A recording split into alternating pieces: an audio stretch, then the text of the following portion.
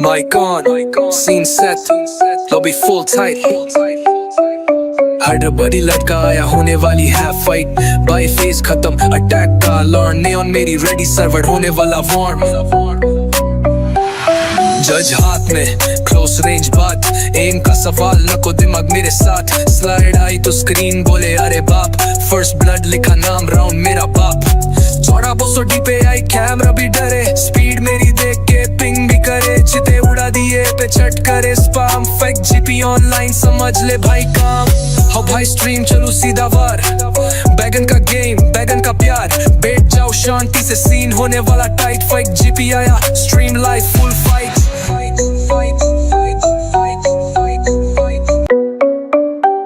Come out. Mic on, scene set, lobby full tight. Hyderabadi लटका आया होने वाली है फाइट. बाई फेज खत्म अटैक का लॉर्न. नेऑन मेरी रेडी सर्वर होने वाला वार्म. जज हाथ में क्लोज रेंज बात. एम का सवाल नको दिमाग मेरे साथ. स्लाइड आई तो स्क्रीन बोले अरे बाप. फर्स्ट ब्लड लिखा नाम राउंड मेरा बाप. चौड़ा 200 डी पे आई कैमरा भी डरे. स्पीड मेरी देख के पिंग भी करे. चिते उड़ा दिए पे चट करे स्पाम. फेक जीपी ऑनलाइन समझ ले भाई काम. हाँ भाई स्ट्रीम चलू सीधा वार. बैगन का गेम बैगन का प्यार. बैठ जाओ शांति से सीन होने वाला टाइट. फेक जीपी आया स्ट्रीम लाइव फुल फाइट.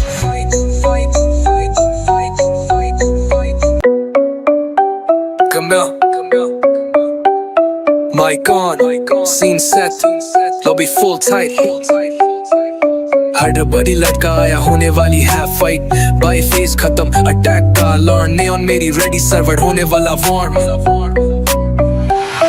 जज हाथ में क्लोज रेंज बात. एम का सवाल नको दिमाग मेरे साथ. स्लाइड आई तो स्क्रीन बोले अरे बाप. फर्स्ट ब्लड लिखा नाम राउंड मेरा बाप.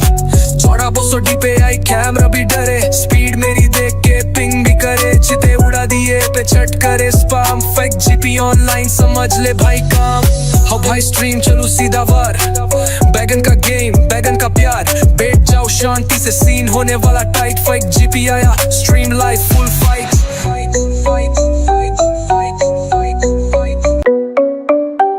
Come out. Mic on, scene set, lobby full tight. Hyderabadi लटका आया होने वाली है फाइट. बाई फेज खत्म अटैक का लॉर्न. नेऑन मेरी रेडी सर्वर होने वाला वार्म. जज हाथ में क्लोज रेंज बात. एम का सवाल नको दिमाग मेरे साथ. स्लाइड आई तो स्क्रीन बोले अरे बाप. फर्स्ट ब्लड लिखा नाम राउंड मेरा बाप. चौड़ा 200 डी पे आई कैमरा भी डरे. स्पीड मेरी देख के पिंग भी करे. चिते उड़ा दिए पे चट करे स्पाम. फेक जीपी ऑनलाइन समझ ले भाई काम. हाँ भाई स्ट्रीम चलू सीधा वार. बैगन का गेम बैगन का प्यार. बैठ जाओ शांति से सीन होने वाला टाइट. फेक जीपी आया स्ट्रीम लाइव फुल फाइट.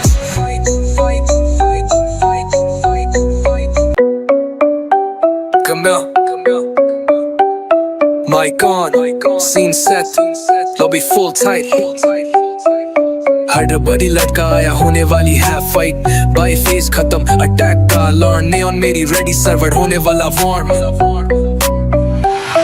जज हाथ में क्लोज रेंज बात. एम का सवाल नको दिमाग मेरे साथ. स्लाइड आई तो स्क्रीन बोले अरे बाप. फर्स्ट ब्लड लिखा नाम राउंड मेरा बाप. चौड़ा 200 डी पे आई कैमरा भी डरे. स्पीड मेरी देख के पिंग भी करे. चिते उड़ा दिए पे चट करे स्पाम. फेक जीपी ऑनलाइन समझ ले भाई काम. हाँ भाई स्ट्रीम चलू सीधा वार. बैगन का गेम बैगन का प्यार. बैठ जाओ शांति से सीन होने वाला टाइट. फेक जीपी आया stream live full fight.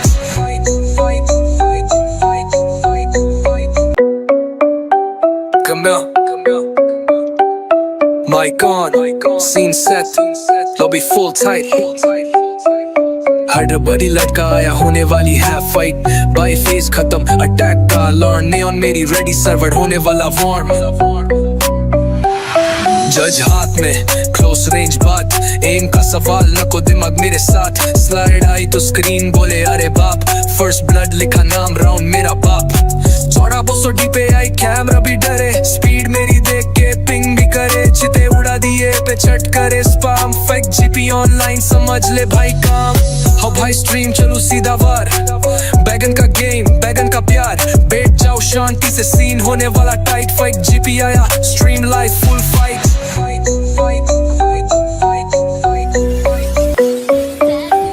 Come out, mic on, scene set, lobby full tight, Hyderabadi लड़का आया होने वाली है फाइट, बाई फेस खत्म अटैक का अलार्म, नेऑन मेरी रेडी सर्वर होने वाला वार्म, जज हाथ में क्लोज रेंज बात, एम का सवाल नको दिमाग मेरे साथ, स्लाइड आई तो स्क्रीन बोले अरे बाप, फर्स्ट ब्लड लिखा नाम राउंड मेरा बाप, चौड़ा 200 डी पे आई कैमरा भी डरे, स्पीड मेरी देख के पिंग भी करे, चिते उड़ा दिए पे चट करे स्पैम फेक जीपी ऑनलाइन समझ ले भाई का।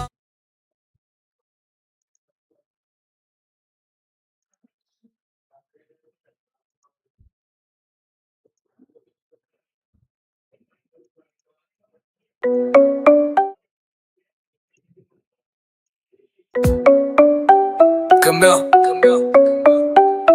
mic on, scene set, lobby full tight, Hyderabadi लड़का आया होने में, mic on, scene set.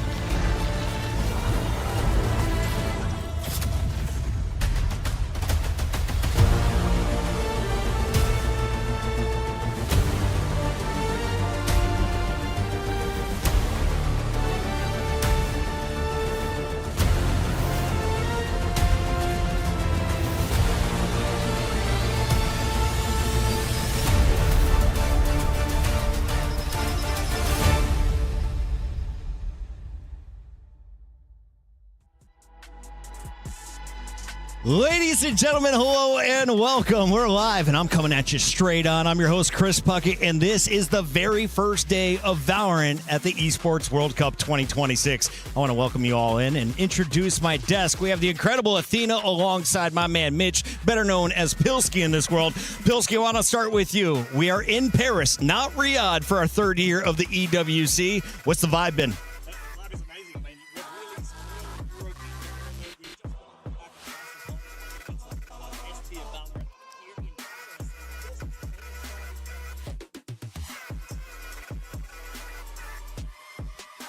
Athena, they're still building all around us. We just took over the expo. We are in week 0, but we're already starting with the group stages in Valorant. So for anyone who hasn't been around the Valorant scene for a minute, what are the big storylines coming into the weekend? Oh man, there is so many. For me, I'm looking at our first matchup, 100 Thieves. It's their first time being on a global stage with this roster, but also from Americas. MIBR, first time being in a globals as well. So it's really interesting to see how they play out. And of course, all these teams that couldn't make it through and win that Masters London are back. Some of them trying to claim a championship trophy. Yeah, we were talking to Baby Bay as he was warming up yesterday. He's like, oh yeah, G2, we bombed out of London. This is our London. They are focused and they know they should be because it's a $2 million prize pool. If you don't know how the format is going to work though, let's walk you through all of the competition here at the Esports World Cup.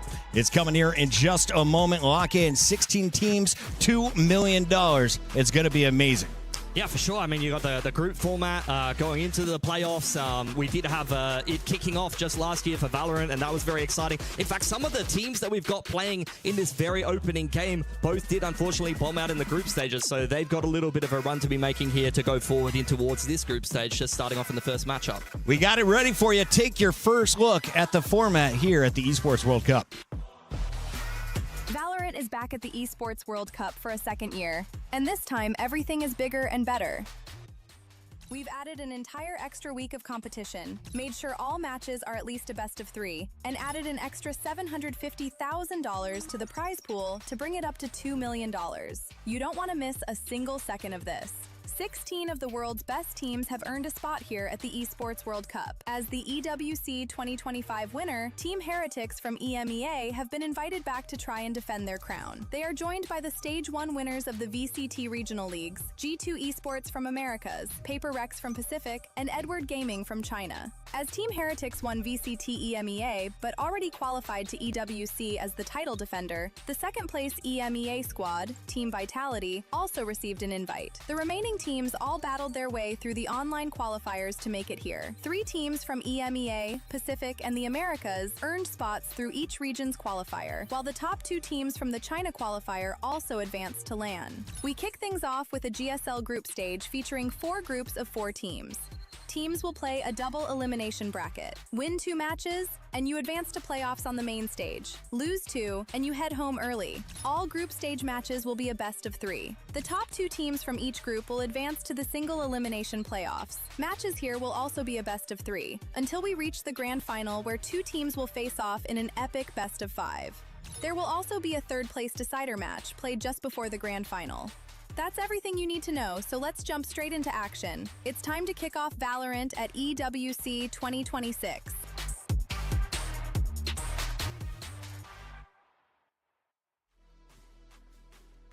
Awesome breakdown right there, and it's pretty simple stuff. You got to survive 2 match wins out of the groups. If you make it there, you're playing in the playoffs where you're guaranteed some serious cash. We got Athena and Mitch to break everything down. And Pilsky, I want to talk a little bit about the teams feeling pressure because some of the squads got invites at the start of the year. They knew they were coming into EWC, but you were casting qualifiers up until last week. What has it been like for some of the squads getting here? I mean, it's a very different road for a lot of the different squads. Some of the squads have come straight off the back of a Masters event. They will not have had time to prep, whereas some other teams, as you mentioned, G2 for example, they might have had a little bit more time. They might be looking at this event with full prep, full focus. Some of the teams coming through the qualifiers will have had plenty of time to study up on their opponents and see what they've been prepping for this event. So it's going to be about some teams just trying to tread water a little bit, whereas some teams are going to be coming into it very, very well prepared.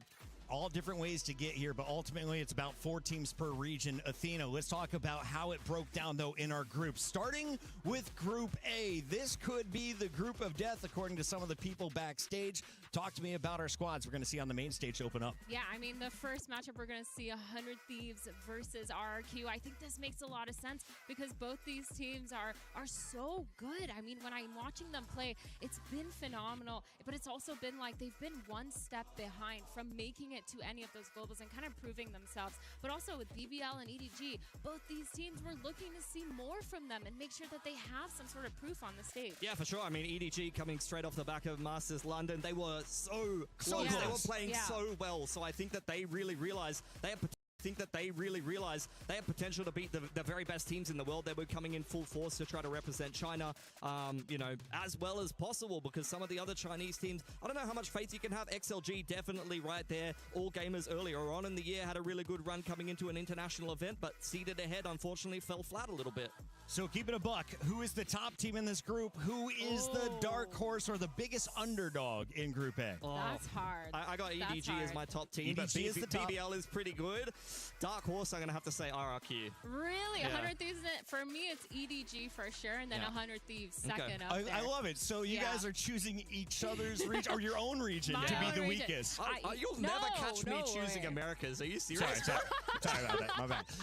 All right, so that is a look at what's going down in Group Group A. We also have our second round of matches coming from Group B, and you said this could be where the people are most excited. Athena, my gosh. we are going to see so many great games. All best of threes was the biggest change, though. So how does that affect your gameplay coming into the group stages? Oh man, BO3s is awesome, I think, for a team because you have more than one opportunity to kind of show what you are made of. I think especially when it comes to vetoes, there's so much that comes into it. So much gameplay, so much understanding of how the other team wants to go. And it also gives you a time to kind of anti-strat. Make sure you're not letting those strong maps go through for the other team. And I think when you're talking about teams like PRX and NRG, that is super important because they did just both perform in London. They did both just play. And so everyone kind of knows what they're coming hot of.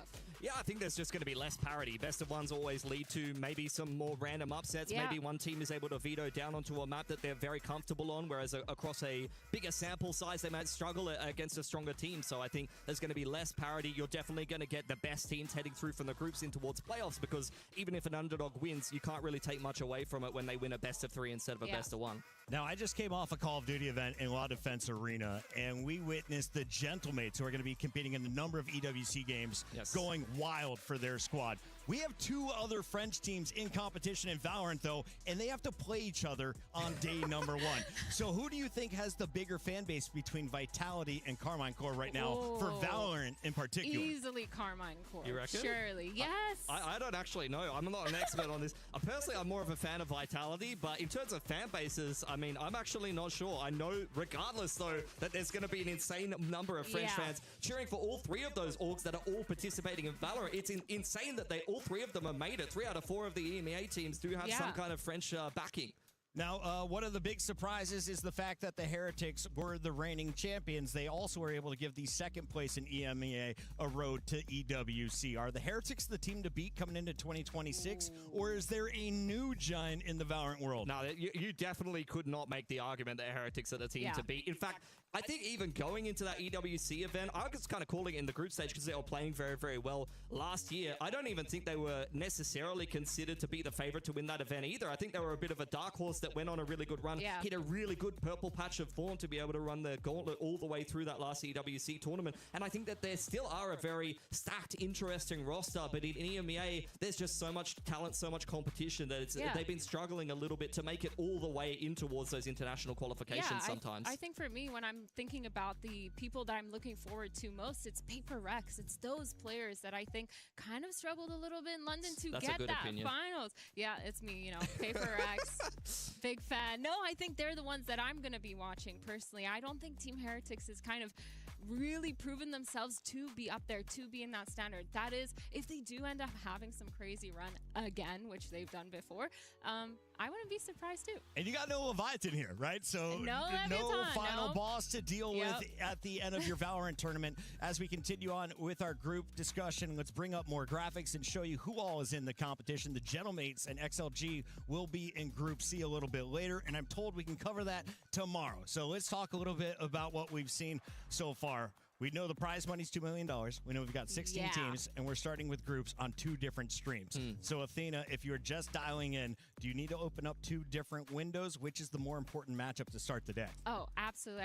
I think you got to watch both matches. But for me personally, this has nothing to do with a bias about me being from Americas and being on the Americas stream. But I think this first match, 100 Thieves, is going to be my favorite to watch with RRQ because, again, both these teams, they've struggled to prove themselves. And I think this is going to be kind of one where it's a battle of creativity and a battle with the maps just to make sure kind of they can prove what they have because 100 Thieves for me never made a global, especially with this iteration of the roster. Asuna, who's been on the roster for so long, hasn't been able to kind of prove himself in a global either. So I'm really expecting to see something cooked up from here, considering they're one of the most creative teams to come out from America. Excellent answer there. And as we're getting ready for this matchup, I'm told we can take a look at our players. So Pilsky, do us the honors. The RRQ boys are on the stage first. So who is the squad representing the Pacific tonight? I mean, they're kind of the team that has always struggled when it comes to internationals. They did manage to take a Pacific title last year, so they very much always prove domestically that they are some of the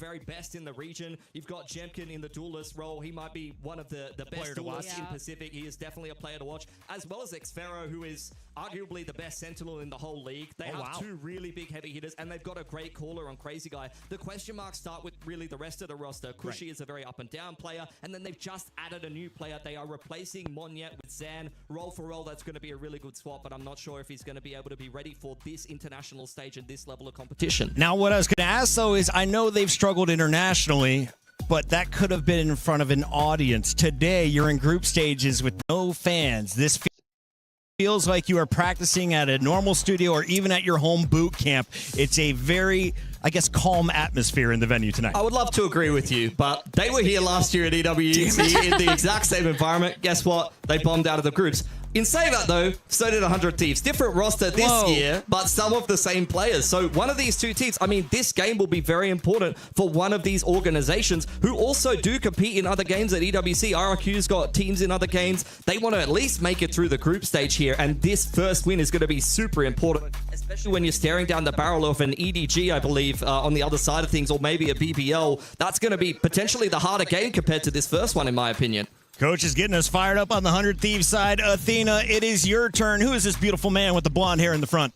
Beautiful man with the blonde hair. I didn't get to see, but I'm looking at. Oh, you're talking about Cryo. Of course. You like the little blonde of streak course, in there. He's getting fired up for EWC. Dude, Cryo for me is one of the players to watch. Maybe the player to watch for this roster. There's so many hard hitters, but he's consistently been really good. Always fragging out, being really phenomenal on the Senti role, especially when he switches over to that chamber. When they've done that, they've done a really good job at enabling him, making him take that space, being aggressive with his operator, and he's held the lines for his team. But of course, the rest of the roster, they're all so good. I'm looking at Vora as the IGL, and I think he's absolutely phenomenal. And then Asuna as well, who's been on this roster for I wanted to ask you about that, because I started with Valorant as a caster, and Asuna was in all of the games, right? He was the star. You would watch him on Raze, Bind. He would just blow you apart. Is he still the star fragger? Is he the one to lead the team when it comes to kills? So he's not the star fragger right now. Timotino is the duelist. That being said, Asuna has been the best flex player, I think, in all of Americas right now. He's been playing Sage. He's been playing Neon. He's been playing Phoenix. He's literally been doing almost everything. Different play styles in that group. Few different play styles. We've actually asked him a lot of times, like, how do you deal with so many play styles? But for him, it just comes naturally. That being said, when he is on the Neon, him and Timotino have such good synergy. They're so good with the double duelist, and he can definitely get up there with the frags. I feel like towards the end of stage 1, that's when he really started performing. I'm a little worried about some jet lag setting in. How you feeling about your Pacific crew? Okay. Most cool, collected player. I don't think I've ever seen him raise his voice above a 5. And I think on the other side of things to Cryo, stylistically, they play very similarly. These are two players that have played the duelists, that have played Jet in the past. They flex onto Chamber and Sentinel at times. They like to play a slower play style. I described Jemkin when they won stage 1 as kind of like the Terminator. Like he's always coming for you. He's recharging his right time, now. but he's not necessarily. But he's very dangerous if he catches up to you, and he's going to take things at his own pace. And I think that really is very much his style. He's a very dangerous player when he's able to activate. We've got our players ready to go. We are just moments away from kicking off map 1. And reminder, it is not best of ones. We've increased the prize pool by $750,000, and we've increased your match length by at least 1 map.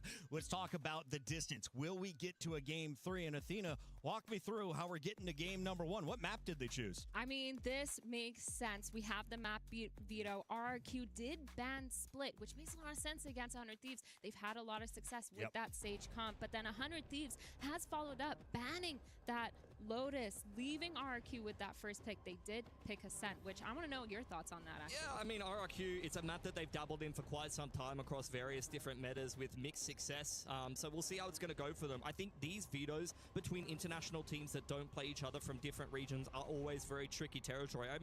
I even remember going in as a coach to an international event and thinking, I've just got my best 3 maps in the veto, got like 13-6. Hello, you know, zero like way. sometimes you have a certain read that you have a very good adaptability on a certain you look at how the other team मैं plays in the deactivate कर दिया region, भाई, but you lack deactivate the कर दिया हम context for the slow mode. regional strengths of some of the other teams and how they might be performing. So we'll see how the ascent picks goes for them. अब देखो Getting into the slow region mode. select for that particular map here. Is this kind of what you were expecting on the defense here for 100 Thieves? Yeah, this makes a lot of sense. Asuna has been phenomenal on this Phoenix. We actually haven't seen them play that much ascent yet when it came to it. So kind of ये interesting. fucking भाई क्या है भाई, fucking भाई क्या है, ये फक्त भाई है अपन, फक्त जीपी, fucking भाई क्या है भाई. That sage into it, but the Phoenix makes a lot of sense. The double duelist for this team has genuinely been phenomenal, and I'm really excited to see Timotino on the Jet being able to take that space. I think this comp is pretty standard, pretty meta, so it makes a lot of sense. But on the other side, I see a Sage and a Vito. Yeah, I mean, RRQ, they like to, get a little bit tricky sometimes. That'll be an interesting one to see as they go through their attack side here. It is naturally going to be a bit of a slower comp. You don't have as much kind of punching power as something like a Phoenix. It's going to be a little bit harder to work the map. You're working in towards A main or B or taking mid. A lot of the time, a blaze wall and a curveball goes a long way to making progress, but RRQ is just a comp full of a bunch of guys with guns. There's going to have to be a little bit more contacting, and they're going to have to get much more value out of something like a drone. Yeah, I think it's kind of ironic that they're picking Sage against the Asuna Sage. That's been the one that's coming up with a lot of these walls. I don't know if you were... they're thinking about that. I don't think they care about that. Defense, maybe they'll be a little bit more comfortable. I think it's interesting that Jovi is the coach of RRQ here, though, and at least he has a little bit more insight and knowledge into how some of these American teams perform, because he's been over there in that region. He might be watching it a little bit more actively than some other people in Pacific. So I'm kind of hoping that that's going to give him a good read on what 100 Thieves likes to do. Yeah, we didn't even get the chance to talk about Jovi earlier on, but he's been absolutely phenomenal. I've actually worked with him personally on a personal level on FlyQuest when he was in charge of that Game Changers roster, and he's so good at understanding the fundamentals of the game and making sure he's communicating that to his team. He's also really good at anti-stratting, and that's what I'm scared of, because knowing how 100 Thieves play, they are very creative, but you can anti-strat them at the end of the day. And I think too, for me, when I'm looking at the Phoenix, when I'm looking at the Jet, it is kind of scary when they do switch over and switch sides, trying to get attack anywhere on either side of the map with that Sage, with that Vito. You're gonna have to bait out so much util before you're able to actually be able to do something. Yeah, for sure. I mean, it can be a little bit troublesome to be attacking into these heavy senti comps, but that's where Ascent, I mean, you're going to have to be able to keep the defense honest. You're going to have to be working those main controls and be able to have many threats on the map, forcing out the Sage Wall, breaking that a little bit, doing the double pumps against the Vito. That's probably what RRQ has to have in mind, but that's where this man on your screen comes into the equation. Crazy Guy, very much one of the best callers in Pacific. It's really just a question of whether he has the best read at the time. Can run into a bit of a brick wall at times, but very, very good mid-rounder, and especially if a team like RRQ goes down a lot of rounds, particularly starting out on this attack, I might be concerned for someone like Zan. This is a rookie player coming into an international event. He does not have a whole lot of experience. He has played at Ascension and things like that at the past within the APAC region, but at an international event, we haven't seen this player. He's going to be debuting in replacing Mon yet. But in general, RRQ, a very, very good team when they're behind. A lot of tenacity to be able to make some comebacks and things like that. Yeah, it's kind of crazy, because on the other side of the roster, other side of the stage, you have Bang, who has done a really good job and been in charge of one of the reasons why 100 Thieves has had a good championship run, or at least has won some sort of trophy. Bang was on that roster during that iteration. And so you have this veteran of Bang who's been genuinely one of the best clutchers, and so far one of the best controller anchors I've seen in Americas too. This roster, it's so confusing to me when I'm thinking about their group stage run, when I'm thinking about how they performed in Americas, because on paper, individuals, they're so good. Everyone's so phenomenal at their role, and I just haven't seen them perform the way that I wanted to. I think it's a similar story for both of these teams, actually. Like, both of these teams are reasonably stacked. Yeah, there's some question marks in some of the roles or in certain matchups and things like that, but I'm looking at 100 Thieves placements. I'm seeing a lot of 4th, 5th, things like that. I'm looking at RRQ. I'm seeing a lot of 4th, 5th. भूख लगी भाई, अरे छोटे जरा बिरयानी ला, double गोश्त मार. You're running into a brick wall, playing the very best teams. Defence पे आया तो होर्डिंग का शोर, वॉल के आर पार से मरते हैं मेरे से. Furia in kickoff go on a crazy run. We had Nongshim go on a crazy लौटाई तो लिख के ले ले एस स्पेक्टेट पे भेजता सीधा next phase old staples that always makes top threes and goes to international events. Well, speaking of Furia, 100 Thieves actually beat Furia 2-0 and then करे चिते उड़ा दिए पे चट करे स्पैम फेक जीपी ऑनलाइन समझ ले which goes to show how crazy America's is right now, where you never know who's going to win. That, and when I'm thinking of a team like MIBR, it's the same thing. Both these teams have so much potential, so much firepower. They've proven it time and time again, but they haven't been able to put up the results to show that. They haven't made it to an international. And I think for this team of 100 Thieves, when you're up against Leviathan, Crew, you have G2, NRG, MIBR, it's kind of really hard, but this is the time to kind of cement yourself and show yourself as a pillar of the Americas. Yeah, it's going to be interesting to see RRQ take on an Americas team. I feel like at most international events, I'm used to seeing them play an EMEA. I feel like they've played Fnatic like 500 times, so I'm hoping this is going to give them a little bit of a different flavor, something a little bit different at the start of this group stage, because I think both of these teams, although there's no kind of easy team in this group, in my opinion, I think both of these teams will see this opening matchup and be happy of it, looking at the other side of the bracket and seeing EDG versus Hello, आवाज आ रही क्या? teams are going to be a nightmare to play. EDG's Hello. on streak coming back off the back of London, and BBL is no pushover either. We already saw them earlier on in the opening, Masters event of this year, do quite well for themselves, have a nice little run over in Hello. NBA. Unfortunately, Foot kind of eclipsed them a little bit this time around, but these Turkish rosters, you really just cannot take them for granted.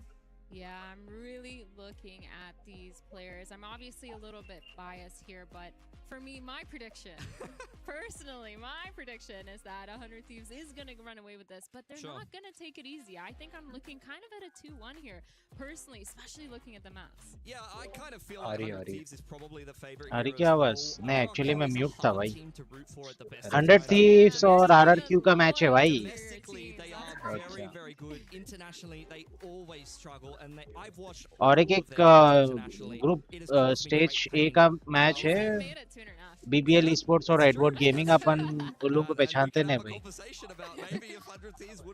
तो लोगों का match नहीं देख रहे अपन. Team RRQ और 100 Thieves में देख रहे हैं.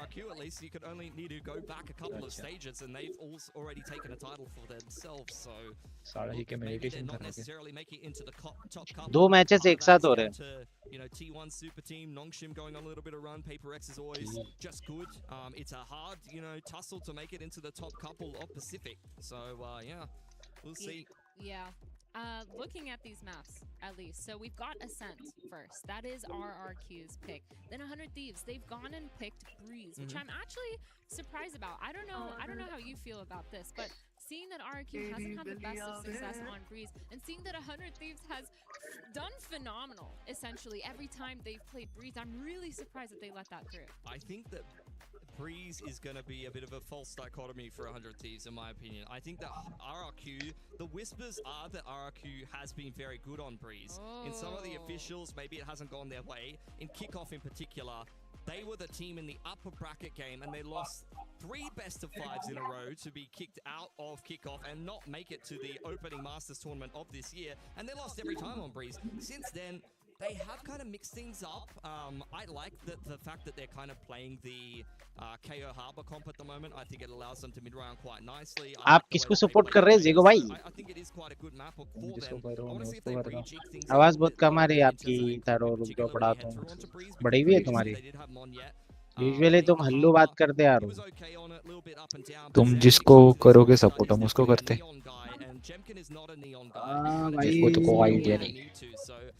एक तरफ है 100 Thieves जो अमेरिका का है, और दूसरी तरफ है रेक्स रेगम Qeon RRQ जो अपने पैसिफिक रीजन का रिप्रेजेंटेशन कर रहा. तो अब भाई अमेरिका को सपोर्ट करेंगे या फिर अपने मतलब पैसिफिक साइड को सपोर्ट करेंगे. तो पैसिफिक बोले तो RRQ को सपोर्ट करना पड़ता है, लेकिन भाई मेरे को प्लेयर्स 100 Thieves के अच्छे दिखते हैं भाई. चलो उनको सपोर्ट करते हैं. मसला ऐसा है कि भाई चलो तुम 100 T को सपोर्ट करो, मैं RR को करता. ठीक है ऐसा क्या? लेकिन चलो जीतेंगे Moving कौन? on to that third map, we have the Haven, which देखा is जाएगा the उसे। decider. Which for me, 10-10 रुपए की लगाते you're चलो अपन smiling पे। right now. Tell me दस what you're दस thinking. I mean, this just sucks then 10 that रुपए में तो RRQ चाय भी really नहीं आ is रही just भाई, like आजकल dead in the 30 middle of रुपए the की हो battle. गई यहाँ I पे think चाय। this is a lot of vetoes, to be honest. I swear Yeah. to God, Haven is a 10 third की map वो चौकी decider. चौकी It आती है वो might be खा a लेना second बस। veto at the moment. It's because it's just been in the map pool for such a long time. So Yeah. I don't think that RRQ are going to be particularly happy or sad that the third map is Haven. I think they're just totally fine with it, and it's just going to be down वो to the better GP team that fans। wins at the Matthew end of the day. पंगनी Yeah, बने I इसका think that नाम। team's just pretty solid. Let's For go that, साइरो bro. Haven सेल्स। Very happy with this veto. Yeah. एक If I'm Asuna honest, बोल I के, think एक the Ashe बैंग is बोल a bit के of a 100 question mark thieves pick में, for me. ये But they're RRQ always a में little bit मोनियट front-loaded. बोल के है, I think that सेफ्रो बोल के these है। stats are a little bit misleading. I think RRQ is going to be a अपने little को bit better than we जबरदस्त would expect to be in साइरो threes, सेल्स का but अच्छा we'll दिखने see. वाला है गेम प्ले, और These असुना stats का don't game look play great, अच्छा but दिखने I'm वाला telling है। you, I देखते watched and देखते। casted most of those games Yeah. recently. What's ये the वाइट filter वाली on that, कौन by सी the आ way? रहा How है? many months are we talking about? This is हाँ, वाइट वाली stage आरआरक्यू 1 है, of the Masters. Red Stage वाली 1 of 100 Masters. थीव्स है। Okay, it does not include the EWC अरे ये कौन qualifier, so there Korean? is a little bit of The data thing is, missing. though, if you So add a kickoff to that, those stats will get worse. kickoff Asian doesn't Pacific है count. ना, मतलब That Stats will was get इसमें worse. पूरे so Asia के They बंदे lost आते 3 हैं in a row in kickoff. Team Oh में। मतलब जो boy, so look, best 5 Xvero, रहेंगे। you can पैसिफिक see जो he's है locked in. अपने He's एशिया के ready for साइड this आता। game. He is very much meditating for himself and getting ready for the meditate series कर with रहा the भाई lead. बंदा। But we're going to take a little bit of a break, allow him to have a rest, and we'll be back with map 1 of 100 Thieves and RRQ right after this. Did you hear him? Sorry, I was like,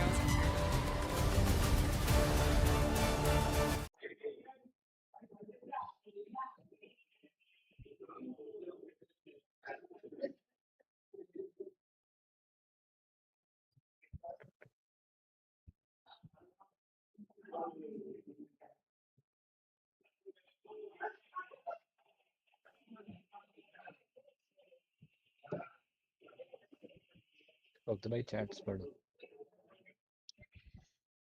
भाई सो रहा मस्त बंसा बंदा।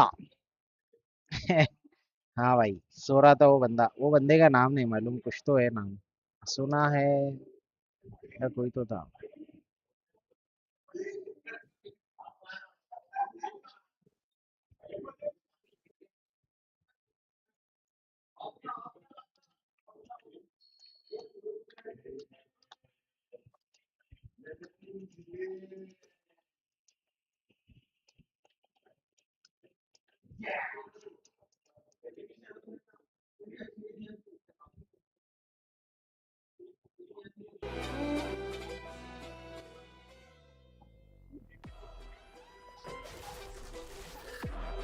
ये देखो भाई, Paris जो भी नहीं देखे देख लो भाई।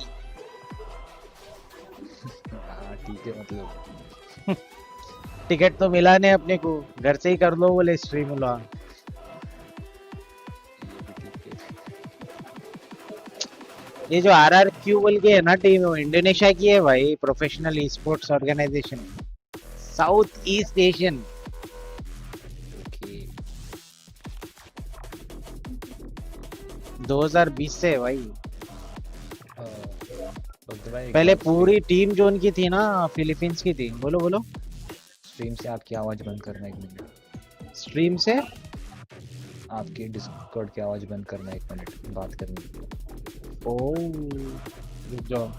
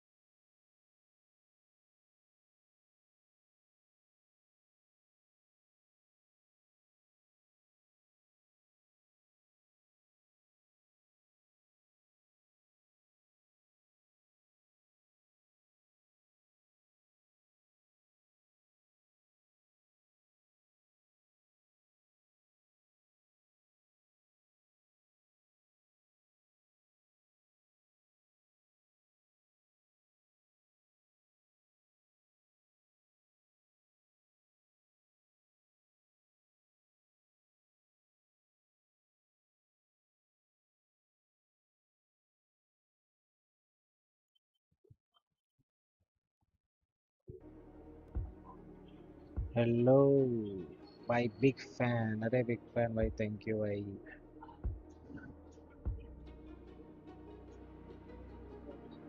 आवाज आ रही ना?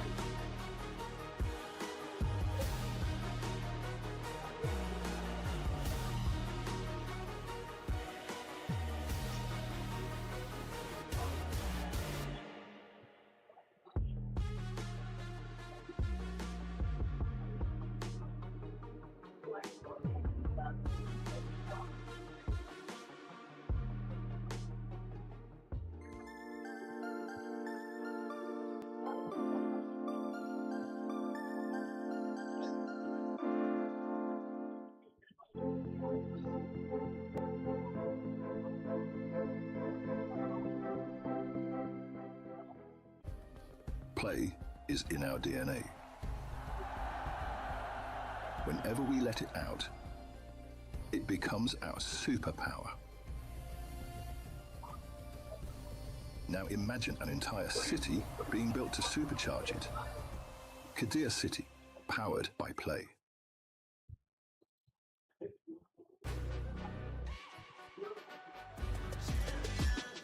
This ain't no regular thing. Came for the ring, you know what I mean. You see my name in the lights, better get right, champion.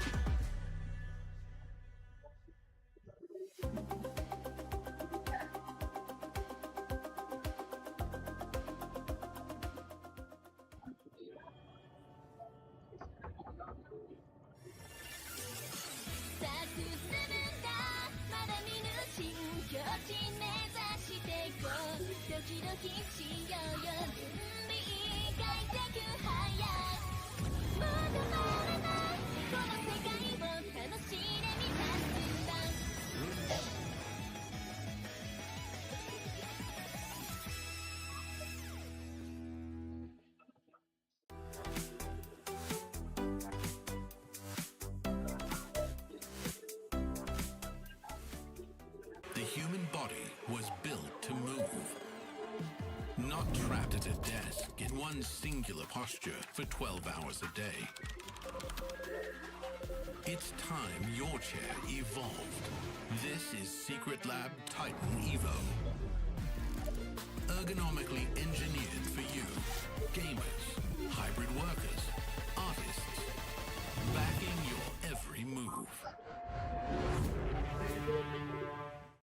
I think it's crazy. Our fan base is like really huge in France. I think most of the people like already saw some events we did. So I'm pretty happy to be here. We missed out on Champs Paris last year. It's good for us to have an international event that we can play in front of our crowd, you know. I don't know if it's stress, but it's like, it's a good pressure that we have. We of course want to represent the country of our org. Also, like, I grew up in Paris, like it's a special city for me, so there is a lot of story about it. We're extremely excited. We cannot wait for this opportunity. Obviously, we need to get out of groups first, but that's like even extra motivation for us to meet them all. It's our organization home country, home city, you know, so that's one of the biggest goals for us for sure. Feels good to play here, of course, because Vitality French org and we're in France now, so it will be really fun to get into playoffs and share the stage with some of the fans too. I think that will be cool for everyone, one of us and stuff, and for me it will be especially, like, I am playing the French org. For me, like, it's a really exciting tournament, I think. I moved to Paris when I was 7 years old, and growing up in Paris, like, I think has been a chance for me, because I don't think I would be there today if I didn't, like, if my mom didn't move to France. And as I said, like, yeah, I'm grateful for everything, you know, like, I'm trying to stay humble, like, work hard, prove by what I'm doing every day. Our group is definitely the strongest, but I don't know, I feel like it's also probably the most exciting to watch. We have a lot of fans here and stuff, so again, will be cool to play in front of them and just feel the support in person to French fans, especially when I'm watching like different esports and stuff. The crowd is usually like really good. Game by game, we have first KC, and then we'll see like who will play next. It will just be fun to see it. I wish it would have been like with the crowds. Unfortunately, the first game there's no crowds, but I wish there was a crowd because there's gonna be Vitality fans against KC fans. It would have been so good, but it's fine. Still, it's gonna be an amazing match.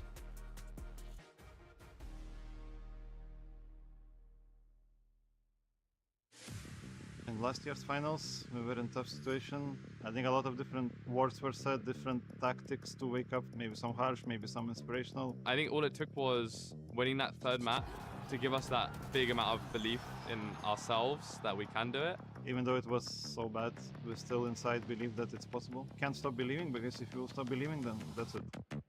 Brienne's on 78 HP! He did the ultimate on Solid's crashes!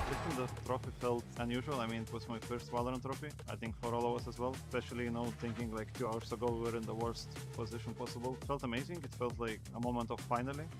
I think I kind of knew in my head that we would win it just because it's really hard for them to be mentally strong, being 2-0 up and then going to 2-2. Like, there was no way in my head that we were going to lose that last map just based on knowing what mental state they're in and what mental state we're in.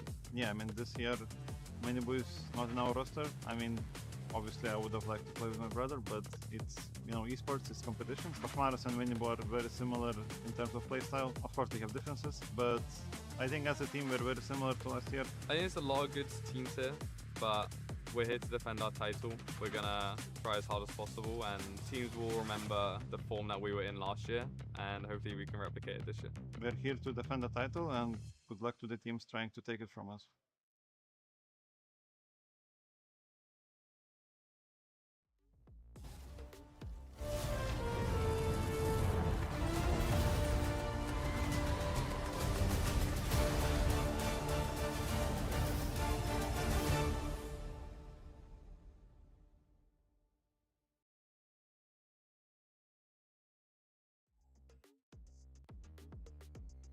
All right, we're back from the break here at the Esports World Cup 2026, kicking off with Valorant. Just running through a couple little teething issues here on the stage before we kick off RRQ versus 100 Thieves. The start here of Group A, I believe it is, on the B stream. Got a little bit of a banger game. Of course, Americas versus Pacific and Americas versus Pacific on the cast. Whichever one of us will perform better or worse will get replaced later. It's definitely not already decided. Yeah, no, it's not decided on rotation. We actually, whoever performs, not only do they have to get off the cast if you lose, you also have to just leave and leave Paris completely. So it's kind of insane. I'm packing as many croissants into my suitcase as I can. They're pretty light. I can get a lot in there. True. You squish them up, make a nice little stack. That probably ruins it. Yeah, there's someone who's done that, and I'm sure a lot of French people are mad about it. Definitely. But while we're talking about French, we're going to be talking about Paris, because this has been such a beautiful city to host this event in so far. And again, just to reiterate, the prize pool, $2 million prize pool, first place going home with a big chunk of that money. They've increased the money. They've made it BO3 matches at the beginning. And so this is a huge event that we're here for, and we're so excited for, especially with this matchup today. Yeah, for sure. I mean, a bit more of a condensed format last year. This year, they definitely are starting to flesh things out a little bit more. As mentioned before, the best of threes is going to be huge for the players. I think it's going to allow them and the teams to really shine. You mentioned the vetoes and things like that, but also just getting more reps at an international event. I mean, I'm from Oceania, so I'm used to going to an international event, or at least supporting a team at an international event. Being the 16th seed, you verse the first seed, and you get banged in a best of one, and then you go home for 20, 30 hours. So sometimes that's how it be. At this event, not the case. You get to play at least one best of three, multiple best of threes. You've got the GSL format, upper lower bracket. We're not playing round robin or any of that nonsense. And we're just going to go and send the 2 teams from each groups into the playoffs. Yep. Sounds great to me. And for those of you that are just jumping in, it is 100 Thieves versus RRQ on this stream. And we've talked a lot about both these teams, talking about how they're both powerhouses in their own way, and a little bit about the vetoes. And while we're just getting things started here, I wanted to talk a little bit more about 100 Thieves. Who would have guessed? Who would have guessed that I would have wanted to talk about 100 Thieves? But they've been so phenomenal. But I don't, I don't know. That caught me off guard. I don't know how you feel about this, but for 100 Thieves, for me, they've been one of the most creative teams that we've seen in Americas. I say this even starting in kickoff when they had the waylay. The way that Timotino was being set up to use that waylay was really well done, and I feel like I didn't see that many teams abuse it in a way that they did. They ended up using that waylay to get a lot of that information, but be able to refrag back and be able to go really quick into another direction, just completely catch the other team off guard. Obviously, waylay no longer that good in this meta, but I'm excited to see what they can kind of bring to the table here if they've made any changes to their comps. Yeah, for sure. I mean, on the side of RRQ, you know, they tend to like to keep it pretty vanilla. Of course, they have their own flavor of things that they like to do. We have already seen... As they've just picked Sage and Vito on Ascent. Pacific is a wild place, okay? I know you can't say that in a safe in America's go, oh my god, they changed one agent. Wow, yeah, this is really creative. Deal. In Pacific, we're picking 3 to 5 duelists sometimes. We go on strat roulette and we spin a wheel for a duel. I mean, RRQ. The thing is, RRQ stylistically would probably be considered a bit more of a vanilla team because I think a lot of people who don't watch the region might regard Pacific as like every team just runs it down. RRQ definitely plays a lot more like a European or an American team. They play a slower pace. They mid-round a lot. Yeah. They don't just play 30-second, site exec simulator. They definitely do kind of work the map a little bit. They try to be a bit clever with the calling. They try to have some decent amount of prep. Yeah, I think that's going to be an interesting thing to kind of be tackling stylistically against a team like 100 Thieves. And I think in general, that's kind of my own opinion about why sometimes RRQ might struggle at internationals because they often try to play, like they're playing a team like Fnatic and they're like playing a slower style. And it's like, we're just kind of doing what you're doing, but maybe a little worse sometimes. Although they have had some very close maps. But in Pacific, I mean, they very much are the team where they do like to slow down the mid-rounding a little bit more. They do like to mix up the pacing as opposed to some of the other teams that are a bit quicker. Your PRXs, your full sensors, things like that. They like to send it a bit more. Yeah, I think for 100 Thieves, they've definitely done a good job at balancing both those things. Being able to play somewhat aggressive when they need to be, especially when you're looking at how they were playing versus Loud, which Loud is known to be super phenomenal with their fragging power. Players like Luke Show just going out there, trying to get as many picks as possible, but 100 Thieves were able to shut that down. They're so good at being able to play back when they need to, being able to just be aggressive, and maybe running it down is the strat to do. They've done such a good job, and a really big props to Vora because his IGLing, his mid-round has been phenomenal as well. I feel like he's really driven this team to success, and for me, when I'm looking at the coach and IGL synergy, Vora and his coach have been so good at understanding each other, building these playbooks, building these strats, having such a deep map pool, but seeing that in the server, nobody's actually lost or confused or overwhelmed with what they want to do. So I think for me, from 100 Thieves, that's why I keep talking about their creativity. It goes way beyond through and through the relationships, not just in the server, but also outside of it. Yeah, I think there's a lot of overlap, honestly. If you just discuss both of these teams and say what their strengths and weaknesses are, you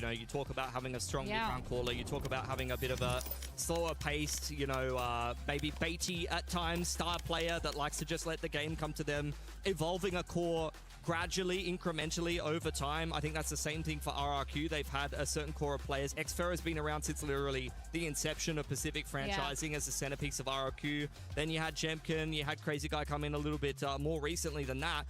Similar to 100 Thieves, you've got some players that have been around since the very beginning, and they've kind of incrementally built the roster around them over time, changing in 1 or 2 players at a time over seasons until they end up with their current iteration. So I think both of these teams, as mentioned before, maybe falling a little shy of some international qualifications. This event is a good opportunity to prove themselves against the global field.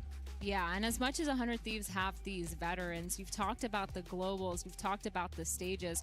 This is the first time that 100 Thieves, at least this iteration of the roster, has gone to a global, has played on a global stage. So I'm really interested to see how they face up to that. Is there going to be a shift in mentality? Is there going to be a little bit more pressure? I'm looking at a player like Timotino, who's just come up from challengers into this roster. This has been his first time in the VCT. This has been his first roster, and he's performed absolutely phenomenally. It took him a little bit of time to warm up at the beginning of kickoff, but he's done such a good job. He's blossomed into a very well-rounded duelist player, someone who does his job really well, pulling those crosshairs, not necessarily constantly fragging out, but being able to do that job, get the movement in there, open up and make the space for the rest of his team. So I'm still, it's honestly still a question mark for me how they're going to perform. I'm thinking, if I'm thinking of the VCT Americas 100 Thieves, then 100% I understand where they are. I know who they are. I've seen them play. They're so phenomenal. But when it's moving to a different style, it's kind of going to be interesting to see how they do on the global stage. But that being said, we still have a couple more things to work on. And before we jump into the game, we're going to go into a quick break.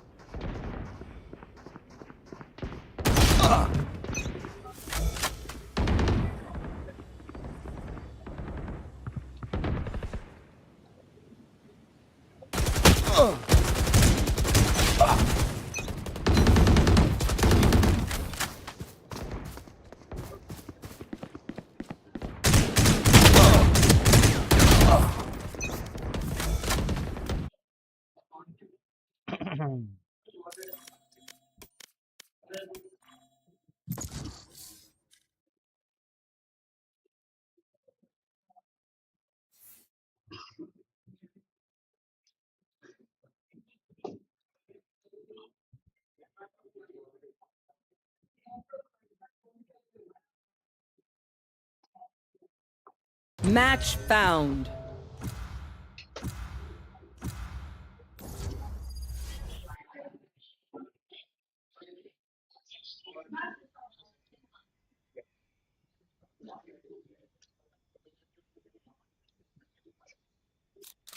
Move or get zapped.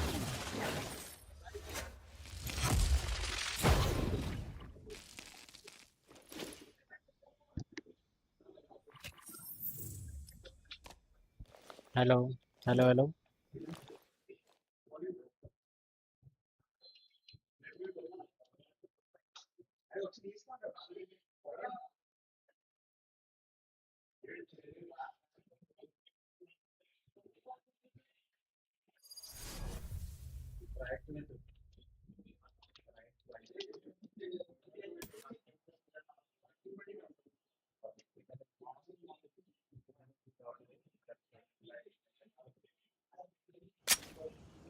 Strap yourselves in, agents. This ride is about to get bumpy.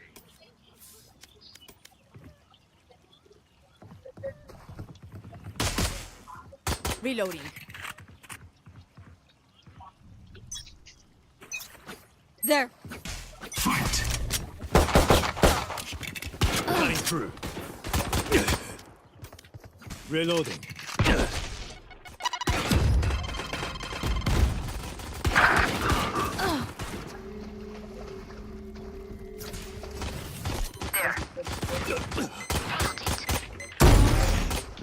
Got him. Reloading.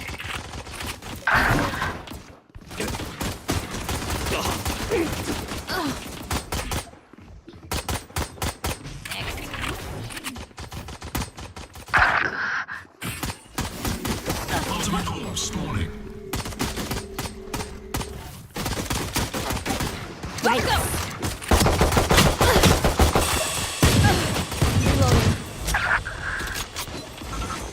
I'm out of here. Bye, monsieur. I'm out of here. Shocking. Cutting back.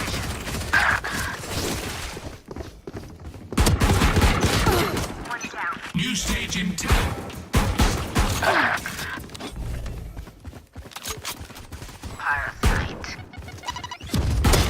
Enemy killed. Stage 2.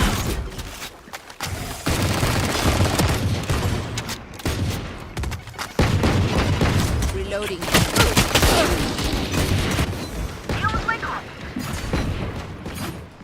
Reloading. Gotta go.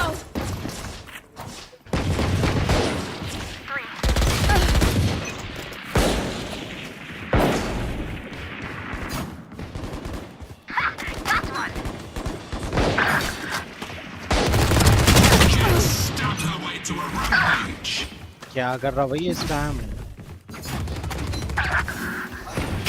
Time to shot. Bomb buddy out. What?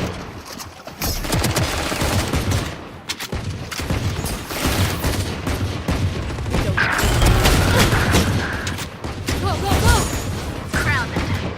भाई W मेरे को वो लग गया योरो तो chat में. Thank you भाई.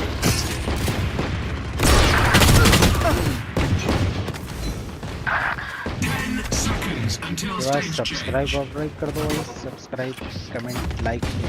Go, go, go. Too slow. I'm out of here. Shocking. अरे 115 मारा हूँ.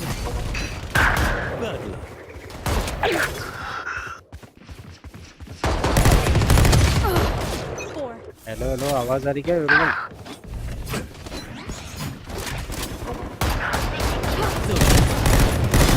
Oh, wait. Coming through. Back up. That's 3. Raise Gotta go. rampage. Charge your ults.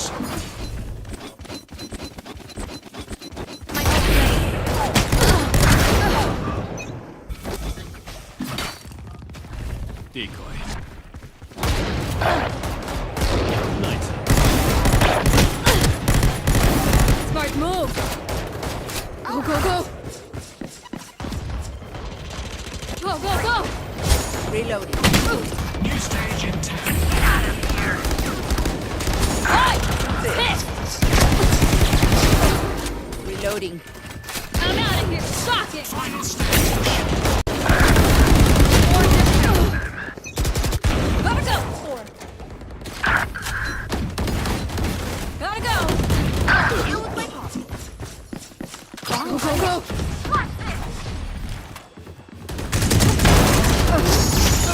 I'm out of here.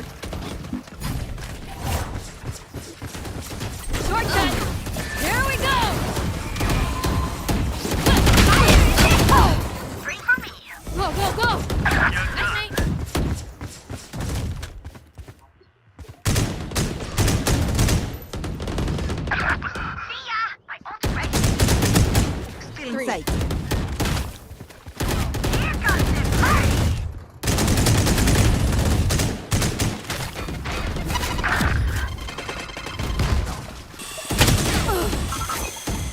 I'm out of here.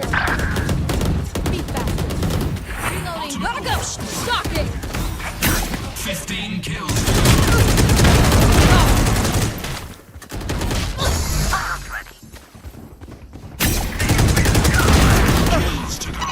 I'm out of here. Shortcut.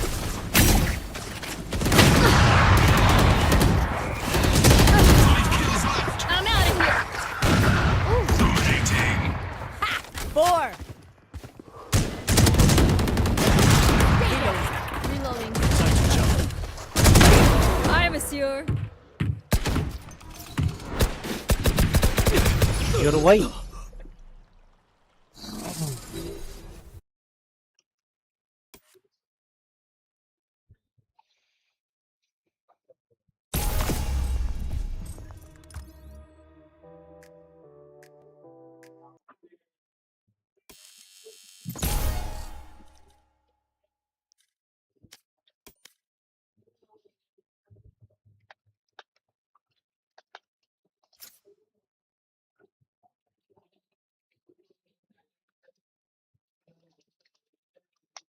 Match found.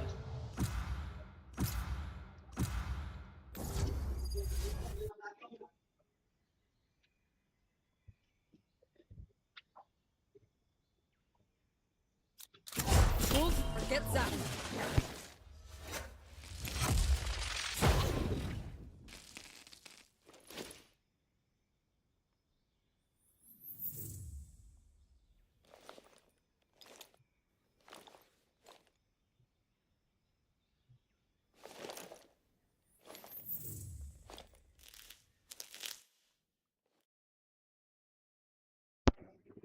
Hello hello Viper plays भाई, sorry for the delay.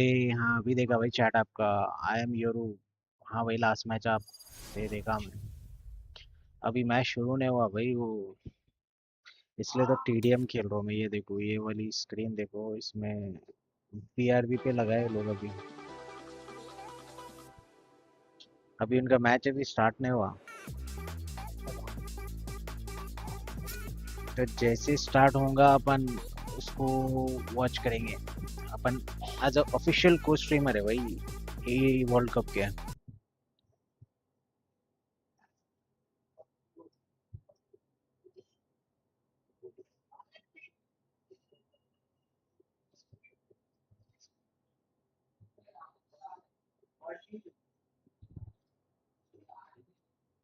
और भाई क्या rank खुली है आपकी ये act में reset हुए के बाद? Viper plays. आपका नाम क्या है वैसे? इन गेम नाम भी वाइपर ही था ना आपका? ये देखेंगे रुको। Last match JDM Viper 01 unranked है आपका, अभी खुला नहीं क्या? या फिर आपकी ऑल्ट अकाउंट है या न्यू अकाउंट है, क्या है? अभी आज देखो 100 थीव्स और आरआरक्यू का मैच अपन देख रहे हैं, उसके बाद पेपर एक्स और एनआरजी का मैच देख रहे हैं। बेसिकली अभी 4 मैचेस आज होने वाले हैं, लेकिन हम उसमें से सिर्फ 2 ही देख सकते हैं क्योंकि एक टाइम पे 2 मैचेस हो रहे हैं सेम टू सेम एग्जैक्टली।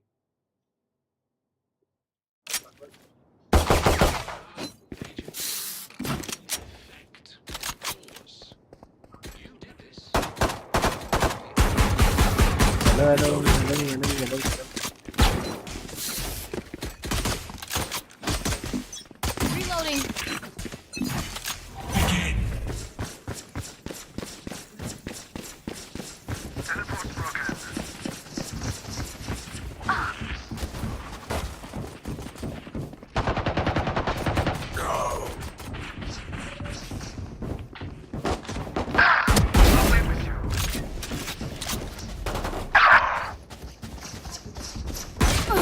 अरे कहाँ से पड़ गई?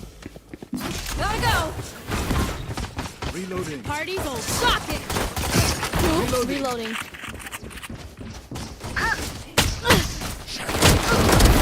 Kill. Gotta go. हील हो ना हील। ये क्या टीपी कर रहा है ये? Go, go, go!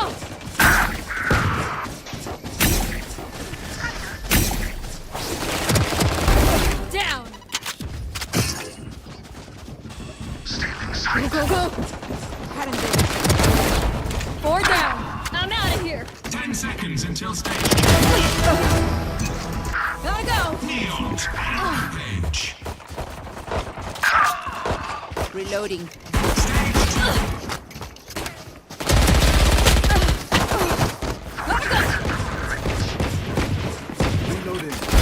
Nice try! Go, go, go! I'm out of here! On a rampage. 1 down. Bye-bye! Go, go, go!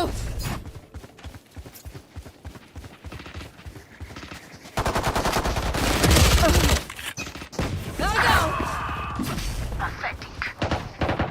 Gotta go! My ult's ready. Reloading. Running low. Here we go! Shocking! अरे दो तरफ से भाई गलत बात। Shadows traveling.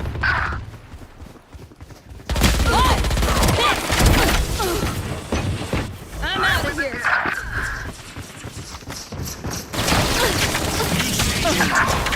Go, go, go! Taken out! Go, go, go! Stage 3. I'm out of here!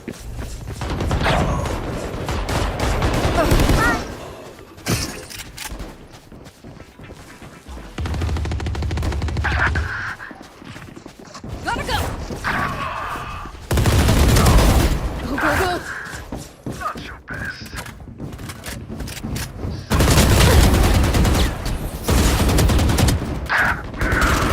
I'm out of here! I'm out of here! Hello Chaudhary भाई, welcome to best 3। अरे fuck भाई आज में लाइव। अरे ये है ना वर्ल्ड कप है। Bad move! Still in sight.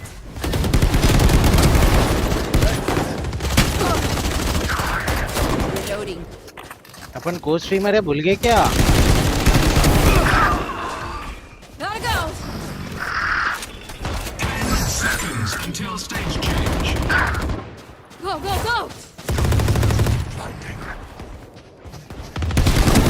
I'm out of here! Gotta go!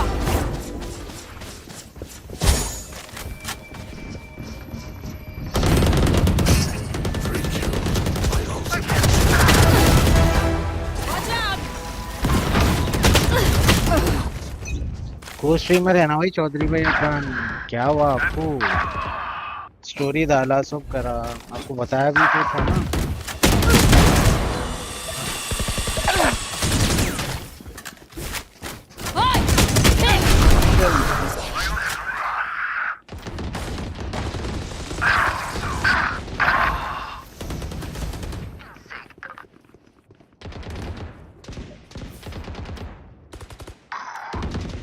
ये कौन है? Come on, get out there. Kill something. They are so dead. Charge your ults. Still in sight.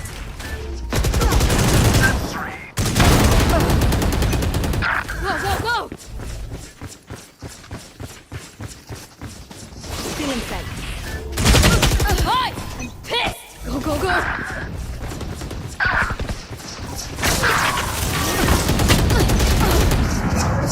I'm out of here! Night, night! Smart move! Heads up!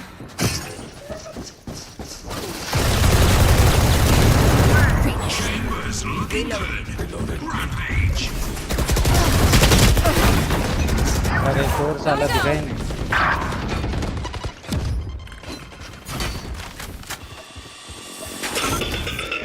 15 kills to go.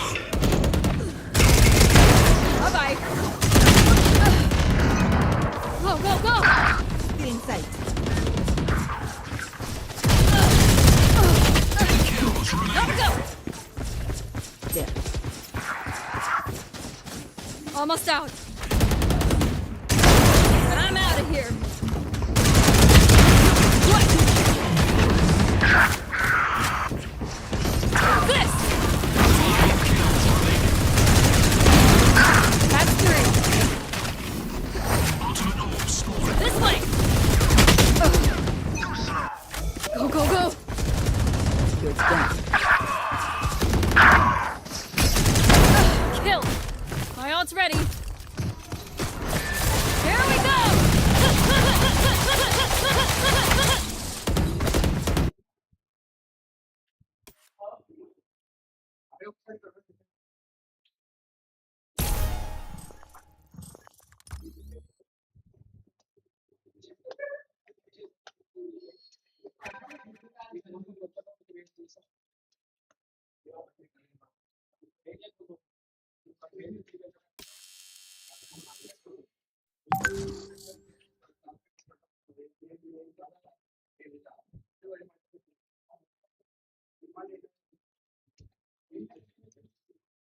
Match found.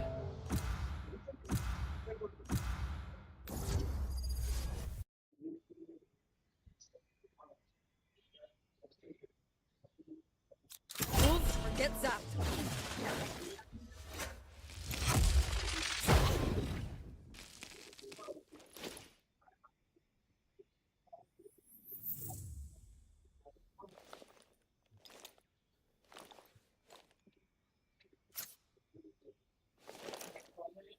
Hello hello Sova ये कॉम्पी नहीं होता भाई तू सोवा क्यों ले आया इसमें hello jet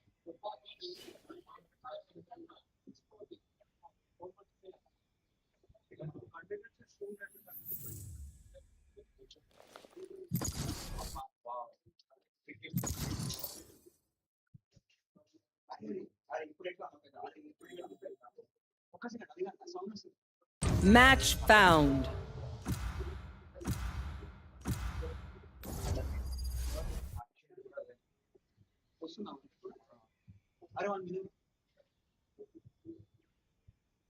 Move or get zapped.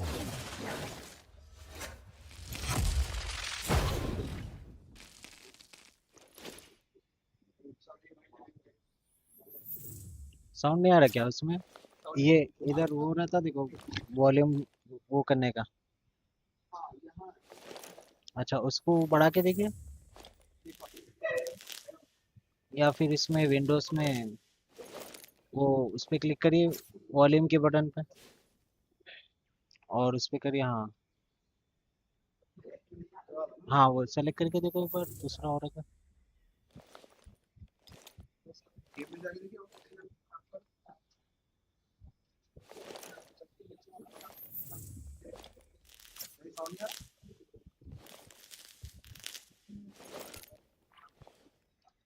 Hello hello हाँ भाई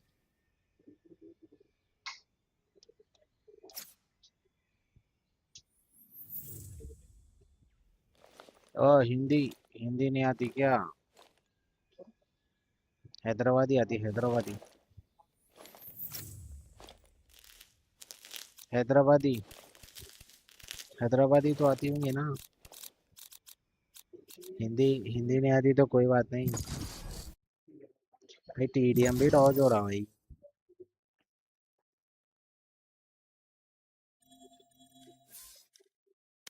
Match found.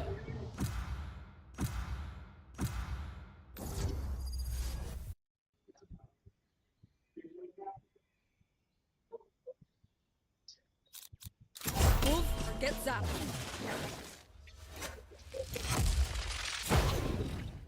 ले लो भाई 3-3 रहना ले लो 3-3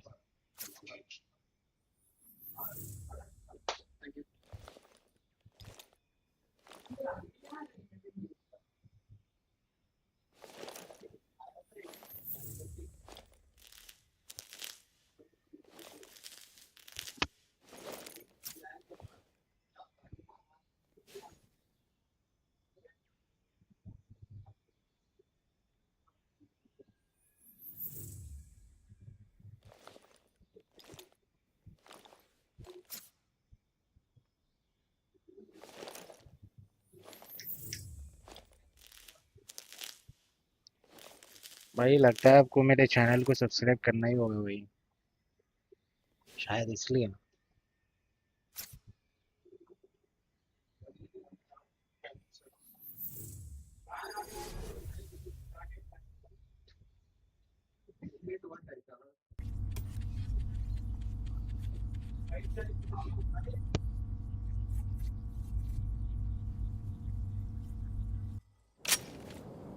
The danger dome will be open shortly.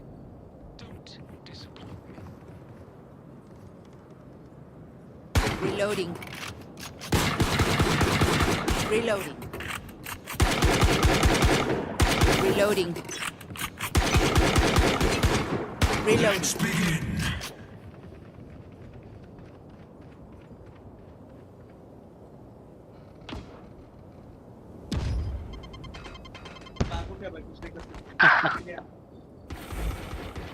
Come on, get out there!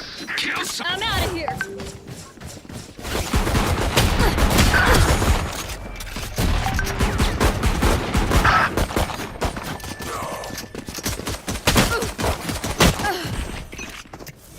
अरे 89 दिया भाई।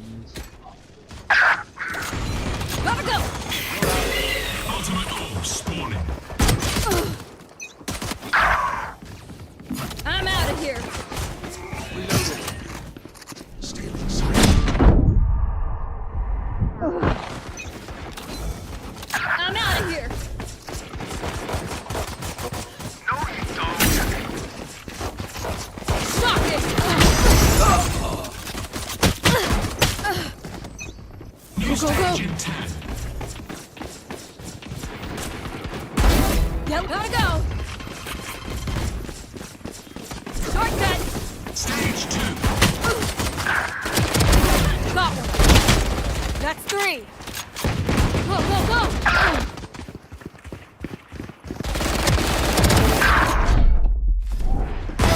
Gotta go. Neon's orange. Shadows traveling.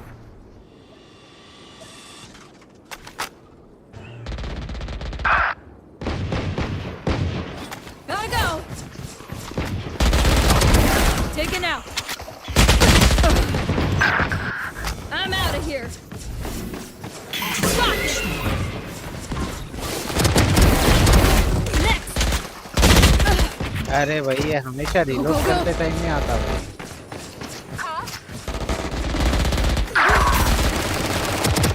Go, go, go. I'm out of here.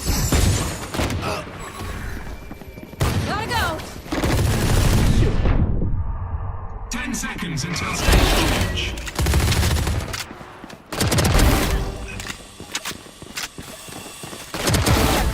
There we go. Stage 3. I'm out of here. Gotta go.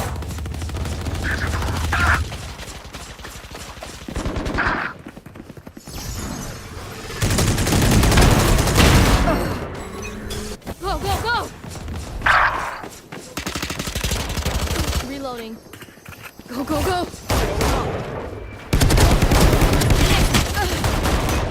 I'm out of here.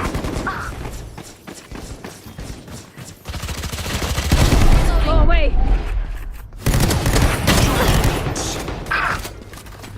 Go, go, go.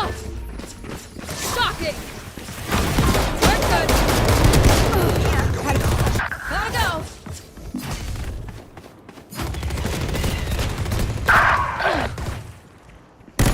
Careful now. Drop. Nice drive.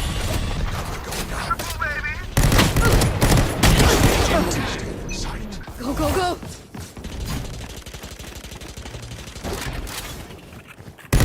I'm out of here. Blocking sight. Final stage. Is on fire. I'm out of here. Reloading. Gotta go.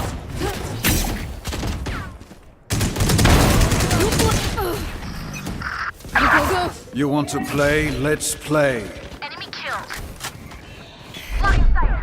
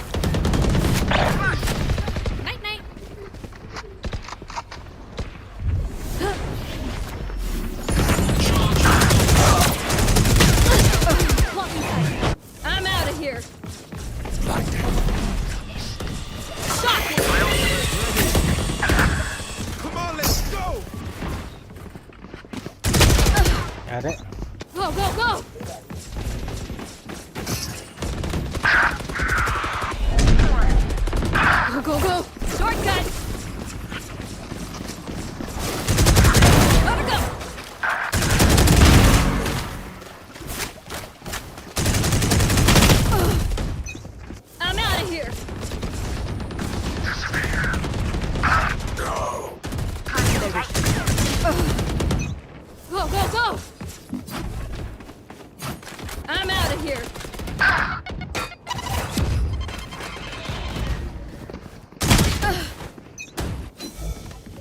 तू team पे लिख रहा भाई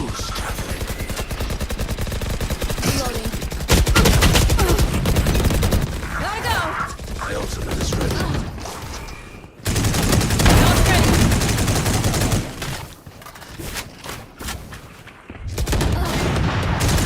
I'm out of here. There we go.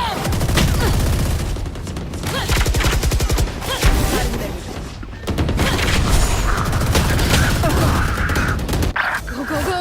The hunt begins.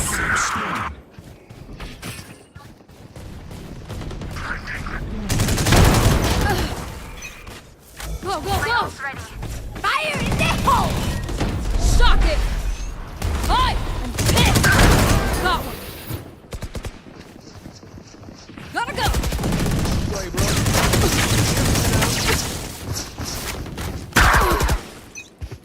I'm out of here. Party's over. What? Gotta go. We're good. Next. Go, go, go.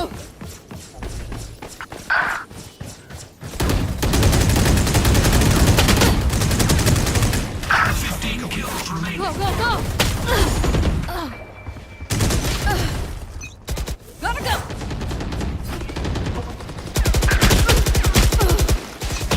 I'm out of here. Reloading. I'm out of here. Watch out.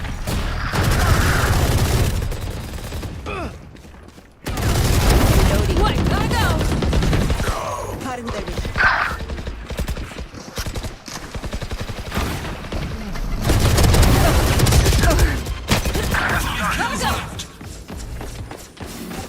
Ultimate core spawning.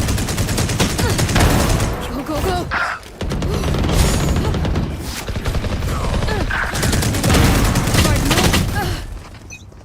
Gotta go. Shadows traveling.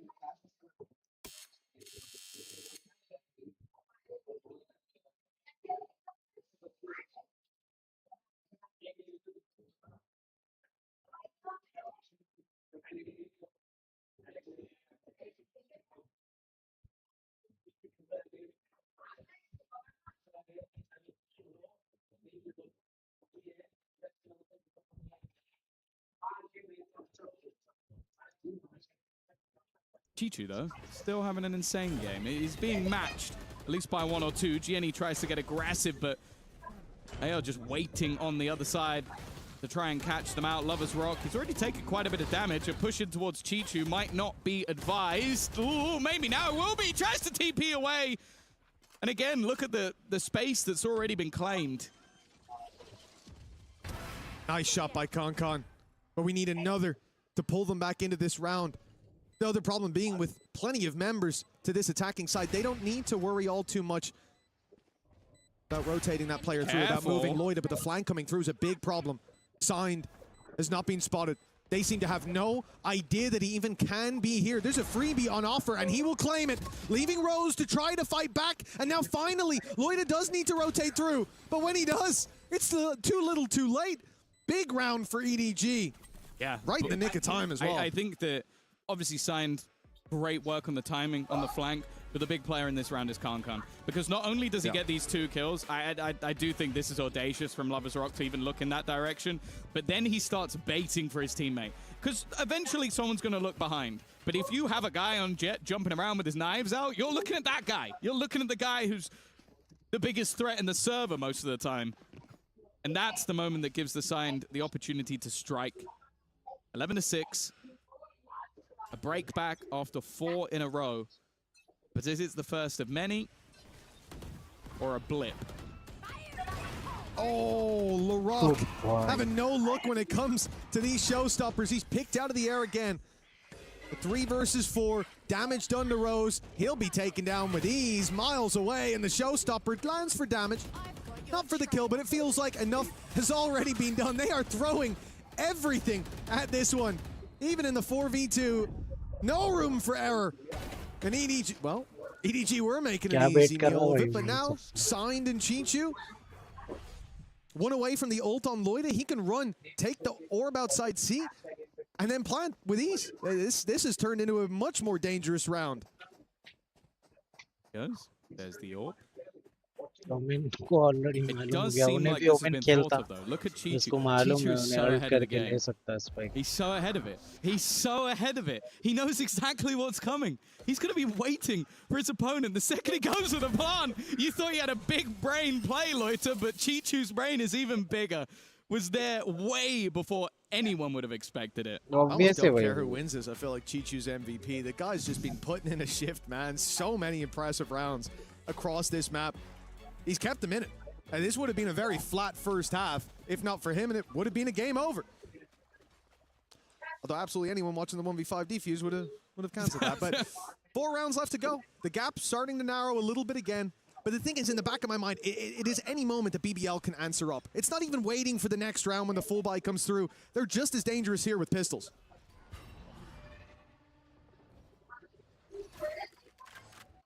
Couple of ults here and there to play with as well, but very situational ones. And the ult for the defenders is pretty much useless. You know, get rid of one of LaRock's weapons, but Khan's push already gets an open. Chichu, very open ground, had a high-low, but nice. It ended up a bit low in the round.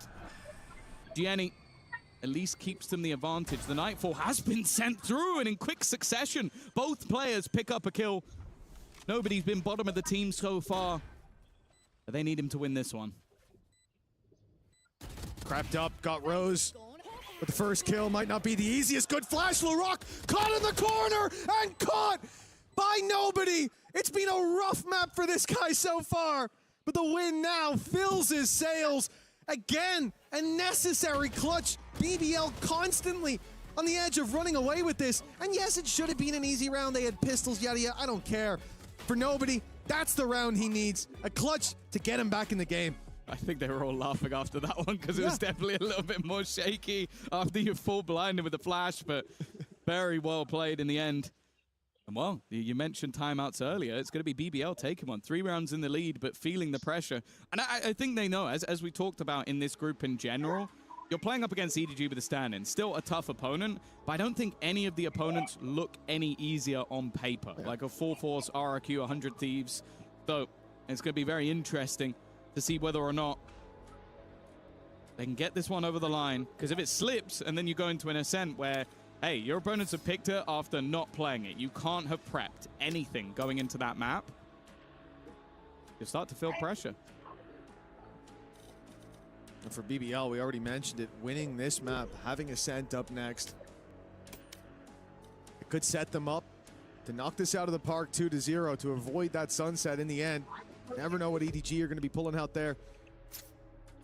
Or how high up the power creep can go as we get later into this series. But I see the fist bumps from BBL. Their timeout coming to a close, and it's time to get right back into the game. We said lights out for Chichu. Looks like Lloyd is matching his performance as well. Certainly had his fair share of rounds, but for Chichu, it's that underdog story. It's because they're behind, and he's been the one fighting back in for them. And on this team, that's bloody impressive. Well, even after 3 rounds in a row, it's going to be an operator with no shields coming into this round for Khan. So definitely a little bit more vulnerable. Okay. See you later, LaRock. All because of that clutch, you know? Wouldn't have had the confidence to spray otherwise. Most people would have thought that nobody was there. But not nobody. Khan in position. Waiting. Had a teammate to support, but in this case, with an advantage already, he's just going to fall back. Another pick Oh, for boy. Qeon. This time the trade is there. It's Rose. Leon को तड़पा Quick they on रहा the है. trigger, but Jenny, a snake in the grass, striking when they least expect Always it. check your Leaves it all onto corners, Qeon.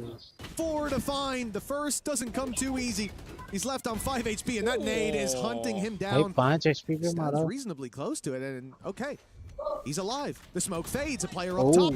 Good Oh. flash! And now a 1v1. Surely not for Qeon. But the spike is down. Bhai. And Jenny is protecting it. One away from a showstopper, but that's not going to come online here. Crazy, bhai. That's for a future round instead. Qeon 5 playing it HP slow. का clutch The कर दिया तो problem मजा is, आ गया. without opening that door, Jenny's going to know you're coming from this direction. And Qeon, it's been so long, he doesn't know where his opponent's gone. A single bullet needs to be a headshot. Gianni will be there to close the round. It is close to an all-time clutch for Qeon with 5 HP, but it is still the streak of rounds going. Now, again, it's incredibly costly for EDG. They were already on the back burner just getting an operator into the round. You see why they got the operator, because of how fast Kankan is. The snake in the grass this time flips to the other side with Gianni having another big round on the Rays. Of course, as said, we've seen him on Duelist in the past, but it's him swapping back to it for this. He's looking fairly comfortable. Yeah, good work by Jenny. Just sat in the corner. Shame that there was no utility for Qeon to make that an uncomfortable fight on the other side. But for Laroc, that's a very big scalp to take early on. Jenny, not liking the odds of taking this round. Showstopper goes through, and he finds Laroc. How? I don't know how he survived, got his weapon out, landed the shot, and now BBL, okay. They'll recover the rifle. They'll deal damage to Jenny. But the advantage sat firmly with the defense for now. Weaponry dissipating.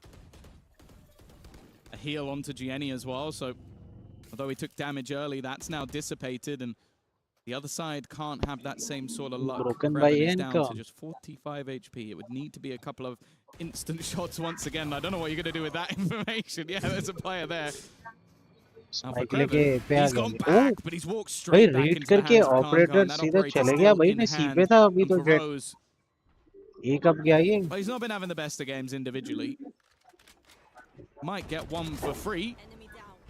The second player could be a little bit harder to land, but he knows exactly where Kankan is. Knowing and doing anything about it is a very different story.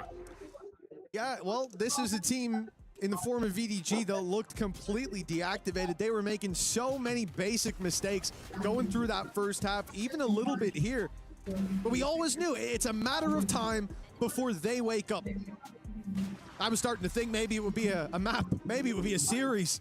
But it looks like they found their form right in time. BBL slowing down, and another timeout, the second for BBL being called, and quite quick succession as well, as they're finding no answers to what EDG are putting out. I feel like we're getting early spoilers of sort of what I was talking about in the next map, where it's like, oh, why would they go towards the center? It's like, well, if you can have Kankan with an operator on the defensive side, he might just kill everyone. And that's kind of what he started to do, like lightning fast reactions on the operator. And then you still have the likes of G2 up the top of the board. Gianni started to wake up. We know that they have so much individual talent that even if a piece of their puzzle has been removed, the stand-in at times might not even have to do too much. And right now, well, what's that? 2 pauses in 3 rounds? 2 rounds? Like, you could see that BBO are really feeling that pressure. And you have to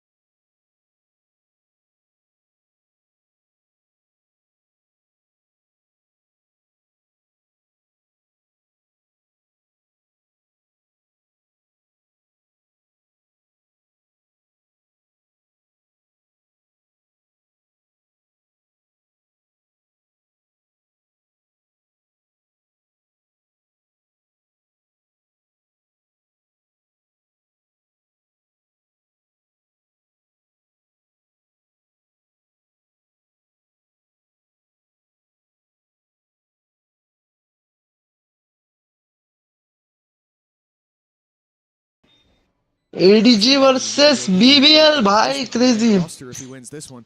किसको support कर रहा You see him already leaving to the other side of the map, fleeing for the save. India भी qualify है ना 12 for BBL. At long last, it felt like an inevitability 6 rounds ago, and yet it has been a good streak from EDG. But that's not recreatable at all. Like, you can't That use was a big ult, Tom. 3 high-impact ults in one round. And okay, sure, Larocque got the opening anyway, but the showstopper definitely helped get rid of Chichu. Okay, I'll say that the Steel Garden didn't really do anything other than slow one player down at least a little bit. But it has also put the economy on the back burner a little bit for EDG. No operator on their side. In fact, it's Lovers Rock. Now, they do have a Blade Storm. That's going to help, but there are definitely pieces missing here and there. And an immediate 4-player aggression. Khan 1 for 1. The nade won't quite kill off Loiter. And after seeing that many players, surely that's an immediate response from the attack to go back the other way. Khan's dealt with. Chichu still alive, and with the TP as well. He can move to this A site if noise is heard, but Sign not yet getting the read, and the push coming his way. Now a lot of utilities making its way in, and in a moment's time, you're going to see Lovers Rock. Hello. Opening on the up for Sign. Oh, yeah, I think he's going to walk into it. Oh, no! India भी qualify है ना वो कब है उसका match Great shot from everybody on EDG. They have अरे अपना हिल fragger गया ना इंडिया से 12-11. We're going the distance no matter what. Yeah, so I mentioned it. You get rid of the ultimates. And that नहीं रे global sport नहीं हिल fragger फिर lightning fast और 2-3 है इंडिया से हाँ इंडिया से गई है ना EWC के लिए 12-14 right now. He's holding his own within the server. A man that was playing फिर किसके है the Ascension system last year. So as said, it's not like he is way out there of a player who's not ready to jump into the server, but it's still a lot of pressure going up against BBL, some of the best aimers you'll ever see, and while they're going to try and play off that now, Lovers Rock immediately with the trades were going their way, but they're signed. He's now leveled up 14-14. At OT, well, it almost feels inevitable at this stage. Loida might be able to get some work done, but nobody is sneaking up on his left, and he has no idea. क्या मारा है भाई BBL ने अभी starting frag अच्छा था 3K overtime locked in EDG. OT तो जाएगा भाई OT जाएगा फिर एक जीतेंगे 3 मैच होंगे Like for BBL, I could see a world where they win this, where they even look dominant on any map because they have the individuals coming out the gate, shredding. That wasn't the case. It was mistakes on the मेरे को ये ADG के ज़्यादा chance लगते हैं a whole lot better. I want to go the other way with it. BBL win both pistols. They win, I think, 2 rounds off of straight BS.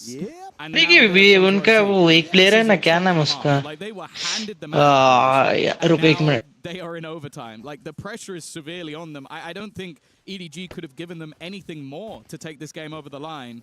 If they lose from here, I'm not gonna lie, it's a little embarrassing. Yeah, you come into Ascent then with a different mind frame than the quasi advantage you might have thought of for BBL earlier, that hometown hero when it comes to the 82nd province of Turkey.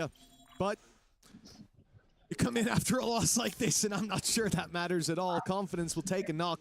For EDG, a slow start to this attack side. They've seen so many aggressive rounds out of BBL. Think about that C push especially that had a lot of success for the normal compi के साथ का खेलेगा कोई VCT नहीं दिख रहा है and that was very dangerous. The spike was involved in that वो fight. तो है भाई Make it out. Man advantage.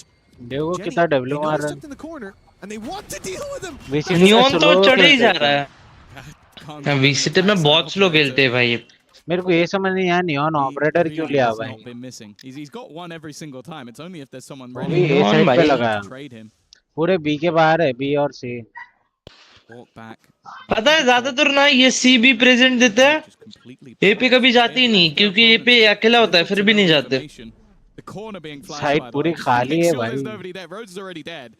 देखा भाई अभी का मैंने लंदन मास्टर देखा भाई पूरी लाइक ए साइड जब भी खाली थी ये गई ही नहीं ये सीधा सी कमिट करते हैं हमेशा अरे भाई you know he's not going to miss that shot. Lovers Rock needs to try and recreate it, and it is all भाई मेरे को लगा नहीं था यार एनआरजी ये जीतेगी। ऑफ प्लेयर तो ऐसे ही होता है भाई। ऑप्स के तो सीन है भाई, वो बहुत फ्रीक्वेंटली हिलता रहना पड़ता, ये तो नहीं होता। The pressure they were putting on in the extremities, the early fights that were going their way every time, and now क्या लिया फायदा, कोई नहीं। एडीजी जीतेगी थे। अभी तो 3 मैचों का है ना, तो एक मैच हुआ अभी, दूसरा मैच देखना। delete all of those silly little mistakes that were there. ये देखना है कि ये वाला मैच शुरू होता कि नहीं कि भाई जो मेन मैच है 100 थीव्स और आरआरक्यू स्टार्ट ही नहीं हो रहा। क्यों भाई क्या हुआ? तो लोगों के पास कुछ टेक्निकल इश्यू आ गया जिसकी वजह से मैच रेज्यूम नहीं हुआ। Map for any Turkish team. Go in there after dealing a blow like this. Oh knife से प्रॉलर को तोड़ा भाई उन्हें। I think they just noticed he knifed the prowler. It might be Con with the op. Why wouldn't he shoot it? Okay, let's go the other way. अरे भाई वो लोग समझ गए, उन्हें नाइफ से प्रॉलर को तोड़ा तो ऑपरेटर होंगी, चलो भाई दूसरी जगह चलो बोल के निकल गए बोला। भाई क्या क्रेजी टैक्टिक है भाई।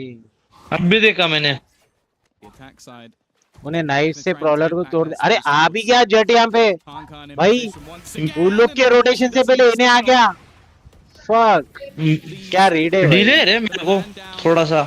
हाँ यूट्यूब पे थोड़ा सा डिले है I guess.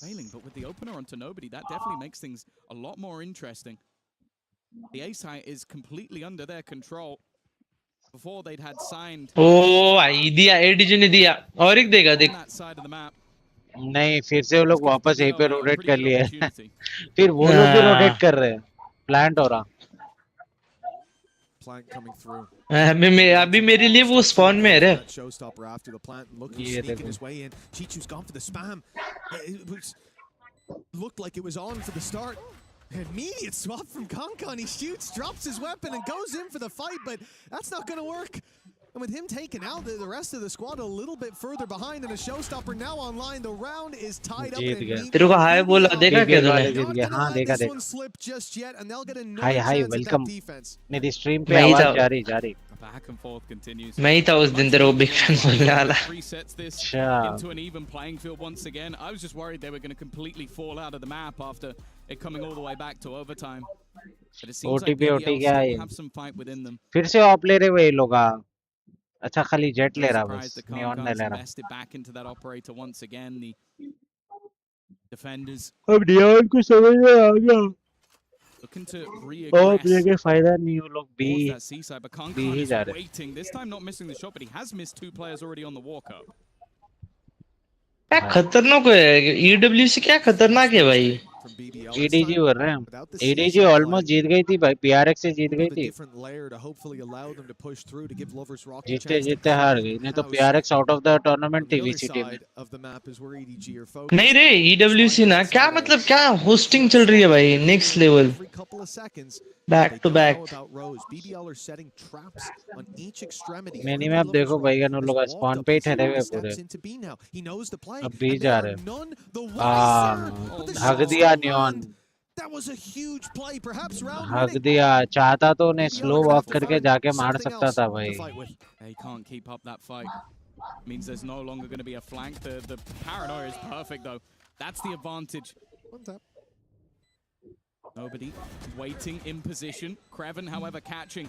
This is looking like a round set up for victory, but still, Khan and Chichu waiting. क्या मारा भाई, characteristic one at that, and a flawless defensive side round coming out of the side for BBL. They need one more attack side round, and they'll finally close out the map that they started. Yeah, it certainly wouldn't be the blowout victory that it looked like. A complete mismatch BBL जीती। But the same can be said when you look at नहीं मेरे को EDG लगता है। For BBL, this is the chance to take it home. EDG बहुत ये कर दे रहे। भाई व्हाट्सएप नरेश चौधरी भाई, वेलकम टू द स्ट्रीम। कहाँ है भाई, इतने दिनों के बाद स्ट्रीम पे आ रहे भाई, कैसे हो भाई? जरा एक 10-15 बंदों को ले गया यार स्ट्रीम पे, क्या तुम अकेले आए? बीबीएल तो अभी लीड में है, अब देखना ये लोग अटैक कैसे करते हैं। अटैक में ऑफ किया ये नियॉन, क्या नोबड़ा है भाई। एडीजी क्या करती है पता है क्या? जाने देती है और फिर खींचती है भाई राउंड। अरे भाई 4v4 अरे नहीं 5v3 दो मर गए फिर ओटी जाता। You almost feel like it needs to be a mistake for somebody over on the EDG side if they're going to turn this round back. Oh yeah, they'd have to trade out the mistakes made गया। by BDL. अरे कैसा बचा? अरे 1 HP 149 कैसा? पहला shot दिया उन्हें 149 ही लगा उसको। No, he doesn't. He hit both shots. And now Sign waiting on the side. Flash for him to swing as well. He doesn't swing. He plays it patient, plays it slow. Attack में क्या करते भाई operator? Sign under pressure from that right side. The off of Lover's Rock. Now all eggs in that basket. Oh. Good damage done, but ADG ने क्या मारा है women को? 14 to 14. भाई ओमेन तो आ गया भाई, बहुत गंदा आ गया। Yeah, just bear in mind, guys, this is map 1 of the entire tournament. It feels like we could be in for the long haul here. You have to wonder though, how गया did nobody get a kill and get out when 3 prouder नहीं करता ना, गया था ये। भाई race की HP देखो कितनी कम थी। That was like 2 seconds later. Where do you think nobody's gone? बोलो ना एडीजी जीतेगी रे। एडीजी बहुत ये करती है, छोड़ती है फिर लेती है। 14 to 14. Kankanop survives, but not been purchased up on the other side. Seeming like both teams have now found their rhythm, but only one can take this map over the line. The map choice. अरे brawler पकड़ लिया। Definitely feeling a little bit more tentative than what we'd seen so far in this map. Less fast paced. एक second जरा call आया मेरे को। Patient stuff, and this has been a big point of contact. Qeon just spams into the smoke again. There seems to be a regular occurrence of just players picking a timing, spamming, and almost getting a kill.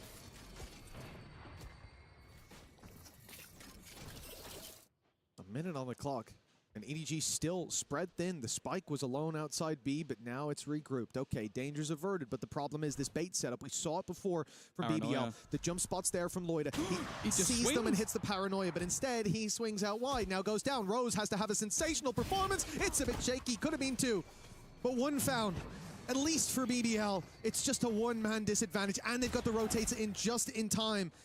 Lover's Rock and Qeon are here to hold the line. The early flank from LaRock, but Con just keeps ripping them to shreds. It's EDG with the lead again, and another chance to close this out. He's just been getting better and better as the map goes on. Like I've been saying, it's a lot of the time it's been one and dones. This is him finding a player with a classic, walking into the site with an operator, finding another couple, and then closing it with a blade storm. The better this guy gets, the scarier things become. By the way, you remember when Chichu was like miles ahead of the board? He's now third. Concom was 15 and 15. So he's had a little bit of an awakening. Yeah. A small amount. And it is scary to be in BBL's camp right now. The attack side having to be mounted again. That spam was decent. The Rock tagged up. No more bullets fired. He'll अब बोलो BBL जीतती क्या? अरे रे रे रे रे क्या मारा जी? ओह under Lover's Rock belt. How has he gotten away with it? Now pushing in from अरे भाई will be found. This one. अरे भाई प्लांट भी कर रहा भाई उन्हें। Even more impressive. Con. Yeah, he has had an awakening, but this might put him back to sleep. A 1v4 with an op. Operator से क्या ही करेंगे? Yeah, I'd say so. Doesn't even have the shields to play with, so can't even take the additional little bit of tickle damage. Like, I think he's just waiting to say, okay, surely someone gets greedy. Someone starts looking and hunting for an additional kill. They do not. He's still going to get one. Save करेगा क्या? क्या save करता हो team? वही तो। भाई क्या close जा रहा? ओटीपी। अरे खींचता है रे एडीजी, पता है क्या करता है? एक राउंड छोड़ता है, एक खींचता है। 3 मारा नहीं The entirety of the tournament is going the distance. देख। Eventually, or at least I hope, we do have to find a winner. You think so? Well, Tom, we've had some long games in our past. We've had some lengthy affairs. Yeah, BBL were one of them. Yes, they Not were. this it's a race. तेरा profit क्या है भैया? तो stream कर रहा है तो कुछ होगा profit in future? I'm hoping they're not going to do that again, especially with the future में तो है भाई. next. The opportunity for it to maybe even be even longer, but अभी तक कुछ सपोर्ट लाइक प्रॉफिट हुआ है YouTube से? अब ऑन स्ट्रीम पे अपनी आवाज जाती है भाई. My bad. साइलेंट वॉचर से अपने पूरे चुपके से सुन लेते. Whether or not he can find that little piece of magic. We've seen a lot of the attack side rounds that sort of defaults into the pace he hits have been what has worked for either side. And with both star duelists stepping up over the last couple of rounds, we always talk about it, the rest of regulation becomes irrelevant. It doesn't matter if you got 30 kills or you got 2. If you can win... चल फिर मैं तेरी stream तो देख रहा हूँ, game भी खेल रहा हूँ साइड बाय साइड. ठीक है चल bye. A decent spread with both IGLs clearly having to work overtime. And LaRock going into OT has bought a judge. Naturally, and he's going to find success with it as well. Now, if Jenny hasn't just hit his desk, I think that's what I heard, then I'll be very surprised. That's an upsetting way to have the OT round kick off right after the pause. EDG down a man, attempting to take some space on site. Chichu has a nice paranoia lined up, but it hasn't caught Krev, and he's stood up on top of the wall, and he's been spotted, but the blind was good in return. Krevin's found himself too. Sign surrounded is dealt with, and BBL on 16. Yeah, I think that might have actually been a coach adaptation. They've been walking into that smoke, tripping the wall. Sometimes you've had IGL Rose in that smoke, waiting for them to come through. They killed him. This time you just put a judge there. You walk into that smoke, you're dead to rights, and then they have the players ready and waiting. Solid paranoia coming through from Loiter as well to help out his teammate. And then Kreven just landing the shots as he always does. 16 to 15, as said, we've seen these constant back and forths. In fact, we're creating a parallel timeline at the moment, but that means this time we need a defensive round from EDG to keep this one going. Well, Concon's been the one to find success, and again, he's walking about, pushing up on B to start with the flash blinded, so he knows there's someone here. Instead of continuing, he will wait for them to walk in, but this one, an uncharacteristic miss in a very crucial round. He goes in for more and misses once more. This could be it. EDG have lost one big player, the top fragger on the server, down and out. Jenny tries to pull it back, but he's traded, and Lover's Rock finding sign seems to have sealed the deal. The A site, the plant on its way, and nobody in Chichu, all that stands against them. Nobody's had a tough game, but he stepped up in the moments where it mattered. And Chichu, well, he was on a tear. When this team was down and out of this map, he pulled them back in so many of those rounds in regulation. Now they have to do it again. This is still so tough to break in on. Flash, ready and raring to go. On the other side of things, the walk up at least, but it's been pinged. They have an idea that somebody could be going through. Never mind. Chichu made it past. Loiter's position, though. Are they aware that there could be a player over towards the box, trying to create a crossfire, trying to force someone into a peek, and that's what they've done. Chichu, once again, his opponent TPing, and they are going to turn it back. The time looking like it's going to be enough as well. That is insanity from the side of EDG. How have they pulled back that 2v4? I said it, and nobody's been there in the crucial moments, and Chichu, again and again, he is digging deep for this team. Everyone talks about Concon, and for good reason, but this guy's been the highlight. Look at him go. He went quiet as well, though. That's the crazy thing. He had like 20, or was it 17 kills in the first half. Yes. Went missing for a bit and then goes, oh, you guys need me again. Cool. It was like those last 5 rounds of the second half turned it up to another level to keep them alive. And he's done it again. Map point. And up against BBL going into Ascent. God, that could be series. But now, EDG, they get another chance at this attack side. Fight straight in to see they're wasting no time on this run. Wasting bodies because Concon, he's found his first already. Rose catches, oh, he doesn't catch the wraparound. Jenny's left on 7 HP somehow. Operator का shot लगा race को. Maybe it's Loiter's turn. Chi-Chu, the man up against him, looking for the fight, and he'll win it again, no doubt about it. It's left all onto Lovers Rock. This is not the gun you want to have in this scenario.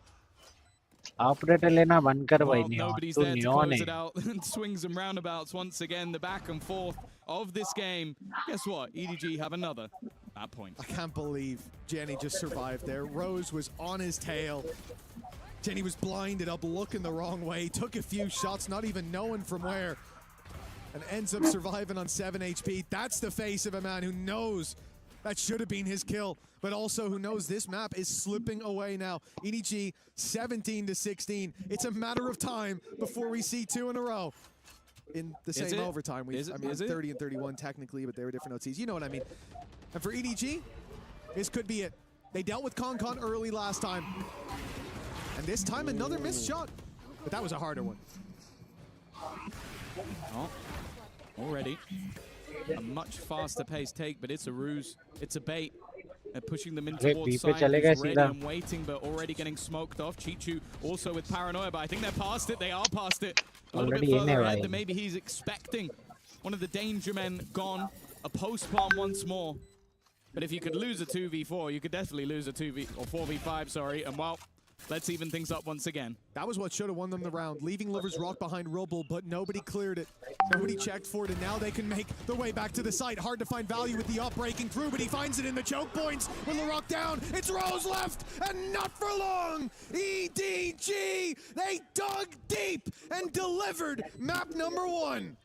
It's insanity. I don't think I've ever seen anybody with an operator get that many kills with that position. It makes no sense that Concon is just able to sit there like a turret from above.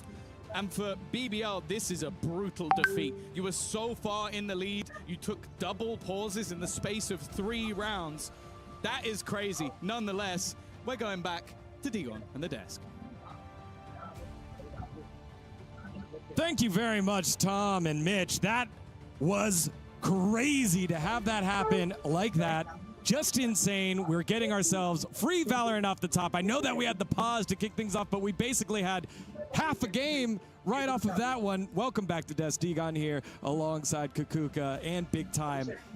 And it's just a great way to have our first round of Valorant here at EWC. I mean, welcome to the EWC, people. I mean, this tournament has come in with a bang. It was absolutely unbelievable. I think BBL are going to be so upset about how that game turned out. They had every advantage. Their map pick, 2 pistols, a bonus, a ninja defuse for crying out loud. The ninja defuse was unreal. And also, it's by the hands of Lovers Rock. We were speaking about him going on the Neon. He wanted to go face-to-face against Kangkang, and every single time that Kangkang was getting around for EDG in an impressive manner, Lovers Rock was like, I can do that too. I can do that too. I'm going to show you how. Crazy the fact that we got there onto the overtime. And also, we were saying about EDG and playing in with a sub. I think that Tom and Mitch were doing a very good job highlighting some of the mistakes, but also the way they bounce back. Some of the players, like some of the individual plays that we have seen just during this first map of EWC have been unreal. Yeah, I mean, you got to talk about Kangkang.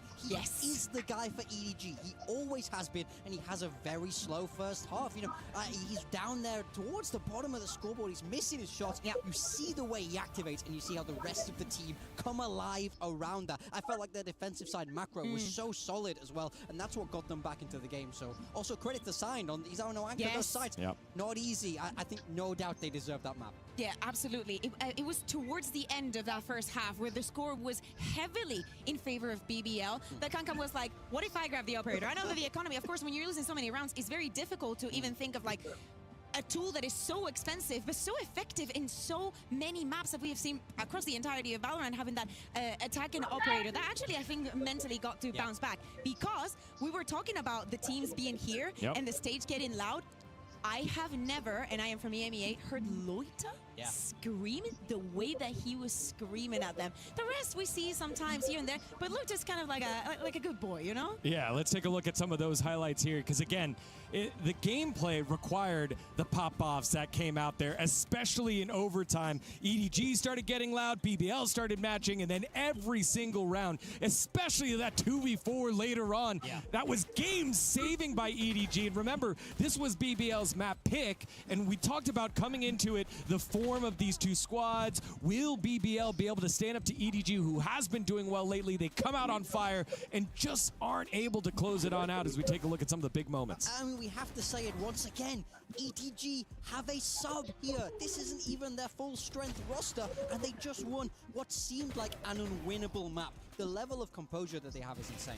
I also want to highlight Jaani. We were speaking about him going back on the duelist. Some of those showstoppers, I feel like we were seeing it every couple of rounds. Some of them were so impactful. The kills across the smokes, having those kind of preparations, they're so important right now. You know, you play the Phantom, you have to spam the smokes, especially the way that BBL were playing.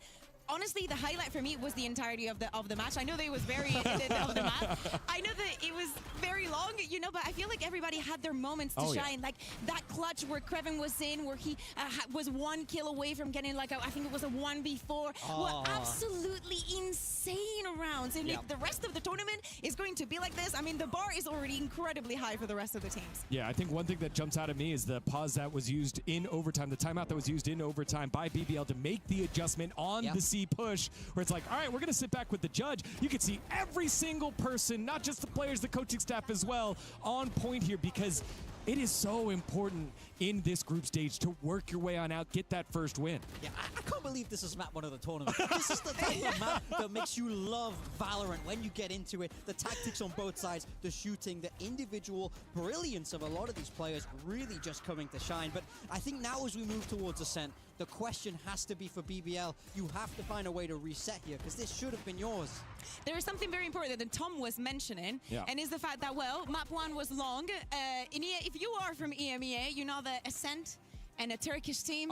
It's a hell of a long map for that one. And especially considering that both Kankang and Lovers Rock are leaning so heavily into the operator. Really looking forward to see both approaches from the teams, because we did see BBL play in Ascent during the qualifiers, and we saw them playing with the Deadlock. I want to see if we're going to see that again. And most importantly, what is EDG going to be doing? Are we going to see something very vanilla, very boring? Probably because of the situation that they're in. Actually, that calls for both of them. Like, what would you do? Because you have experience coaching. Okay, so what would you do? Would you go for? Sorry, would you go for?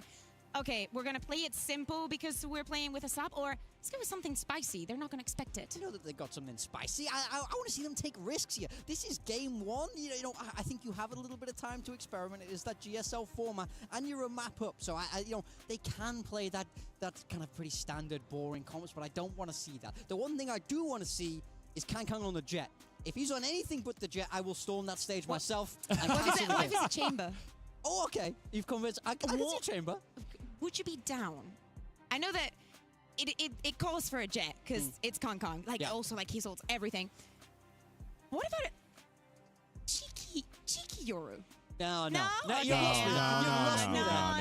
think you Didn't we talk about it? The Yoru was one of the reasons why EDG started struggling a little bit. The meta moved away from that. But that's exactly something that they're not going to expect. But you are right. They won't expect it. We won't expect it. Well, again, this is the 4th most played map here for EDG on Ascent. I feel for BBL because they had him on the ropes, right? You were just a couple of rounds away. You had so many in the pocket. They tried to call it a timeout at 11-8 to be like, hey, let's settle down. EDG's warming up a little bit, but we have so many rounds in the pocket from the first half. We should be able to close it on out. What's the mentality of a squad like that who had success early on in the league year and now are starting to struggle a little bit? I mean, you got to find a way to not doubt yourself. You know, we've seen the PRX players talk about this in the past. You got to have that short-term memory loss. You've got to have that goldfish memory. You got to be able to put these behind you because they know that they played well enough to win that game. It wasn't a question of the level of Valorant. It's a question of composure. Right. And we know, we've seen them have success over in EMEA. It's not like it's not like they're known to crumble. They just have to remind themselves that they are good enough. It doesn't matter who's on the other side of that stage. It doesn't matter that they're world champions. You're capable to win this game if you play the way you can. I think that we can also think about how aggressive they were from the defense, especially here on Lotus, and how much are they going to learn about how that worked out, because that aggression on the defense that gave them so much, like even when they got a pick, sometimes the overheating was there, and they need to learn to get composure in those kind of situations, because also it translated to the attack, making a lot of unforced mistakes. Yeah, well, we are underway here in Paris. The champions of China take the first map, but BBL will battle back here on Ascent. Don't go anywhere. You're watching EWC 2026.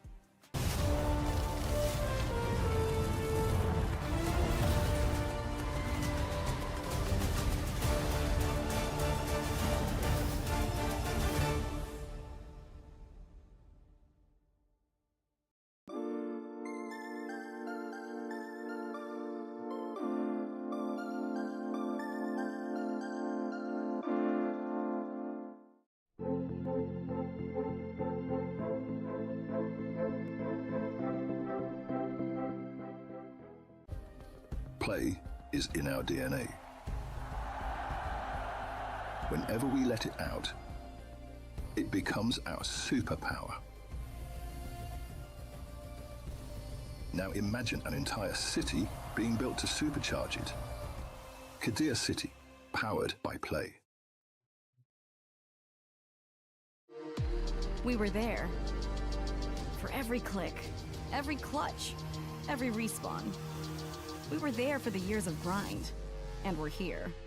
Now, the proud founding partner of EWC, powering the biggest event in gaming, shoulder to shoulder with the world's best, making history. Greatness deserves a stage. Lenovo Legion, reach your impossible.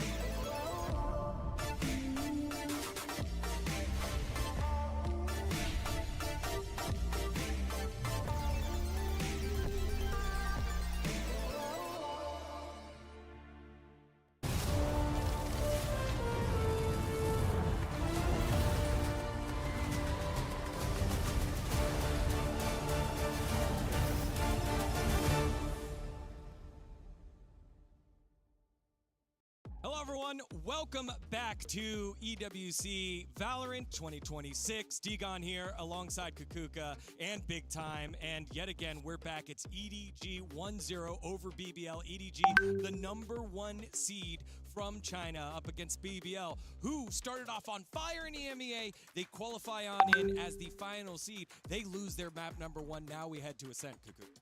Yeah, and I think it's going to be an interesting one also because of the bar that we were speaking about that first Lotus set, but also because I think that they have to calm down. I know that the beginning was a little bit difficult because we have to wait and whatnot, and that might throw you off. They tried to stay on top of that, but it really looks like EDG has adapted very, very quickly to the way that they want to play. And it's because they have a lot of experience. It is very difficult to throw something at EDG that they haven't seen before. The aggression, yes, is going to work because, trust me, BBL can shoot, but eventually EDG will pick up. Yeah, for sure. They're so good at adapting. You see how they get themselves back into the game in this second half. Their defensive side especially was so solid over on Lotus, but now towards Ascent. So it's EDG's map pick, even though they've been banning it, but Ascent is a notoriously Turkish map. It's a map where the whole country seems to thrive through that, they have that pure aim, that firepower. You see it time and time again. So I think this becomes really hard to predict, and I do think that the idea of mental and composure is everything here. Morgan, but this could be what we want, okay? So Turkish Valorant, right? Yep, I'm there. So they win Ascent, and then what do we get? Sunset! Exactly! That's what we want to see, There's people. a plan. You need to plan. You need to plan. It's all here, guys. It's all here. All right, let's head on over on stage as they are getting ready for Agent Select. As Again, before we toss into the match here, I want you both to pick one player to step up, right? It's all about earning things here. Nothing given, everything earned. Who's going to be the hero for each team? Can we wait until we actually see the agent picks? Because I want to know what is going to happen with the sub situation and if they're going to, you know, playing in a different role. That's true. So for that, for the side of BBL, as I was saying, I think that I know that the one that didn't put up the numbers was Rose, but that is also the way that it is in EMEA, and he always says that he is just there to make everybody else shine, and with the players that he has, it's very easy to do something like that. To me, I kind of want to keep seeing the operator duel. I'm kind of really enjoying the Kang Lovers Rock because none of them is scared of the other. Oh, definitely and I think Lovers Rock started so hot in that map one. He was consistently finding those openings down C with that operator, and you see it slowly come to a stop as Kang begins to activate. For me on the side of BBL, if he's able to be consistent, he can do so much work for them, but he can't afford to fall off, or you start to see that composure, that experience from EDG outshine them. Composure, experience, and also the mental side of this. We always speak about how it's easier to bounce back from a game where they just destroyed you, from a map where, as we said, they had everything in their favor. Winning the 2 pistols, some crazy rounds, the ninja defuse, the ecos and whatnot. So let's see where they are right now. Yeah, I mean, we have the agent select coming through. Oh, a chamber! Yeah, it's getting spicy for EDG. And the on that chamber. Sage! And I love the Sage here. I love this! See, no, you asked me, Kakuka, do you want to see them play standard or do you want to see them get a little bit spicy with it? And they've done exactly that. I They're not love afraid. this. But on the side of Qeon BBL... Sage, God. Okay. Seriously, I want this to be an absolute stump from EDG. I cannot believe that I am saying it, but I want them to destroy right now with this composition. I want them to give them confidence to keep doing it throughout the tournament and to do it in China as well. I will say it's going to be tough in this first half. They have to attack into Cypher Deadlock without much to really be able to burst through. Not a lot, no verticality. Only the Phoenix there as that solo duelist. So I think this first half is going to be crucial for that double senti of BBL to be able to build up some numbers, put a real stop to EDG. Yeah, again, this is a Group A matchup, EDG and BBL, alongside RRQ and 100 Thieves, which will play later on. You want to get that great start here, and for EDG, they were on the back foot and showed the spirit of a champion, forcing that overtime time and time again, going to all 5 overtimes, 34 rounds, but get the job done in that last map on Lotus. Here, pulling out this composition that is exciting. It's changing things up. As you said, it's been banned. Ascent has been their ban, and now showing up with something new that maybe BBL won't be prepared for. And it's also the change of roles, right? Like we saw Jaani going in the race on Lotus. Now he's on the Omen, and it's going to be Signed who is going to be going on that Phoenix. There's a lot of weight on his shoulders because we see that even though you have the chamber and whatnot, looking forward to what Cheech is going to be doing and how cheeky he's going to be getting with the Sage. Especially for them on the attack will be to force the players from BBL outside of the site, just play for that plan and then just play for the post plan. If you are EDG, you have a lot of tools to try and delay them. I want to know, though, from that post plan, how aggressive they're going to be. All right, here we go. Already 1 map win here for China as a region. They only had 2 map wins overall all of last EWC. Let's see what happens here. We're going into Ascent, EDG and BBL.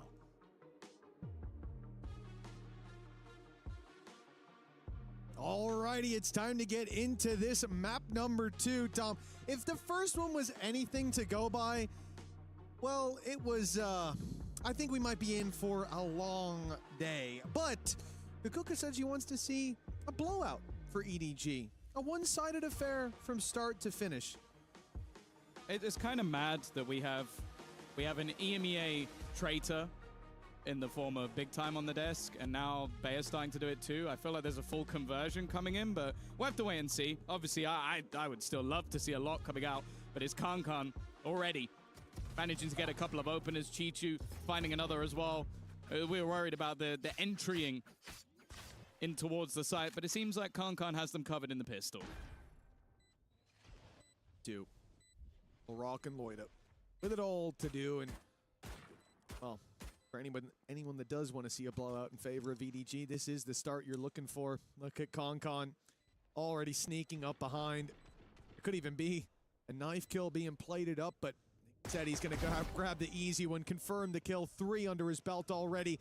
And Larocque, with it all to do, should be impossible and proves to be 1-0 for EDG. And this pistol gives a lot of value to this EDG side. As you heard from Big Time earlier on, this first half is going to be crucial for BBL, playing the double Senti. Now, look, we've seen over time, and things do change as different metas evolve, but I think especially with Deadlock, that double Sentinel on the attack side isn't as weak as you would think. You're missing some pieces, sure, but when you do get onto the site, you can lock that down. You have a lot more flexibility in terms of the utility you have to stop floods, to stop early aggression as well. So it definitely does still have its benefit, but I do agree with him that this is the half where it has the most for most teams. Yeah, I feel like that's going to be the case for both teams.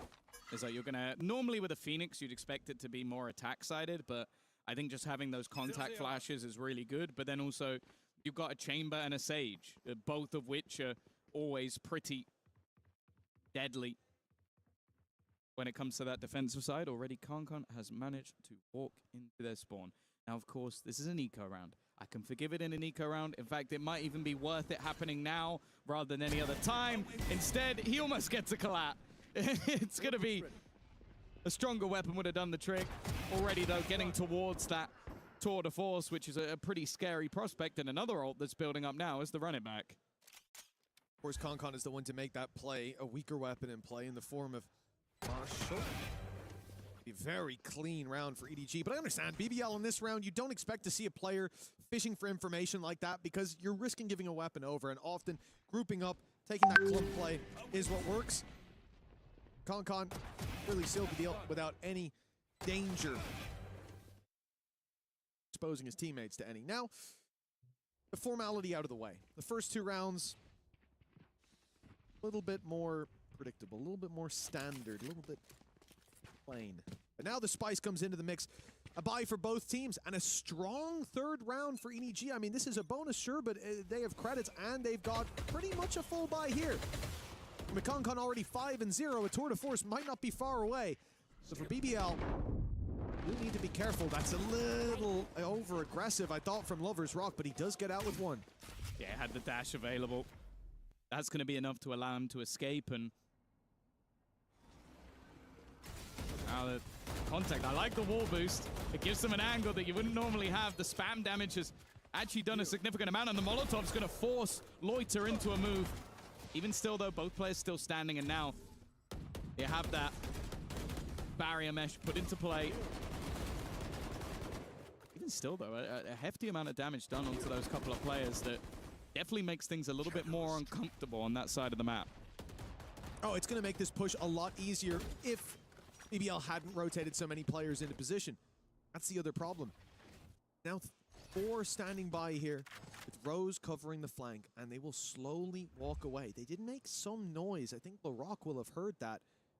But often that's going to be a bait from the attack side to get you to push, to get you to peek, or to get you to rotate. Rose, he has to get something. There's 3 players on that catwalk. They're not even looking at him. It should be free, and he gets nothing. Throwing net. This has been a problem. He's been in good positions, but he's never been finding the kills, and because of that, they're going the other way. Now, the only danger is that they are a little low on time, but they're going to get past all the utility before that's a problem. And also, they've caught Loiter on the other side. This is an opportunity for a great start, especially with a lurking Qeon wrapping around the back, and the re-swing as well. A nice attempt from Larocque, but in the end, it doesn't even matter. Great read from EDG. The second that they killed Rose, they realized, why would he be there? Yeah. It's because they've already rotated because we made so much noise. Instantly, they direct themselves towards B. What would have happened if he just stayed tucked, not even took a shot? They would have ran with 20 seconds left into a 4-man stack on a site that has a lot of choke points for those numbers to hold. That would have probably been a lost round for EDG, and a mistake there sends EDG miles into the lead. A 3-0 start and a very low buy for BBL in this round. They're saving credits for the next.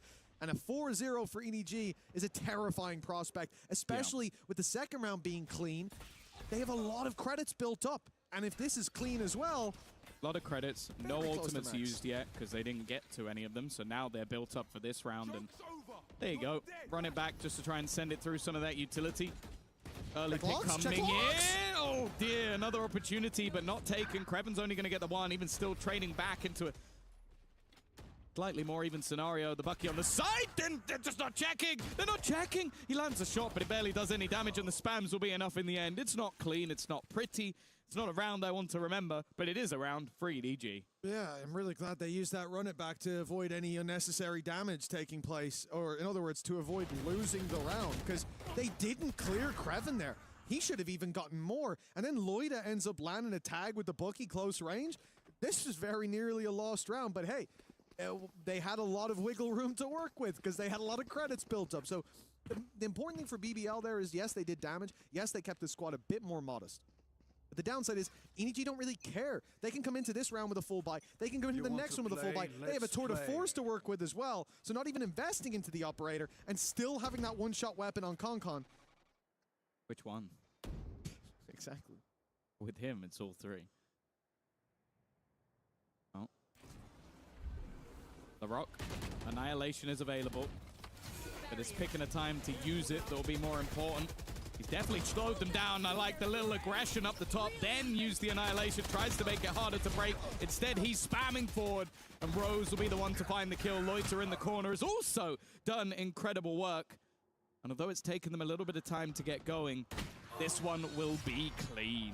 And you can see why this comp is so strong on the defensive side, or why Big Time was talking about how important this first half will be for BBL, or more so for EDG, because the second half will be a little easier, but pushing into this Senti comp should be tough. And here you see exactly why. You have a Cypher set up on B, you also have a push in B as well. And then that Deadlock utility not only helps on a main where they run out into a Sonic Sensor and get stunned, giving an easy tee up for Loida to slam dunk at home. And then on short as well, you have the net going through, the kill from the net, and then the ult, which also caught a player who was hit by the net. So when you're out of the ult, you can't move, and it's the easiest follow-up of their life. For the defense, yeah, you get that one, but a lot of that came off Larocque's setup, catching them off guard, and the ult being online. Early bit of damage, but looking like a much more direct take. Again, though, that sensor in an aggressive position and executing onto it could cause an issue. Instead, they're going to try and utilize the Hunter's Fury to give them a little bit of extra space. The problem is, hasn't found anyone. They don't know what positions are cleared, and they do not clear Larocque. Another great start to the round. The net has actually caught 2 players as well, but he's just making sure they stay safe at this stage. A lot of early damage. And sure, there's a res available, but is there an opportunity to use it? Look at where the bodies are. Not only are they behind the wall, but there's 3 players ready and waiting for that res to come through, or for another body to come through that choke point. And mid is covered as well with the operator. No risk of the rotate back, and then because they've got double Senti, not only do you have that Sentinel slowing you down on the A site, you have information for BBL. Nobody on the B site, but a camera and a trap waiting there. And yeah, it won't be ideal if EDG just walk in, break the trip, and get a plant, but that's why they've got this man around. Lover's Rock realizes they have enough time now to have rotated, so he's set up and waiting for them. Been hitting one here could be enough. 12 seconds. They also know that they're rotating this way. He still doesn't have any friends to play with at this point, but the TP to the back of sight, he can just ignore it, or at least try and wait out a little longer. His teammate in position, and he has done the work. A back-to-back flawless round from BBL. And this time, well, I'm a little happier to see that it was Lover's Rock on the other side of the map. No offense to Rose, but he's definitely been having some fairly devastating whiffs in this game so far. Lover's Rock, not so much. He's been having a good day. Well, there was a point, what, like 20 rounds into the last map, Rose had only killed people who were looking the other way. So yeah, and even when they were looking the other way, he still didn't get a kill. I think it was about 50% conversion rate, so which includes going into the overtime, the run around onto Jaani. It's been a rough day for Rose. And sometimes he's hella clutch. Sometimes the leaders call from behind. Like behind the front lines. Yeah. That's what he's up to for now. But we have seen it, like even going through the qualifier, Rose was dropping 20 like almost every map. It was definitely a standout for this squad. And that's the thing, right? BBL have a lot to fall back on, because he was the one that was discussed when they were going through that Ascension run through the Tier 2, that like, oh, all of these guys, the young guys on the team, are going to be in BCT. Whether they qualify or whether they get picked up, we know it's going to happen. But people were like, oh, even if they make it, even if they get all the way through, Rose is going to be on the chopping block. He's old, he can't aim, and all these things. And then he showed us right away, even through that run, that wasn't what he was, that he had that extra gear to shift to. Yeah. Maybe we need to see that here today because it has been a slow day for him. Yeah, I think as well. He's one of those people where a lot of people will focus on the IGL stats. I think if you're winning games, it's completely irrelevant. Like, the fact is, this squad has talked about being like a family for quite a long time. I think that's why when Comeback initially left, it was a devastating loss. But Lovers Rock, the man who replaced, quickly became a new member, an adopted version of that family. And the thing is, I think it wouldn't be the same without Rose in it. You'd have that firepower, but you would lose so much more. Now, a good couple of rounds, like not just, okay, you're looking at scoreline 4-2, you're saying that's not great. 2 rounds where 0 people have died on the defensive side. And that sets you up wonderfully for rebuys. If you want the operator, you can have the operator. And I think for EDG, it's going to be fairly important that they break back quite quickly. But this round, not looking too likely. No, but I mean, Headhunters on Concon's basically an extra rifle every round. Raz online for Chichu might bring Concon back, so that's an extra gun every round. And so your strategy is basically pass to Will. Pass to. Oh. I don't know what that means. Okay. No time to explain. Okay. But I'm sure that is my strategy. Unless it's a bad thing, in which case it's not my strategy. No, it's a reference some people might get, some people might not. I'm the latter of those. You can explain it to me for tomorrow. That's a trap broken to start with, but there is a second one here, and this was the idea from Krevin to have that little backup to give them space to contain the walkout, although not through the alley, but playing this very, very slowly. Initial contact on B. B players now from the defense in that direction, but this wall's going to cause problems. When you, oh no, it's not. In fact, it's going to cause problems for BBL. Oh, the Rock was walking up to it to have a little look. Oh my, okay, maybe the pistols are actually a benefit rather than doing any damage. Concon with 2. Krevin, he's trying to save the day though. The problem though is if they can get the spike, they can leave. Oh, a res there, yeah, I was about to say, that would just be sending that player into the wolves. Instead, space is being taken. Concon's retrieved the gun, the res is available, so maybe he could play a little bit more aggressively, and he's been spotted, rotating in towards that A side, but being spotted and dealing with him is a completely different story. So no chances for the res in the end.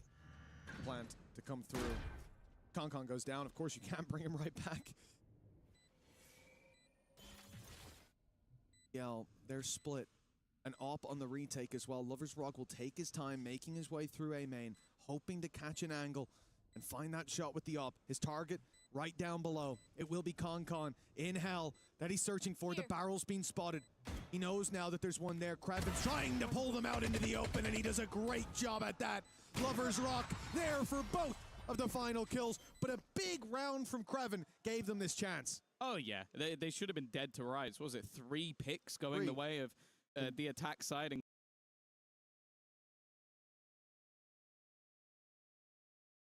quick succession, 2 for Concon. His lurk timing was perfect. Nobody then wins the fight, and then Krevin just turns the round on its head. Mr. Impact himself saving them once again, and oh, it's going to be at lead, slowly slipping. The 4-0 start for EDG. Obviously, what we can say is it doesn't matter too much because we've seen what they can do in the second half on a on a defensive side. But I'm sure after going that far into the lead, they will have wanted to at least look to try and convert the half. Pausa técnica mola. We'll be taking a breather, but what we've seen so far is exactly as Big Time said. You know, I'm starting to think he might know a thing or two about Valorant, but I'm not too sure yet. He said it's not about food. He knows nothing about food. No, absolutely not. Although, ask that man about a fruit platter, and he'll tell you a thing or two. He is an expert. He is a big fan. Intimately familiar with that. Yes. But he said that the double sentinel composition was going to be key for BBL. Key? Well, let's put it this way. It's the key for BBL, and it's the lock that EDG have to break. And when it comes to this defensive side, when it comes to the rounds BBL have put up, all 3 come off the back of those sentinels. Krevin, not so much with the utility. I don't know, no more him popping off. It's a bit of a stretch. But him playing the anchor is the reason that he's over there, even when there were numbers, even when they dealt with those first few players, he was still there. What was the first blood of the round? I don't remember. It was one of the Sentinels getting caught out by their own utility and being shot in the head. Oh, the wall. Yeah. Okay, yeah, that's the other thing we got to talk about. You throw the wall there. Okay, maybe you're trying to clear the... There could be a guy in the corner. I mean, he's going to break the wall if he's there. He'll give that away in a moment. He's not going to sit there for 40 seconds. Why did he go walkabouts? Why did you walk towards? That's like you throw the wall, rotate. And now we've got info for a bit. But that was a different approach up against an eco. And I honestly think he got exactly what he deserved. Well, for now at least, EDG do still hold onto the lead, but you're starting to see, as you were sort of alluding to, the terrifying prospect of what this composition can do on the defense, the awkwardness that it can create, and even just, again, like seeing that operator have impact from Lovers Rock, it makes me quite happy, because I think we talk about the pressure put onto players to perform immediately, and when Yoro was nerfed, it was clear that he had to sort of reinvent himself a little bit. He was one of the best, definitely within EMEA, maybe even the world, on that agent, and it became almost his character.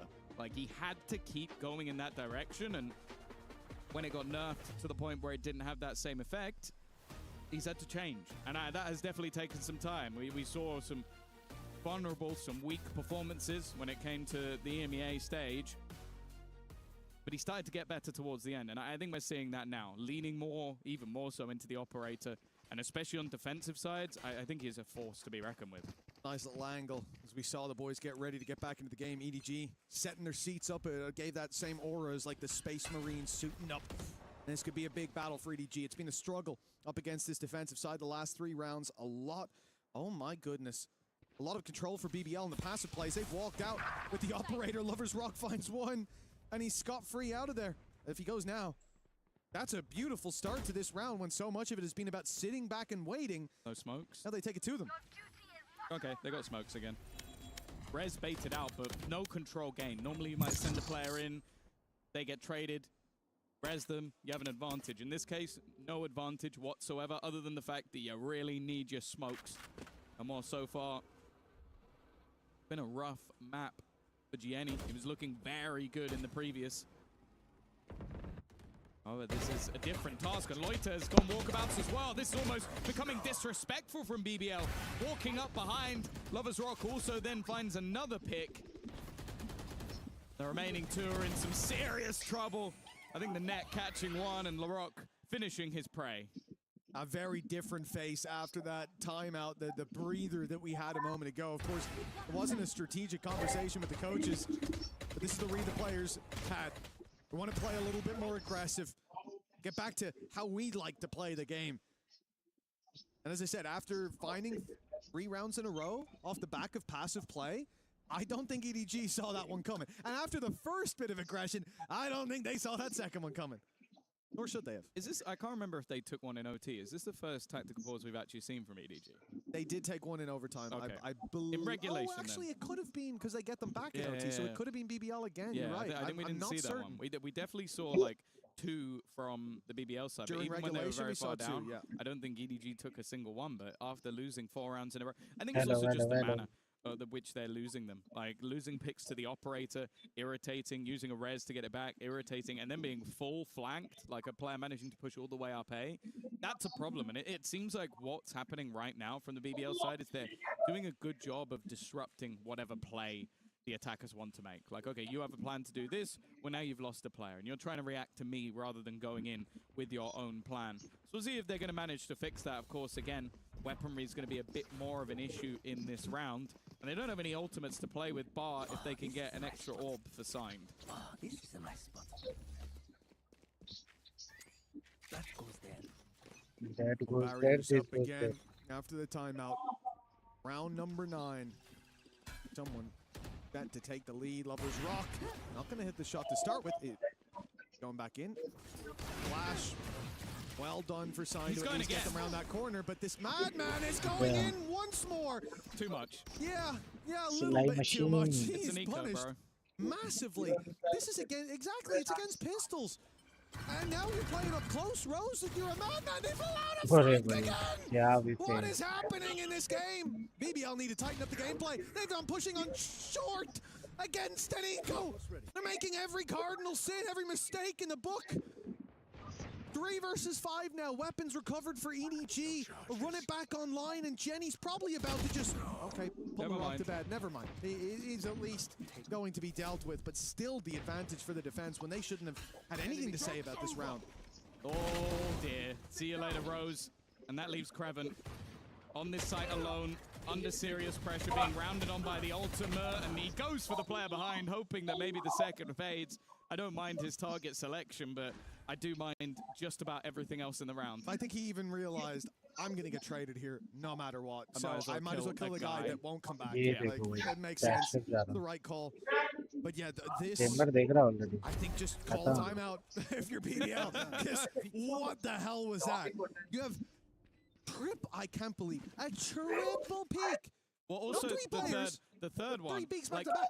If I still don't like it, but if he was full HP and he goes for the third one, I'm like, that was silly. But he had his dash on, so he was like, he had 45 HP, I think, when he goes for that swing. I'm like, hey, you get body shot out of the round. Like that's crazy to try and attempt it. To then push short as a response after to also leave the space during that fight for a mid flank to then push short. It's actually the short push is probably just the right play in response to everything else. He just lost the fight. See the scope? No way. He did. Okay.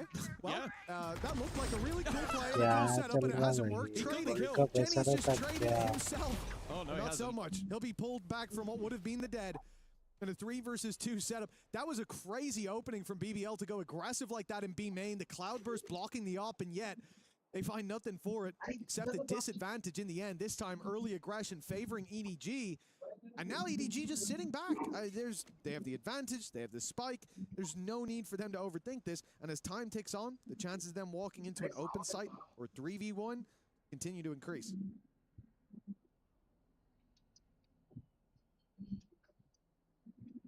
Plenty of time to play with. Sneaky. The odds of you winning a 3v1 on the site, very low. Maybe not for him, but very low. Whereas grouping up, playing it together, that makes things at least a little bit more interesting. Steps will be heard. Rose at the back of the site.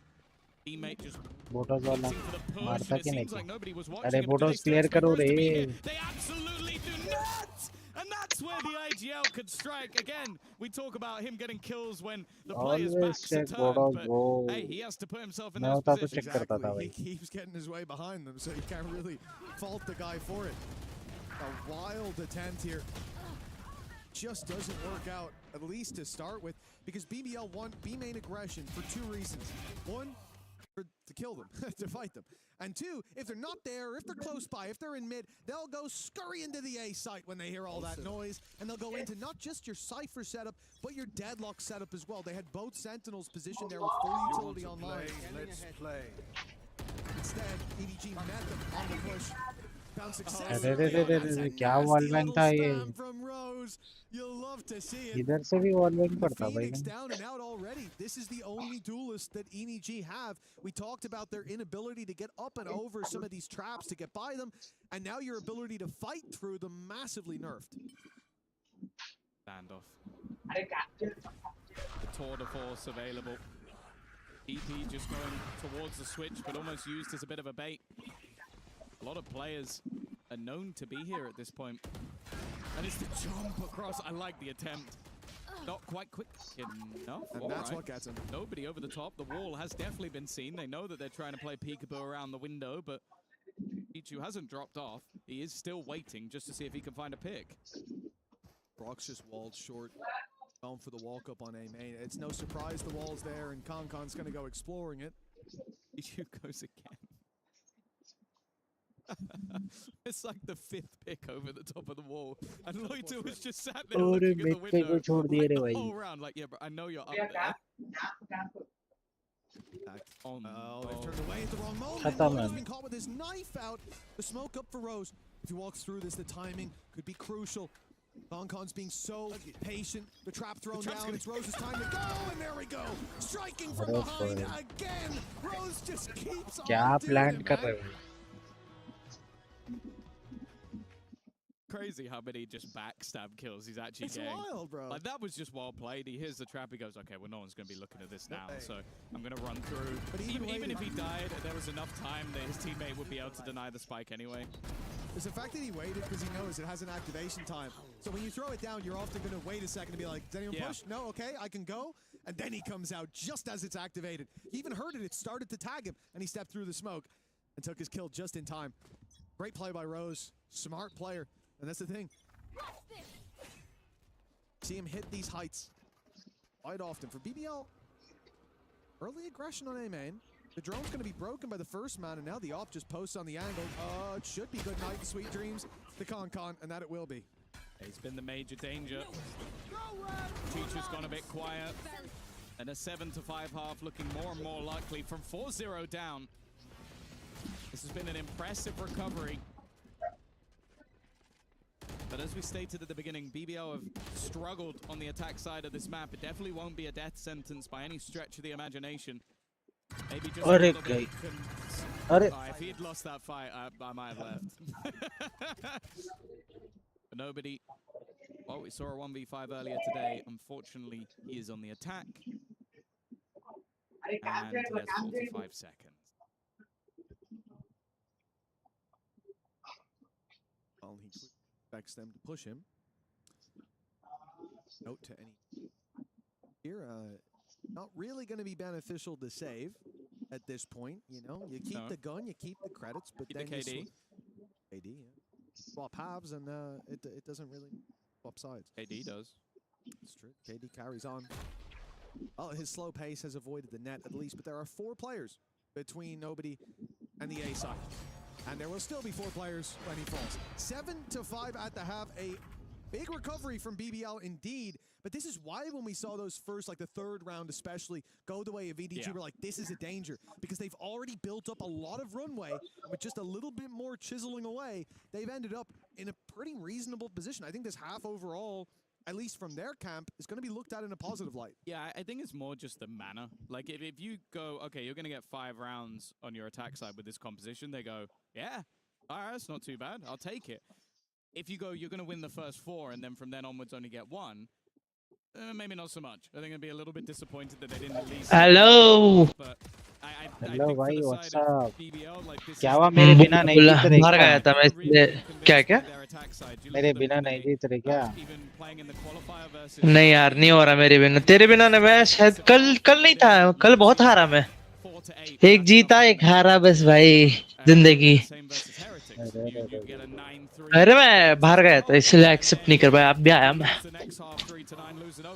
Stream चल है क्या चालू है भाई कोई बात ही नहीं कर रहा क्या करेंगे और अपना मैच अभी तक वो शुरू नहीं हुआ लोग का टेक्निकल पॉज चल रहा ये दूसरा मैच देख रहा हूँ मैं एडीजी का मैच देख रहा हूँ एडीजी वालों का तो एक मैच हो गया दूसरा मैच चल रहा भाई हाँ एडीजी जीते ना नहीं भाई बीबीएल जीती what the fuck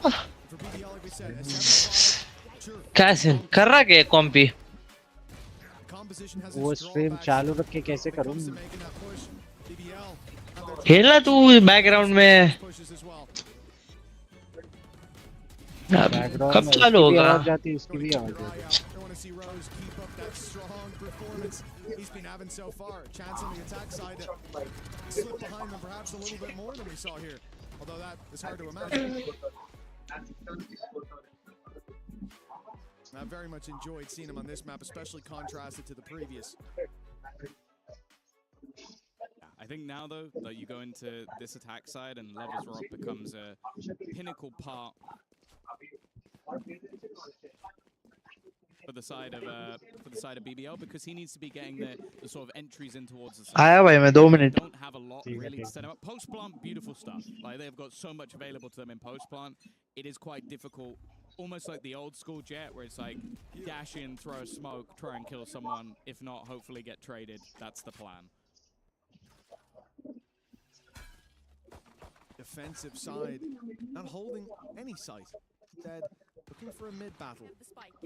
Well, in the same boat, but showing a lot of patience. So much so that EDG will have to reset hold extremities. Of course, they're allowed to do this because they have a Sage Wall inside B main and a Chamber Trap covering A main. So if this was a quick push on the extremities, they'd have the info and they could instantly get behind them.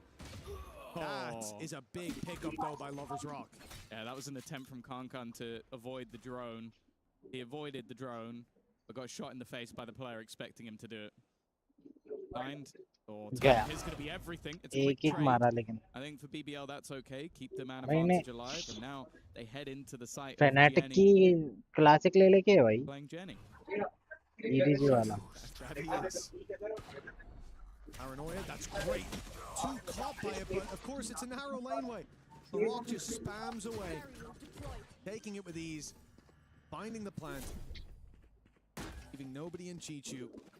Other side of the map, miles away, and they're going to be delayed even further if they decide to come in through heaven. There's a wall waiting for them there. You just saw LaRock throw that up. They shift contact up. The clock is going to bleed quicker. This is the problem. Like, even in a pistol round where you don't normally have all of your utility, it's just so much time bought. The net is going to do the same. They have to take the time to remove it. Paranoia then does the same. And it is just easy pickings in the post plant. An opportunity maybe, but no. It is LaRock who's going to be able to get 4 kills. And that's so much more important than you might realize, because one of the few real entry tactics they have is the Annihilation. That ultimate is so irritating to play against, because say you're a Sentinel, say you're playing a passive position, लगा दूं कॉम्प. especially because you can bounce around the Jenny, maybe clear another spot at the same time. आप खेलो. And if you get someone, मैं 8-9 बजे तक आऊँगा.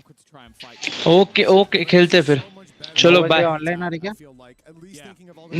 हूँ मैं वैसे ऑनलाइन ही हूँ, खेल लेंगे. डिस्कॉर्ड ज्वाइन कर लो ना, अपन डिस्कॉर्ड पे रहेंगे. भेजो भेजो. ये मेरी स्ट्रीम के डिस्क्रिप्शन में होगा. ठीक है, करता हूँ मैं वहाँ से ज्वाइन थोड़ी देर में. ठीक है, चलो फिर अपन शाम में खेलेंगे. वहाँ से ड्रैग कर लूँगा, ज्वाइन कर लो डिस्कॉर्ड. ओके ओके बड़ी. ठीक है, बाय बाय. मजे करो, एंजॉय. सब्सक्राइबर बढ़ा. ओके भाई. Okay.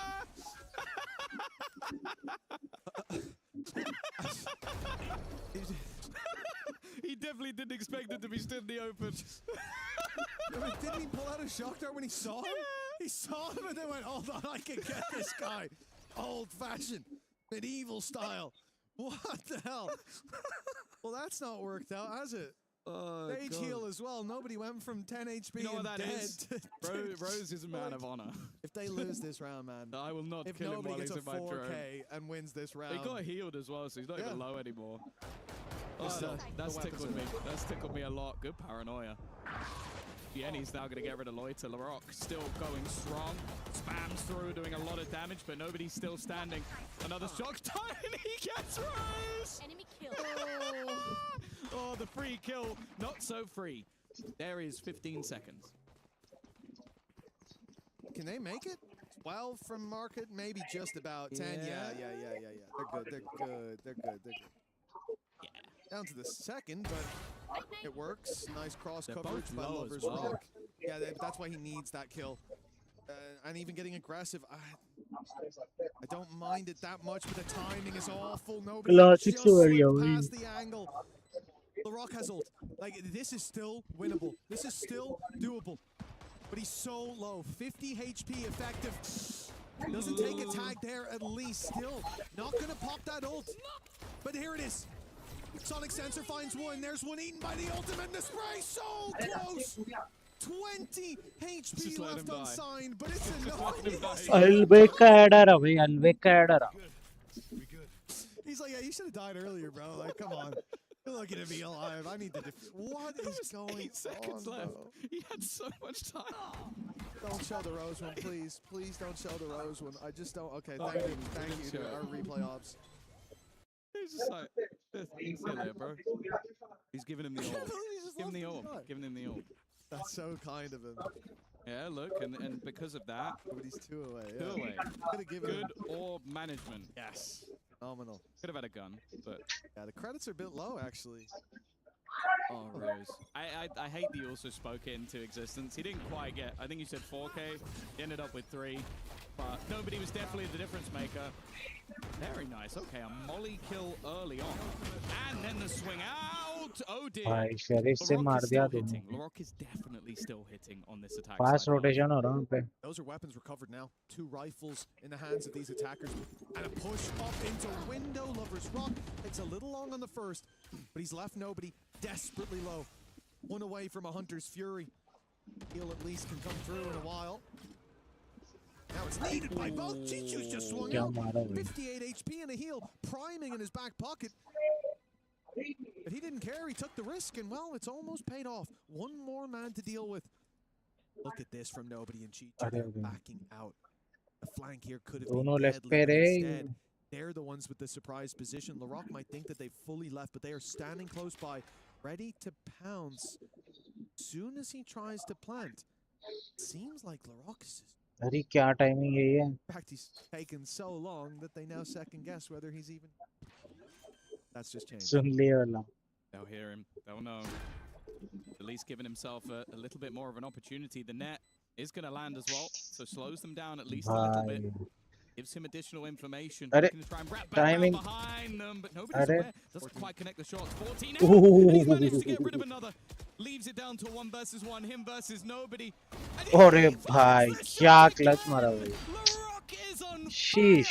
As it stands, and he is dragging BBL through these rounds. Yeah, he started that with a sheriff. 2 players pushing him in a smoke, and he finds both blinded as well, nearsighted. So he saw the second guy. First one hadn't got a clue. Just saw the kill feed light up. To win this क्या at the end as timing, well. क्या timing. Chichu was quite low and probably shouldn't have ran there without his teammate. It was a mistake, a silly one. But especially with Laroc, 14 HP. Rose 22 and 8. Expect that to be how it went now. Hi, big fan. अरे big fan क्या भाई? हम fan आपके हैं भाई. क्या नाम है? TMG भाई. Shout out to TMG भाई. हमारे duo है भाई, duo. Immortal rank push करेंगे. साथ में immortal rank push करेंगे भाई. क्या बोलते हैं TMG भाई?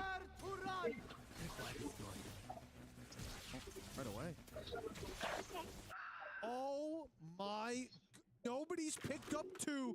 The Hunter's Fury down through A main. Sent BBL now to a 3 versus 5. The rifles dealt with, and it's going to be a late push up by the defense to recover those weapons. Ult through for Laroc. Hasn't found a target just yet, and when he does, it is the ult that's caught. नहीं H2R. अरे भाई आप ही तो ना इन game नाम तो आपका ये है ना TMG. चलो भाई H2R को छोड़ो भाई. To do so much for this team, as said, dragging them, kicking and screaming and going for the ace. Back-to-back rounds won by Laroc. That is 9 kills in 2 rounds. This guy was spoken about so much in his tier 2 come up, but now he's dominating in this server. लोग अलग ही खेल रहा. The Hunter's Fury picking off 2, leaving weapons to be recovered as well. The run it back used, Laroc catches it with the ultimate, steps in, kills the teammate, waits for the ult, and finishes out with all 5. A generational play from this man. 15 is the highest kills on the server, except for him, who's on 27 on the deadlock. Not someone you Let's go Imo. Yes bro. Someone, but not an agent. पहले ascendant तो पहुंचे पहली सीढ़ी. Bulldog से मारा है Eminder bulldog. Remember the last round was an eco. And a res online as well. There's plenty of safety nets for this defense. इस चेबर को तो एक्स्ट्रा कर. To be honest though, I'm looking at Crossfire मस्त बना के बैठे ला. but also Laroc still standing.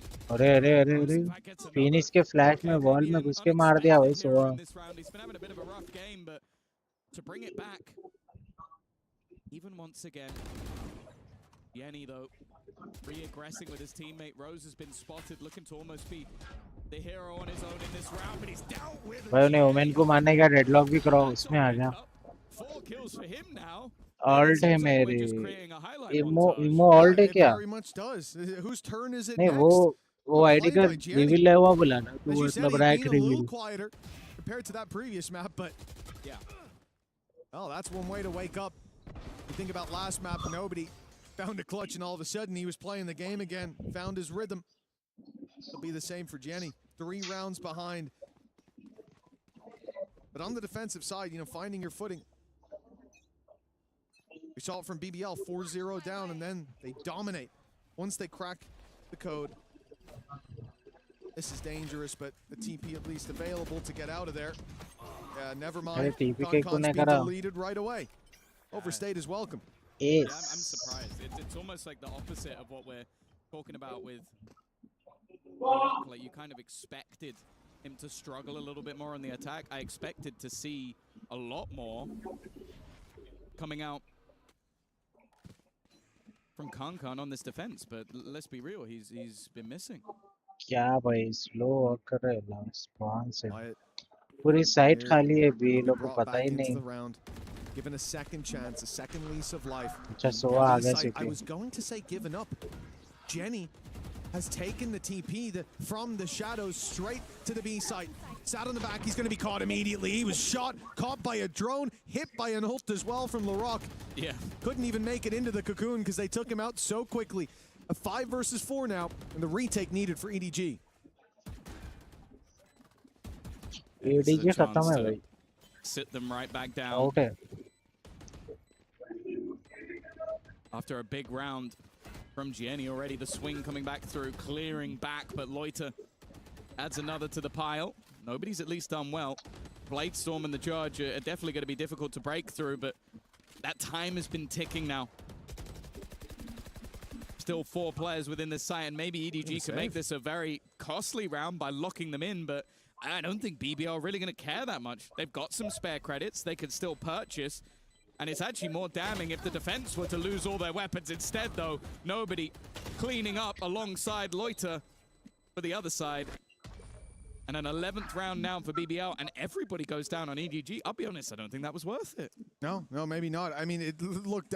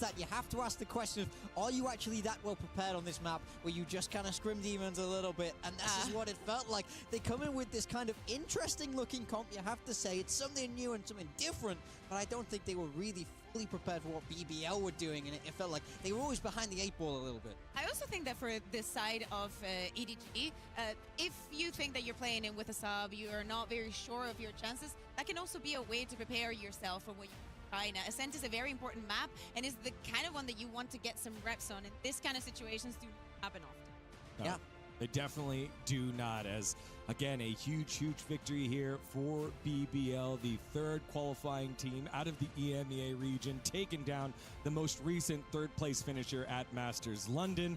And when we think about the gameplay here for EDG, we talked so much, and you always have to, with EDG, about Kung, who started off hot here, but then cooled off. Yeah, I think it was 7 kills in the first 3 rounds, and then slowed down dramatically. I mean, I think when you look at this first half in general, it was 7-5, but that's not counting the fact that EDG got a pistol and a bonus. Really, they were massively out in this half. They found it hard to attack into that double sentinel, especially without a jet or a raise. For any reason, Break past these lines of now you don't have a reason. Motor stuck static there, and that's not what Kang wants to be doing. Yeah. I love to see also that LaRock is always putting himself in a situation where he might not be fully comfortable, and I like to see him play in the deadlock, but you also need to think about the comfort of the rest of the players. You see the Rose with the Sova and the impact that he can have in scouting those plays, especially something that we saw in the attack in that second half. But the same goes for Kreven. When he's on the defense and he's with the Cypher, he's in his comfort zone. So as we said, yes, it started up with a 4-0 deficit for them, but they bounced back immediately, 7-5 at the end of the half, and then close in the map like that. Yeah, let's take a look at the highlights from that last descent. That brought us to 1-1. As they've all said, it was a hot start here for EDG. BBL battled back, pushed it to 7-5, and really never felt like EDG got their footing in the second half. Yeah, it started off, as we're saying, super strong. Kankan, as you were saying, Morgan getting this first kills. Honestly, props to Signed as well. Like, playing a Phoenix in this map against people that shoot this hard must not be easy at all. But to me, again, I have to keep highlighting LaRock. This is such a risky thing that they do, because in so many occasions, it is at the cost of how incredibly good he is. It is good to see that he can have a performance where he can put a 29-11 because you are LaRock. He's done it with so many agents in so many other maps, but at some point it ends up taking a toll, because only one person can be proficient with every agent. And that player is in PRX. Yeah, hopefully we might see them later for on now, today.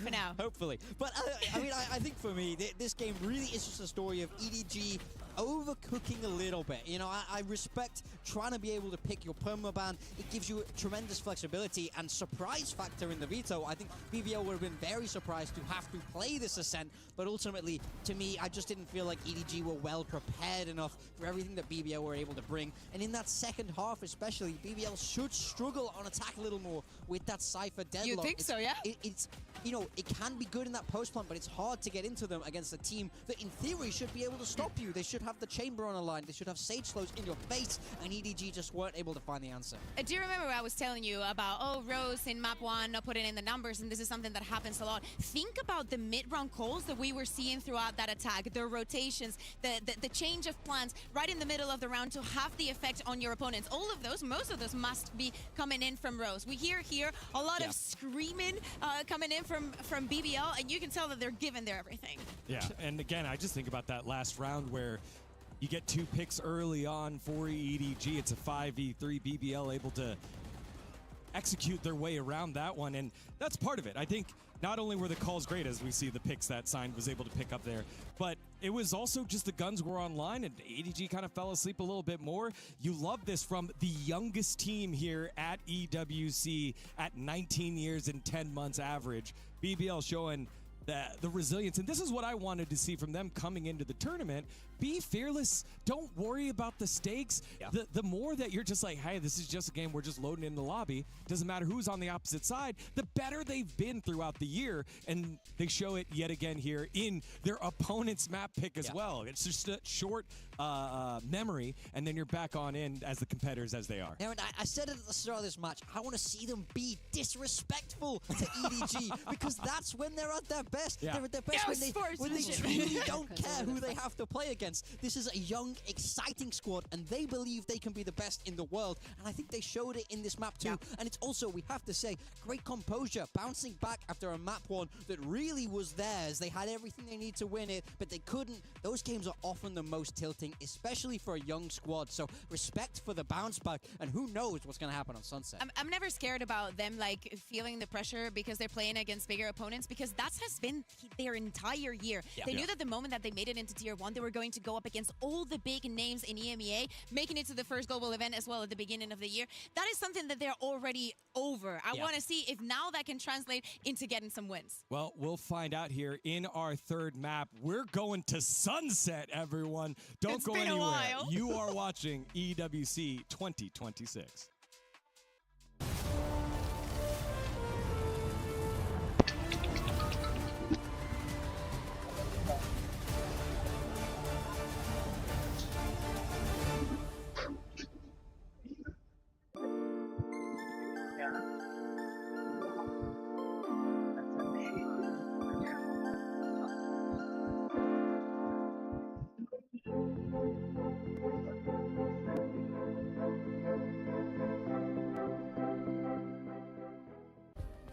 Play is in our DNA.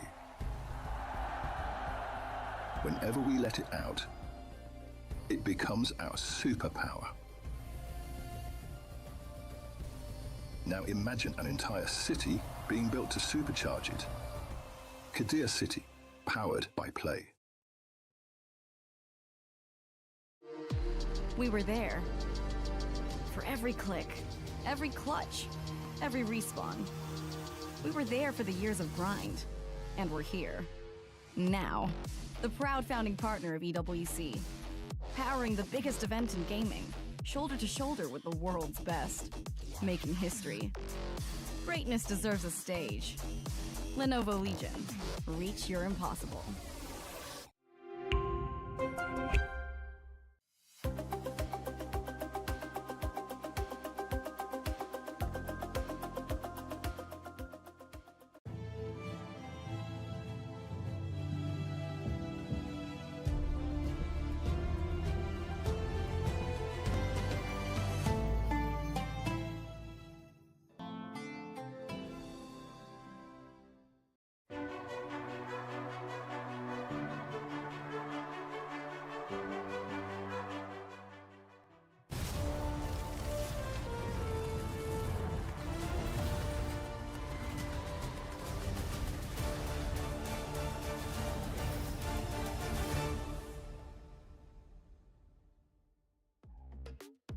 Hello, everyone. Welcome back to Paris for EWC 2026 Valorant. Our first series is going all three maps. It's the champions of China against the EMEA winners of Kickoff, BBL, and EDG. Digon here alongside Kakuka and Big Time.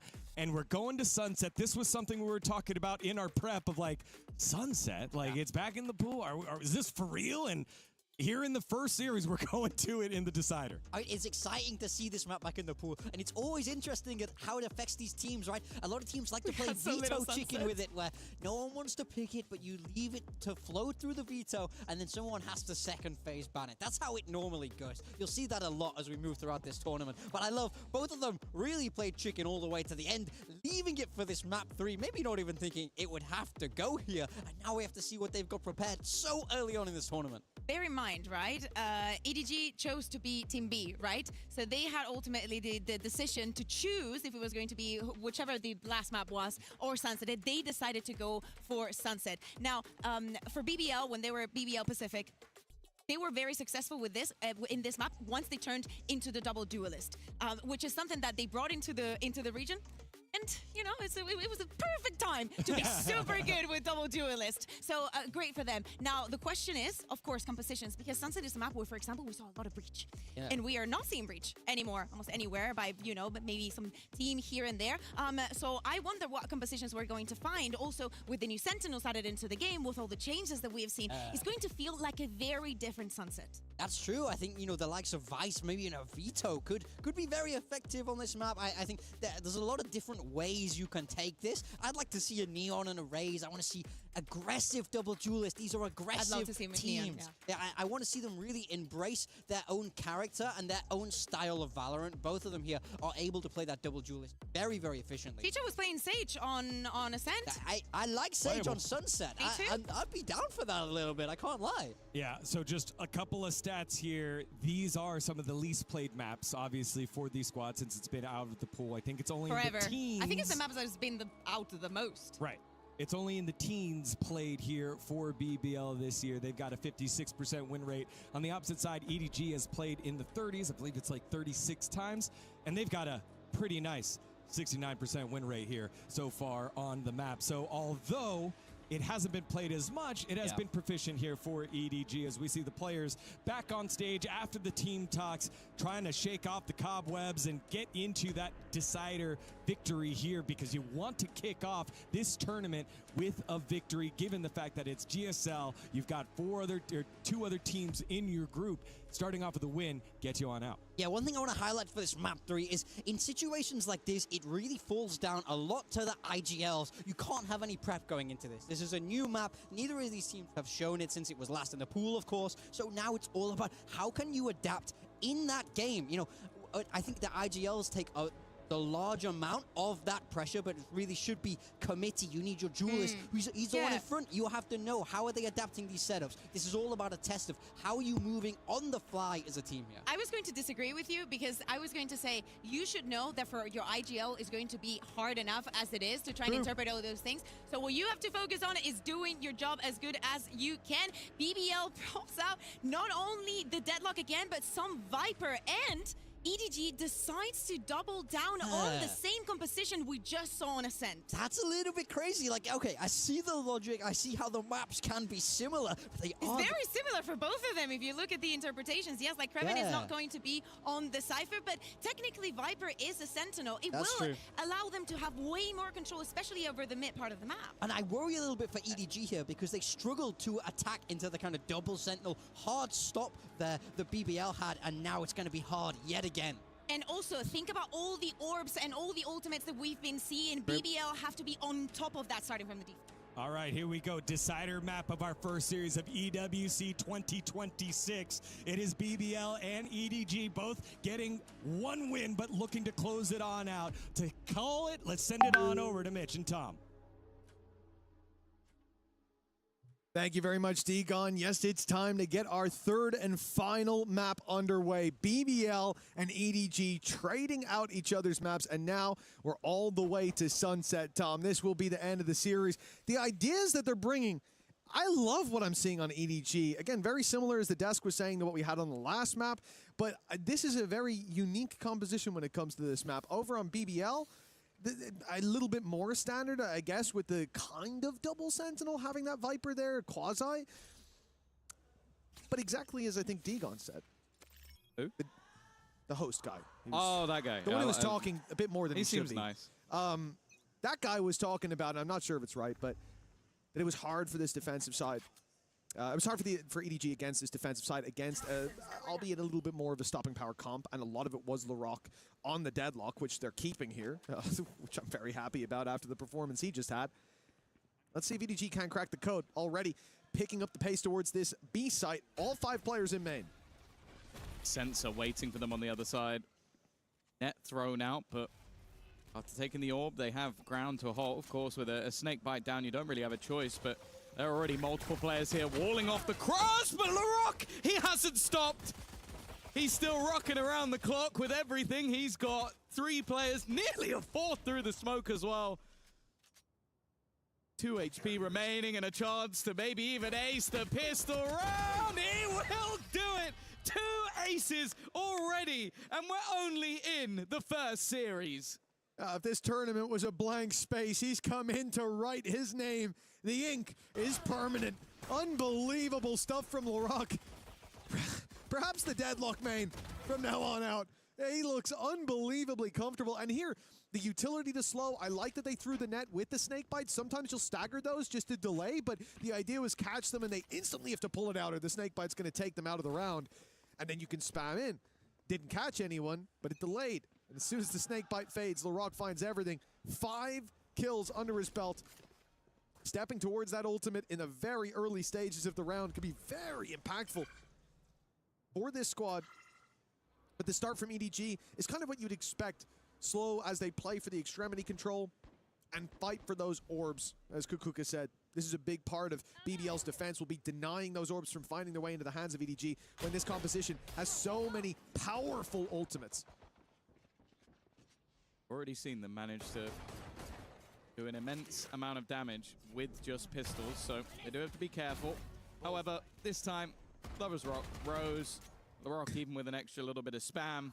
He's now 1 away from his ultimate, and Rose is on the climb to get towards his. BBL 2-0 comfortably. And now we wait to see what EDG have got prepared on their attack. Well, this is definitely where things are set up decently for EDG. They found a few orbs onto Signed already. You can see he has 2 deaths, yet 4 orbs, which means he's been finding some around the map in each round. Now you move to the next one. If you can just find those orbs again, or get one and get the kill in the opening, there is an opportunity for that run it back online, post-plant or pre. Reminder of score of the previous map, 13-7 is where we ended. It's not the score right now because we wouldn't be playing anymore, so keep that in mind. He is telling the future. Probably not. Kankan already managing to things into a decent position already, though. Lovers Rock being set up with an operator might not necessarily be expected in this round. Qeon gonna put himself into the corner. That's as easy a kill as Qeon will get all day. However, for Lovers Rock, this becomes a bit more troublesome. His reposition, though, might just be sublime. Oh, the timing not quite working out for him, but he goes out for a little bit more. Kankan with a 4K. Not quite the ace of his opponent just moments ago, but it will still bring them the round no matter what. Yeah, listen, at the end of the day, a round is a round for EDG, and Kankan being online early on is exactly what we want to see. He said it in the last map. There were moments where he was a little quiet. You think back to the first map. Second half, he was a demon. In the first half, he was good. I mean, it's funny because you'd almost say he was quiet in the first. It was 15-15. He was doing his job. He was helping out in the push. Right. But for him, that's awful. That's dreadful. That's the worst day he's ever going to have. The guy's got such a high ceiling that seeing him anywhere near the floor, and his floor is still bang average. The ceiling is so much higher. Don't worry, BBL haven't had this one just yet. Premonition. The future. We do it backwards. We tell you who's going to win the round, and then we show you it.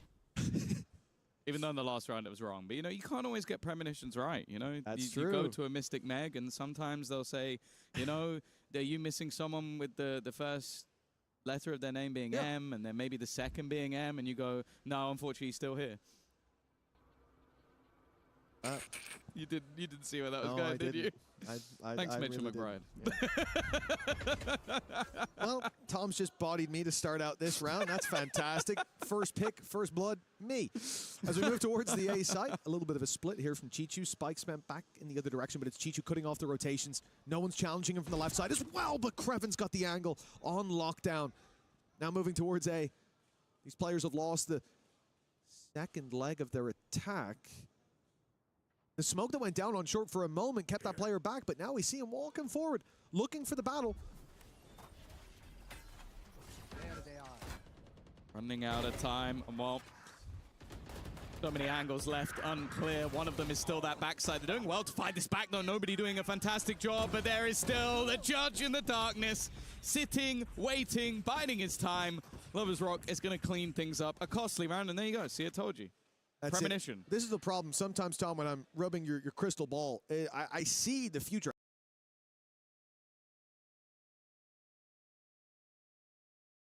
I get visions, of course, but it's like gritty of it a little bit later on. Rapid with the comms. He's definitely getting into this one, of course. We know that this group's going to be tough. EDG have already shown that you give them even just a little bit, and they're able to start coming back. And Lovers Rock, he just loves to stick around just a little bit too long. Maybe that's what the name actually means, because he loves to be a rock, stay in the same place. It could be, yeah. I would say it's almost definitely what it means, Tom. Good. I'm glad we're in agreement. So, let's never ask him. Way to go about this. Drone destroyed. They haven't seen Larock in that close corner still. Paranoia has gone out, but still they're not pressuring him. He's behind the wall. Now the vision comes back and he's ready to fight. Finds himself 1, 3 in the end. This guy, unbelievable performance all series long, and he's done it again, man. You just can't doubt him. They hit that Paranoia to deal with him, but the Viper Wall gave him enough room to just wait it out. It's just, he's got some of the shakiest aim, but like it's so accurate in the way he does it. It doesn't make any sense to me. Insanely high sense. Most of the stuff he does. 9-1. As I said, we're in the first series of the entire tournament, and this man already has 2 aces. So I think it kind of tells you the form that he's come in. One of the brightest sparks in Turkish Valorant. Still incredibly young. There is a massive career ahead of Larock, no doubt. Ahead of this whole team. Well, most of them. Wow, that's just brutal. wow. There was hey, no Angel need. lasted a long time, actually, to be fair. No Rose can probably go till he's 40. Rose is like 23. Like Ancient man. He's up there with you now. Oh, yeah, no, we're definitely the same age. I'm not like 8 years older than him. What you're not knowing at home is Tom did just shed an actual tear. I've just seen it hit the table. No, that's sweat from the bald head. We'll polish it in between the series. Well, EDG picking up pace towards the B site. Run it back is online. Need to break that wall first, and then Phoenix is going to come sprinting through. Delayed the play, though. It's delayed them way too much, so the guys in market, they get isolated, dealt with, deleted, and now Sign doesn't stand a chance. The Hunter's Fury honed in on him. Another round for BBL. Yeah, they were taking so much damage. I think it was genuinely through their own problems, because they put a wall down to section off the angle they could get caught from. Then they just get absolutely owned by the snakebite, holding them into the corner, and then they start getting spammed out and obliterated by Rose. 5-1. This defensive side looking impeccable thus far from the side of BBL. And we're yet to see some of those superstars on the other side really wake up to the table. Chichu was one of the major reasons they were able to get through map number 1 with a victory. He's yet to get a kill. But remember, he was missing, and then he was found in a big way. On map 1. I have to hope that it's the same story here, and not a more tragic ending. A little bit of damage traded out. This isn't a strong round for EDG, so of course you're going to send your headhunter to try to find some picks. Chichu's got the rifle as well. She said slower game for him, but I clearly still believe, after what they saw in the first map especially. Second.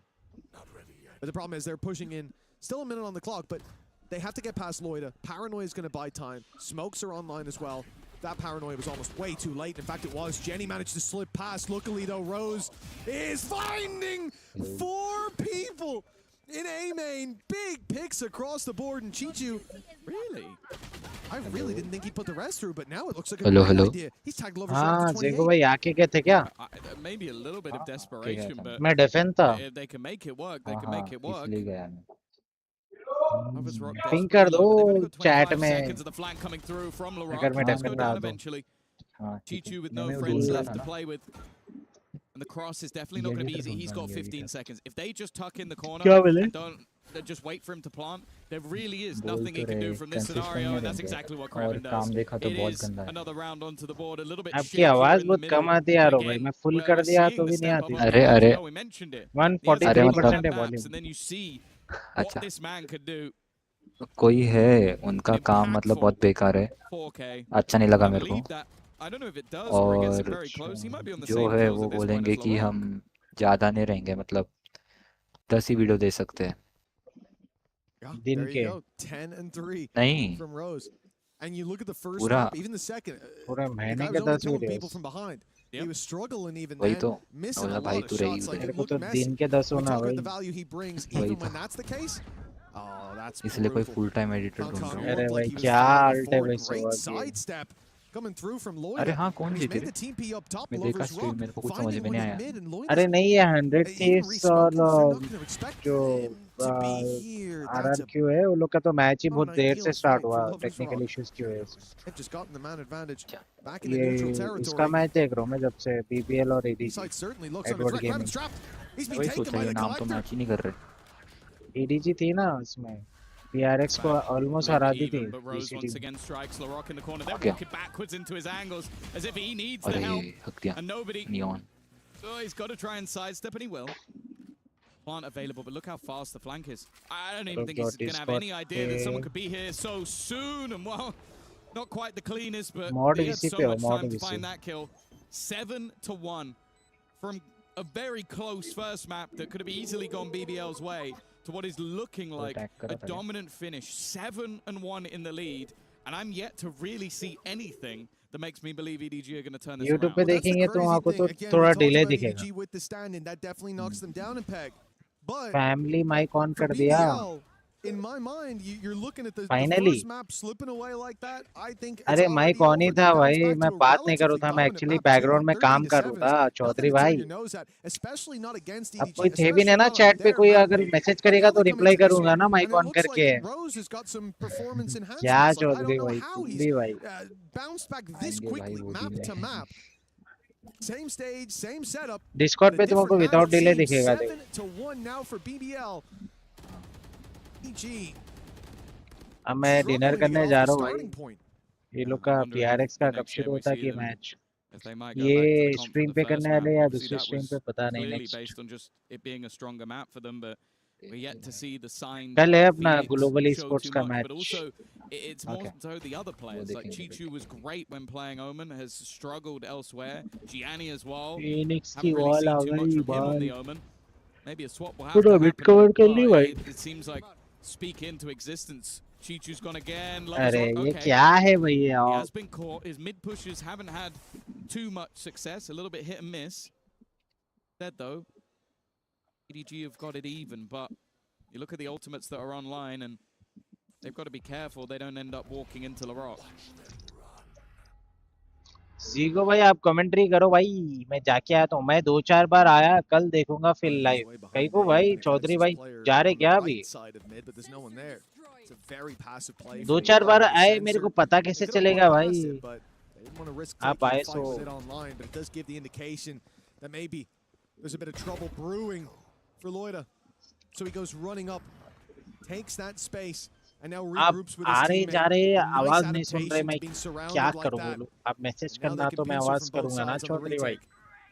That's very early. I think it's just to have it primed and ready. Oh, it's not pretty. He's caught the ult. That's not ideal. I like that from nobody. He's even going to break it free, but instead now Lighter strikes. It's a quick, well, doubles technically, but it's more so just the impact that it had. मैं अभी तो देख रहा, but कल पूरा देखूंगा match. अरे let's go भाई. Instead, they survive with 3 players. कल फ्राइडे है guys. That looked like a really Friday. good idea from EDG. वैसे The प्रीमियर का openings वॉट were there. लग गया भाई. ये The सीजन में नहीं TP खेल for रहे the flank up, the split through mid. I do, and I understand why they break the sensor, because again, if that player peeks and you're stood there, you fire one shot, you जा are रहे dead. क्या Both of देखो you भाई? getting stunned up and gunned up right after. And so मैं instead बात they करके break it to आता. run through, but that's when ठीक है. immediately Loida goes, oh, they're ठीक है behind ठीक me. है ठीक है. I can't मैं just भी जरा stand here ब्रेक and पे आ wait. रहा हूँ. I can't अगर even go spawn to कोई retreat. चैट Gotta go अगर forward. कोई करा And, well, तो it आप worked wonders. ये मॉड 8 वीसी to में 1. आके ना रिप्लाई कर दो कि मैं I'm gonna एफ scrub क्यों. my eyes to even believe what I'm seeing. मैं आया थोड़ा BBL वेट winning किया, this बट series was आवाज on my नहीं cards. आई It was इसलिए possible, चला but गया. अरे नहीं not भाई, like आप this on a थोड़ा third सा map डिले as था well. जब, फिर मैं Still डिले plenty हटा more के rounds to immediately play reply with, करा था चौधरी भाई. EDG need to फिर आप सुने really नहीं find their I footing guess. extremely quickly because they are slipping and it's आपका a long message way 1 down. Minute के अंदर ही पड़ा था. Denied by the early utility once again. ठीक है, आप जाके आओ जीगो भाई. मैं भी जाके आता हूँ. ठीक Weaponry है, is not अगर great आप in this जल्दी round. आ They गए तो have आ some जाना ये rifles to mod play with. VC पे. They've found some space हाँ for ठीक है, आ जाऊंगा. Kankan in mid, and Bye-bye. Rock playing on the edge of the smoke is definitely risky, but a risk that pays off. No trade for him just yet. He's still in this smoke. They still need to clear him. Surely they're not expecting him to be anywhere near this close. Instead, he goes swinging out. A second kill in a spot that looked like a death sentence. And now the operator honed in on the angle. Gianni with a 1v3 clutch, and he stands no chance. BBL continue their run. And it's looking like it's going to go all the way to the finish line. I can't believe this. Every round I say it, and every round I find myself back here again. How is Larock getting this much impact? He seems unkillable in the first few fights. Everything's working for BBL. Rose has entered another gear, even with Larock showing up. He's still just one behind him. And for EDG, everyone's gone missing. Chinchu is putting out belters, 4Ks, everything you want. Concon's had more than a few rounds where he was dominating. And yet, this attack side has been quiet. Even as hopeful as it was about the comp, they've lost two through the wall. And there's no stopping BBL. The push continues and pushing up to 10. That round took about 15 seconds. That was one of the fastest rounds I think I've ever seen. That was just a full all-in fight. And they dominate it. The initial from Loiter, and then they just continue their aggression. And this has always been the most terrifying thing with BBL is the moment they're confident, it's not like they then go, okay, now maybe we play a bit passive. No, they keep running and gunning. They keep taking riskier and riskier plays, and they all pay off. 8 rounds in a row, looking for an 11-1 defensive side half, and unfortunately, it feels like EDG might have used all that energy in map number 1.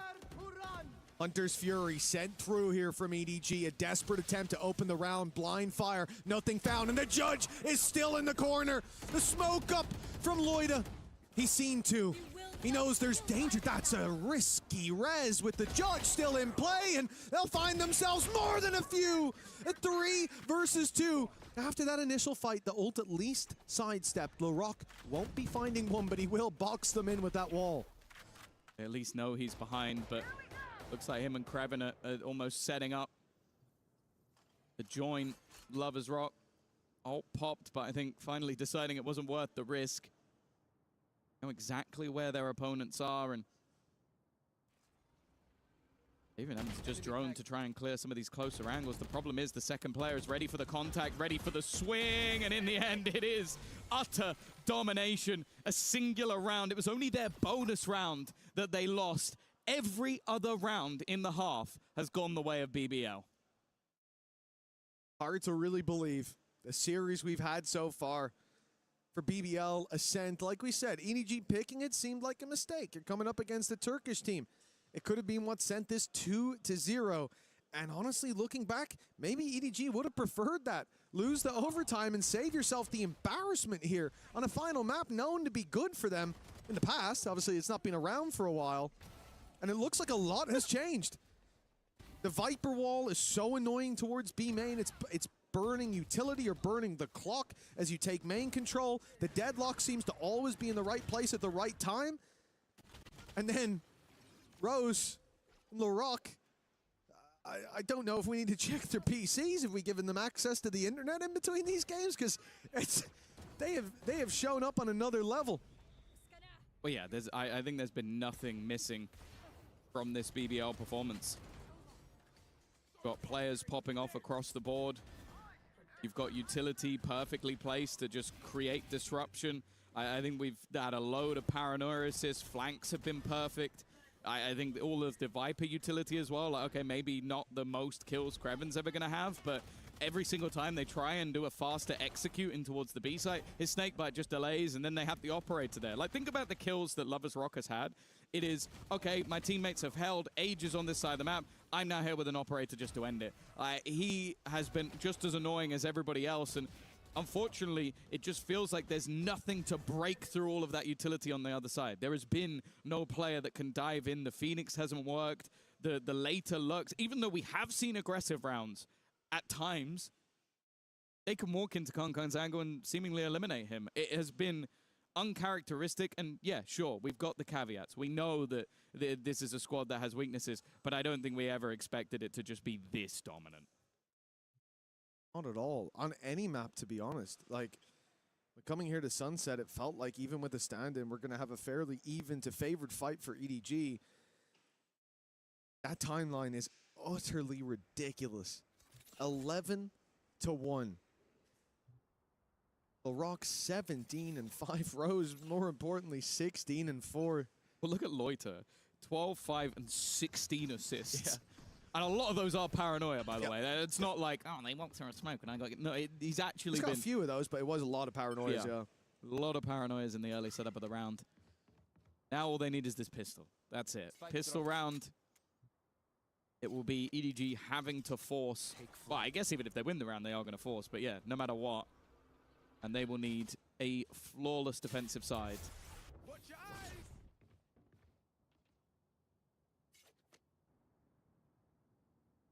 Oh, they're certainly not in a rush. Towards Con now. The slide forces him back. See the confidence, not quite there to stick around, and as Rose takes one, the sneak up by Signed at least evens the playing field somewhat, if not for the fact that Rose was in a known position, right? He closed the door. They know that he's here, but this fight could change the game. It could bring them back towards B. He won't win it at least to start. It's a staggered fight. As you can see Chinchu just running away. Rose in the back lines, but no one left on the site now. The plank can be found, and now look at the whole team trying to deal with Chinchu. They've crunched him to leave Signed alone, and guess what? They know where he is, or at least where he was. Unfair ask, but it's a necessary one. He needs to clutch this. He's at least managed to get the first. Looking to try and maybe just defuse this behind the box, or at least bait them into thinking that he is. Already, though, it's being watched, waited for. Next one goes his way as well. A chance for the stand-in to pull off the clutch, and Signed will keep them in the map. The coaching staff pulls off a massive 1v3 and gets EDG their second round. Well, I'm sure he's had a lot of game plans they'd attribute to victories, but that one right there, that's got to be the highest impact he's had. Crazy round from Signed. The super sub sneaking up inside B main and taking a 1v3 across the line. And yes, there were mistakes there from BBL. They got lost in the sauce a little bit. But still, for Signed to capitalize on those opportunities, he set himself up as the top fragger now for EDG, but one good round's more than enough for anyone to do that.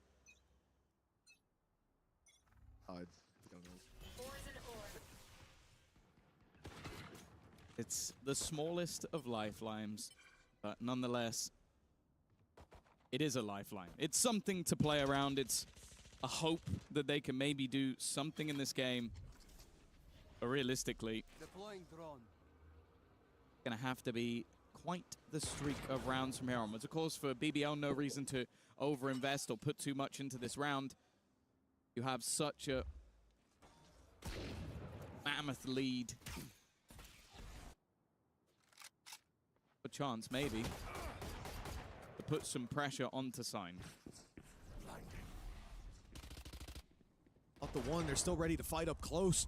And in return, they've landed one of their own. Lovers Rock and Kreven, the ones to come out ahead. The pistols not dead in the water just yet, it seems. And a very late lurk from Rose outside this A side. Gonna be a crunch, but it's Con that you're up against. And he's found the अगर आप daily chat में active रहोगे तो आपको mod बना दिया जाएगा sir.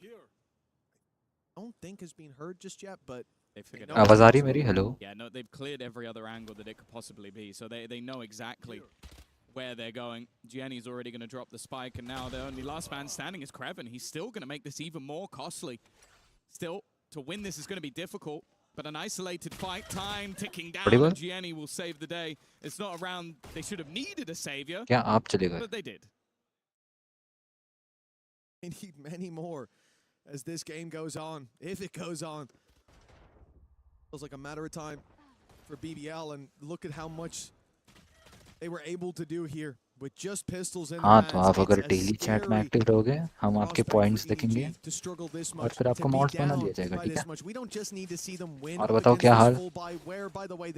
How was your day? We want to see them dominate. They're putting credits on the line. 3 players unable to rebuy in the next, and ult online here and now, though, for Signed. The problem is looking at the map.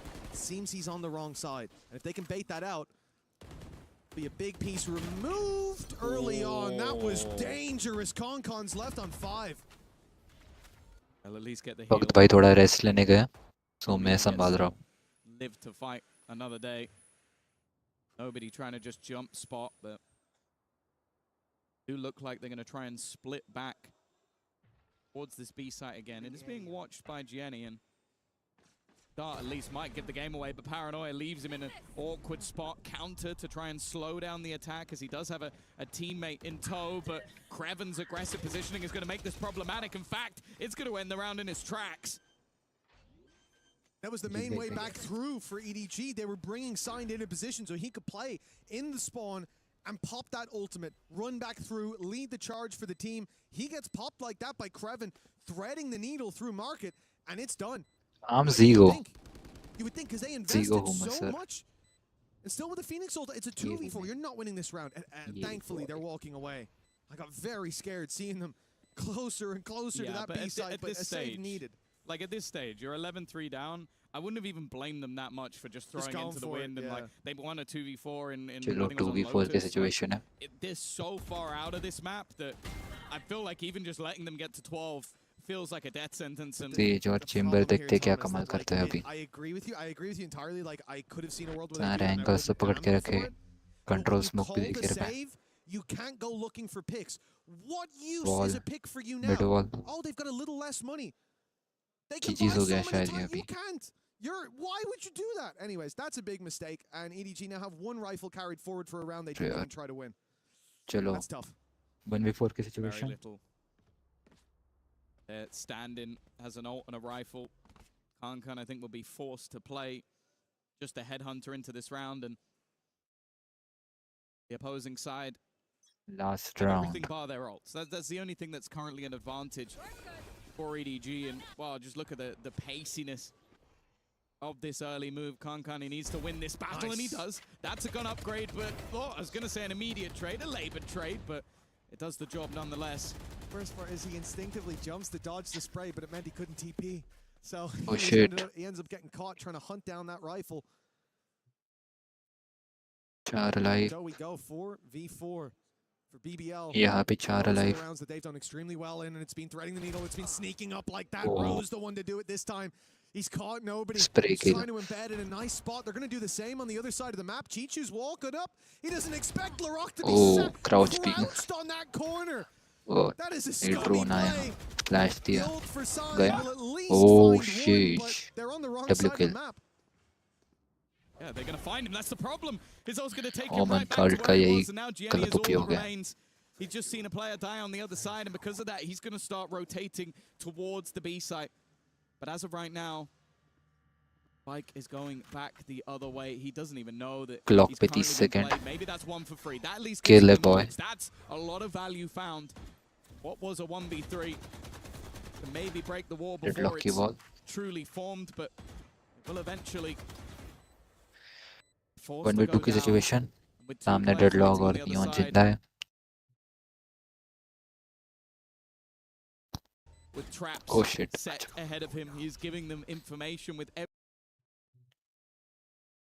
Is trying to every step he get takes, around. every move that he makes, and eventually Holy Larok is GG's. 13-3. BBL got the win. Map for BBL, and one that will take them further in that upper bracket. After how close that first Better round luck. was, Tom, I didn't know what to expect going to Ascent, knowing that it's a home ground for every Turkish player, and certainly every Turkish team out there. We knew there was a chance for BBL to win. When they took it dominantly, I didn't even think that that would carry over to this map, because we're leaving Ascent, we're going to Sunset, we're going to Comfort for the old EDG, and now they were decimated. BBL warming up into this series and looking red hot in the end. Isn't that right, Dagon?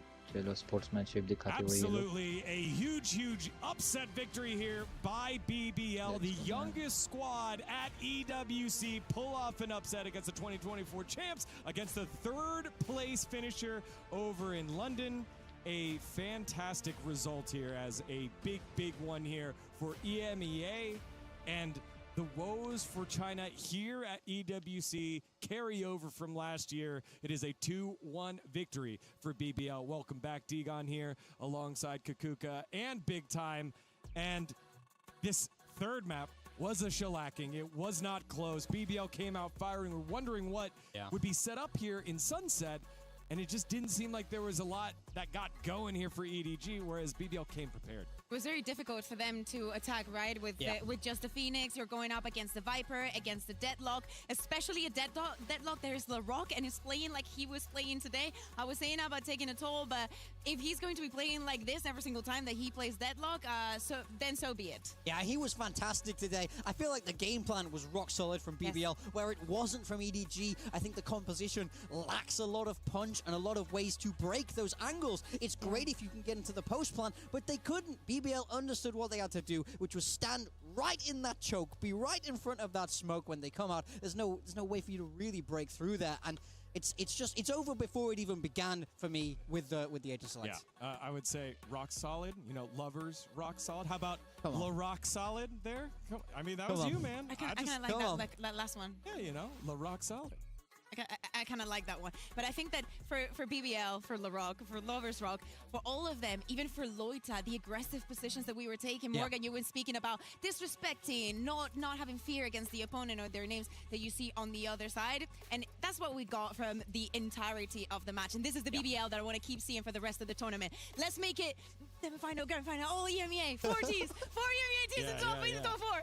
Sorry, right. I'm Delulu. Well, we'll be back to discuss it here. Standing by right now is Jenny with one of the members of BBL.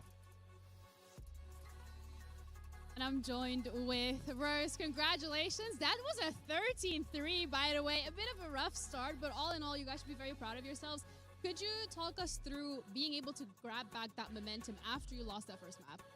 I mean, like, I will say like that, but my team mates are not gonna accept that, I'm pretty sure. But we lost first map because of me, I think. Like, I just threw so many rounds, like, because I wasn't focused. And, like, we lost, like, in overtime, I think. Yeah. And, like, that was the main thing, like, what we lost. After that, we just did a good talk each other. I went, like, in the timeouts. And, like, I was just, I mean, like, talking to myself, like, I have to be, like, more chill, you know? I was just thinking about the map, like, on the game plan too much. And it wasn't good for them, because like they are just shooting very well, and I have to shoot very well also like them, because I just need to give some like reaction what are they doing on the map, and like that's it. I think like when I'm back, we got the like momentum. You know? You did. You got the momentum. You closed it out. And although you're being a little harsh on yourself, I want to highlight that this is the second time we're seeing you guys on our international stage this year, but the first time we're seeing you going up against EDG. How has that been like for you? What's the prep been like as well? I mean, like, every region has a different game style, to be honest. And, like, they are just shooting very well. And, like, if you are playing against them, you must win against them. Like, you need to shoot, like, you need to be focused, like, for your aim, not, like, only your brain, you know? Like, except me, like me also, because I'm the IGL. But, I think we did it today. Like we did our best about that thing, like the aim, and we won. That's it. You did. Sorry for that. But they are a good opponent about that. Like I think they are just shooting very well, very well. And as I said, if you want to win against them, you must shoot way better than them. Sorry. Wish you did, because you were able to close it out. But I feel like hearing you as that Turkish team talking about gunpowder and just being able to take these fights mechanically and individually, what do you think allows them to excel so well at being able to shoot and aim the way that they do? I think it's about the blood, you know, like from us. I mean, like I have 4 guys in the like team and in the game. Sometimes I don't need to shoot. Like maybe I'm not talking about Lotus. I have to shoot also, like against them. But like we were always winning like that. I'm just trying to be their brain when they're playing, you know. They're just shooting for me as always. Like they're my arms and I'm the brain for the team, you know. And but today, if we need to, I mean, like if we wanna win, I have to shoot also. And I think I did my best for today for my teammates. And thanks for them to keep hyping me up after first map. And they're my boys. That's it, yeah. And then looking forward to the rest of the tournament. I mean, we're looking at 100 Thieves, RQ going up against each other. Is there anyone in particular that you're seeing here at the event today that you're going, I really want to play against that team? Like our group or totally? Literally everybody. Okay. I want to play against PRX because I love them. And I think this match is going to be a banger because they are shooting very well also. And like our game style is similar, you know, that's why. PRX, of course. Well, thank you so much for your time for the interview. Congratulations on your first win here. We're going to be heading back over to our desk. Digon, take it away. Thank you very much, Ginny. And Rose, you could hear it was very, very wholesome from Rose, saying that he's kind of like Voltron. I am the brain, they are the arms. When they don't have brains, I will do it for them. And it worked out really well there. I think that he's always been very real about that. Yeah. He knows that he has. It's not that he is a bad shooter. Trust me. If any of us were to go against him, he would completely obliterate us. But he is very aware that I like this bond that they have because it's very real. He's like, they hype me up. That helps me be in the mental state that I need to be to guide them through these things. And I think that we could definitely see that in Sunset. We know that so many of those plays are simply reckless, but actually, Rose lets us know that it is not. That those kind of things are thought of, and that is the way that you get the momentum going for those crazy plays. When they are working, you are unstoppable. Like, they're young players. I do think when momentum goes in their favor, they can really start to snowball. That's when you see them start to stand up, really give it their all there. So I think the fact that they were able to get the ball rolling so early, Rose is able to bounce himself mentally. The boys help him with that. That's exactly the formula that BBL need to follow to go deep all the way through EWs. Yeah, a huge upset in terms of the standings. It is a 4 seed here in Group A, defeating the number 1 seed, BBL Esports over EDG. Currently right now in Group A, happening on stage. आवाज नहीं आ रही आपकी, क्या बोल रहे Thieves up 1-0 over RRQ. They are currently in the second map. But a big upset, and it just feels really good to have, because we know that EDG has the potential to bounce back. We know मैं बोल रहा था कुछ काम है क्या? भगत भाई से नहीं मैसेज पे बात हुई, वहाँ पे डिनर करने गए ना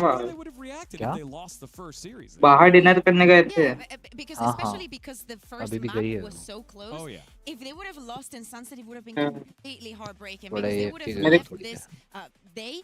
अच्छा मेरे को लगा कि वो बैठे होंगे इस पे पूछ रहा था. Could have been a 2-0 and should have been a 2-0 is the worst thing that you can think after a match. The worst, like that haunts you for years. Yeah, definitely. Again, a huge win for BBL. We're starting to prep on stage for our second matchup. I've seen this one. A great one. EMEA has already won. They're going to win no matter what. In this next one, it is KC versus Vitality. We will set that one up in just a bit. Final thoughts here on EDG's run here in the first match. I mean, I think it's important that we don't overreact. I think people like to do that. Desks like to do that quite famously as well, me included. So, you know, they are coming in with a sub. You have to lower your expectations a little bit for EDG. And it wasn't all bad from them. I think they showed great mentality in that first map. And there were signs of life in map 2. I think maybe with a few compositional adjustments, things like that, a couple of tweaks, and I think they still have a very real shot of making it out of this group. We're in a moment in time where EDG is looking to re-establish themselves as the leaders of the Chinese region. Leaders that they were for a very long time. But right now, with all the teams catching up, even with us up, they are going and thinking outside of the box, thinking, okay, let's explore how we want our ascent to be. Let's explore what we're going to do with Sunsets. Yes, these were losses, but they're not bad losses. All of these things are learnings. You come in from Masters London, then you go into this. There is absolutely no better prac out there than coming into a tournament and do what they do. Right. The practice environment of a match exactly can't be replicated. So your back is going to be against the wall in their next matchup against the loser of 100 Thieves and RRQ. And speaking of VCT China, you think about the teams that have been popping up from the region. Obviously, Dragon Ranger's been there before. XLG is currently up there. We had Wolves just a couple of tournaments ago. So EDG reestablishing themselves with that substitute in Signed coming on in, who had a lot of good moments. It wasn't his fault there over in Sunset. It was Chichu there. I wouldn't highlight him to be like, oh, he is the reason they lost. Like, they just lost because it was with a sub. I like the mentality, as I'm saying. Yeah, I think you take the names off, you say who's the sub here on EDG. I'm not sure you're picking Signed out, to be honest. You wouldn't even know who's playing some agents. You'd be like... Exactly. So I think that's all you can ask for when you're having to come in at late notice. And I think especially as a sub, the first game you're having to fill will be the most difficult by far. You're having to get used to the match environment, playing with the players. So I think moving forward, I'd like to see him step up a little bit more. Of course, he's the sub, but I don't think it's impossible, is my point. I think EDG still have potential. There's still time. Let's not panic yet, EDG fans. Yeah, I've got one more thing that we were excited about coming into this game 3, or this map 3, which was Sunset itself. I feel like We barely got to explore. Yeah, Yes. I wanted some rounds. I wanted some back and forth. I wanted some crazy things. I honestly expected much more from Chicha, but I think that also the composition that BBL was bringing was so abrasive from the defense. There were very little spaces in the map that EDG could claim for themselves, that they could even establish presence. It's not even having control. It's like showing it. You would show a finger and you have a bullet on it all the freaking time. Yeah. And if not, you will shoot, and then someone will appear from a corner and shoot you in the back. Yeah, that was a very, very fast sunset. A dominant victory here for BBLs. We take a look at the highlights one last time as a huge, huge victory for the EMEA squad. They will be up 2-1 and 1-0 in the group stage. One more win in their group gets them into the bracket stage. A great, great start there for BBL. I think for me, this BBL team, if they do manage to make it out of the groups, will be incredibly scary. I think they have that young underdog potential that makes it hard to prep against them, makes it hard to plan, and really, because they're so momentum-based, they're so capable to just show up on any given day. This is not a team you'd want to draw into. And it's difficult also going into Sunset right now. You do not know what the rest of the world is doing. Yeah, you might have played like a scrim here and there, you know, of course, because the map is coming back and teams have to step up and play the game. But of course, nothing is set in stone. Still, we need to see what is going to be the strongest, and time will tell with that. Again, loved that round there. That was the adjustment that BBL made when EDG kept pushing on through C, pulling out the judge and stopping it. And that was the surprising thing about the series. It was equal throughout. Never did you feel like either one of the teams were overpowered, didn't belong, until the final map where it kind of felt like a compositional difference on a map that hasn't been played as much, especially if you're EDG. Yeah, I mean, that's just it for me. I think EDG, I just want to see them go back to the drawing board. Just standardize. So I know I said I wanted spice in the comps earlier. Nah, don't standardize. It's not that way, but it might be some affluent from that, you know? Like, don't listen to him. No, I just put Kango on Jet, please. Listen to me. With that one I agree. Yeah. Right? Listen to that one. Because they tried to cook a little bit with the compositions, but we saw especially the battle op that he was using earlier was just so perfect, right in front of the face of people, still getting the kill. Again, you lose that. That's so many credits that you end up dropping there. As we're going to drop into a short break as we set up the stage for our French matchup, Vitality and Karmine Corp, right after this.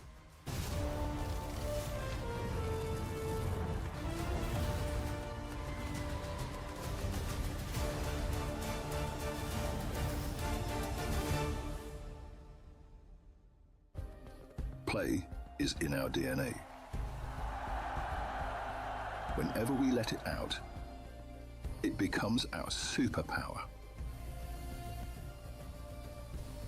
Now imagine an entire city being built to supercharge it. Qeon City, powered by Play.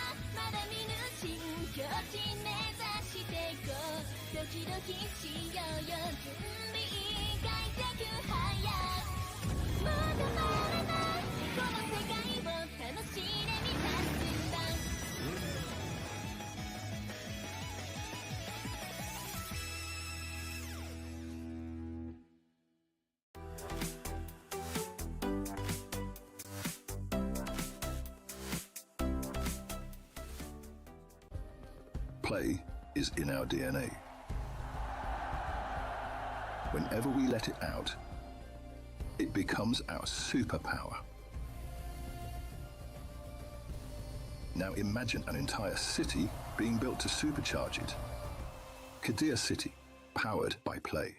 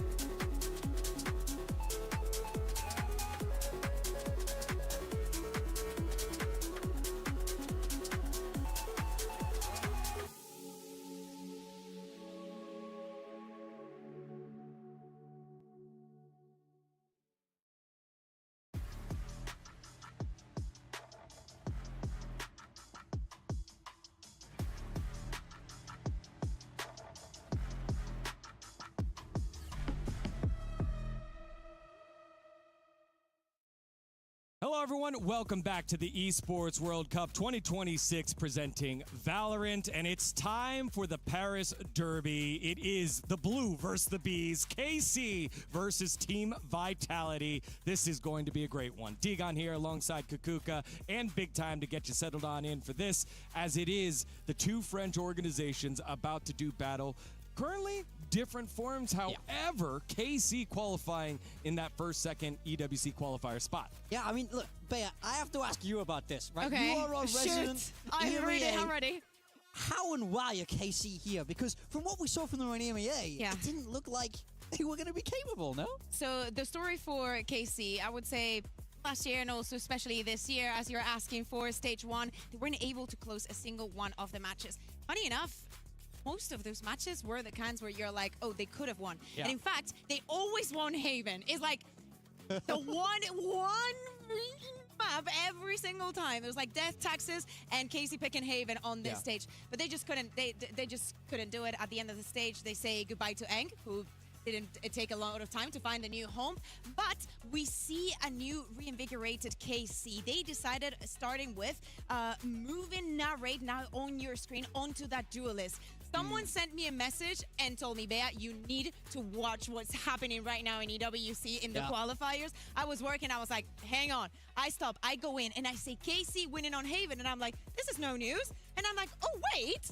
What is Narrate doing? And actually swapping him to the duelist after having a chat with Avis as well has helped everyone.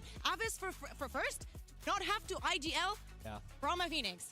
Not good news. And also Narrate, he told me that it's something, Avis told me that this is something Narrate wanted to do, going back into a flexible role, yes, but it is much more aggressive. Whatever it is, KC made it to here with it. For Zaysh, has probably the worst 2 months of his life. The amount of work that you put in to a team that is already losing, like you have to work so much more hard at trying to bounce back from things, and now you're the head coach. Yeah, 9th, 10th for kickoff there for KC, 11th, 12th for that opening split. So a good little haven here for them to bounce back.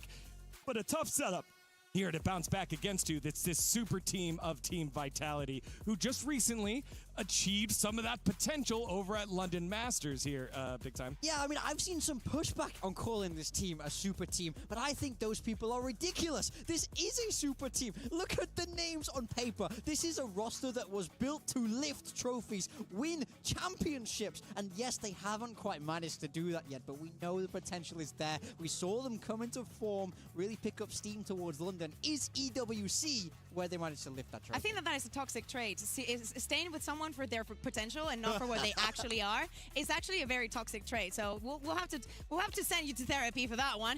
But I do agree. This should be a super team. It's like it's still in the making. For the first part of the year, they were willing to, quote unquote, like sacrifices, let's say, to wait for Sayonara, and man, has he delivered. The kid is absolutely insane. But at the end of the day, you're saying that, people were saying, oh, this is not a super team and whatnot. They did win against the EMEA teams, and DRG. Is the rest of the world that was a problem. So technically, with time and with the right course, this could be a super team. I still doubt some of the decisions that they've made or some of the paths that they've chosen. Like, I think for me, this is a team that should have abused double duelists. With that word, abused. They should have destroyed the region with the names and the shooters that they have, all the experience. This is the kind of team that you should be scared of. Well, that was what I was going to say. I feel like you have so much firepower here. It's more about what are the processes towards decision-making in those split-second moments? Like, who's taking the lead there? Who's really leading those calls? Because when you have that many superstars on this roster, it does make it very difficult to try and triage how things work in those difficult situations. It is very funny that you say that, because throughout stage 1, that was the conversation. We were showing some comms from Vitality, and Yampi was asking permission to make a call. Like, very politely, of course, this is Finnish. So that was the big question for this team. When you have players that are so experienced, how do you lead them? Like, how do you put someone in front of them that they can respect so much that they bend to them? All right, well, it sounds like we're ready to go on stage here with the map veto and see what we've come up with here. So split banned away by KC, something that you wanted to see there. Fracture being taken away. So what are the first two picks? Haven, it's no surprise. This is what KC like to do. They like this map. So, I mean, look, I think it makes sense. I think they can maybe bank one map. I think this could go 2-1 either way at this point. Haven Lotus, so. It looks like a Giant X veto. Yeah, I mean, look, I feel like no team taking either risk. We are seeing Sunset floated at the moment, though. I was gonna say it is a possibility. Breeze is gone, but this and Vitality is where the choosing. veto chicken happens. Yeah, red card for Vitality. Red card for Vitality. Where's my red? I need a red card. We're in the middle of the World Cup. In all the World Cups. The interesting thing, I think, in a way, is that this is probably the most standard default veto. These are like probably the 3 most popular maps here, to be honest, that we have. Everybody can kind of play these maps. Obviously, KC go for Haven, no surprise. And Lotus has been so good for Team Vitality. 3-1 there in London, only losing it to Leviathan. The thing is, like, when I think about also the last 3 maps that they were left, I think that we were not seeing Sunset because even if Breeze was open, I think that is also a good possibility for Vitality to be playing onto that. We do see some of the players here, but definitely they are getting ready to jump into the game. For Haven, you might be asking, well, if KC has played it so many times, obviously people are going to know or by now how to play against them. Sure. But there's so many times in history where we have seen a team being incredibly dominant in a map and people not being able to figure them out. For the side of KC, is the reinventing themselves that they need to keep working on. For the side of Vitality, they've proven in the past that their preparation can be above many of the teams. Is this going to be the case, or is KC exploring a new frontier for themselves? I mean, I think going into this game, you have to have Vitality as the favorites right now. Oh, yeah. Just from what we've seen. Wait, who in the who do you think is recent. favorite, Tegan? The team that just went to Masters London, or the team that didn't win a single game in the stage? I don't know. I saw 9th, 10th, 11th, 12th in their most recent splits. And a split isn't just like a hot run. That is a long form. Morgan with the hot take. But it's all about the form. It's all about the magic of the tournament. KC qualified when nobody expected them to qualify. We know how fantastic the Blue Wall are, the fan base there that will be coming down to support in Paris if they can get to play on that stage.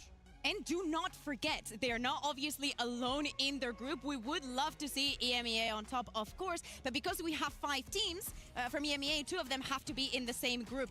So we have these 2 and PRX and NRG in the same one, and only 2 of those teams can make it. Yeah, that was exactly what I was going to say. They inherited the title defender slot from Team Heretics as the 2nd place finisher in the first split, so they're the ones that end up getting slotted in to another group with an EMEA team.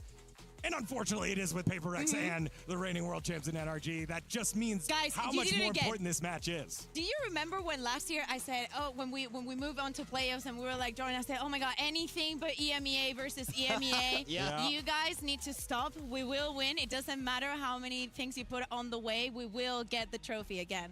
Don't look at me like that, Seth. We'll see.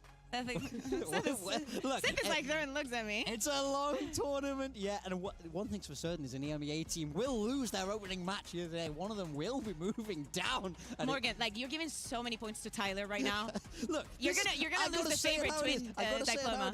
When it's EMEA versus EMEA, yes, one progresses, but one has to fall here. It's all about can KC find that upset? Can they do the impossible and upset their rivals in a French organization across from them as well? I love that. Thank you for that top-tier analysis. When 2 European teams play against each other. You know how it is. Yeah. This is why they hire me. On my side. This is why they hire me. This is why I'm here. Vitality just came out, as you saw on your screen. They had a pretty big chant there, pre-game chant to get themselves hyped up and ready to go. You can see on your screen now they are primed to go up against the blue wall. Yeah, exactly. And if you're not so familiar with this KC, you have players of all calibers. You have Narrate being back from Americas. He didn't like it there. Yep. We always wait. Sen City was not the city for him. It was not the final destination, but Paris can definitely be. For Suiketch is such a storied player, and in my honest opinion, the best shooter in EMEA. It is beautiful to see him shoot, and I really hope that we get to see it today because we're going to need it. And also talk about the young guns. We need to talk about Levin. Last year was an absolute journey for him. Actually playing with some of the players that are now in Vitality back in BBL when they were international. You see, guys, there's always everything is linked. It's like love actually, you know? So seeing him and the journey that he has taken, having to take different duelists when last year he struggled so much moving in between different agents after being a brilliant Jet, is also the question of what kind of 11 are we going to see, what role, well, what agents he's going to be playing. Yeah, big time. Your boy Doshi9 now joining this roster here. Yo, I love this guy. I was with him over in when we were playing in APAC, playing in Ascension. We don't win Ascension. He gets picked up by Boom. They have a hot and cold year, ultimately finding his way now across to Europe, and people are really starting to see this kid's potential. I watched him play many, many times, and I felt like this kid has the sauce. You know he can deliver in those big moments. I want to see a pop-off game from Dust9. A direct quote from Big Time. I taught this kid everything he knows. That's true. So Doshi9 has so you don't claim Big Time's one thing, you claim everything? reputation to hold He'll on. agree. KC and Vitality getting ready here as we're waiting for Agent Select to start, and here it is. Drops on in as we kick things off in the three sides of heaven. Sayonara on the Waylay. Waylay. Yes, Waylay. Time to Waylay for Sayonara. I really like the fact that they're going for the double duelist. This is literally what I was saying that they should have abused domestically. Yeah, I mean, it's definitely an interesting look. We've seen a couple of teams try out the Waylay on Haven with varied success. I think KC sticking to their guns here with that double duelist, Phoenix, Neon. KC has always been a team that loves that Phoenix, especially in the Eng days. This is truly what they're known for.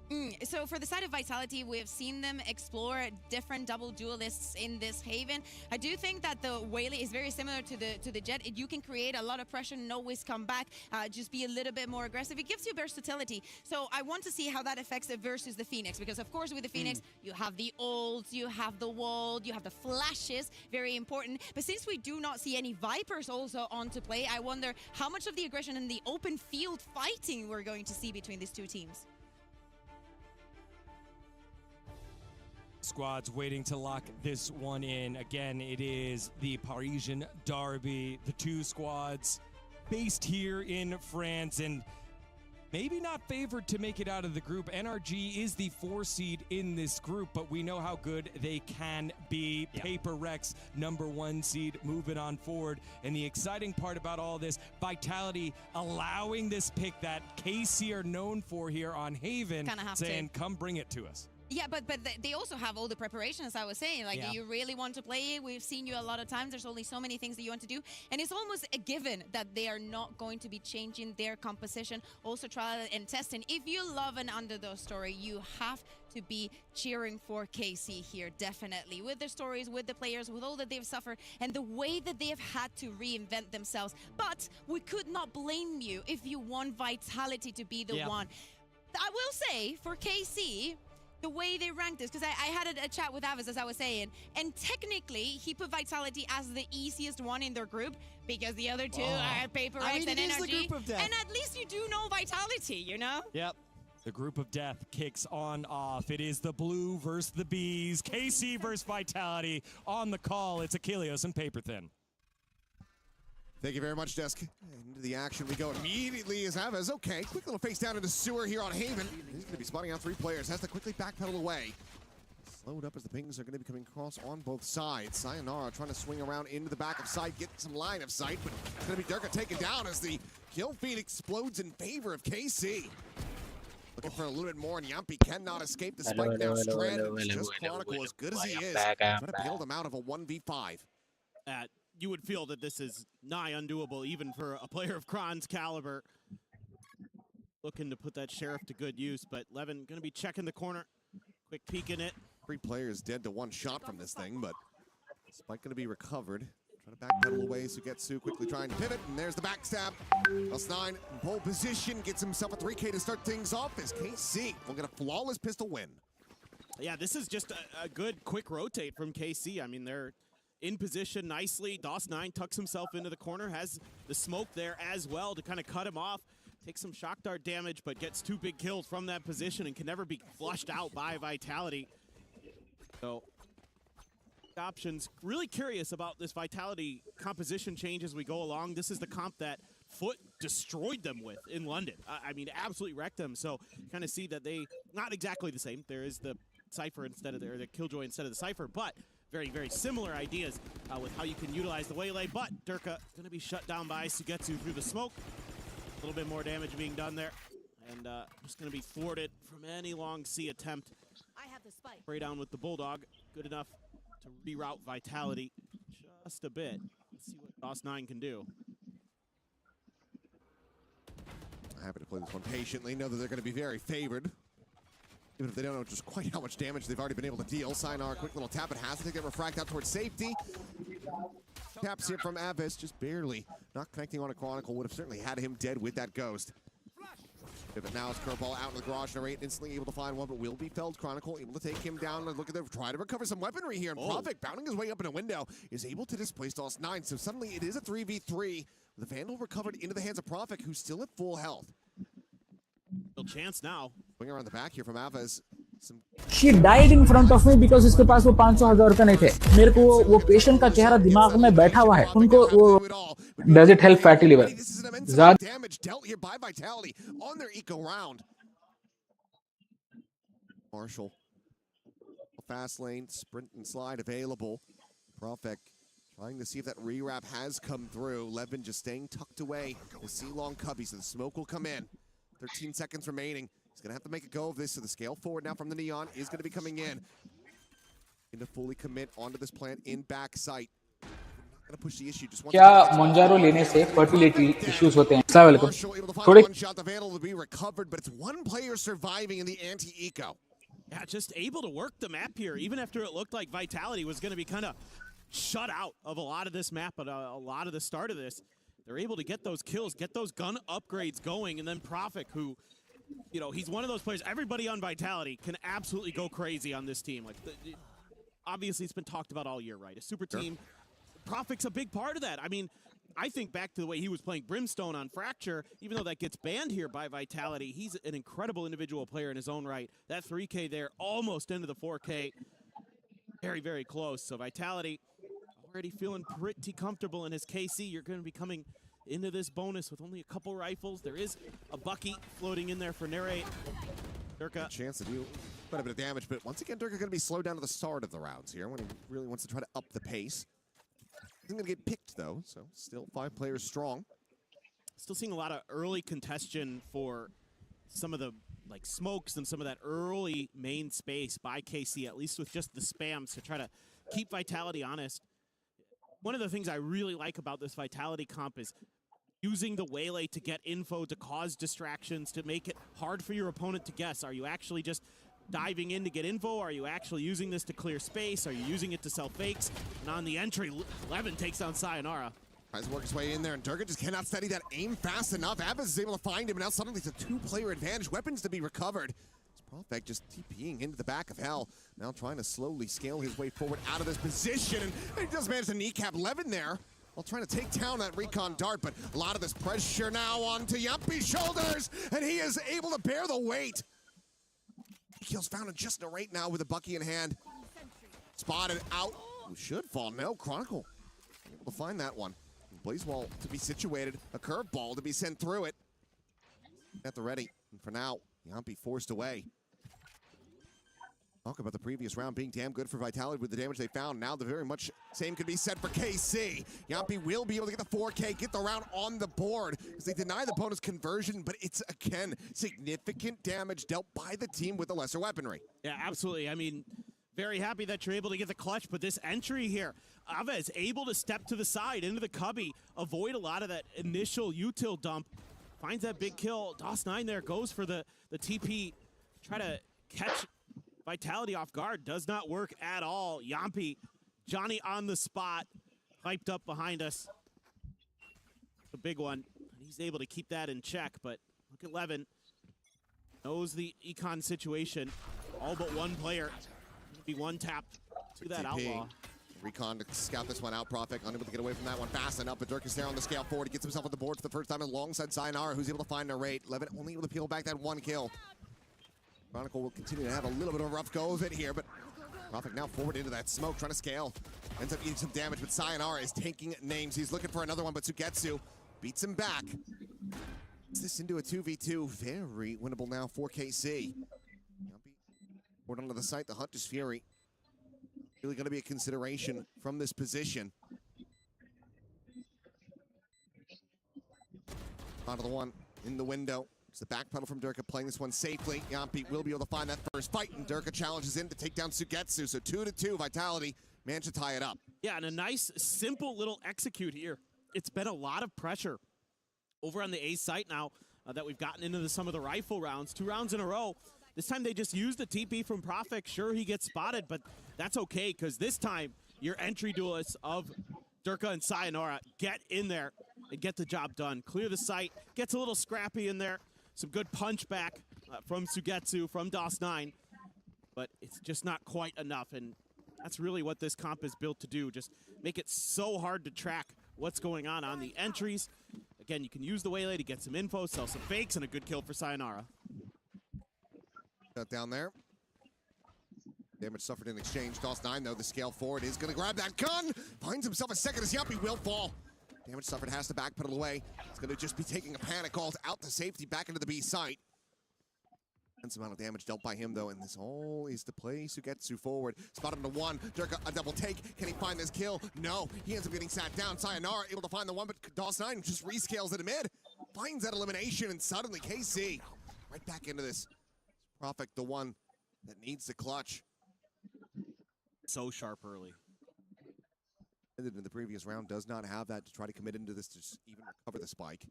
Timing on this might just be bad. He just missed Aves coming up through a lobby. Forward the spike now recovered. Aves continuing to work his way in onto this flank. Profik, can he swing the corner fast enough? The answer is looking to be no. Forward towards that A connector side, though. Knight sees that things have been cleared out. Smoke now plays the plant to come through. But is he going to be ready for this very fast scaling from Aves, who still has a full kit available to him? Want to give away his own position, though. He's going to try to play this quietly, but Profik snaps on for the headshot. And now it's just DOS9, and he will fall as well. A massive clutch. Vitality bringing these rounds together one after the other. Oh, and man, you can see Narrate a little frustrated with that one. This is such a great open. DOS9 able to scale forward, unchecked through window. It's a couple huge kills, but Profik again. So steady in this moment. Nice turn onto DOS9. Takes him down. They getting by the skin of their teeth, and you gotta kind of wonder here as KC, have you thrown some of these early opportunities on your map pick to really set Vitality back? 3 in a row. Obviously, you're still playing this one pretty damn close at the moment, but now the crunch getting ready to come through. Holding forward, and Yampi's able to get Levin on the retreat. Durka takes down Aves on the front lines. He's up and over, top of the box, and DOS9 is 6 feet under. Gets you in there right now, who have to try to save, to hold on to these weapons. The ult economy looking good for KC, but the actual credits sparse at the moment. These weapons will have to be retained. Vitality might just go on the hunt. Either way, they're moving up 4-2. I'm loving some of these set executes we're seeing from Vitality with some of their ults in play. We saw it early with Profik, using that to tee up the duelist to make the players on A side uncomfortable. Here, another simple, setup. You throw the Convergent Pass, you throw the Hunter's Fury, you're rushing in behind that with Durka, and they just absolutely knock it out of the park. So I think you're seeing a lot of the early ideas from Vitality and their coaching staff being implemented very effectively by the Vitality players. And again, nothing too crazy, but it's working. It's catching the KC players in moments where they're not ready. It looked like Vitality was a bit asleep at the start of this one, but they have certainly woken up across these last 4 rounds. All of them now built up consecutively. That's an operator lost in this for KC, who might be needing to call a decently early timeout into this map. Try to get the course correct before things really spill out of control. Yeah, I'm right there with you. I think you might want to talk about this just a little bit. Sure, it is your opponent's attacker side on Haven, but it really is starting to feel like you're letting some things slip through the cracks. And especially with the ults in play, you've got Levin's ult, so you've got the overdrive, you've got an ability to kind of have a game changer where you have to buy down a little bit here, but they're going to let it ride. Still on the table. But for their number to come up, Sugetsu just going to go backpedaling away. Aves going to be spotted. Looks like they have heard this Cypher, just pretty privy to where he would be located. So a little bit of spam over, but connection not to be found.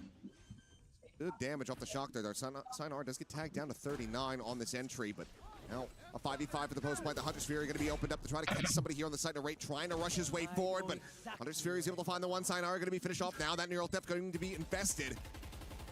Down to these players. The drone goes out and over the top. Spotted the one, DOS9. Now the one that cannot try to go for the stick.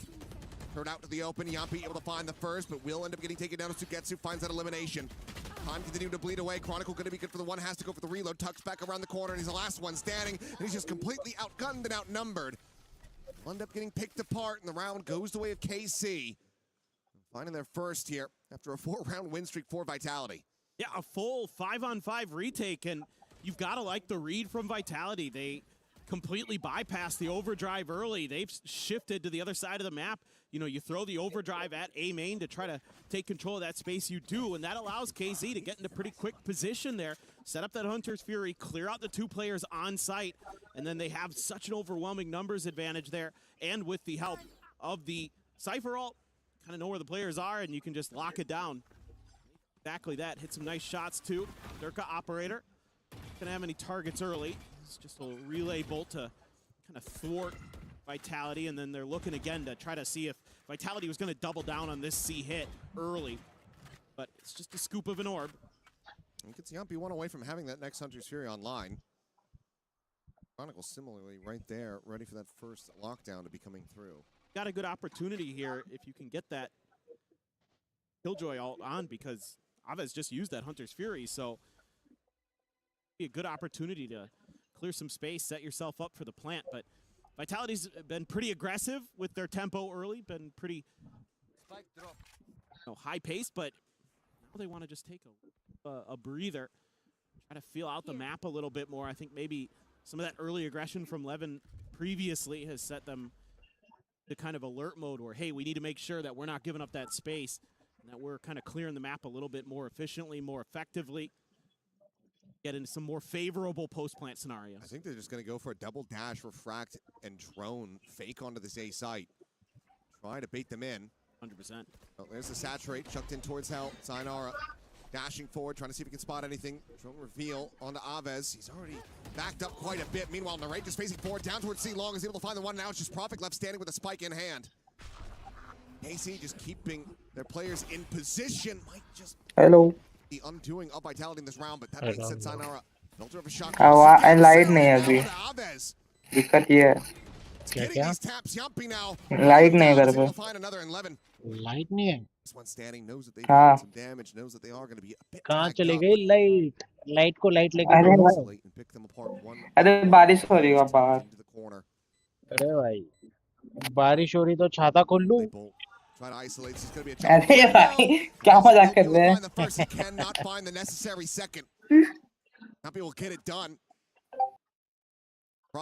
Mobile से join करे क्या Well, this is one of the rounds that I love to see from this composition, where you have options available to you. You can sell those fakes. I talked about it earlier, using the Waylay to sell the fakes. This time, they integrate the Sova into it as well. And then you have the bailout of Profix ult, because he's been able to get into another one. Had a really good start to this. 8 kills already on the board for the Omen. So you have that little bit of extra layer to this. So now you're starting to see the playbook unfold for Vitality, the depth that they've been able to create with this new composition on Haven. And maybe just some quick improvisation coming through. Sure. Felt like with that double stack, both duelists still remaining on C, that would have just been the round going over to KC and things tied up with a nice little bow on top. But Vitality now out in front by 2 rounds. Hunter's Fury, King reveal still there on Sugetsu, and he will just get spammed down. DOS9 at the same time, able to scale around the back, out in the mid, finding the first. Durka not quite ready for the angle, eats a bit of damage, but does manage to escape with his life intact, but Aves cannot say the same. Sayonara able to intercept him there at garage window. Oh, 4v3. Slow and silent approach. Meanwhile, Sayonara with a quick check back in the mid and Narrate. None the wiser, not ready at all. Caught on a timing. Falls to the wayside and Sayonara. I mean, it's in the name. Good Lord. His lights out in these last couple rounds. He wants his ace. I don't think he's going to be able to find it. DOS9 escaping back through sewer, re-wrapping into A. So this would have to be one hell of a quick hunt here if he wants to be able to find it. But Vitality, explosive way to move up to 6. Well, this is exactly the player that's been promised, this young, up-and-coming superstar. And this round right here was insane. Gonna have another convergent paths already. Just takes over for Vitality. I mean, you get a bit nervous there for Vitality because DOS9 gets so quickly into the back lines, almost gets Durka as well, but Durka able to escape, and that's huge for them. Keeps things a little bit confusing. Oh man, just sharp as heck, and okay, finally gonna get that timeout. And it feels like this is still quite late. There's an opportunity, of course, to recover this half, but getting brutalized by Sayonara and Yampi in those last couple rounds. Hult's still working against you. Aves only halfway to that next Hunter's Fury, and Chronicle just hasn't had a chance nor a real need to invest this lockdown quite yet. Yeah, if any opportunity kind of presented itself, it's been thwarted by Casey's really aggressive early play, and I think that's why a couple rounds ago we saw Vitality slow things down to try to look and figure out what was going on. You know, KC was starting to take risks early with DOS9 pushing out, with Levin pushing out, things like that, that were causing a little bit of problems for Vitality, but their recoveries were really nice. They were able to use that individual skill to turn some of these rounds on their head. Now for KC, got to talk about how you want to avoid. You don't want to get caught in another convergent paths like you just did a few rounds ago. Just lose 2 players on site, and it's basically GG, go next. Gonna be a Marshall there for Levin, Sugetsu, Bulldog. DOS9 did carry the gun over, but a couple pistols otherwise. So let's see. Looks like no early convergent paths this time, so Vitality reading that KC had learned their lesson. Spread both their duelists out over. DOS9 is top of a box with a trip underneath him. Timing there, a bit tricky for him. They're leaving him, giving him a lot of trust. Knock might just clear that trip, though. It does. Finds 2 damage. The little things, Achilleo. That's just value for investment, and oh my god, Durka! Woo! It looked like he was asleep at the wheel. Adrenaline kicked in, he jolted awake. Managed to pump the brakes in time. Spares himself from crashing out of control. We're able to scoop that gun up, though. Available, but Sayonara is just going to try to play himself in here. He did not see the ponytails, but they haven't seen him. That peek, and Levin, he just doesn't have the angle for this one. Needs to jump up onto the windowsill to be able to have it, and a couple shots are not connecting Sayonara. Another fast adjustment. Cleans up the headshot. Narrate now boxed into a corner. As, okay, the timing will be found. Narrate able to find that elimination. Molly out, 15 seconds. They do have to commit forward into the site. Narrate absolutely needs to try to hold the line. But Chronicles here on the backstab. He's got the elimination secured. Now it is just Aves on the approach, now noted. Tagged at 15. Finds the first, the recon set. Might just connect onto the player, but either way, he will be dead to rights as Prophet intercepts down in sewers. 7-3, Vitality confirming a lead at the half now, looking to make this potentially 9-3. Yeah, it just gets really weird in this round with everybody kind of having to rely on those instant reactions in this case from Durka. That is crazy stuff. But Sayonara staying underneath Levin's nose, and then Levin not able to find those Marshall no-scopes. No damage really done there, and then it's kind of fall apart piece by piece for KC. And then the scarier thing here is KC, you're getting into another alt cycle, but Vitality was able to hang on to those. So you got some of those big counters available. Look at the stack here for Vitality. This could be another quick hit coming through. There's the reveal, convergent pass to intercept, and Advez does get clipped by this. Tripwire to try to slow down the approach. Durka will absorb that. Meanwhile, Sayonara trying to get the scale forward, but the quick pivot arc is coming through as KC get 3 players onto this A site. Track to be taken back out towards safety. So far, no kills to be found, but Prophet has been tagged to 1. That was a nice stall out. Able to tuck far enough back. They're looking to try to triple face him. They know that he's in this corner. The lockdown now going to be invested, but he's able to find the first, but cannot scale forwards. The space is going to have to be respected as Narrate will backpedal away. The site able to be taken now as the spike is going to be ushered around towards long. Narrate, however, quickly can get it on an angle. So running back is going to be popped immediately. He's able to find Sayonara. The spike now down on the floor. Gets the wallbang shot. Prophet at 1. Stood no damn chance as Narrate dropping out of heaven, able to find the kill. And now it is all down to Yampi, but he will be noted. Sugetsu, wise to it, turns back, finds the kill. And KC will get up to 4. That's huge. That's so huge. I mean, the convergent pass and the lockdown using that round, and you get through it with the win. Unbelievable. Love the confidence we're seeing from Narrate there. Beautiful play. Uses that flash to drop down, get another big kill. She died in front of me because उसके पास वो 500,000 रुपए नहीं थे. मेरे को वो patient का चेहरा. Fury available. One away from a couple other big ults there for KC. Meanwhile, you're not going to have any really available for Vitality. Maybe Profix ult comes into the mix a bit. Widely, the ult well has run dry here, but Dirk, he's going to be able to find 2 there in the mid. Eventually, the Hunter's here from Aves will clean him up, but they need a hell of a lot more than that. But it's going to be Aves able to find Chronicle at the same time. Flash going to go out, and Narrate able to steady the spray. Profit going to be taken down. Now suddenly, just 2 players standing for Vitality. Etsu quick on this scale. Actually, if it had just peeked in towards that A lobby side of things, would have been able to get the intercept and kill off Yampi. The one player with that full health, but he's been making noise. Aves well aware of this. He's more concerned about where that second player could be, but it's going to be Sayonara now found on the opposite side of the map, but they know exactly where the last player is. And the kill will be there. Aves able to get 3. As KC get up to 5, rescuing this half in a pretty big way. Yeah, nice little bounce back, a nice little change up with some of the Cypher utility at the front of A there. Saw that stall out the convergent pass round where they tried to execute off of the catch onto Aves. That actually slowed them down enough that they weren't really able to get there and, you know, punish that catch that they had with that ultimate. But that round there as well, gonna identify Yampi, make him an easy cleanup. Don't give him any chance for that clutch. And ended up being a really close half. You're a little worried there for KC on their map pick, but they rallied there right at the last minute. Got a couple big rounds to go their way.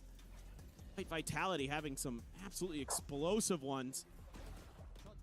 You know, some big hero multi-kill rounds. Yampi, Profik, obviously Sayonara was lights out there for a little bit, but recovery available. KC be coming into this attacker's half, I would suspect, feeling pretty confident they've got a real shot. I mean, this is where they should be the most favored, so as long as they can have a solid pistol, be off to a very good start. But if it goes the other way, if Vitality are able to find that win, it does start to slip further and further away from their grasp, which is going to be a bit concerning, because Haven, this is the map that KC, I think, really do want to play. They're going to be very happy to have this one from the outset. It was either that or this fracture, I suppose. Probably be fine to play on that one as well, but this is where they want their bread to be buttered. Now, still though, I mean, I think you're seeing some really good ideas from Vitality with this new composition.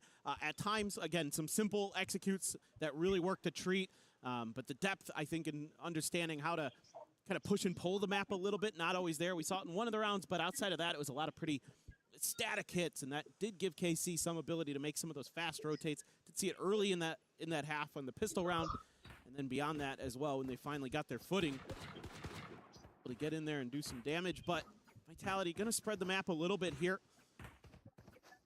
Pretty wide open. Eye on Kron with that turret over at Sita. Try to hold the line if this just does turn into a aggressive hit, but Spike's still on the ground as the barrier's about to drop, so this doesn't feel like a full commit. Maybe if you get the kill on the Kron here, you need to scale forward as KC. He's trying to play off that turret, trying to use it to kill.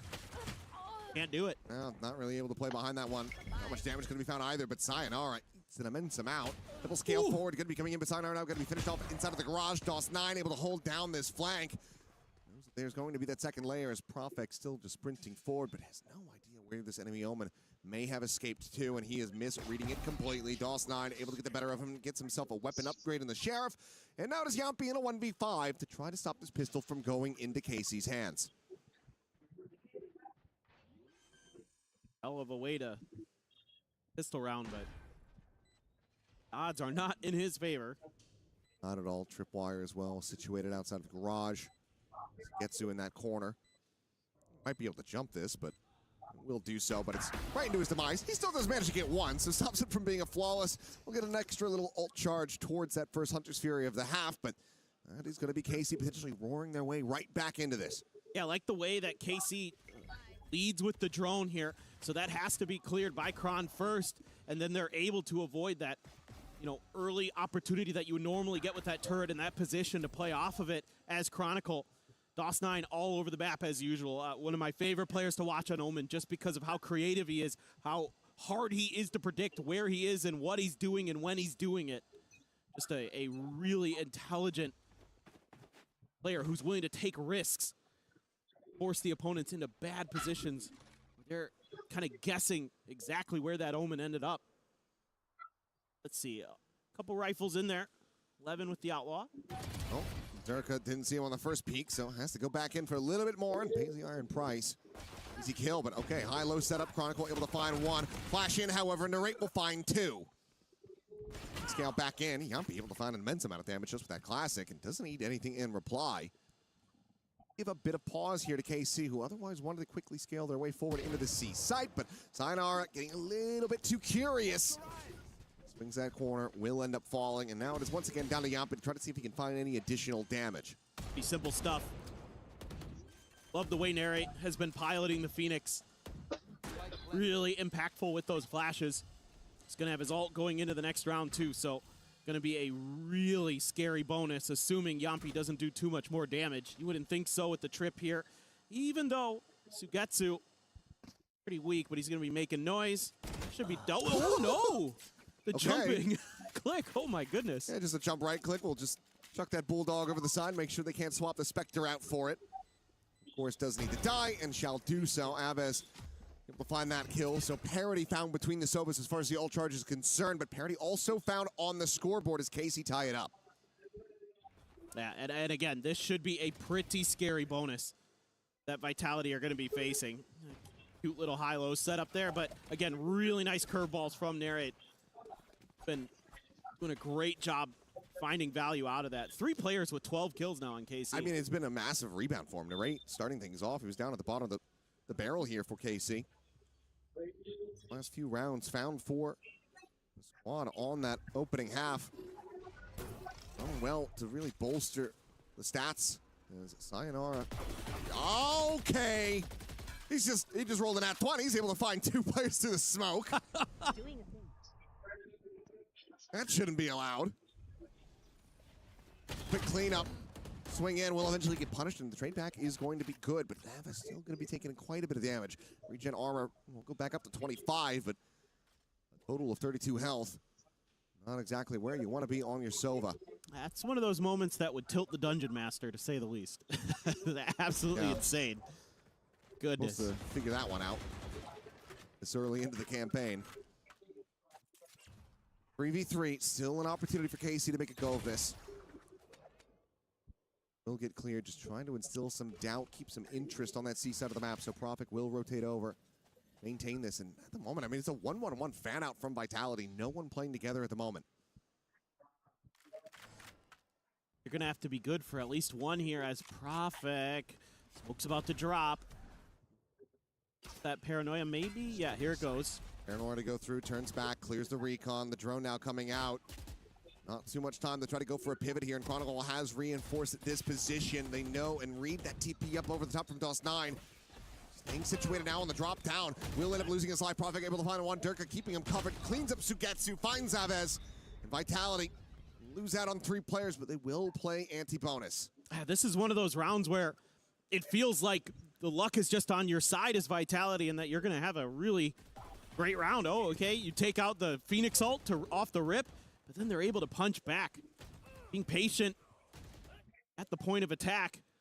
Got to feel really good about that round as KC, though. You did a lot of damage again in the bonus round, even though you don't get the win. But Prophet's protocols really effective in the heat of the moment there to prevent them from really scaling forward. Good recognition of what could be going on behind it. He buys time for Durka to get there, and they can shut the round out. Knocked that on to 11 right there at his feet. Ball down to 50. Durka at the same time able to find Aves. Peek in, and it looked like Sugetsu was going to be dialed in for the angle, but Chronicle just a little bit faster on the trigger. He's able to find that kill, and this is looking very good for Vitality, as Narrate will be surrounded. Flushed out, just the 1 kill found. As they move up 9-7, the lead again now getting bolstered. This is a great read from Vitality. I mean, the early scouting done by Sayonara doesn't give you too much information, and they're still willing to hold the line here. Kron holding the door, and then they're going to be swinging together to crunch into grass. A great call from Yampi.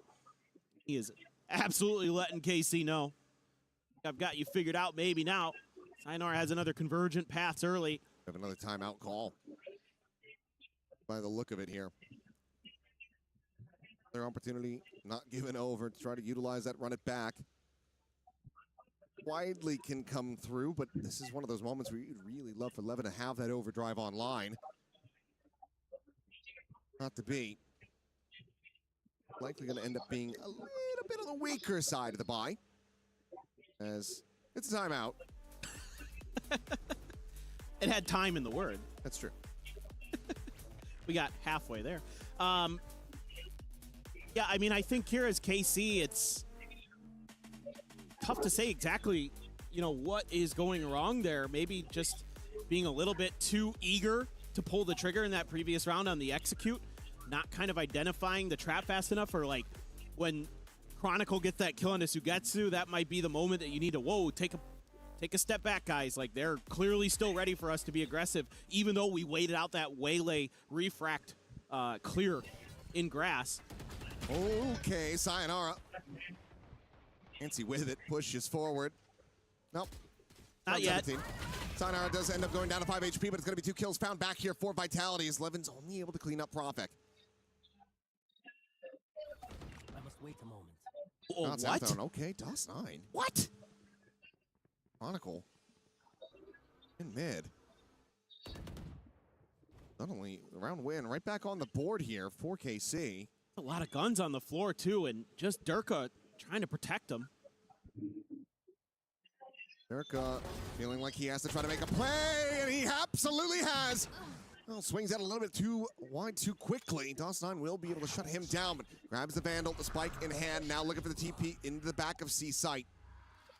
Both this KJ setup meaning absolutely nothing. Chronicle dead on the floor. The plant to come in, Yampi in range. As sound on this, as drone will now go out, just trying to get the spot out here. Still 2 teleports to try to reposition for DOS9. Up a bit of a caterpillar smoke, and looks like he's not going to be spotted. Still think you should be rather suspicious of it, but I think he went to the other side. Now they have it confirmed, but he gets it into a 1v1. A little bit of damage going to be suffered. Be held at bay. Time bleeding away, getting out of his hands. The spot out, and DOS9 can just play ring around the rosy here. The spike still over at back plat. Yampi trying to swing in, trying to get there in time to shut him down. Taps the defuse. Cannot win that fight. No, it does it, in fact, but he cannot win the round, is what I mean to say, as KC will be able to persevere with no one left alive. They keep things tight-knit, just 1 round separating as they pull off a clutch. Feels a little nostalgic to see DOS9 put clutch.exe into the command prompt here. He is very, very good in those scenarios. Just plays ring around the rosy, using those smokes so nicely to keep himself obscured. Again, the thinking on the fly, incredible from this man. That's going to be Durka. Operator available. Bladestorm to back it up. Narrate, please, my man. Gotta use this run it back. We gotta find an opportunity. But they've just been getting, like, beaten at the point of attack so often by Vitality that it's slowed it down. Well, space is going to be given up, so you will be able to have it here for the entry. The spike is going to be in his hand as well, so he wants to try to just get this situated while the ult is rolling, but it's going to be stunned up. Yampi on the peak, able to get the shutdown. Now the spike right back out of the site. Paranoid going to be sent through. Levin able to find a timing, turns back to clean up Profik as well. Quick little 1-2 punch, but Sayonara still nearby enough. Gets rid of both duelists and keeps this into a 3v3. Same time, an exploration over onto the C site, but there's no way to pivot. The time is there, but I just don't think they have the opportunity to actually try to make an exit. Cracked out, burned. Not gonna have Chronicle a spot out onto the 1. As Aves way over. The main entrance of the site. On forward, gonna be cleared out as DOS9 goes scaling forward aggressively, wanting to try to take this fight, but the timing is gonna be found by Chronicle as Sayonara goes diving in, gets cleaned up. Knives now gonna be popped, Chronicle able to find another. Gonna be Sugetsu. It's not planted for him, and Durka has the angle with that op in hand. Double digits established. Vitality now up 10-8. That one's starting to make you sweat a little bit if you're a Vitality fan, because you just felt that looming presence of Sugetsu. And it was just a matter of if they could clear the site in time before he showed up to the party, and they do just that. And what a read from Durka, holding that angle immediately with the operator. Sussed it out, kind of pieced it out. He's like, well, I came from long A, and he never came there. I bet he's rapping through Link. Absolutely nails it. Finally got that Phoenix ult to go, and you don't get the round, and you're back on an eco as KC. Gonna have an overdrive behind this one, but Durka quickly able to take position down to the sewer, hold this line. A faster exec now over onto the B site. Going to be forced away. Damage going to be suffered. Levin just trying to let's get ripped apart down to 47. Now the Hunter Sphere going to be called out as well as Yampi. Just disrupting, stopping them from getting this plant in play. Getsu holding back on this angle because DOS9 has played here before. I think that they're a little bit more suspicious of it, but Durka expecting to be a little bit deeper towards the spawn, so Sugetsu hits a belter of a shot. Ultef now going to be invested. Sayonara, an attempt to try to run him down, but will not be able to do so. Sugetsu slips the net. Double dash around up into mid. The spot on the one. Knowing that he's widely surrounded as Yampi as well. Boxed in, but swings the corner. He's able to find the headshot. Aves going to be taken down. Lockdown now out from Garage. Not going to be able to be cleared as Sugetsu will fall. All of these players now having to try to make their exit over towards the A connector side. They're just going to be detained. DOS9, he's able to find the one, but they're not going to be able to win this fight. Levin is just completely isolated here in backside. They know that he's somewhere. They will suss it out. Yuppie will collect the kill. The defuse goes in, and Vitality move up 11-8. Just brilliant timing from Chronicle on that lockdown. Knew exactly how long it would last to give them the time. This is a great play from Sugetsu. Able to best Durka and get that big ult available.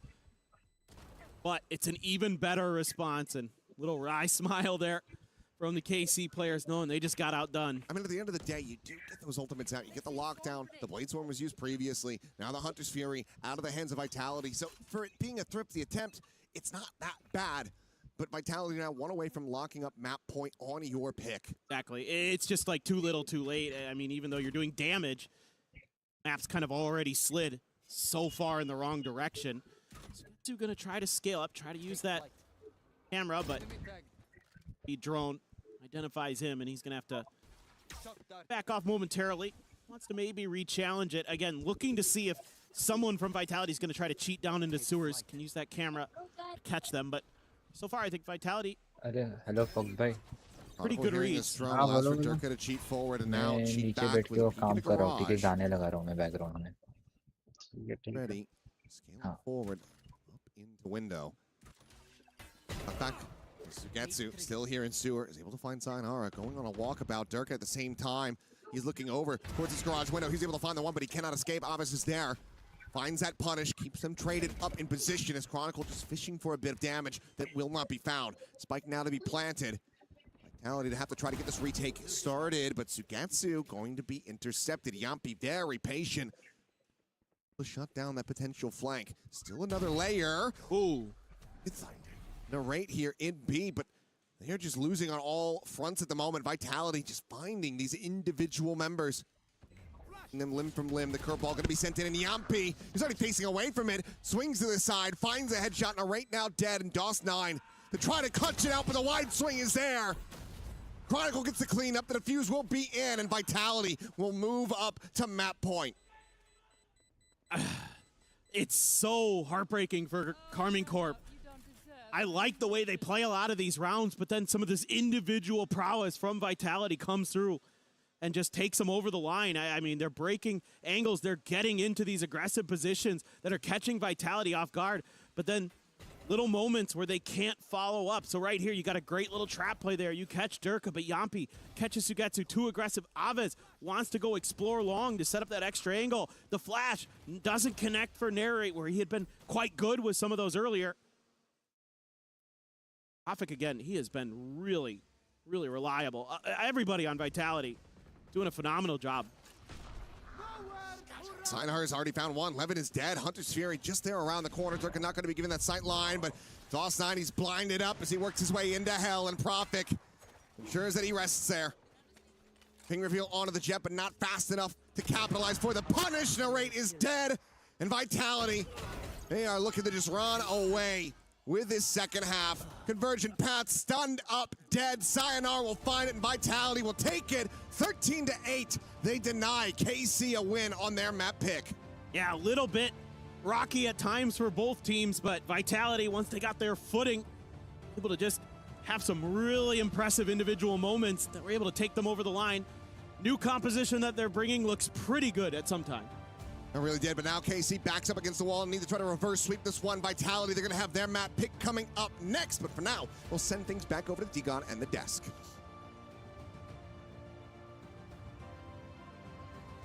Thank you very much, Achilles. It is Vitality getting themselves the victory here over KC. The blue wall on their own pick falls short thanks to this unique composition by Vitality, and they pick up the victory 1-0 Bees over the Blues. Welcome back to something.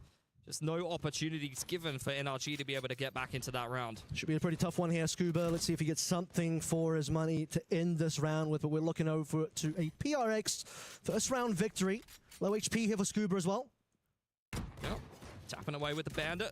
See if he can farm himself up at Neural Theft, but Imbi will put him down. A nice setup there on Arcade from PRX. Jing in the perfect little off angle tucked behind the box, and that is a very good way to start your defense. Comfortable. PRX. A team that we expect to go very far in this tournament. Had a decent placing last EWC, but in terms of the Masters so far this year, 2 second places. NRG themselves really competitive from North America. Didn't quite do as well in last year's EWC. I'd like to make sure they hit the top 4 minimum this time, if not taking it all the way. Soniko here for NRG. Looking to work towards Dish. PRX on the other side of things have taken aim and control Trailblazer all the way through the south side of the map. They know exactly what's happening on bottom side, and Timmy the Turret has got Dish on lock. Taking it slow, but waiting to explode here for NRG. Being stalled out by some of the utility coming through from Divide. Grenade from Jing as well. Oh, big damage actually to Ethan. Put down to 8 HP, but they got to commit to this one. Hello अरे अभी तो बाहर देता जल्दी आ गया पीछे से Into a triple kill. Beautiful stuff. Rock the only one that actually gets the kill. And PRX handling this anti-eco with near perfection. Yeah, I mean, they cleared out all the bottom side. They had double nanos on Dish. They dropped the nade on that exact position. It felt like they were all over. easy दिख रहा PRX वाले Information को game, आराम knew से exactly Jeet where लेते NRG were coming from and had the perfect utility in the perfect positions. Saying that though, for NRG, not much in that one. Just a handful of pistols. They've handed 4 more towards the lockdown of Divide going forward, and now PRX into what looks like a pretty clean bonus round. They've definitely got some punching power here. Discord पे देखो तुम In terms of the kill department, 5-1, 3 away from the lockdown. So सुने what kind of timing we get here first. Round of rifles coming through NRG. Back over towards the B side. A little bit of information there from Forsaken. Stream पे देखे तो यहाँ पे delay आता ना मतलब मैं डायरेक्टली देख रहा हूँ स्क्रीन पे थोड़ा डिले है like That'll be given to them. They're looking for the lurk here of Scuba as the cam is dealt with. Forsaken looking to push the issue but cannot find the Cypher. It's a complete disengage over on the other side of the site. Envy inside of this arcade smoke doesn't go well for him. Something's found one on the site, picks up the Phantom, and Forsaken's got him covered nicely from stairs side. What a nice pivot in from PRX. This bonus round looks like it's theirs on a silver platter. Yeah, I mean, I expected even that Envy was normal कॉम्पी दिख रहा भाई का ये the तो rest of the players Forsaken ready to be able to trade. And so, you know, a little bit more defending में attacking कर in रहे terms of हैं damage being done, but mostly while they got up 2 players still alive, you take that bonus 3-0 NRG after a bit of a rough round to start with. Yeah, it's never ideal to be in this position. Having a loss versus the bonus. PRX, you can see. आवाज नहीं आ रही तुम्हारी हमारी दोनों की भी कम आ रही This is exactly how you want the मेरा तो माइक खराब है ना मैं बढ़ा रहा हूँ तुम्हारी 150 कर रहा हूँ down as we head towards the first gun round. Same for a showstopper. All of अब these बोलो big मेरा impact तो माइक odds खराब are है very much well within the wheelhouse if they can get towards अरे round यार 5 here for PRX. They got one away as well. ये देखो वही ना डिफेंडिंग कर रहे हैं डिफेंडिंग में कितना आगे जा रहे थे पहले ट्विच पे देखना था तुम ट्विच पे डिले नहीं Not expecting too much here. नहीं मेरा यूट्यूब पे स्ट्रीमिंग पे डिले है ना The next round. अब भाई तुम्हारे को बोरो समझो, तुम्हारे को YouTube स्ट्रीम पे थोड़ा बाद में दिखता है। Discord पे सुन रहा था।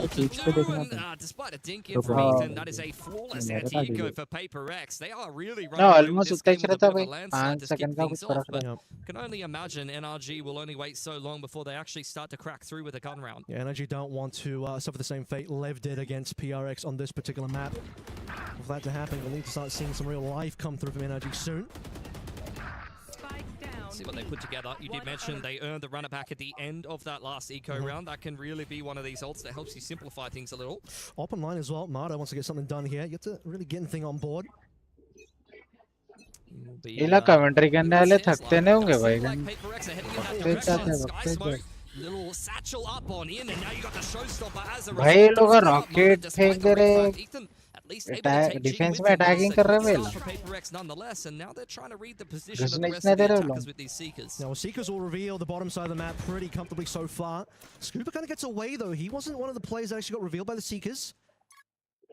Still 3 players alive for NRG, so work to be done here. They can get on site pretty comfortably for now, as most of these PRX players have fallen off somewhat, minus something which is in play. And he's got a double. What a unbelievable spray transfer. He'll die for it towards the end, but the rest of the players, no issues there for PRX. 5-0 and something unreal with his ability to get that 2K. It's disgusting off the back of the breach flash, diving in through the smoke despite being at a man advantage. अरे भाई वो night bot के message आ रहे तो night bot को देने का है, दूसरों को चलेगा टाइम आउट। हिडन कर दी तुम नाइट बॉट को। हाँ नाइट बॉट को हिडन कर दिया। उसके मैसेज बार बार आ रहे बोल के मैं उसको करने जाके एक यूजर को कर दिया, उसको अनहाइड करने का ऑप्शन ही नहीं दे रहा, अनहाइड करने का ऑप्शन दे रहा। टाइम आउट नहीं टाइम आउट दे दिए के बाद कुछ भी नहीं कर सकते कहते हैं ना।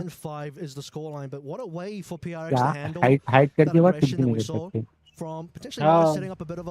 कर सकते हैं नहीं अनहाइड कर दिया हमें, अनहाइड कर दिया, लेकिन टाइम आउट दिया है ना, वो टाइम आउट को कुछ भी नहीं कर सकते। टाइम आउट देते कि पूरे मैसेज आ चले गए उसके।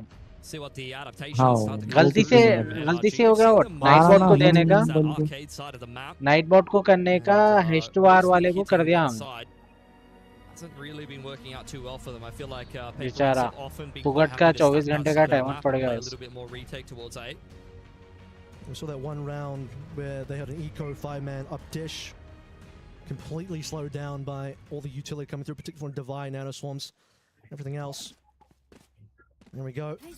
Again, a lot required here from NRG. Still waiting for that run it back, which needs to be an important ultimate here, but also earned by Ethan. Towards the dish early on here for PRX. Once again, it's the guiding light up over the top of Arcade, but that's only really there to condition NRG, who are starting to walk their way into A main and take some map control. Yeah, first time we're really seeing anything through halls. Let's see what we can sort of find here as PRX wanting to make sure they retain control of ropes. Information found, and okay, decent kills. Mana and Kiko finding their mark here. This is 5 versus 3. The first big opportunity for NRG, we'll say so far in this entire half. Fault line and jump spot from Envy. NRG finally starting to organize themselves well and punish some of this aggression in the mid-round from PRX. Puts them at a pretty massive advantage. Black will be scooped up there by Brock to join up with the rest of NRG to have taken this A main control earlier, but Forsaken and Envy are already on this A side of the map, and Tobias on the rotate. Yeah, he looks like he wants to move off, so it does still have plenty of util to relay back it towards B. Aroma पे connection error भी क्या रहा no risks here. Envy will be Aroma का connection error भी क्या? हाँ यार उसकी लिमिट हो गई, वो पेड प्लान में है ना। 1 versus 4 Fix now, करना with a lot of work to do. No ultimate, and payment obviously आया util तो still left करेंगे over towards B. Was not going to get a single shot in there. Scuba will find his head right out of the smoke. Yeah, nice adaptation from NRG. Punish all of that mid-round aggression and then just keep things simple. Pivoting back to where they took that A main control earlier on in this round. So a successful timeout. And that will help them steady their economy going forward, because they're going to have to make their way through a lot of gun rounds against PRX, who have had a bit of a blinding start here to Fracture. Smokes there also cutting off a couple of players from PRX, making sure that the breach of Envy was going to be isolated, despite a pretty good flash coming through from them against basically all 5 from NRG, who somewhere around on that board. Nightfall the only ultimate spent as well, so pretty cheap in that ult economy side, you'll say. Is let's see what we get done from NRG back over towards Arcade. Yep. Forsaken on over here, trying to disrupt this one as the runner back comes in. Going to throw out his guiding light, but Kiko is all over it as see the dash in from Marta. In comes the orbital from NRG just to try to zone them away. But in the meantime, you've seen Envy be able to at least pick up one and deal with the runner back as someone is pressuring the bottom side of the map. Okay, Light cheater पड़ रहे थे अब क्या है कि बाहर नहीं गया. With PRX really offside, should be a free plant. Scuba, oh, he needed to hit that. Cage should keep him alive for the time being for a little while. No support here for Scuba, so he just needs to be able to hold this on his own. Oh, instant one tap from something though. That does not feel particularly good for an NRG who are now getting ulti dumped on the side. Out comes both the breach ult and the Brimlock. Kiko's been able to find one, but that's a nice flash to set up something from inside a tower. Very low here. The lion's share of the work has to be done by Kiko as the Brim Molly tries to delay the plan for a little longer. Workable. 2 versus 2 now.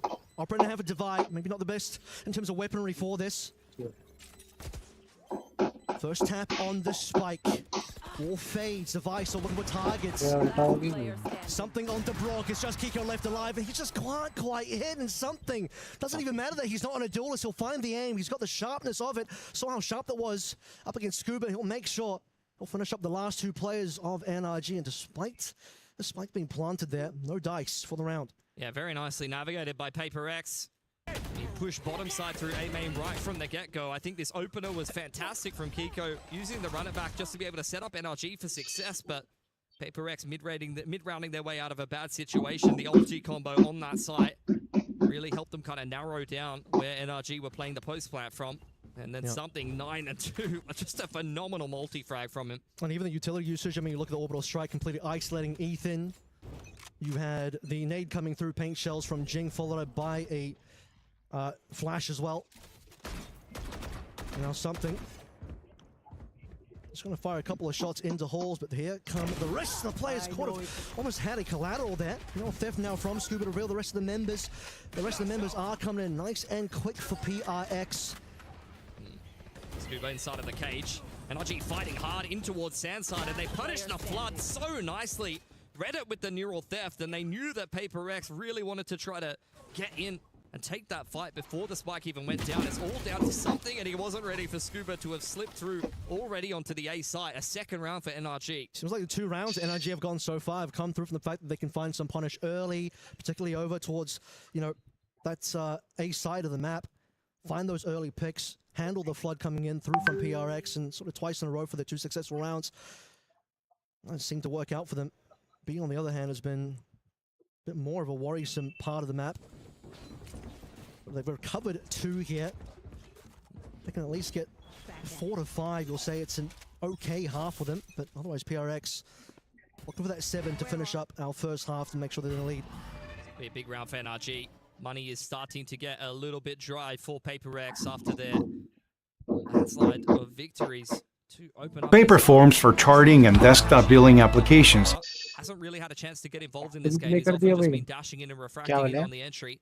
तो भी play कर दिए नहीं यहाँ पे एक जने message करे वेबसाइट के सैंपल तो चेकआउट कर लो.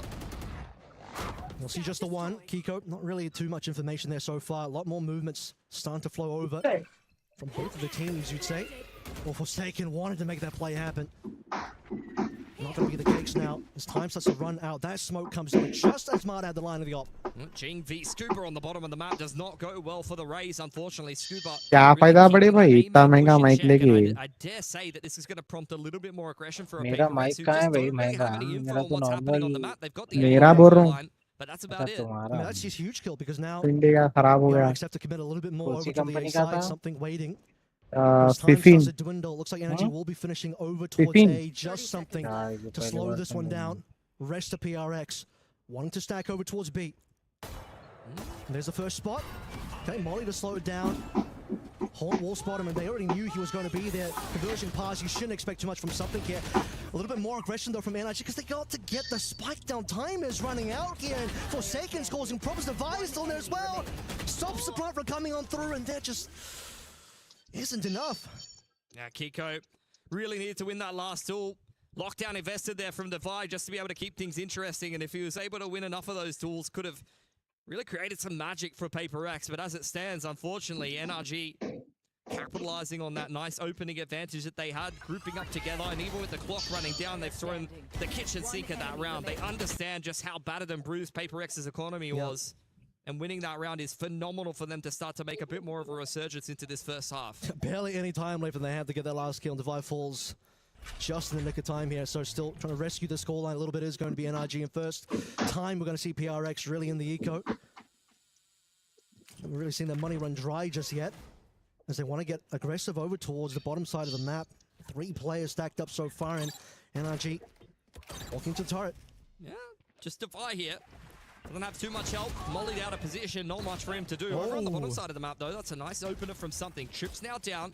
Rifle looking to be picked up. Guiding Light will enable that, and Paint Shells even to push Ethan away. NRG set up on the side, but haven't got the spike down just yet. Okay, well, here it comes now. One go to Jane, guess what? That's ultimate ready to go.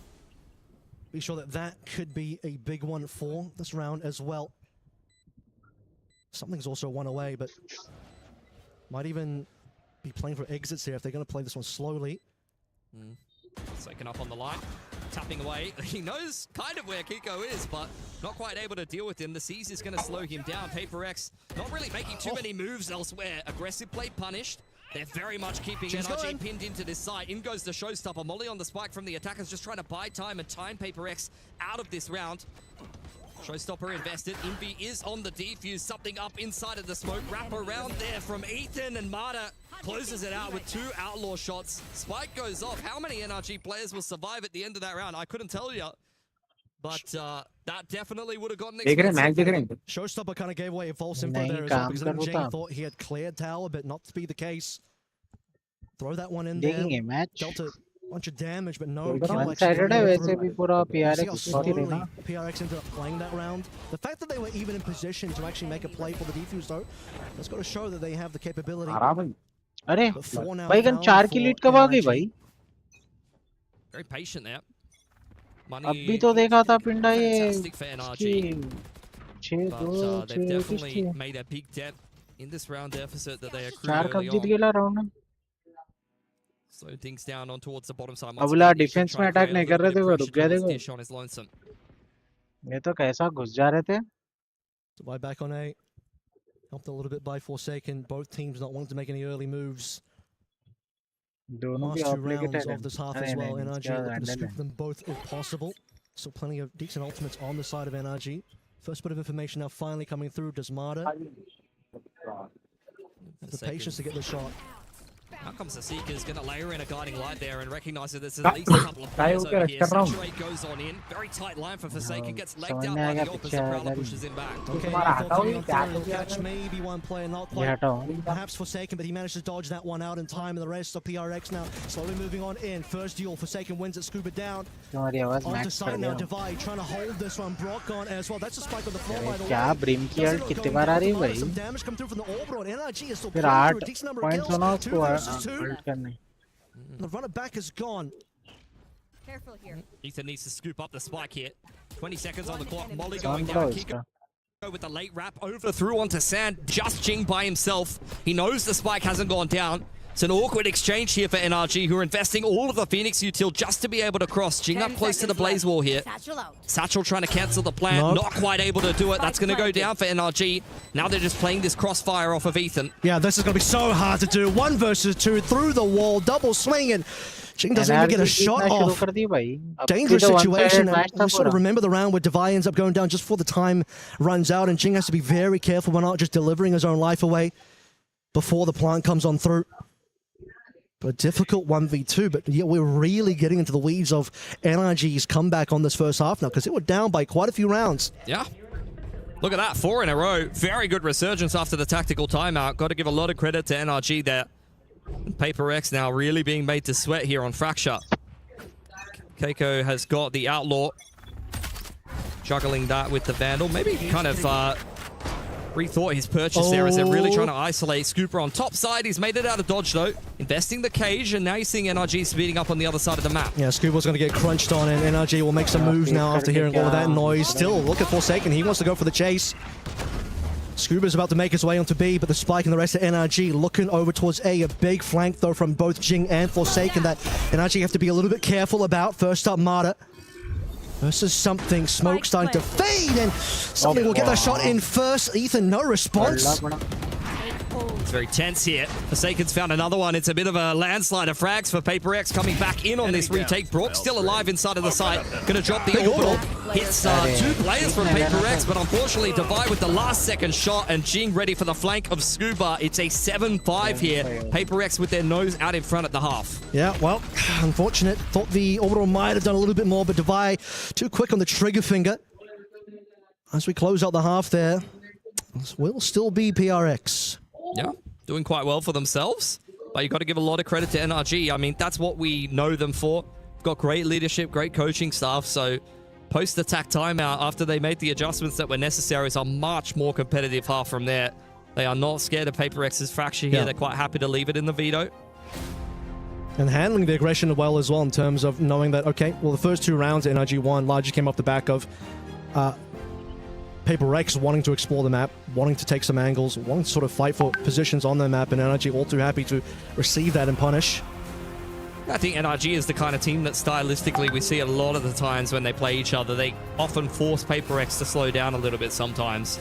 Quite happy to just sit back, hold some of the angles and wait for PRX to make the move in the early to mid round that they're looking to punish. You saw a lot of that from NRG. Scuba given a lot of space to kind of work on his lonesome. Marta with the offensive operator.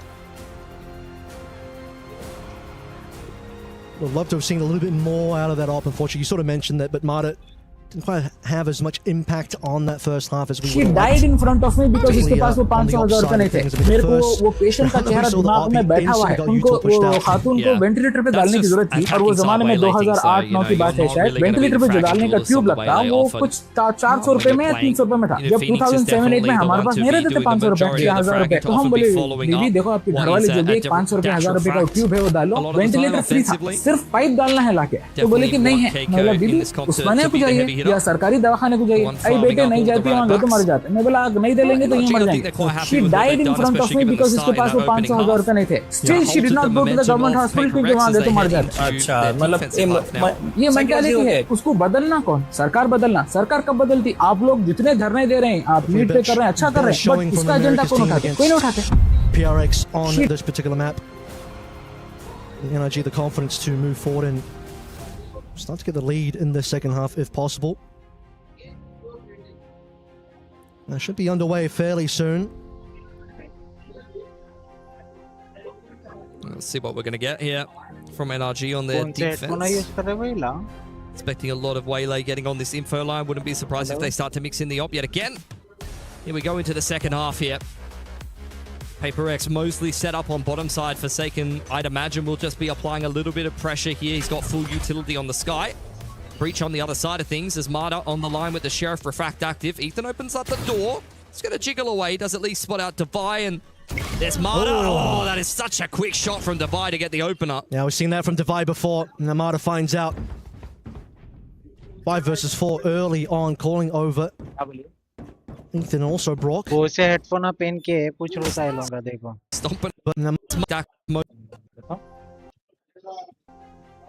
Let's see what we're going to get here. देखे. From NRG defense. वो से. 10 high पर. A lot of waylay getting on this info line. Wouldn't be surprised if they start to mix in the op yet again. Devi versus Kiko, and Devi's got the hot hands. And I'm not talking about Phoenix here. Kiko's the one playing that. Has he got the capability? Mike hasn't been tapped yet. Kiko knows he could take his time with this one. He's looking like a little bit of a raid boss with the bandit and armor. He's got a lot of util to work with as well. Curveball and a molly.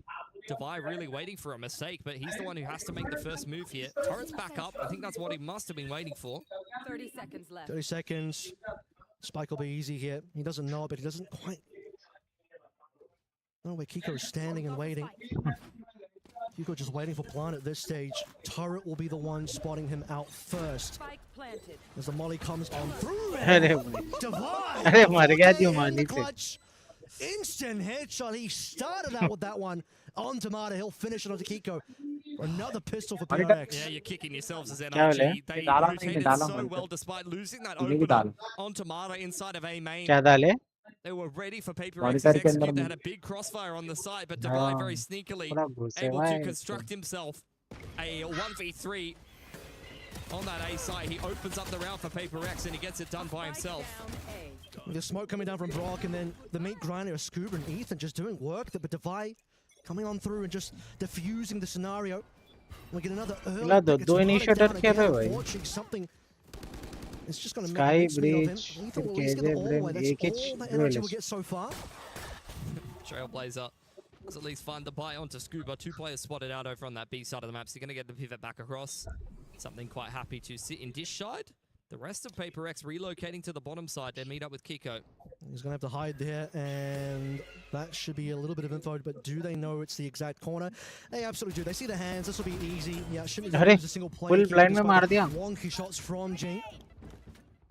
Now the crunch over on towards A. Brock to try and hold on to this one, but Pistol not going to do you too much good. Easy 9th round here for PRX, 5 versus 2. One enemy remaining.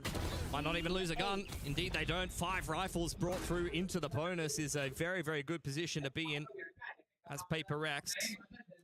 NRG once again going to have to play the opening part of this half from behind. So we'll have a look at how their first defensive gun round does look. But I mean, they were quite resilient in the first half, so have to give them the benefit of the doubt for sure. The real worrying thing was the fact that PRX did convert the bonus, which is, and then that ended up being 5 rounds in a row for PRX in that first half, and for NRG, wouldn't want that to be the case again. An opportunity here, potential for Kiko to at least drop one gun down, but honestly, when you just have the classics there, it's a little tough. See what the bonus looks like for PRX this time around. NRG really wanted to win the first gun round of this half. Prowlers will get their mark. Know that there's at least one player hanging around outside of A main. That's a Molly being prepped for tower. I do think that they're just going to try to drop off Jing up there with the Trailblazer. Keiko under a lot of pressure, pushed out by the utility, and that's an opener for Devi inside of A main. He's punished the push from NRG on the other side of the map when the pressure was coming through into tower, and now NRG are reeling in their first gun round here. PRX is, they can just abandon B at this time as well if they want to go towards A, but they'll slow things down. They'll say, let's recommit. Force the rotations from NRG first. Devi can even go for a little bit more if he wants to, but on the other side of the map is Envy and Jing. Yeah, they've just completely dominated. So we're seeing the first half Groundhog Day here for NRG. Just can't win that 3rd round. Yeah, that's rough. I mean, they were well aware that there was a player hanging around outside of A, confirmed by the Prowler, but Devi has just been on one. He's having one of these games. Been in some excellent form as of late. And when he takes over a game for PRX, there's just really not much he can do. Brock last alive, trying to hold onto his rifle. Not spotted out by the guiding light. Just wants to save, man. Just wants to stay alive. He's been spotted. Devi, he's going to go for a little bit more, and well, just on the back of the player, Brock at least shuts him down. Max है ना Discord पे 100 कर दो. Brock's going to convert another kill. Yeah, don't treat him orbital. He's only one off at this point. If he's able to get one more kill, he'll have it. And I think he's been earned here as PRX hitting double digits. Not able to bring out of that round, but when you win the bonus, I don't think you really care too much. Yeah, I mean, you got so many rounds in terms of where this lead is going. You got Ultimate Stun to come online as well. You got Devi winning a 1v2. Oh my god, that just cannot happen if you are NRG. Would love to see if we can get a POV of that one, but NRG taking their 2nd time out now, and I think they need it. Yeah, and see what they're going to construct here around this singular save Phantom. Got to be some level of investment here for NRG to try to keep things interesting. They did manage to take some guns away from PRX. They'd love to do some more economic damage, if not give themselves an outside shot of winning this round. But if things go the way they're expected, PRX will be up 11-5 here on Fracture, and it's going to be a difficult position to come back from if you're NRG, given just how strong PRX have been looking on this map lately. And there's the PRX off out of the starting gates and into the immediate sprint. We saw them take in London in the grand finals, just dominating on the open map. This one is definitely more competitive, but at the same time as well, PRX are here for a reason. They can just take this map away and get that immediate 1-0 in this BO3. NRG looking for answers. Can't have a slow start for either one of these teams. You would be honestly a little bit upset that this is the opening game of EWC. It's a very stacked tournament, of course, but PRX and NRG would probably be a game we'd be expecting pretty deep into the playoff bracket. Well, half buys coming on through. Obviously, Brock did save over that one rifle. See if he can be the hero for this particular round. Main taken again by NRG. Okay. Lockdown being invested on this B side of the map. PRX playing it very slowly. Not quite rushing into B by any stretch of the imagination. Showstopper now picked up by Jing. We'll see what they still have to clear once the lockdown has concluded. Obviously, we can see that NRG are going to be late to the party here a little bit as Jing wants to start that party. He'll go down, though. Doesn't hit anyone. The showstopper again. It's Marta and Ethan getting on the board here. And PRX are left hurting. They're the ones with the guns. And still NRG coming ahead on that one. Not Scuba. Managing to land these clean shots. They isolated him nicely. Utility invested. In comes the Nightfall, though. From NRG, trying to complete this retake in from Gen's side. Envy disrupting. He's got a nice crossfire in with Divide, but that player on the side has gone down. Divide now knows something on the wraparound. Could have a really good flank timing here as we head into a 2-on-2. Kiko, that's a huge pick to be able to get across to the side. They know exactly where something is. The movement is a little bit too good. Clutch needed for PRX, and NRG will be kicking themselves, Kev. They put themselves in an excellent position there post-timeout. And they barely had any equipment. They came through with the lesser money, just came out of the timeout. Start with a 5 versus 3. Watch party, nice. Keep it up, bro. Thank you so much, bhai. Beat Agar bhai. Welcome to the stream. So 2 players looking opposite directions and no ability to trade something fast enough to once again dragging that crosshair over, transferring onto the secondary, cleaning up the 1 versus 2. And these are the moments that will just set PRX aside ahead of the others and far ahead of NRG so far on this map. Put a dent in the economy of PRX, though. It was only a half buy for NRG, who now have a follow-up gun round with some ults to work with. Out comes the C's there in combination with the orbital. I think that's just going to kill. ये brim की ult कैसा आ जाती है हर 2 round को समझने नहीं आता भी मेरे. Two-man advantage for NRG. So it's time. You're hoping the NRG will be able to navigate this 5v3 a little bit cleaner, but फिर Device 8 और points होना है ब्रिम की ult. Two of the biggest fraggers so far we've seen in this particular map, particularly Divide. Brim Hussein. So the opportunity is still there. Brim something. Brim bro. Jump spot, ball to follow up. अब कायदा का है भाई Brim. Of NRG until something steps into the limelight, which is a very similar. कितने जने हैं तुम्हारे chat में? PRX. अभी तो 2-3 जने दिख रहे हैं खाली. एक फक्ति जीपी का फैन बोल के आता भाई, उन्हें तुम्हारा बहुत बड़ा फैन दिखता है मेरे को. फक्ति जीपी फैन है भाई वो. बहुत बड़ा ही फैन दिखता है मेरे को. बहुत बड़ा फैन है. Something wanting to sell this one. Won't sell it for very long because of neural theft. AC दिखता है मेरे. Themselves will start to make their way onto the opposite side of the map. So we're going to get past this trip. अरे यारो ये headphone में भाई Deal with the trip nicely. Trip तोड़ने नहीं आ रहा है. This is a winnable 2-on-3 for PRX. Ethan in a great position in a crossfire with Scuba over on Heaven's side. Ethan very low, but Scuba playing off him nicely. Out comes the run it back from Kiko, but it's not even needed. Scuba getting it done himself, and NRG they weren't quite able to in the round previous. A dangerous amount of players end up going down there for NRG. भाई मैं मुंडी पलटा दी कि monitor में से आ रही भाई आवाज. इसका वायर खराब है भाई. माइक अच्छा है लेकिन सुनने का खराब है. वो C type USB to C. What we're going to get here. NRG have got a lot of work to be doing, and you can see that the money's starting to get a little bit better. Couple of rifles to mix on in here. Orbital and Seekers at the ready as well. Rolling Thunder 1 away. It's a big round for ultimates for PRX. 100 Thieves RRQ. PRX creeping their way in towards A main, joined up by Forsaken here. We'll see how many ults they're going to throw at this round. Try to make their lives a little bit easier. You can see that NRG are well and truly ready for the flood. Even the B players are playing retake, leaning in spawn side. वो लोग का match cancel ही हो गया भाई 100 Thieves RRQ वालों का.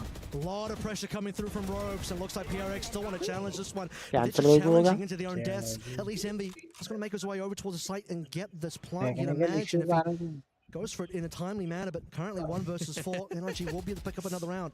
They can see the elbow. One off the roll. Peppered away through those smokes on spawn side, and that gives him an opportunity onto Ethan, but the crouch peak is a little bit faster. That is 4 alive for NRG. आदत हो जाती है लोगों को पकने की.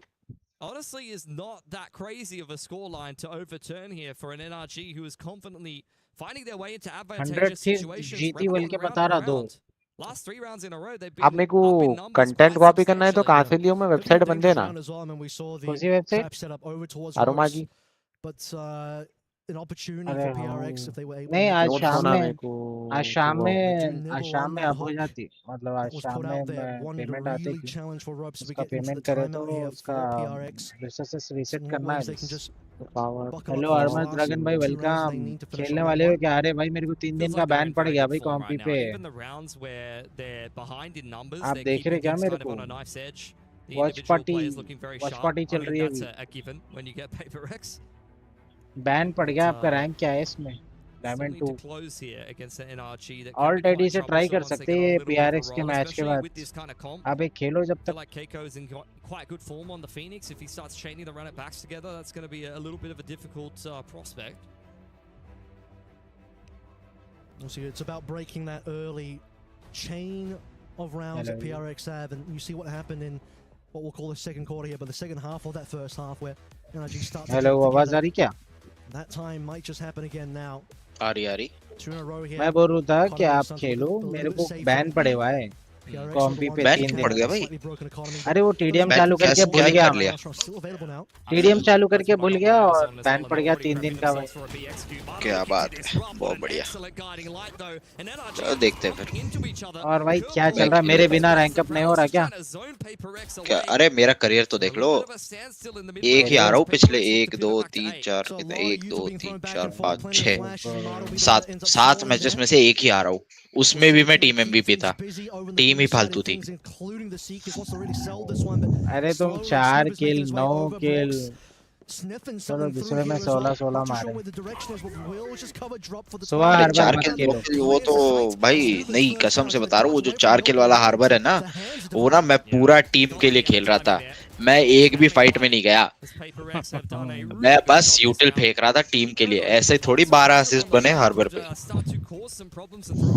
ठीक है सही है जीते तो बस है उसमें भी तुम्हारा 19 का प्लस हुआ भाई तो दबा के विनिंग स्ट्रिक चल रही है वो लोग फिर क्या ही कर तो टीम बेकार आई थी अरे टीम तो बकवास थी कोई बात ही नहीं कर रहा था कुछ नहीं कर रहा था मेरा नियॉन 1 किल पे था 1-15 भाई 1-15 कैसे जीतेंगे भाई ऐसे अटैक पे 0 किल थे इसके अटैक पे डिफेंस पे 1 किल मारा है फिर स्प्लिट मैप था और सामने साइफर भी नहीं था तो कैसे नहीं मार सका ये लोग अरे फालतू था भाई कुछ नहीं कर रहा था वो बूस्टेड लग रहा था मैं घटिया खेल रहा था ना कुछ नहीं आता था इसको ये शॉटगन लेके घुसने का ट्राई करता था मरता था हर बार Every single one of these rounds, even if it's like a 3-on-5, every XVX is so incredibly close. चलो ठीक है तुम वॉच पार्टी एंजॉय करो मैं एक गेम खेलता हूँ फिर देखते हैं चलो I'm surprised he doesn't even get one there, and that is courtesy of Divide just being able to hold every angle, playing patiently exactly when it's needed. 22 kills for Divide. He's got a lot of help from the rest of the boys. I mean, whenever Jing is on the raise, that's who my eyes are on, but honestly, he's not needed to do a whole lot this game. Yeah, I mean, when Divide's killing everybody, everyone else is just kind of scrambling to see what pieces they can still get in there. Speaking of which, Mata would like one of those pieces on his side of things, Operator on the defensive side. Yeah. It's a similar kind of story here for PRX. कितने यूटिल हो गए वो इस पे बेचारा combo onto Ethan. Not much he could have done there.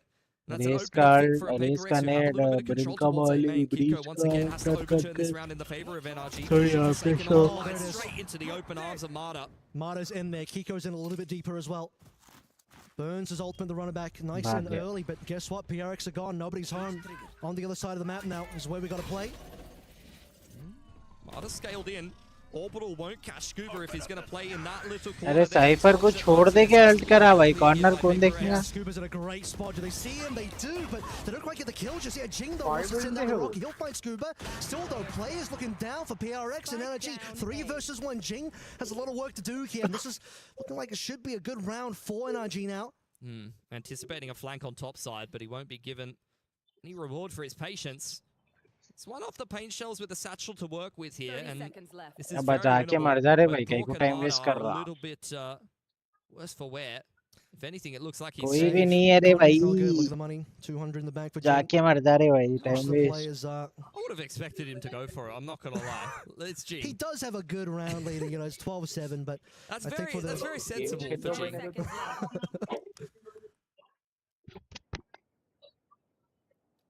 Sensible and Jing, something we'll have to get used to. or maybe not. We'll see how the future rounds go. क्या बोले? NRG claw one back. Double lockdown for PRX in the back pocket. आवाज नहीं आ रही 4 more तुम्हारी. needed to Hello. push us through into overtime. Game Definitely ही खेल लो doable तुम. for NRG. Game Mada's खेल having a लेते tough हैं. time getting into the game though. I feel like he's taking this arcade line a lot of the time कौन सी and he's game बोल रहे हैं? constantly getting pushed away. Yeah. I think this tower side play has been very successful for PRX. Either they're catching the waylay. Last round they caught Ethan with just utility. I'm surprised that honestly NRG was able to recover from that. It was courtesy of a great hold from Scuba. Pixel perfect positioning. क्या बोले तुम? अभी game ही खेल लेते हैं. That's what you want to be Watch seeing party from पे your अच्छा anchor game he Cypher on Khelo defensive बोल रहा हूँ. fracture. Talk about arcade. हाँ. And that's where NRG want to put the pressure again. It's game खेलो तो भी कौन तो भी line, अपना चैट देख के आते हैं. PRX will start moving out from that crowd. Boring है भाई वॉच पार्टी. वो अकेले नहीं करते watch party. As he executes Audience को towards होना तो वहाँ Beijing. अच्छे comment. Straight on in towards Canteen. I'm surprised he's क्या even होना? alive. Brock has found Envy in the meantime. This is just not going well for PRX, and Kiko was undiscovered. Nice reaction. कल on एक the दिन buy, करके honestly, and देखेंगे Brock और has एक. got him back. This is just going कल तो nowhere global fast for esports का है. Yeah, Jing had no HP to work with there. Now Forsaken has to do a lot, and he वाह. couldn't land क्या the shot. मारा Just भाई simply doesn't have उन्हें? the gun. Flick shot. So he's here to just maybe get a couple of shots in there. He just wants one gun. He's just jiggling in the corner. Volleyed out of position. Nicely done for NRG. A great anti-eco to give them their 9th. Chipping away at it. 3 more to go. NRG getting a string of an hours. PRX desperate to find this last map. Alt account से आओ ना भाई. तो मैं alt account से आता तो main account से मेरा वैसे भी मेन अकाउंट बैन हो गया. Yeah, all 4 timeouts used Chale. regulation. Giving NRG the respect that they hello. deserve. These two teams relatively familiar with each other, even if it's been a little while since they last played. Hello. Are हाँ अरे download करो करो था. Behind they were on the rounds. Totally both agree. halves. I mean, really. PRX have had phenomenal starts to both halves, and yeah, I totally agree. I think NRG have been pretty good. Puckett just handed me a चार drawing वायरा of बदल गया the भाई. US flag, so he's feeling it right now. He's back in NRG all the way, and well, 3 more जान दो rounds. क्या कर Puckett सकते might हैं. just be right. Yeah, maybe. The, I guess, onus is on PRX to close out this opening map of Fracture. It is their map pick. Left in the veto by NRG. Will have known that PRX will be liable to be picking that, especially with how good. That will be the timeout elapsing. Let's see what PRX have drawn up here. Do still think that they have the lockdown in the back pocket. Yep. So that's going to have to be something that they're considering for NRG. I mean, they have the orbital to potentially cancel that later on in the round. Don't think that's something they necessarily want to have to do, but if it comes down to it. Last time we saw the lockdown, Devi used it quite aggressively on B side, just from the tunnel. Again, pressure on the bottom side of the map for NRG, and conversely for PRX, very much just trying to make some noise over towards Arcade. Cypher Cam dealt with, and Forsaken going to make his way into unders. Marta patiently waiting for Devi as well, who, as a reminder, Devi got a double kill here not too long ago. And in fact, a couple of pings going on towards A-Halls. This could get dangerous for PRX. Marta changing up his angle of approach. He is very much on his lonesome here. There's a couple of kill trips on the side, but that's about it. Oh. Jump spot out from Devi. Fault line onto the line is perfection. He's just being given nothing. Yeah. Has to think about saturating that one potentially, but he has to exit regardless, and throwing a shot out there, but still low HP. Nightfall coming in defensively. Ethan arriving to help out the fellas of NRG on this defense overall as well. Hello. Something in the meantime. The players are starting to get in the mix. Envy has cleared Marta out of the side. Scuba stepping through the smoke. Checked nicely there by Forsaken. Even if something goes down, and this will be the lockdown, just trying to zone Kiko away. Make sure he doesn't even have any chance in hell at closing out this round, and he'll have to respect it. Yeah, minimum. He's going to have to wait this one out. And then he's got to clear absolutely everything. एक जना क्या करता 1v3 by 1 Alarm bot in hole. Obviously, Qeon doesn't have to worry about that part, but he does have to worry about walking to the high-low and being Forsaken, ready to go. They know the positioning now. At the same time, and PRX take one. Yeah, nicely done. I mean, credit to NRG trying to overturn 2 pretty big deficits at the half. They put together some good rounds of their own, but PRX have been really, really hot on this map as of late. I think NRG putting up more of a fight than we even saw in the recent Masters Grand Final. And PRX, I mean, map pick win for them, but we do still have Lotus up next for NRG. Honestly, I would really expect this series to go to distance. If this is just a 2-0, Sure. I think that would be the unexpected outcome, honestly. Yeah, I mean, if this was a more dominant showing from PRX, I'd be a little bit more worried for NRG, but just the resilience, the tenacity of NRG to keep that one competitive and really...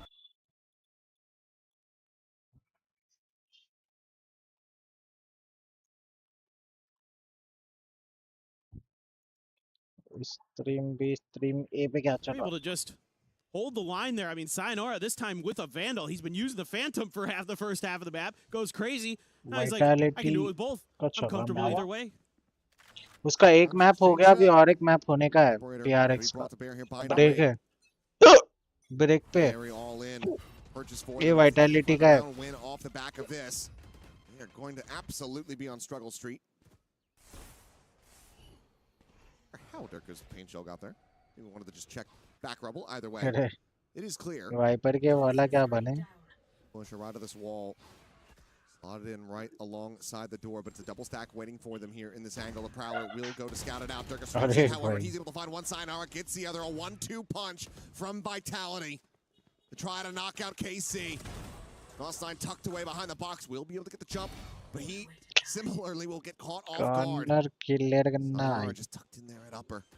Spot of the one, gets himself a wallbang shot, but Sayonara still alive for the moment. But कुछ भी मार दिया. Will be able to clean him up with a headhunter, but they're outnumbered. A lot of this now rests on the shoulders of Aves. If you cannot find a kill from here, both likely need to try to go for the save. And for that reason, oh, they just send out the Nightfall. See that trail, and Chronicle follows it to find the kill. Now backpedaling away. Cash here on the side of Vitality. They want this gun out of his hands. Humpy with the right read, Narrate dialed in on the angle. Can he hit the shot? Swinging out a little bit wider, and no, Yumpy will get aligned, will get the shutdown. The operator lost, and Vitality up to 10. Just the individual form of Vitality. Chronicle and Sayonara, really damn good. This is, you know, somewhat of a fair fight there for Levin and Sugetsu, but they just get outdone. DOS9 again, taking these unusual positions, but little did he know Sayonara already up in towards top mid there, and yep, that was basically round over, and KC needs to take another time out here to talk about it. Vitality hasn't had to use any of theirs yet. That's the final call. Burn that first one after the 5-round win streak that Vitality accrued at the start of this map. All in gamble to try to turn the tides of this. It is still recoverable. You're only down by 4.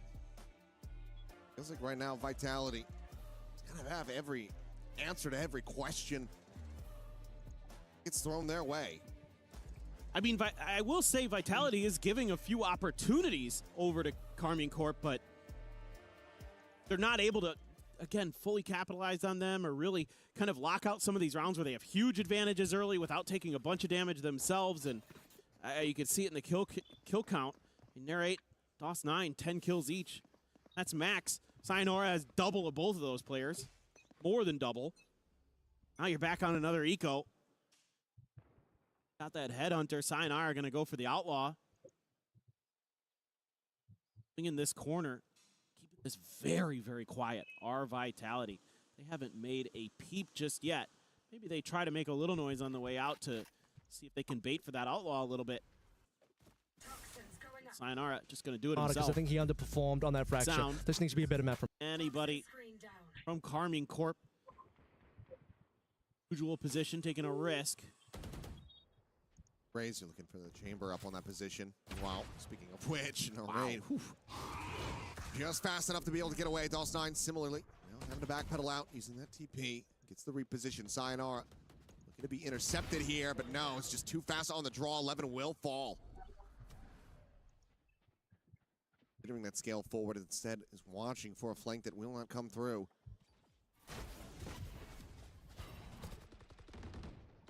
Still Be sent out. Snakebite going to be layered in, just trying to hold him in position. Narrate trying to find anything, trying to be the hero, but he will fall. DOS9 going to be taken down at the same time as now it's just Sugetsu and Aves left standing.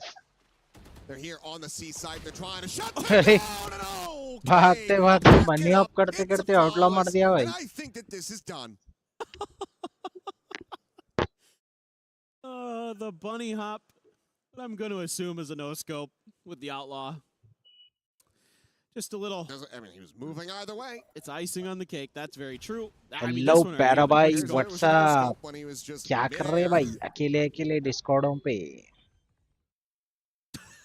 And they're just having a little giggle about it. Oh my. 24-9-4. 2 more rounds to go for Vitality. Showstopper back online. Durka says, well, maybe the operator will work when I'm attacking. Yeah. And I've got a showstopper in case, you know. Yeah. Oh, wait, no. Popped over. They had enough money. Maybe they just bought both. Could have done. Suspicion is, but we'll see. Narrate does have the tour de force. Long A, again, not really feeling confident right now to try to take that rubble space early. A lot of times you'll see the Chambers maybe go by the door and see if they can cheat up. Playing extremely safe. Has that rendezvous or back towards spawn to get out. Sending it either the connector or even into tree. This is a very passive level of play. Yeah, I mean, you can dodge some of the early util. You might be able to catch them. Kind of not भाई 6 subscriber बाकी है भाई. You know, if they're 1400 subscriber complete होने. अरे thank you for the subscribe भाई. Have to wait and see. और 5 बाकी है अभी 5. 5 सब्सक्राइबर होना है 1400 कंप्लीट होने. अरे बेचारे को सीज कर दिया भाई. इसकी हेल्थ वेस्ट हो गई. Same time, making his exit, re-wrapping towards stairs, and Dirk looking for a potential flank position. He wants his rotations coming through, and he's able to find one. So gets going to be taken out as Chronicle finds 2 at stairs. It's 11 and DOS9 now. They're trying to prevent this from going up to to match point at that.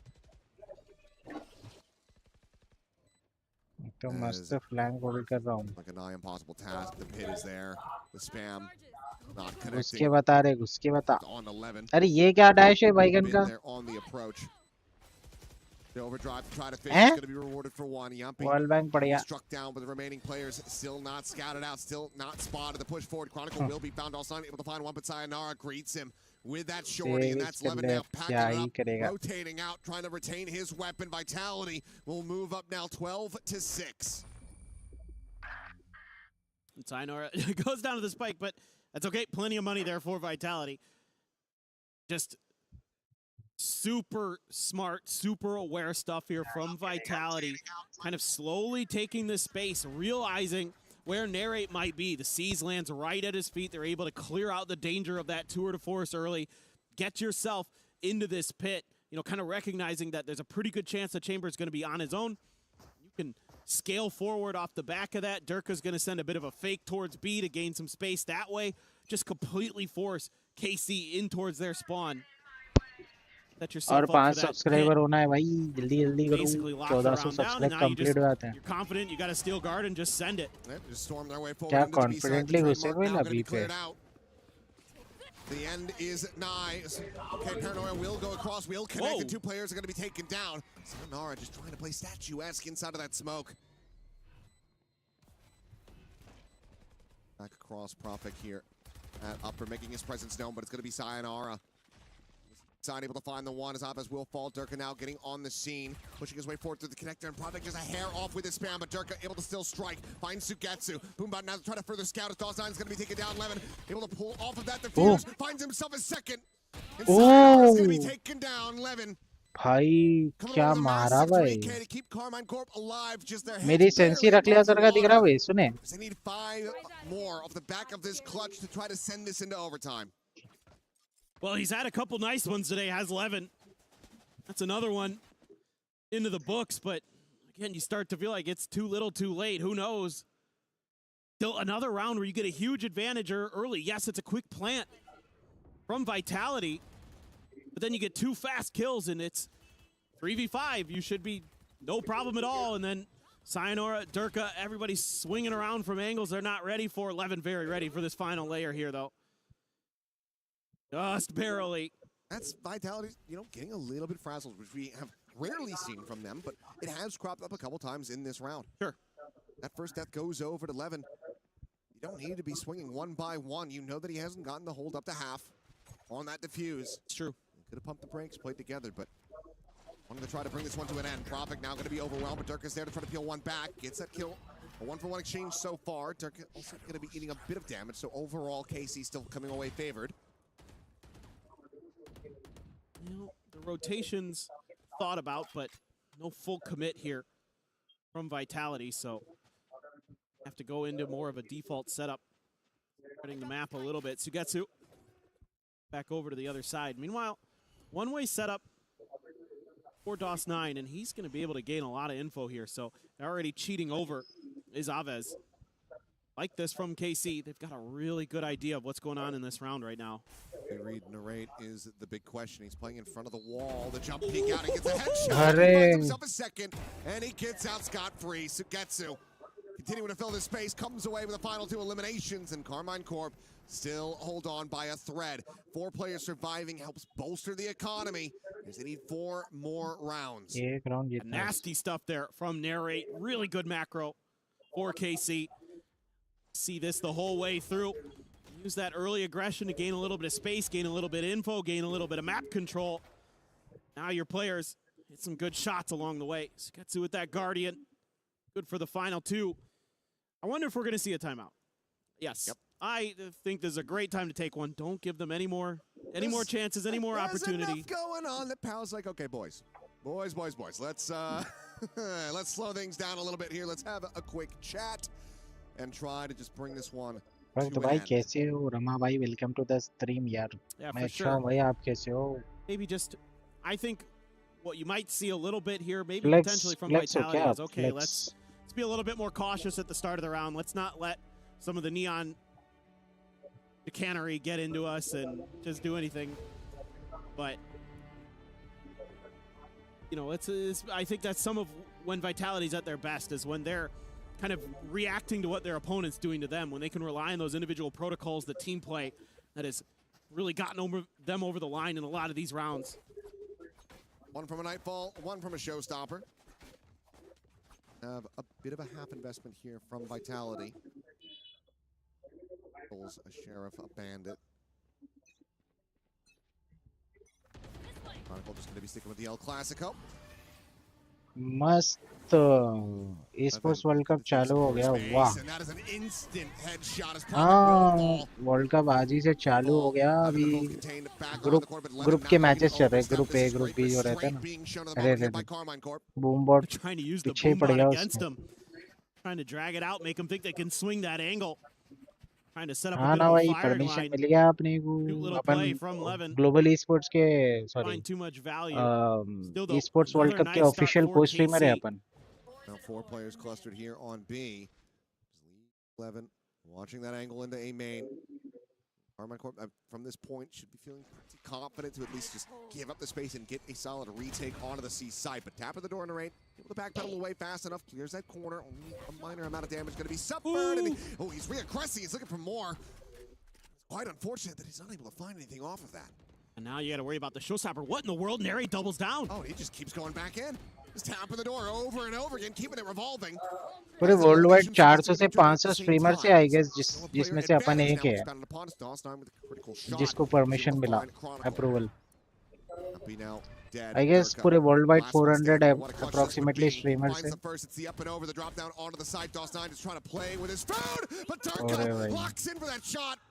भाई देखा बाहर जाके आ तुम अरे majestic को उठता जरा price बोलो ना भाई देख सकते हैं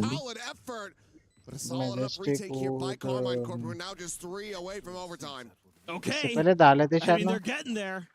Still never feels quite comfortable, but do find their moment. Narrate plays that nicely around that door, keeping Vitality guessing. Is he not? अब मैं भी चल जाऊँ ये हो गया बात First shot from Levin. एक PRX का स्टार्ट होने वाला है स्टार्ट हो रहा अभी PRX का उन्हें PRX ही जीतती मेरे ख्याल से ऊटी गया हो गया, फिर एनआरजी एक जीती बोले तो फिर और एक मैच होता। एक तो जीत गई 3 में से, मतलब 2 में से एक जीत गई। Still has a showstopper. Still have this nightfall. Big ults here. Profik has his as well. Could be one of those ones where you try to use this nightfall to TP. Looking for just a 3-2-1 here, but फिर बेचारा raise अल्टिज नहीं कर सक रहा भाई, हमेशा fade alt कर दे रहा।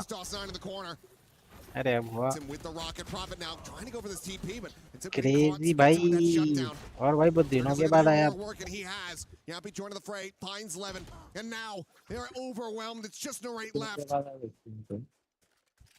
हमारे एक रमा भाई बोल के स्ट्रीम पे आते ही नहीं। Rama Rama Krishna down to 47. The regen shield is there. Both players. ये किल करते कि नाइफा अलग निकाल लेते भाई, एक किल करते कि नाइफ निकालते। मेरे को भी खत्म हो गया vitality. Come out on top of the regional rivals in Carmine Corp. They take them down. Their opening series here at EWC 2026. Vitality जीत गई। Just really sturdy, steady stuff. A new look on Haven. Pushing it. I like the fact that they're playing it here, particularly into the Vice Viper, where you're going to be पढ़ रहा था भाई इसलिए। अरे भाई पढ़ाई चल रही थी क्या? Lotus map 2, obviously lots of pressure over towards B as expected. It's NRG on the attacking side of things, something waiting on the other side, plenty of teammates. Oh, there are 8 people in front B right now. Prowler and Paranoia going forward. Lana straight into the side. What a disgusting right click, but Jing able to at least trade back the raise, so no smokes now for the defense, and NRG will slow this one down. That was a crazy shot. I mean, I think a lot of the times you probably don't make that one. You just sort of die in that moment, but not here, not today. Mata, like I said in the pre-show for this map, he needs to step up here, and he has, at least for that opening pick. But what do we want to get over here with something versus 2, Kiko? And also Brock taking, or he already had a little bit of damage taken from a little bit earlier on.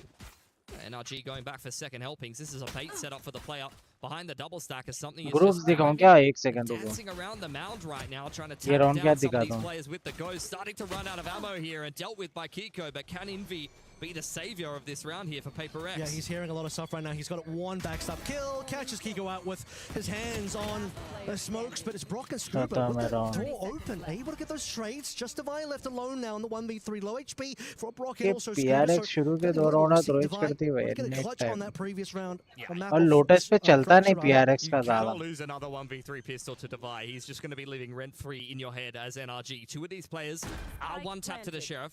Spike going down courtesy of Ethan, yet Arkrose is back up as Divide.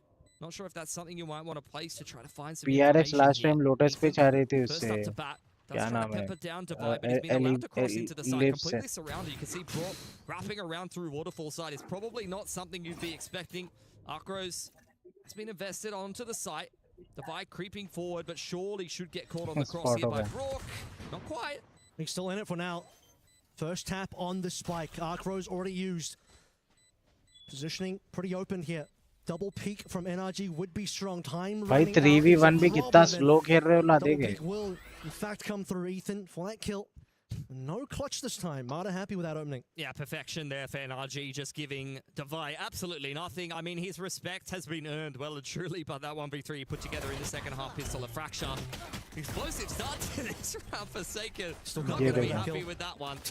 But look, NRG, they win themselves a pistol, and we said they needed to start these halves a little bit quicker, and that's a good way to do it. ये group A है, ये group B है. Kind of bad for something there as he saw a 100 lot of Thieves heads, Jeet couldn't गई quite और connect those इसमें shots BBL over जीत towards गई. mound, and ये group B का second matches चल रहे हैं अभी और ग्रुप C ग्रुप D का कल है. तो अपना ग्लोबल ई-स्पोर्ट वाले का कल है मैच. कल 4:30 बजे. और 7 बजे अपन G2 का देखेंगे match. Okay, Mata once again first blood 2 rounds in a row. Dealt with over on Rubble side. इसके बाद ये जो भी 8 टीम्स है इसमें मतलब 16 टीम्स में से 8 टीम्स क्वालिफाई होगी. लोअर ब्रैकेट अपर ब्रैकेट. उसके बाद ये रोस्टर है पूरा.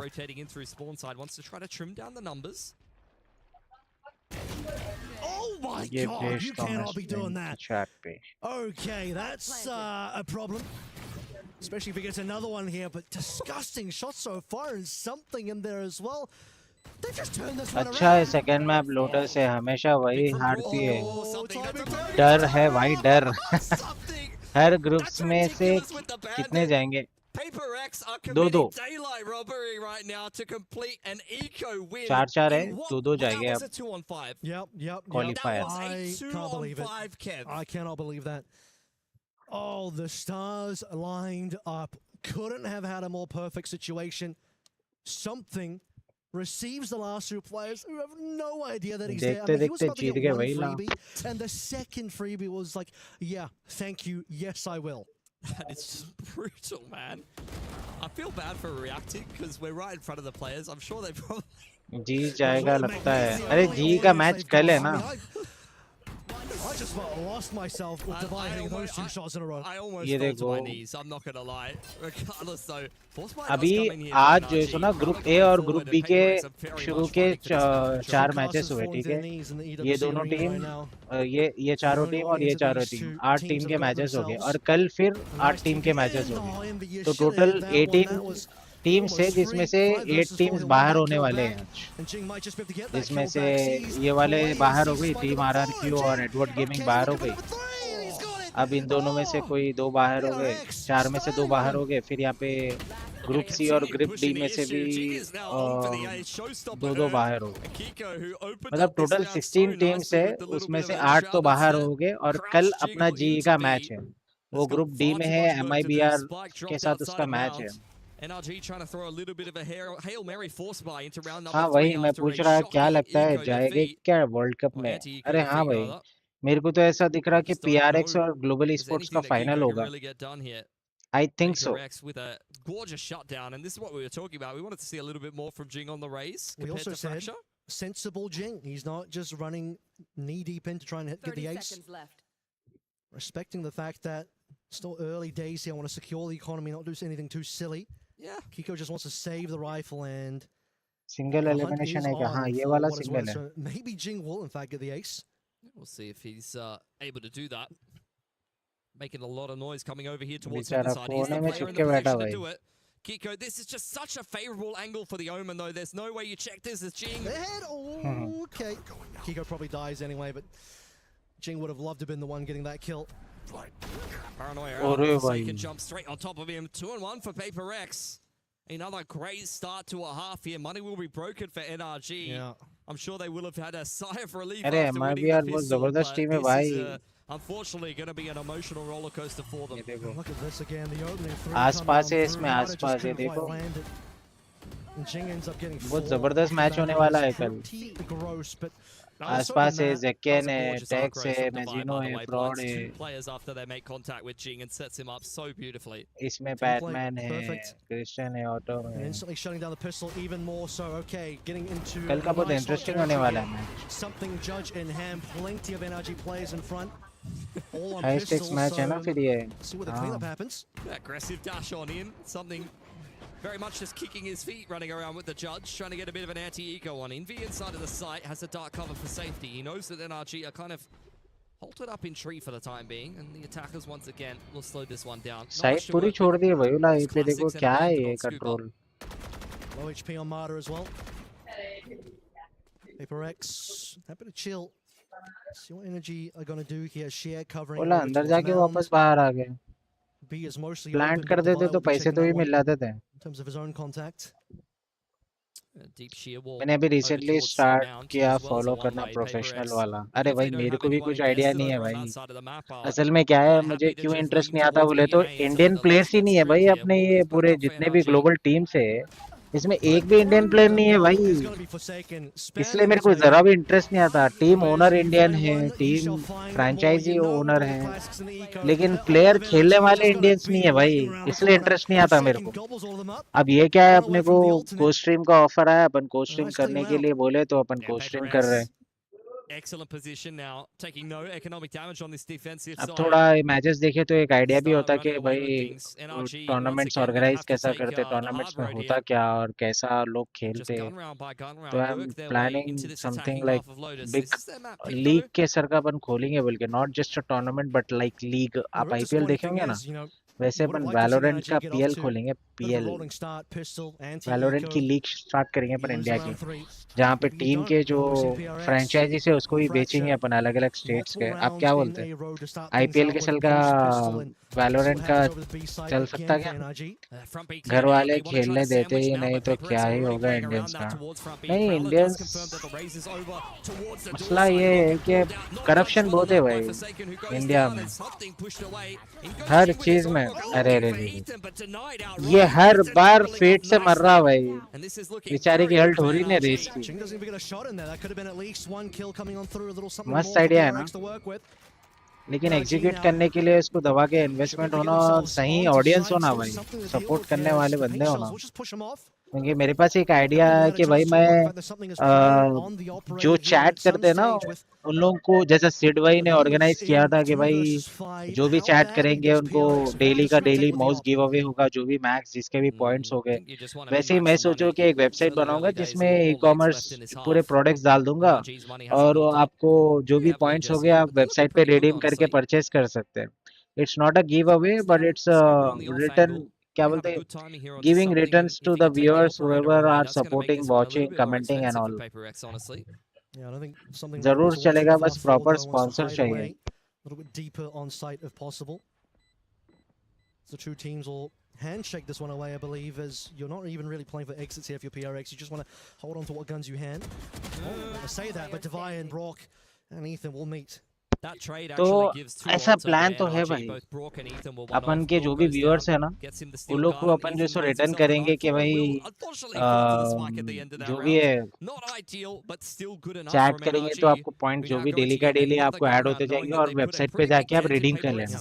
अगर आपको ऐसा दिख रहा है कि वेबसाइट पे एनफ पॉइंट्स नहीं है आपके पास, आप सपोज लाइक एक 500 रुपए का माउस है, ठीक है, आपके पास 400 पॉइंट्स आ गए, आपको 100 रुपए कम पड़ रहे हैं, तो 100 रुपए का आप रिचार्ज करा के पॉइंट्स ऐड करके वो माउस खरीद सकते हैं। इवन तो आपके पास पॉइंट्स कम है वो प्रोडक्ट लेने के लिए, आप रियल मनी को कंबाइन करके आप प्रोडक्ट खरीद ले सकते हैं। अभी ये तो प्लान कर रहे हैं अपन, लेकिन उसको एग्जीक्यूशन के लिए अपने को सही पब्लिक होना भाई, सपोर्ट करने वाले बंदे होना। यहाँ पे अपना एडिटर ही सही नहीं मिल रहा है भाई, दूसरी चीज़ क्या ही करूँगा मैं, अपने को कम्युनिटी बिल्ड करना है भाई थोड़ी अच्छी खासी। देखो सब कुछ पैसे है, आईपीएल चलता है क्योंकि फैंस आते हैं मैच देखने, एड्स वगैरह होता है, ऐसे सब इम्पोर्टेंट है इसके लिए। ऑनलाइन देखते मैचेस एड से पैसे, ऐसा सब चलता है ना। हाँ वही तो बोल रहा हूँ मैं, अपन स्टार्टिंग सीजन 0 में मेरा ये प्लान है कि भाई विदाउट एनी क्या बोलते हैं रियल मनी, आप जैसो टीम को फॉर्म करने के लिए जो बिडिंग करते हैं ना, ऑप्शन होता है ना प्लेयर्स को खरीदने के लिए, तो वो प्लेयर्स को आप खरीदने के लिए आप रियल मनी का यूज करे बिना हम आपको वर्चुअल मनी देंगे, वर्चुअल कॉइन्स, जो आप अपने कॉइन्स को डिस्ट्रीब्यूट कर सकते हैं प्लेयर्स, और वो प्लेयर्स जो है सो अरे रे रे रे अरे रे रे रे क्या हो रहा है, समथिंग को कुछ हो गया भाई।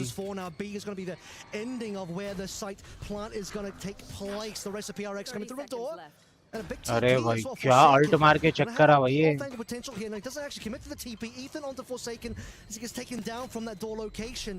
It's been difficult for PRX to buy themselves into the retake so far. Interesting round needs to get involved in this round over from Heaven's side. Only marked by Ethan. Tico continues to jiggle here. Jing gonna find a pick onto Scuba. And taking a long time to get back into the site, but PRX एक HP है भाई PRX in V. Oh खत्म है। Sounds of victory and we do from Ada. Neck to neck चल रहा भाई ये तो। Ray's going well. Celebratory paint shells. भाई आइडिया अच्छा है, प्रॉपर एग्जीक्यूट करना है, बस पोटेंशियल बराबर है भाई। आइडियाज तो जबरदस्त है, पोटेंशियल बस अपने को क्या है, बंदे होना है भाई, कम्युनिटी बिल्ड करना है। आप बताओ इसमें आप क्या हेल्प कर सकते हो और आप किस तरीके से कंट्रीब्यूट करेंगे। ये बेचारा वाइस कैसे की मर गया। It's just a bit of an awkward exchange at the end of the day, unfortunately. And Brock, even though he does go down, I think you're happy with the 1-for-1 onto something, especially. उन्हें operator से मारता women को तो मजा आता था भाई, वो अब ड्रॉप करे बस। PRX, it just felt like they had too many different angles to deal with running back into that B side on the post plant. If this ends up being a timeout here. मैं तो हैदराबाद में हूँ भाई, बोलो क्या करना है। अरे भाई मिलो भाई फिर मिलके अपन करेंगे कुछ धूम धड़ाका करेंगे भाई. With eco win coming through from PRX really setting the table. NRG saying it's fine, lose that one. On our way back on मैं the भी future हैदराबाद में rounds हूँ. and not going to let this one go as far into a deficit or a deficit at all compared to what Fracture was. I think they're doing quite well for themselves. आप मेरे Discord server पे है. आपका Discord का नाम क्या है Discord में? डिस्कॉर्ड नेम क्या है आपका? It's only courtesy of the eco being one that PRX can even continue to buy. मैं डॉक्टर हूँ तो मेंटल हेल्थ, फिजिकल हेल्थ और न्यूट्रिशन का देख सकता हूँ. अरे भाई अरे रे रे रे ओमेन टीपी कर रहा हूँ. ओमेन इनको दिखाने क्या? Has to get unfortunately revealed the fact that he shoots the haunt, but Jing's the one that actually gets the kill through the smoke. Not it down. Great open up. पता है फक्त भाई. PRX going to be put through. भाई देखो mental health, physical health और nutrition बोले तो भाई मेरे को न्यूट्रिशन की बहुत जरूरत पड़ेगी क्योंकि भाई कमजोर हो जाएंगे ये सब काम कर. अरे रे रे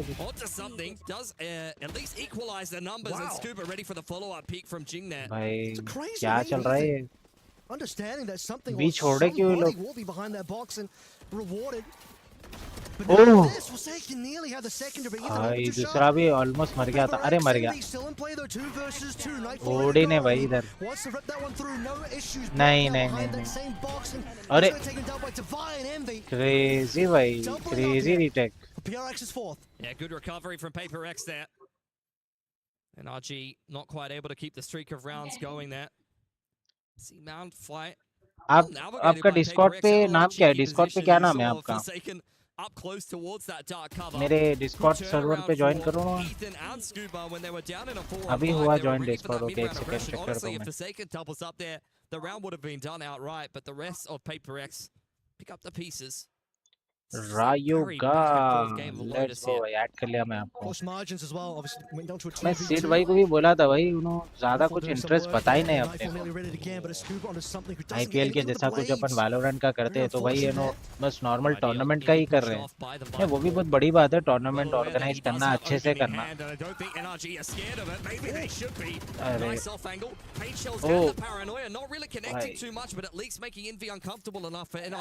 ब्रॉक के सामने ओडिन चला रहा भाई. ब्रॉक ओडिन का मास्टर है. उसको ये भी पता है कि कैसे इसको कंट्रोल करना. मैं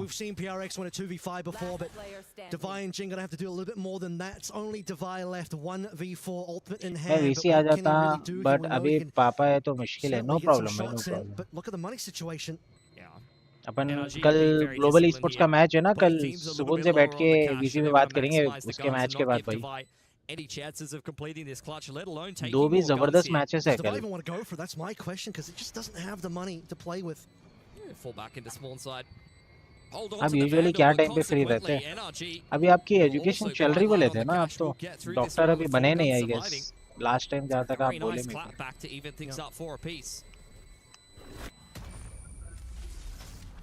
Early shut down against something's Blade Storm. Everyone winning their ones. Well handled 4 versus 2 there, making sure another clutch is not going to be possible. So once again we find ourselves all evened up 4 and 4 on Lotus. By the only gun in the hand. जरूर बस पापा घर नहीं होना. बस घर बस पापा घर नहीं होना. Okay. Too much for Impy to do that. Especially after something goes down right at the start of the round. Oh, that is not the economy look you want to see for PRX. PG का preparation चल रहा है. Okay post graduate चल रहा है क्या? थोड़ी देर hold करना था भाई. हाय with the haunt to try to scan somebody going across to Rebel. It is a PRX classic to throw out those dark covers and try to dive into them with the omen. बी पे कोई नहीं है भाई. B अंदर है jet. सी खाली है. सी चल जाओ. ऑस्ट्रेलिया का लाइसेंस एग्जाम के लिए प्रिपेयर कर रहा. Okay. Desperate to find that gun there dropped by Forsaken. Degree आ गया कब का? तो ऑस्ट्रेलिया के लिए पीआर पॉइंट्स जरूरी है, तो उसके हिसाब से आप प्रिपेयर कर रहे क्या? जल्दी जाओ भाई, सी कोई नहीं है भाई, फेड भाई। With massive economy, a lot of ults coming off online here towards the tail end of the half. Like, I'm very impressed that they've कितना been स्लो able to खेल रहे actually भाई put ला themselves देखो, in a winning position. क्योंकि ये लोग lead में नहीं है ना, पीआरएक्स वाले लीड में है Same situation on और Friday. एनआरजी वाले नहीं है। PRX to quite the lead, but here in NRG, they're about to find the 5-4 here, especially with that kill to Envy, and still one gun problem left in the hands of देखो Divide. भाई, And at the दो end दो of this controller है one, उन he has पे। to start asking the question again. Does he just go for the save? अरे Potentially so. Not much for something to do there. NRG starting to really condition this A side. They've been kind of battering down the door in this part of the map. A couple of rounds in the row here. Seen PRX with a very quick opening towards A. That has been pretty unsuccessful 2 rounds in a row. Something's Blade Storm, and then you saw that cheeky little play trying to go for the Haunt scan. Have to maybe try to rethink the approach, maybe, especially with the Steel Garden. Move the Vice over to play retake A. It's definitely a viable exams option. इतना है क्या, खत्म ही नहीं होता, क्या बोलूं? अरे कैसे भाई, ऐसे कौन से एग्जाम्स है, ऐसे कितने एग्जाम्स है भाई, क्या डेली एग्जाम थोड़ी होता? PRX as well, as they will recover some of their economy for that next round, and a couple of ultimates to play in there. Showstopper I'm looking at. Both of Vices looking at Steel Garden here. Contact found Divide. Okay, he's happy with that one. How much of a chase do NRG want to go on? They've got really मैं great कभी Valorant Hindi में नहीं खेला भाई, as they want to. But, as it stands, don't want to go through all of the effort and the trouble of digging of a Divide out of a fully set up C site. And NRG claimed the lead here, 5-4. Only a couple of rounds left to play. बोला हारे तो भी round जैसो एक दूसरे को क्या बोलते हैं, क्लैप कर लेते, अगर जीते तो भी तो भाई हाथ a couple of opportunities there. Hi fi मारते। Something like you said, not much to do. Preparation time लगता है भाई, 19 सब्जेक्ट्स है, what the fuck. PRX still again really needs something 19 subjects in the dumps and something back on the op. भाई ये कुछ ज्यादा नहीं है across the board for everybody, can't even quite afford everything now. There's something would like a shot here, dash ready to go, but NRG do not bite on the hook.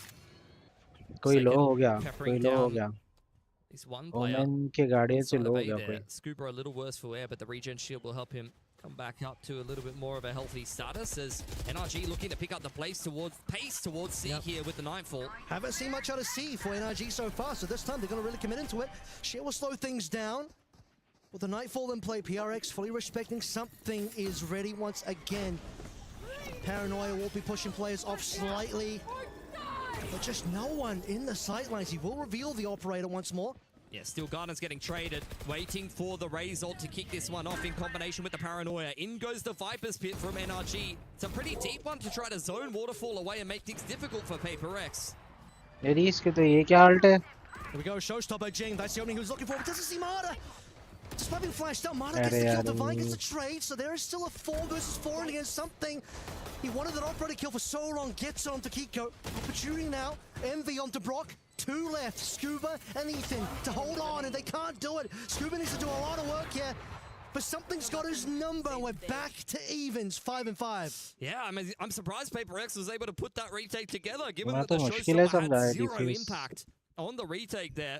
The pit ends up kind of बहुत है भाई, मेरे against दिमाग NRG. का I biryani understand बना they रही were है really trying लोग to dig their heels into Waterfall and give भाई। themselves an avenue to play towards long, भाई but वन्य unfortunately, subject it just ends up being a मैं big तो भाई smoke to मेरे obscure the fact that engineering के PRX final are year on में the भी swipe. मैं 4 सब्जेक्ट से ज्यादा नहीं पढ़ा होगा मैं, और पढ़ा भी नहीं, मैं तो एक्चुअली जाके बस एग्जाम लिख के आ गया, ना प्रिपरेशन करने की जरूरत पड़ी, ना पढ़ने की जरूरत पड़ी, डायरेक्ट जाके एग्जाम लिख के आ जाने का था मसला। कई कोई लोग तो प्रैक्टिकल्स रहते थे, प्रैक्टिकल्स तो अपन कंप्यूटर साइंस में क्या है, अपने को प्रोजेक्ट बना के सबमिट करना रहता, बस उसको बस एक्सप्लेन कर देना। यूजुअली ए पुश करते हैं लोग, सी पुश कर रहे हैं भाई। Looking outside of A here, has Defiant something to contend with. अरे PRX समथिंग के क्रॉसर में आता था। come out, but with the wall going up for Scuba, he's going to be able to skulk away. Hello भाई जी, कैसे हो? King is back. अरे king इतनी लेट कैसे आ रहा? ओह, टीपी करते करते मर गया भाई। अरे अनुज भाई कहाँ हो भैया? स्ट्रीम स्टार्ट करके 6.5 घंटे हो रहा, और अब आ रहे यार, ये कोई तरीका है क्या? आप किंग होके 6.5 घंटे के बाद कैसे आते हैं? किंग जो है सबसे पहले आते हैं, सबसे पहले। Waits till the last minute and Mata इतनी not लेट कैसे आ respecting the गया boom आप ये bot. बताओ Yeah, if he shoots the boom bot, unfortunately, he just dies to Jing's swing there. So lose scenario and perfectly played by Jing. Makes the retake a little bit easier now. 4 versus 4, no ultimates though. On either side, Prowler in first. CT clear so far. And Scuba, like you said, on for the long मुश्किल है ये वाला activation, but he needs to get in position. So अरे big shot into Ethan. Divide gets killed by Rock as well. Okay, 1 versus 1. Does he have the अरे भाई shot? Time by कर रहा हूँ मैं Oh, Scuba's got to come in. हाँ इल्ले Door is closing, brother. No, he's just got to give that one up, I'm afraid. He's gone. Oh. Can't even leave the site. That door timing's wild. It's perfectly played there by Scuba. Just tapping the door. Divide just endlessly अरे waiting भाई for जी him to school peek. But never अरे quite school gets the तो peek that he भाई was looking for. क्या रात के 10:30 बजे तक स्कूल होगा क्या भाई मैं तो स्ट्रीमिंग 4:30 बजे शुरू करा 4 4:30 को आपका स्कूल तो जब तक हो गया था होगा ना 4:30 बजे Fortunately, out on an island there. I mean, yeah, that was fantastic from Jing. Honestly, PRX, it's crazy that they keep making some of these rounds so competitive because they were so far behind positionally after they lost Forsaken there. NRG was basically given a free C site. फिर से सी पे push हो रहा But this time it's Mata going in on a 1 HP. He survives. मार दिया मर गया race net से मर गया Big trades happening still on Mount 3 versus 4. भाई क्या ट्रेड पे ट्रेड ले रहे भाई ट्रेड पे trade Regardless, now something has to find this next shot. Dash is about to fade away. Come And 3 members from on. NRG is too many from the hand. 3 जने एक साथ pick लेंगे तो क्या होगा भाई Well traded by NRG. What a भाई जी driving सीखने भी जाता हूँ given the fact that they get ecoed after the pistol. क्या बात है भाई Nicely worked. ड्राइविंग See भी why they सीखने picked जा रहे Lotus हैं into this लोग series. And I'm feeling good for them, man. They're going on to defense now. They're playing Senti double controller. I'd imagine that they're going to be quite pleased with themselves. Starting to really win things over towards that mound side of things as well. These last 2 rounds, winning these controls. And something, he had a couple of the op kills, but not really dominating the map or controlling the spaces he would have wanted to. Like you said, the big recovery from that second round is really the story for NRG. And we already saw their ability to recover on Fracture. Unfortunately, the deficit ended up being a little bit too big for them, despite the fact that it took a couple extra timeouts from the PRX side to even dig in for that 13th round here on Lotus. Finished that first half with the lead. ये वाला match कौन Feeling a lot जीते better about their chances. Feeling like we can definitely go to a map 3. It's up to PRX here. Another pretty close half. Team Vitality आ गई More than serviceable, swapping back over onto this attacking side. But they have had a change of Enit. I think that does kind of help them in some regard. The fade over the sky will help them, as I mentioned before, kind of work the map. It's why it's a very, very popular choice of initiator. कल ये वाला match और ये वाला match दोनों interesting होने वाले हैं Because you can just solve any question mark that you need to by throwing a prowler. You need to take B main, throw a prowler. You need to take C mount, throw a prowler. Clear आप rebel, किसको throw a support prowler कर रहे out. हो Use the भाई मैं तो global sport को ही support करूंगा इंडियन ओनर है ना उसका you know, which is how often Indian team है इंडियन प्लेयर्स का आईपीएल जैसे करना है तो वो प्लेयर्स को भी कुछ होना ना उनको कुछ नहीं मिलता तो वो खेलेंगे क्यों हाँ वही तो बोल रहा हूँ मैं सीजन 0 में हम टीम स्पॉन्सर्स को ढूंढेंगे और जो फ्रेंचाइजी ओनर से हम उनको पॉइंट्स देंगे सीजन 0 में भाई थोड़ा बहुत रखेंगे prize money Flashes coming through from your sky. लेकिन the problem is though that as you sponsors के through before, they're playing into a slower comp from NRG that has a lot more stall and a lot more util. You're fighting into a vice that's giving you. उसके plans है भाई मेरे पास लेकिन मसला ये है कि अपने को पहले कम्युनिटी बिल्ड करना अपने को थोड़े लोगा होना है जो कि अपने थोड़े थोड़े काम डिवाइड कर ले सकना मैं किसको सपोर्ट करूँ देखो भाई अपन तो जी ग्लोबल स्पोर्ट्स को ही सपोर्ट करेंगे और पीआरएक्स को सपोर्ट करेंगे अगर ग्लोबल स्पोर्ट्स नहीं है तो अगर दोनों भी नहीं है तो जी2 और वाइटैलिटी ये 4 टीम अच्छे हैं भाई जो अपने को अच्छे दिखते हैं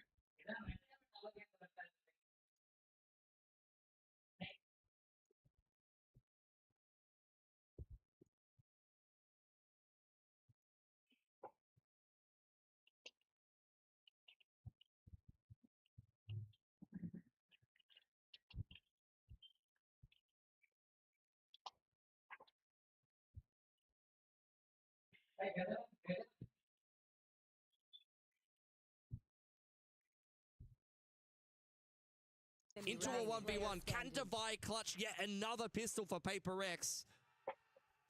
Swing in from अब ये वाले मैच में तो पेपर एक्स को ही सपोर्ट कर रहा हूँ to give NRG yet another great start to a half. A big celebration from NRG as well from their side of the stage. Second pistol picked up in this map, and question now will be, can they actually convert that into a string of wins? That second round eco from the first half still in the back of everyone's mind here. Obviously, massive trades back and forth over towards Rubble, the re-entry from PRX as well. But a 1v1, Scuba takes away from Divine, who's been so sharp today in the series. And Scuba showing, okay, I'm still good. PRX with a couple of upgraded pistols here on the eco. Divide can't do much against an outlaw on an angle like that. Up inside of the progression dark cover here. PRX wait for the door to close before they make their next move. Yeah, Marta's already basically cleared over towards Mound, relieves pressure away. NRG starting to rotate. Now the opening. भाई अगर ये match NRG जीत गए तो फिर से और एक match होगा भाई पीआरएस जीतना होगा ये मैच 1 HP हो गया something 4 second अरे अरे अरे अरे Jing cleans up, Scuba gets Jing down, and now over towards the drop, just back and forth, 2 versus 3 now, still plenty of damage, even if PRX lose the round. But will they lose the round? Yeah, they probably will. Yeah, brute flank from Brock and Scuba. नहीं यार वो It's coming in tandem. I mean, the Lemmings made it into the site. ये लोगों का comeback हो गया तो एक और एक मैच देखना पड़ता है लोगों को Away from NRG.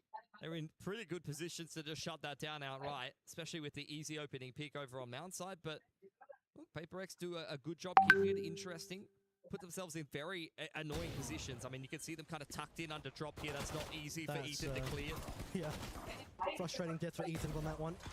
The rest of the players in a good position to finish things out. No shenanigans from Forsaken or anybody else. This last couple plays alive for PRX. This is one of the biggest deficits that PRX has seen for quite a little bit. Very close on the C's laid there. Almost had multiple players caught on the side of NRG. They dodge it nicely up behind their Viper wall, and now an immediate pivot back towards Mount for PRX. But that's where I'm having a look at this Vice wall. It'll be a little bit harder to break through that. So Boombot Prowler Claire coming through from NRG. जीतो भाई PRX on Rubble that allows now Kiko to move over. Nice orb. They've got the paranoia in the right position here, but Brock's only got a Spectre and a lot of work to do. There's the burst into the site that I was talking about, the TP up on top. Not necessarily. क्या TP है वो? And these are some awkward duels being taken. A lot of players here for NRG, but PRX finally break through. Okay, okay, they're really getting some good damage in. There's something on basically 1 HP here. Just a big flank. PRX weren't ready for it. And now something is just going to end up potentially saving this one. He's just... Well, he's a 1 versus 2, but the HP situation is rough. He's going to go for a potential. अरे भाई क्या जल्दी से rotate मारा भाई ने अगर timing अच्छी हो गई तो मार ले सकता अरे नहीं यार वो फेड देख रहा उधर shit And that's a 10th round for NRG. Bonus converted. They are running away with Lotus right now. Yeah, this is looking fantastic. Bonus round जीत गए भाई लाम As honestly, before the flank from Marta and Co came on through onto door, it was looking PRX's way for quite some time. But that's where you look at NRG, not only the Vice tech with the wall, but also just how annoying they were being for PRX to kind of isolate and hunt down inside of the site is exactly what allows TP नहीं करना था भाई something door open to be so impactful on the flank. If PRX had made it safely into the site like 5 seconds sooner, that's probably their round. Well, PRX facing the pressure now, will be taking a timeout. They are quite in the hole in terms of the round deficit so far. And a 1v2, that's something really would have taken a lot for him to win that one. And heads up play by Ethan to consider the fact that he might be getting long flanked. And as these rounds go by, it's looking more and more comfortable for NRG, and the likelihood of us going to a map 3 is starting to look really real. Expect nothing less from this series. PRX have very much dug themselves a hole here, though. Coming out of this timeout will be on a half buy on this attacking side, where it feels like they're getting shut down more often than not by NRG, who are playing an excellent game here. Very well-rounded performance from pretty much everyone in the server as well. Like, no one is really lagging behind. From both teams, really. No one's, as you say, really running super far ahead like Divide was on Fracture. Odin out for Brock this time around. Something feeling himself on the Marshall. Seen him do some magic on that before, but here we go. Omen versus Open first and foremost. Does that timing. bit of a sightline? Maybe. Nah, Forsaken tried to dodge it, and Kiko saw his cape going inside of the dark cover. Unfortunate, disgusting. सिलाई machine चल रही है यहाँ पे. This is what we know him for. And that Prowler certainly will be able to see Divide. खत्म है भाई, अब और 40 जाएगा. Bit of a clear coming through. Third map होगा और एक. From Envy. Mada. Outlaw out yet again, looking to farm himself up a showstopper. He's halfway to it. Little taps on in will make a big difference in getting a rocket going a little earlier on. Something over on the other side of the map. Sees the shear wall. Dash active. You can tell that shot put the fear into PRX as well. Okay, tap the wall. I have the spike. Trigger the orb as well. Just wait this one out. Slow things down. 40 seconds left to play. भाई ये क्या कर रहे हैं ये Omen और Fade यहाँ पे इधर. Back is going to be Scuba and Rock. Yeah, quite happy to let Paper X come to them. ये देख रहे हैं. Marshall's in the mix here as the paint shells tries to clear out pillar side. They will be able to at least make it up onto the site and maybe even get a plant here. But how much more success can you really conjure as Paper X? Well, they got to go for that plant sooner rather than later. Big damage, bro. Finds his mark onto something. Inside the smoke, no problem. Scuba on the Divide as well. Now Jing, yeah, just see if we can get a kill here or two. Help the economy. Oh. Nice tap. Also building himself up a showstopper. One off now, courtesy of those two sheriff shots, but NRG will complete the retake nonetheless. 11 found. Remember that 11-5 that we saw on Fracture the other way around? Well, PRX on the 5 end of things.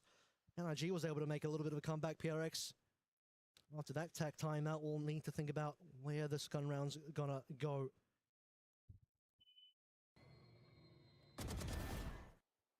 Going into their attack timeout, there definitely would have been more so chatting about the adaptation and heading into this gun round. So let's see what they've prepped up here.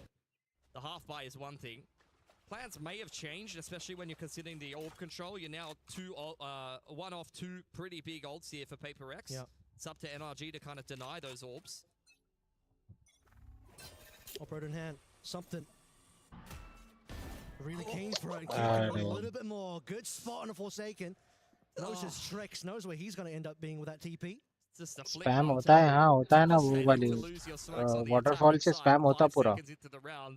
Just a disgusting shot from Kiko. And anything that you discuss on Paper X is very quickly getting much more difficult for you. Yeah, it's going to have to end up being relying on the Cloudburst smokes or relying on that Nightfall now. His Divide is under pressure. Oh, he's lucky to survive that scenario. In fact, he was looking for that kill. I'm surprised he almost got Mana there. Honestly, had no business doing anything at that point.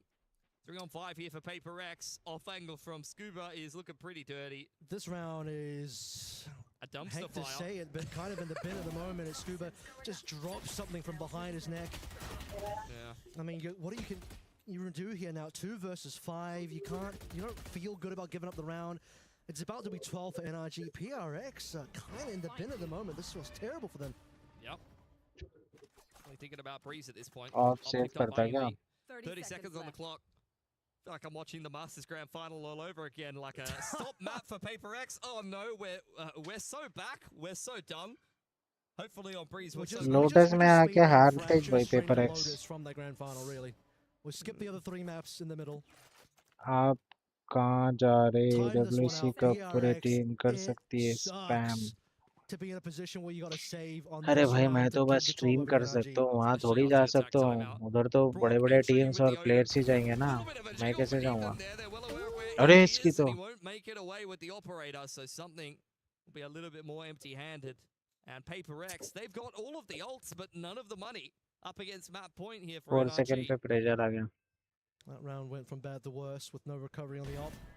It just starts, like you said, you lose Forsaken like 5 seconds in, smoke's gone, something trying to make something happen over on towards B and just gets dropped from behind, no chance to recover there. And they're basically on 5 ults. अरे भाई कितनों पे अल्टे दबा के अल्टा है. I remember that America's lower final, I think it was, against MIBR, where every round just feels hopeless. You get spammed. Okay. In goes that showstopper for Jing. Let's see if we can find some hope. Jing really looking for it, just gonna have to throw that rocket out. Lots of ultimates being played in, and something again just doesn't really add anything. as Ethan drops him almost immediately. Brock on the other side of that door, spamming on through. Jing made his way onto site, but they're just losing members. They're just continually losing more. NRG are going to make this one look easy. 2 left, down to 1. Forsaken versus the world. Huh? And despite the rocket going sideways, NRG is the world. Forsaken can't even run. 13 and 5. NRG clap back. Really nice recovery from NRG. I felt like they were definitely competitive in that first map, but rough starts to both of the halves. I think they very much showed their quality here on Lotus. Both halves definitely look like the better team, and PRX a little bit sheepish, unfortunately, showing some of that map-to-map inconsistency that we just saw over at Masters London. A second half, they were gone. I don't think they won a single round there, right? And multiple opportunities where they're trying to find anything to work with. Operator not getting anything done for something, sadly. That second to last round, like I said, was just heartbreaking watching them have to save. Yeah. Giving the 12 over. You hate to see that. Howdy doody. Hi, Bucket. You want to use mine? Hand signs. Sign language. Yeah. I'm just enjoying this, honestly. आप जो India के represent करने पूरी team कर सकती है spam I was trying. We're going to go to some highlights. Let's take a look at हाँ some of the भाई best moments from this game, shall we, gentlemen? पूरी टीम कर सकती है अपने ऊपर है ना अपने टीम के ऊपर है Oh, sorry, my bad. I just witnessed a blowout. Yeah, I don't know what I'm talking about. I'm a fraud. Yeah, let's take a look at why my guys were able to step up for the great USA.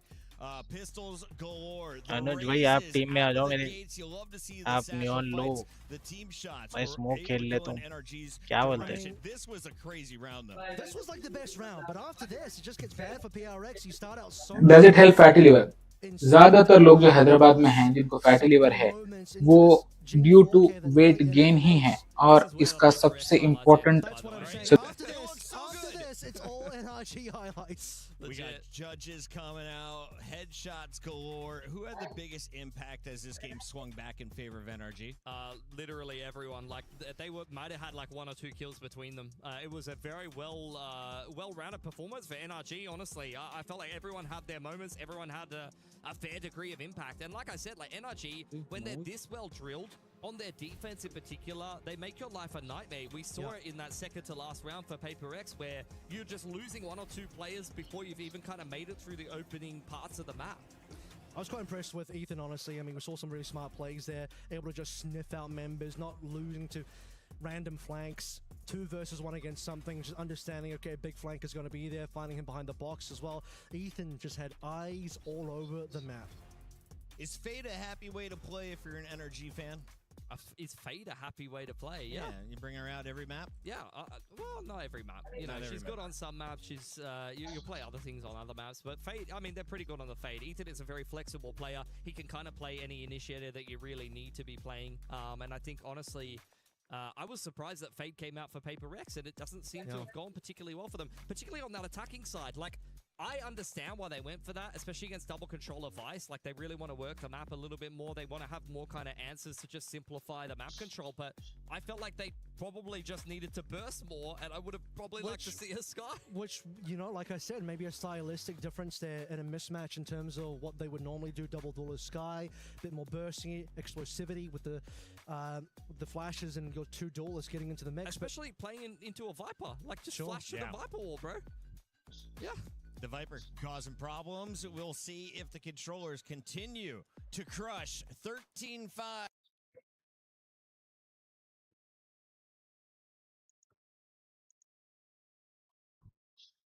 Stay here all day with you two gentlemen.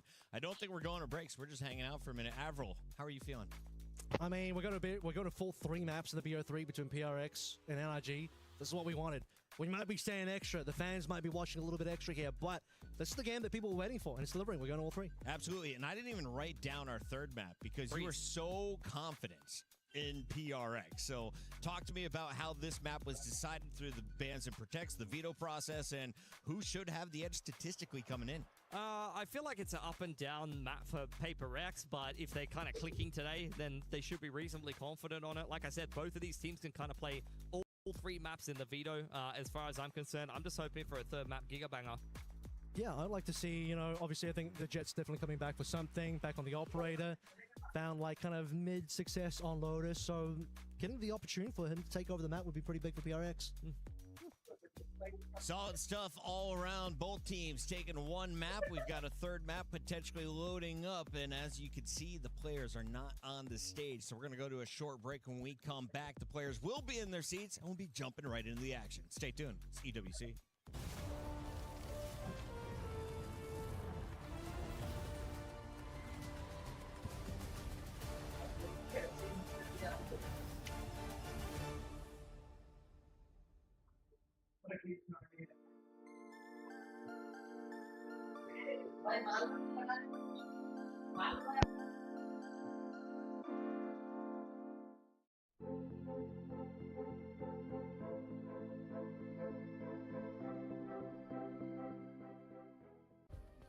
Play is in our DNA. Whenever we let it out, it becomes our superpower. Now imagine an entire city being built to supercharge it. Qeon City, powered by play.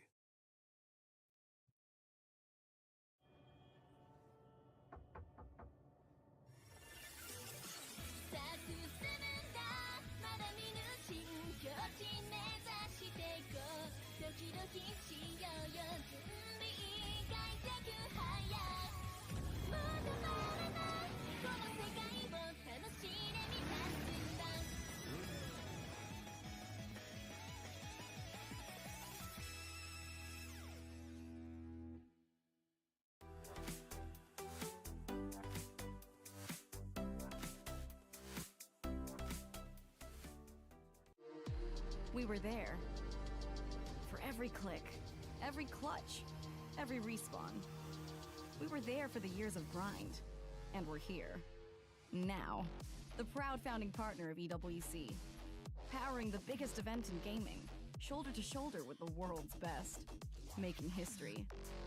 Greatness deserves a stage. Lenovo Legion. Reach your impossible.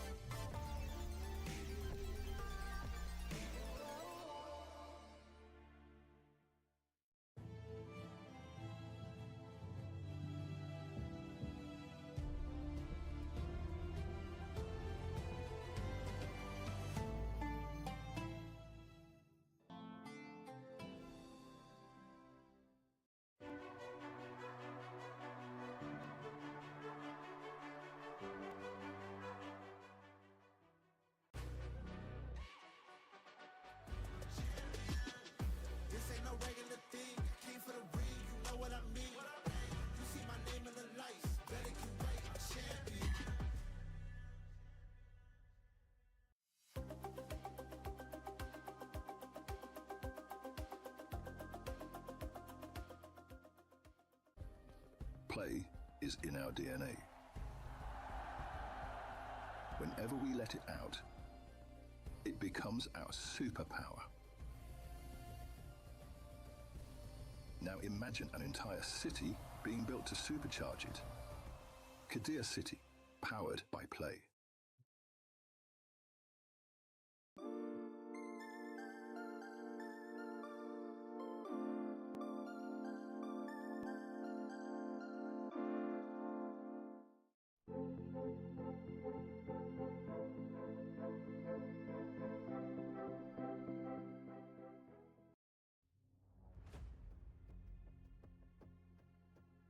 We really appreciate about this event because it's very huge event and we can compete with really like great opponent in the world. We will do our best, but one of our main roster player cannot be here because of some surgery he had.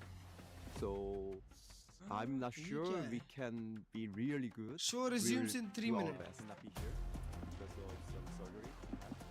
我觉得不是很坏吧，但还没有达到我们理想的程度。圣地亚哥的话，其实就是输掉了嘛。然后伦敦的话，其实我们本来有非常大的信心去拿下冠军的，那最后可惜就是没有进能保住嘛，没有达到最好的，但也还是接受。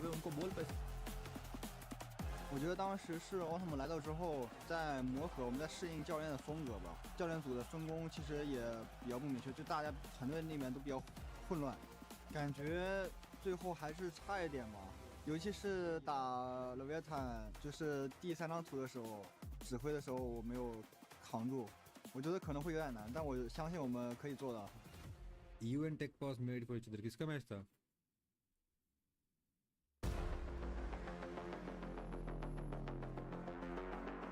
I'm very happy that we managed to qualify to AWC because it's a very big step for us. We don't really care about the enemies we're playing against. There's PRX who were top 2 in Masters and also Vitality top 4. Of course, they're insane teams, but if we manage to get out of this group, then we have a high chance winning the whole tournament.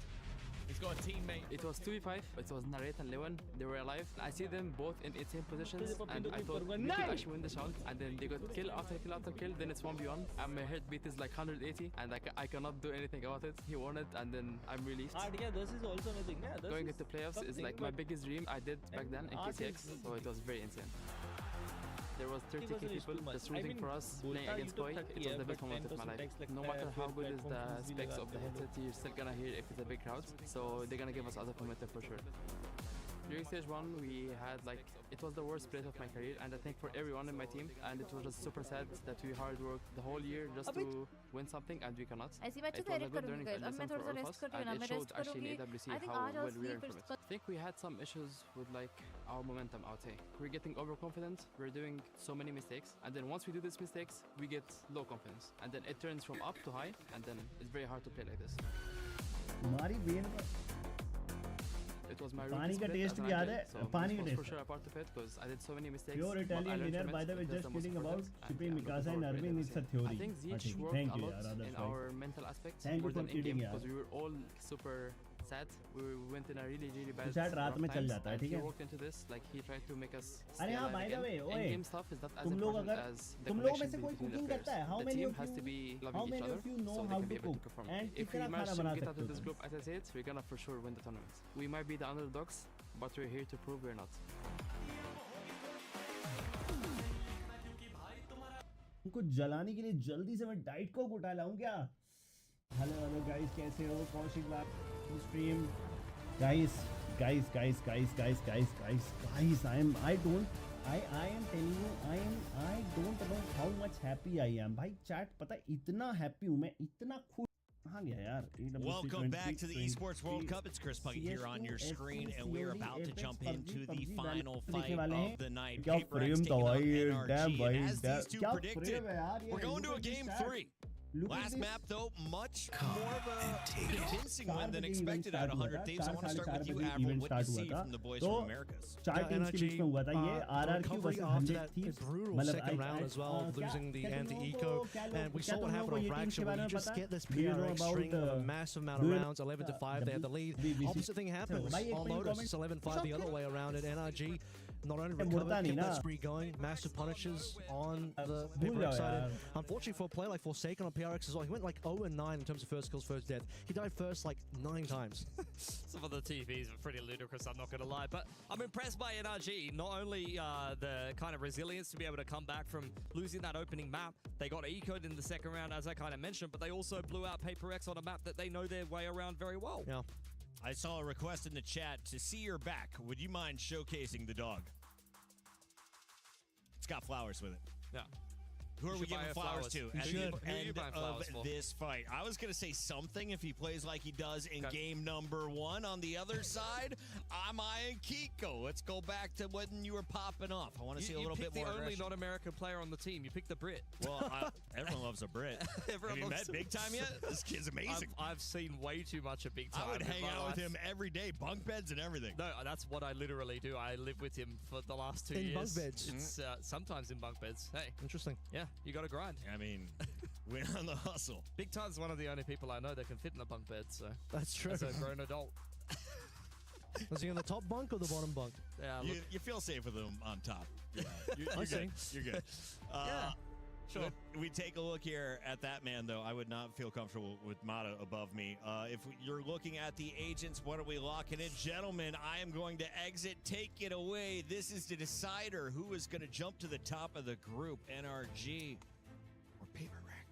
I'll tell you what, Pilsky, the Harbor map comes on through for Breeze and NRG. I think one of the only teams that's still really keen to play this KO in there. Most teams I'm seeing are not really that down for it anymore. Double Enix coming on through for NRG versus the double duelist look of PaperX. That's a pretty popular comp in Pacific, honestly. Both T1 and RRQ had been running this during the regular Pacific season, so I think that this is going to be a comp that PaperX are very familiar with. I know it says RRQ down there, but this is the third map between PaperX and NRG, and stylistically, this is going to be double Enit versus double duelist, the Something Jet and Forsaken Neon that they have been running a lot on this map. It's a map they've been very up and down of, but their last streak of maps, you look at them cutting their teeth on the very best teams in the world, and you can feel some degree of confidence here for PaperX that they can close out this series. On the other side of things, NRG playing a lot of very strong teams over in Americas, but they haven't had as many international reps in the last 3 months on Breeze specifically. Yeah, but overall, I mean, still looking at the things here, like, Breeze has been a reasonable good map for both of these teams. Breeze was, unfortunately, one of the maps that NRG dropped allowed in the qualifier coming into this one. As we also remember the PRX side of things, Breeze was a map that they did beat Liv on in the grand final for London. However, bit of rough waters on that, actually. Not a very clear-cut victory for them. We'll see if they can make this one a lot more clear-cut now. Again, don't mind the fact that it says RRQ on the top. That is, in fact, PaperX defensive side first, NRG attacking. Kick it off over towards shops. Is it the third and decider map here, opening up the group? Winner will go on to take Vitality, I believe, in a qualification game for the playoffs. Loser will play Carmine Core in the elimination. NRG creeping their way in towards A main. Viper wall goes up, dash on in, and they've been given an open A site here. Divide trying to spam one down before the plant goes down, but NRG with the forward high tide will take all control here, including yellow. Massive coverage. It's going to be Divide hiding behind the high tide and seeing a couple of shots come through on the opposite end as well. The rest of NRG, rather, PaperX finally arrive. Kiko up close and personal here. Not too much utility left over. Just the pistols here for NRG as PaperX start to make their moves. Envy took a little bit of damage early on. Hiding away is going to be Kiko, and he's completely shuts down two members of PRX. As soon as they spot in, 4 versus 3 now, Brock. All the way in the back, Forsaken doesn't even get to move, and Jing, nothing a response either. Falling apart as PaperX, NRG, another pistol, 3 pistols in a row going their way. Yeah, really nicely worked there from NRG, just keeping things simple. Creep up in towards A main, throw up the Viper wall, Sova Dart, and the dash on in, and when they recognize that it's a retake setup for PaperX, they choose to even take a step forward. That is a big strength of the Harbor in combination with the Viper. Originally, we used to see this over on Icebox, where you're kind of segmenting the walls. But the Harbor gives you a little bit more flexibility in terms of where you actually want to control in terms of the site. So being able to kind of further extend that control gave PaperX a few more troubles on the retake going forward. All right, Knife will probably get info on 2 players. Forsaken and Something is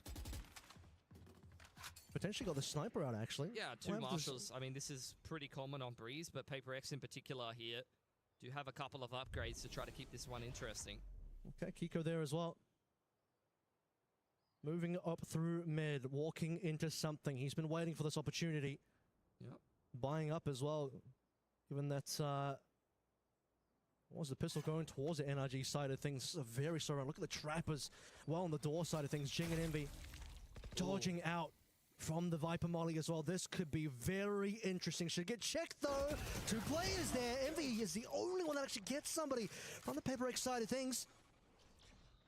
Yeah, both of the marshals here. Divide on the rotation over. Something not really able to do too much as the Viper wall goes up. Takes a chunk out of Kiko. Unfortunate. But look, not much to be done here as the wall gets dropped on PaperX, and Divide not even able to take one more with him. Only Marta to go down here for NRG, and a pretty nice anti-eco. Yeah, but PaperX would have liked to see a little bit more coming through from the marshals. No one really biting over towards mid.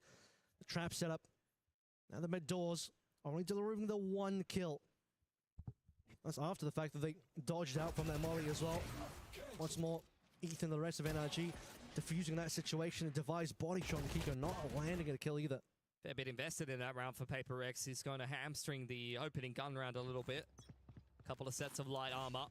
Full buy up for NRG, who were kind of cutting corners there. Initial contact going the way of either one of these teams. Forsaken well aware that there's a couple of players over towards B main. That's the second time that Kiko has picked Forsaken on the jump spot, and this is a landslide for NRG. Yeah, Forsaken's first deaths just keep going up, unfortunately, as the light armor gets a little bit lighter now, not in a good way for PRX. 5 versus 2. You know, a map and a half ago, I would have said maybe still winnable for PRX. Devi can certainly do it, but now the way this is going, looking like 3 in a row for NRG. Yeah, they are all over this. Just keeping things pretty simple here, using the double E-net just to be able to take control of the mains and springboard into these quicker executes. PRX having a really tough time dealing with it. So it's first deaths, man. No trades either. Heavy investment on that second round. Double marshals being brought in. Doesn't allow every single member on your team to have a full buy on this round 3 rifle. Now you have to walk out tail tucked between your legs for PRX. They even hold on to a couple of rifles here. It's the best possible start for NRG, honestly. Like, the cash is already like 2+K on all of these players. They're about to win the bonus round, up 3-0 on the attacking side of Breeze. This is going to be a bit of a nightmare to navigate for PRX. Similar to what we saw in Fracture, but the opposite side around, right? I mean, we just saw the fact that you get those 5 in a row, bonus converted as well after PRX wins the pistol. They got both the pistols on Fracture now. 3 pistols in a row. Haven't seen anything come through from PRX. As the timeout coming through super early. See what they want to kind of construct around these 2 rifles that have been kept through from the opening gun round. Might be some marshals or sheriffs to be invested in. Maybe throw a shotty in the mix, especially if they want to contest a main or something like that. Up to PRX to kind of pick themselves up. This has been a false start here on Breeze so far. NRG are looking pretty locked in, really running through with all of the momentum they garnered from stomping PRX on Lotus, and Breeze looks like it's heading in much the same direction. I mean, it really did say it earlier on, but it kind of feels like we're speed running the London finals in a way where get a very resounding win on Fracture that this time around actually kind of gets a lot more competitive, and then slowly but surely throughout the rest of the series, and this time just in a BO3, losing momentum from PRX.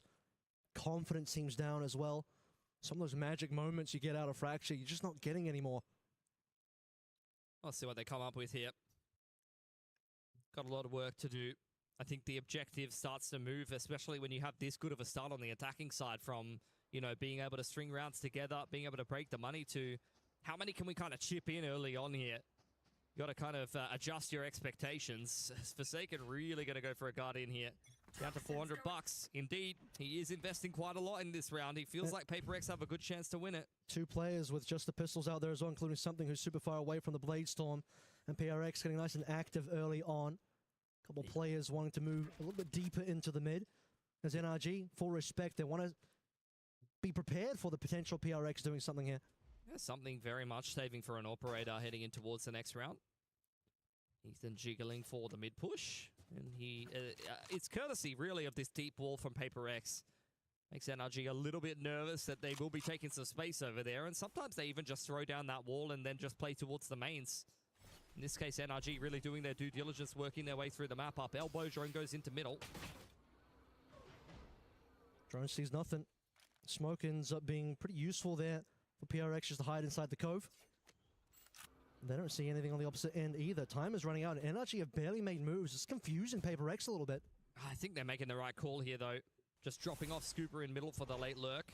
He's able to play in front of this Viper wall, so it's not really troubling NRG too much as they group back up towards this A site. Similar to the pistol, it's just going to be Devi retake. The rest of PRX have cleared all of B, but the execute's going to get in a little bit faster. Full flash, and Devi isn't able to get anything. Forsaken once again, first death. Very unfortunate. Brock will convert onto that lone player, Devi, who can't respond at all. Devi had one of the only rifles. Yeah, something with naught but a classic. Oh, there you go. He's picked up the Vandal. Wants to try to make this one a little bit more interesting. 2 players cripplingly low on the side of NRG. 3 players off-site here as well. They do get smoked off. Gives a little bit of opportunity for PRX, who with their guns available, 2, 1 being picked up by something. It's playable, but it's not anymore. They're just leaving, aren't they? Yeah, they got to save. You really got to min-max your money when NRG has this much cash. Like, you've got to be able to guarantee yourself as many gun rounds as you can get access to, because there's no breaking the attacking side economy anymore. Forsaken looking for some damage here at the end. Oh, sorry, Jing. Some damage here at the end of the round. Stand out by the KO knife. I do imagine he's probably just going to go down to the spike. Doesn't feel the need to force the issue. He's trying to keep NRG interested so that maybe one of them died to the spike. But as it stands, NRG really just passing the test with flying colors. 5 alive heading into round 5. They're going to have like 7K on each of these players, something like that. It's going to be a ridiculous amount of cash for the attackers. And they played that round so slowly as well that PRX, like I sort of mentioned, they got really confused towards the end. Didn't really know where to go. Leaving Divide just to anchor A alone, and we'll see what happens with that, and just couldn't even trade 1-for-1 there. Leaves Martyr, I believe, on 5 HP. I think this changes plans for PRX as well. I was pretty sure that something was saving for an operator, but as he picks up a Vandal to save into the next round, instead it's going to be rifle-centric game fate for PRX. Oh, okay, hang on. Opener with the utility here. Keiko gets sent in, then wrapped back into middle here for NRG. Not going particularly well so far. They've really tried to cause a little bit of a reaction and a rotation in the early round for PRX, but they still end up a man down. Haven't seen PRX get in the first blood in some time now over the course of these rounds. It's Kiko trying to dive on in on A and being punished for it. Divide onto Brock as well. Okay, numbers starting to look really comfortable for PRX. Will still be a plant coming on through, but a 2 versus 4 now. No ultimates in play. Plenty of money though, so NRG happy to get it done. Scuba on the front foot. Nice placement of the Viper Orb here. Ethan could set him up with a nicely timed flash to try to start to even up the numbers. Scuba going for a little bit of a play here. Something well and truly ready for it. Just down to Ethan. Trying to do some damage to the economy of PRX. Fragment got to keep something at arm's length. Forsaken's made it up onto the site, and Forsaken just, just pushing straight into the Fragment. PRX getting themselves their first gun round here. One of many that'll be needed. You're welcome. Until Ethan wasn't ready for that. Something pushing into the Fragment. Leaves with 6 HP. One of the few times now that we're really starting to see PRX getting that first blood, converting onto secondary kill, getting really heavy numbers in their favor. Starting to bite their way back into this map a little bit. Be a long road back in, but that round was fantastic, really. NRG trying to go for one of these set plays where they set up the Jet for success in the early round with a little bit of the double init utility and have a wrap into middle in the mid round to catch some of those rotations. Well, you want to see the op come through for something. That will now be the case. Back over towards mid. Has to be a little bit concerned about the dart. Same for Keiko, though, and he's holding this line nicely. PRX punished in the opening kills department yet again, and NRG with a man advantage. Really expensive there, unfortunately, for PRX. Jing now playing off a Forsaken together. Hey, main's good. Null command is going to cause a little bit of issues here. Jing really would like a kill. He's got one, but instantly Kiko responds with more flashes. Decent, but Kiko doesn't care. That's going to be A taken care of. 4 versus 2 again. Once again, you have to look at the money side. Divide and Envy. How much do they want this? They're locked out of it, really. The high tide only just went down. Envy's going to give it a little bit of a sniff, but Divide is just sitting in nest. I don't think he's interested in this 2-on-4 at all. Just got around for PRX. It's already gone the wrong way now. Not a bad shot from Envy. Really just going for damage, though. I don't think he's particularly interested. Dart on in to keep NRG at arm's length. And nice gun. Yeah, actually, not bad. That's what he was going for the whole time. Really, really well worked. Heads-up play from Envy. He'll be able to hand that to something in the next round. And with 2 guns saved over, PRX will be able to put together another buy here. Small play by Kiko at the start of that one. Out dueling something and then converting a little bit later on as well. Wouldn't be surprised to see NRG go for this quick mid to A yet again here. They do have some good ults to be doing it. You see often Keiko has been wielding the operator in the last round or so, but he can rip the Bladestone here, pick up the pace. He can get the Hunter's Fury on through with the dart up over the top. Something that could go quite well for NRG. They did just condition the mid to A though with the pick on mid doors and the null command. So we'll see what they want to go going for here. It does seem like they are going to choose to go to the other side of things. Back to B. B's open. Nobody home. Late Storm, you called it. Will be popped this round as well for Kiko. And yep, full retake on B, I'm afraid, for PRX. Something might catch a little bit of a whiff of a player. Oh, doesn't quite land the shot, though. That would have been a hard one to land, for sure. Kick on the other side would just completely rip away Envy. 5v4. Yeah, awkward exchange. Tried to go for the drone. Envy under a little bit too much pressure there. Drone from Brock does spot out that the flank will be coming through from PRX as he meets up with the rest of the team on site. And NRG have flipped the map. They are in defense spawn. It's going to be a very difficult retake for PRX. PRX now going to execute like they're the attacking side instead. At least their smokes are still online. Brock has a decent line and a decent shot onto Divine. Numbers are now looking sad. And something is just going to peel off in a 1v1. Marta, nice, okay. Makes things slightly better for them. Maybe just playing for the exits now. Yeah, 100%. Trying to hold on to these 3 rifles, but at some point you've got to stop saving and start getting some rounds. Jing covers that smoke push from Scuba well, but that's where the good news really ends. 6-1 for NRG. What a brutal start to this map for the Pacific fans. Yeah. NRG can just close out the one more round. They get the 7, and I think for PRX, recovering up to 4 would be pretty good for them at this stage. Because this kind of deficit is rough to make a comeback from. They are still going to have the weapons to play through, but I hear you, man. At some stage, you gotta stop saving. And I think this next round coming up might just be that one. Another timeout coming on through. Plenty to talk about for PRX to recover in this half. Yeah, second timeout for them. And just as many rounds here on Breeze have not had an answer for what NRG's been throwing at them so far. This has been a very well-constructed attacking side of Breeze. The double unit harbor is something that can be really difficult to play around, especially when the other team is so well organized. The attacking side op has been having some pretty serious impact. Like Keiko has been finding opening picks like it's nothing on the jet, causing a big problem for PRX thus far. Needs Forsaken to start to turn things around here. He hasn't had any impact on the Neon. Yeah. It's usually a pretty good agent, pretty good map for him. It's been a rough couple of maps. Like I said, that first death stat line is a bit haunting. When you look at a guy like Forsaken, you certainly expect more. And a massive turnaround for everyone on NRG. I mean, Marta had a rough go of Fracture, but now that's feels like such a long time ago. For NRG winning this the way they are is pretty shocking for PRX and a shocking day for Pacific in general if they can't pull through. Deep ball on mid here once again for PRX. One way thrown into A main, very much trying to play disruptive. And there you go, wall dropped on Kiko and something gets the opener. Marta replying with the operator picked up from the jet though. He is pretty good at wielding this gun himself. Yep, I've seen him on a jet before. Familiar territory, the op for Marta. Reckoning available here as NRG will play this one quietly. Let's take a look at Elbow. How much does PRX want to move up? And V knows he's kind of just in the Goldilocks spot. Not too hot, not too cold. He's just sitting tight. Ready to disrupt this pivot to B if necessary. Something on the other side of things has still got this A main info line with the operator. And Ethan got to spot that out. Well aware that the jet is sitting right there. Drone goes into middle here for NRG.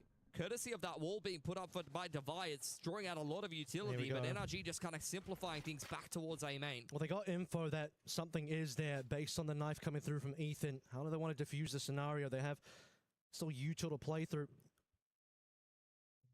Box got Recon in there as well. Okay, there it is. Just play the ultimate. That's all being hello, what's up? Power jet from the line, but Devi will still clean Ethan up. Something wanted more of that Blade Storm. Smarter and Brock. The operator changes hands once again. High Tide coming on in. 3 versus 2. 17 seconds left to play through 2v1. Envy. He's not been spotted just yet. Might have a PRX RJ bhai. Needs to be able to get through undetected. And he can't do so. NRG again. Big celebration from their side of the stage. Collecting that 2v1 victory, extending their lead even further. Yeah, nicely worked there for NRG. Finally, when PRX are able to find an opener, immediate reply from Marta. And NRG just able to simplify a lot of these rounds and use the double E to the best of its abilities. The KO knife spotting out where the operator is, and then they're just placing the utility right where it's needed. Got to put themselves into a winnable post plant. 7-1, massive difference in rounds, and PRX have already burned through the timeouts as well. All alone now. They got to figure this one out. Back over towards mid. Something and Divide playing together. That is big information. Ethan, they're looking for him. They want him. Divide's got it. Secondary as well. Onto Scuba. Not too bad. Undersphere was used in that exchange as well. Kiko onto Divide. For the exchange, 3 versus 4 now. His rifle will be recovered by Kiko. Yeah, drone out onto the middle line. Undersphere ripped by Envy. Looking to try to further extend the numbers, but dodged out nicely there by NRG. The rest of PRX all swinging into middle. Kiko and Brock hitting the deck. It's all on Marta. Spike in hand. Let's try to cove towards B to try to draw attention away from PRX. Jing cutting the map in half. Jing onto Marta. Yeah, he sees him, but he doesn't land the shots. Marta cleans him up. Well, at least they know where Marta is now. That's the good news. 30 HP as well. Something up next. Doesn't get the opportunity to make the shot happen. This is unbelievable. Marta is still able to get 2. He's in the Matrix. He just pre-fired that so perfectly onto Forsaken. Avoided something with the perfect high tide. Yep. I mean, if he had a little bit more HP, I thought he would have put together a 1v4 there. Starting to look dangerous, that's for sure. I mean, he hit low HP, but just the ability to get past the early 2 plays and get those kills. I mean, we're past dangerous for PRX. They're getting cooked here. Considering that was a 4v1, that's still rough for PRX, dropping 2 members in that PRX 4v1. Makes their money quite breakable here. Couple of ults to work with, though. Overdrive and the Pit ready to go here for PRX. It's a slow round. Again. I mean, 2-1-2 here for NRG. Deep wall across middle. Kiko on the line. Should be an easy one, but I don't think Forsaken's got a bite. Something has been playing through mid multiple times now, using that Viper's wall to tuck himself in, and I lied about Forsaken. He does want to do something here, or perhaps that's actually just Kiko pushing in himself. In either case, another first death for Forsaken doesn't help PRX yet. Something's pretty deep in middle, though. Could be a great position to be leveraging in towards the mid to late round, but with that deep wall again, I mean, you just continue using the initiator utility. Something able to actually dash out nicely. Updraft dash with the keeps himself alive. Might have pulled that through a little early. Didn't even see the drone yet, just kind of preempted the drone. Assumed the drone was going to spot him, but in the case, the drone did its job. As the rest of NRG group together, ready to finish on B. It's going to be essentially playing for a retake here. Envy already back in terms of his positioning on site. Yeah, he pushed back into the site. Dart just came back up off cooldown, but at the end of the day, rename करते के साथ ही जब का जब folder में move कर दिया तो आसानी होती है ना आप कितने कैसा मूव करेंगे आप खाली रीनेम कर रहे शानदार I saw the lineup there for Envy, but unfortunately just couldn't land the second kill. Would have been pretty insane. 4 versus 2, put down. PRX's chances dwindling here as something sees just a little bit of a shoulder of a player. And that shoulder converts into a Brock kill. Divide will be good for 1, but not good enough to do anything else. Kiko's all over. Another 3K. Having a blinder of a game on the Jet. Fantastic attacking side here for NRG. कोई भी clip delete मत करो, ठीक है? अगर कोई clip समझने नहीं आ रही तो वैसे ही रख दो उसको वहाँ पे. Probably both of the next 2 rounds, let's be honest. Don't need that. Don't need to win the pistol anti-eco in the second half. I mean, the fact that Emmy gets 1 here, look at the possible lineup. Nearly had the secondary, but just couldn't quite get the head of Rock. There's just too much to do, though. Like, you're playing as a Sobering as the full execute. Yeah. Look at the double outlaw into the operator here as well. Just trying to clean up these Sheriff players coming through PRX. Forsaken overdriving his way through to victory. That'll make things हाँ अगर 2 बार clip same आ गई तो delete कर दो. बाजू का होता क्या एक आधे मिनट की रहती, एक 2 मिनट की रहती, तो मैं वो उसमें कवर नहीं हुआ तो दूसरे क्लिप में खरासो रहता. तो दोनों भी क्लिप एक बार खोल के देख लेना कि 30 सेकंड की कोसी है, 2 मिनट की कोसी है. जिसमें ज्यादा अच्छा कंटेंट है उसको रखना और जिसमें कुछ नहीं दिख रहा उसको लाइट ले लेना. The other thing is, like, if you abandon this position, start giving away the guns, something Divide looking for those pickups. Oh, and Brock eats a shot. That is gross. 10 HP left. Yeah, something sliding out onto the line. 1 share of shots, all that's needed to catch him on the cross, and down goes the spike. Ethan now trying to pick up the pieces. मैं check कर रहा पूरा. चलो भाई, done scene है भाई, done scene. Elbow play with the paranoia, overdrive ripped. It's a recipe for success when you have no money to work with. Now if they could just pick up this gun round towards the end of the half, it's at least doable. The sheriff's in charge of this town. Forsaken overdriving through, delivering a couple of nice early kills, starting to give some weapons over, putting Brock on 10 HP, and no numbers at all for NRG to play. That is a well put together round for PRX to start this campaign of a potential comeback back in again, but really shot now. By the way, something did steal away that operator, but it's pushed off the line. Drone at least spotting out where the op is playing. In goes the harbor roll, as well as the null command, but PRX का comeback हो रहा क्या नहीं हो रहा अरे ये क्या है बॉल के आर पर क्यों गया ये Ethan trading one back, the high tide zoning PRX away for now. Ethan looking for more with this null command, but Marta's the one that will actually find this kill. It's not a lot of members left to play माड़ा for, गलत just one, position just है Ethan taps the spike, reels in the last three members. Forsaken is the one that bites, but Ching is the one that actually gets to chew up the last player. And now suddenly Onik bhai, welcome to the stream yaar. How are you? How is you? आपको मेरी stream कैसे मिली? Big whiff of the Hong tie at the end of things there for Envy. That's the SEA power right there. So we head into half time. He's going to need all of the energy possible. No pun intended. That's a really nice hold from PRX though. Something despite two ults being thrown at him and a Viper Wall still fights a pick, and Divide, who has only had a couple of little moments so far in this game of Breeze. That's a very key multi-frag. Like I said, अब defence में क्या करेंगे OTP OT लेके जाएगी क्या ये And now it's at least doable, but I think NRG are still going to be feeling Core confident skin here. washed PRX still in it to win it. साले editor अपना काम कम दिखाने से पहले पैसे कितने मिलेंगे उसके लिए डेस्परेट हो रहा है हाँ भाई ये तो मसला है जैसे वो मिली थी अनएक्सपेक्टेड ऑल चैट है ना हाँ ऑल चैट है पूरे पढ़ो randomly popped on my recommended सच में क्या इम्पॉसिबल भाई मैं तो छोटा मोटा यूट्यूबर मेरा तो फेस कैम भी ऑन नहीं है कैसा NRG in full control of this map and in the position to win the entire series. A little bit of momentum in towards the tail end of that last half though for PRX. They need to really embody that. They'd love a pistol here. Start to close the gap in towards this second half. Thumbnail कैसा दिखा आपको ओनिक भाई आपको thumbnail कैसा दिखा ओनिक भाई आप आ ही गए तो भाई आप डिस्कॉर्ड ज्वाइन कर लो हम लोग बहुत बड़ी प्लानिंग करने वाले हैं भाई आईपीएल पता है आईपीएल के जैसा आईवीएल शुरू करने वाले हैं जहां पे हम लोग फ्रेंचाइजी टीम्स बनाने वाले हैं और प्लेयर्स का ऑक्शन करने वाले हैं भाई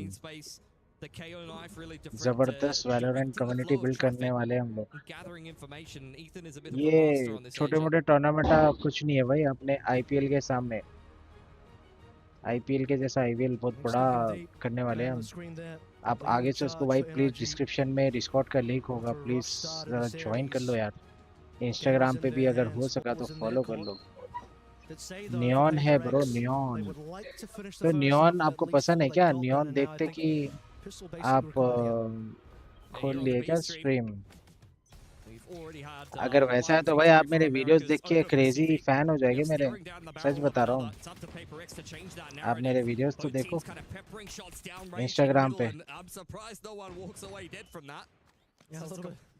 इंस्टाग्राम पे और यूट्यूब पे भी Some damage done to players, something, and Marta the ones that actually get shot there, and Brock. See if he can find somebody through that smoke. Not going to be the case, but everyone's basically arriving now. Just waiting for Scuba to come through for spawn as well. Something up first. He's half HP, but it's Envy and Jing onto Marta and Brock. मैं दिखता एकदम crazy clips. Let's see what else they can do. Nothing so far. 5 versus 2 now. Kiko doesn't even get Divide either.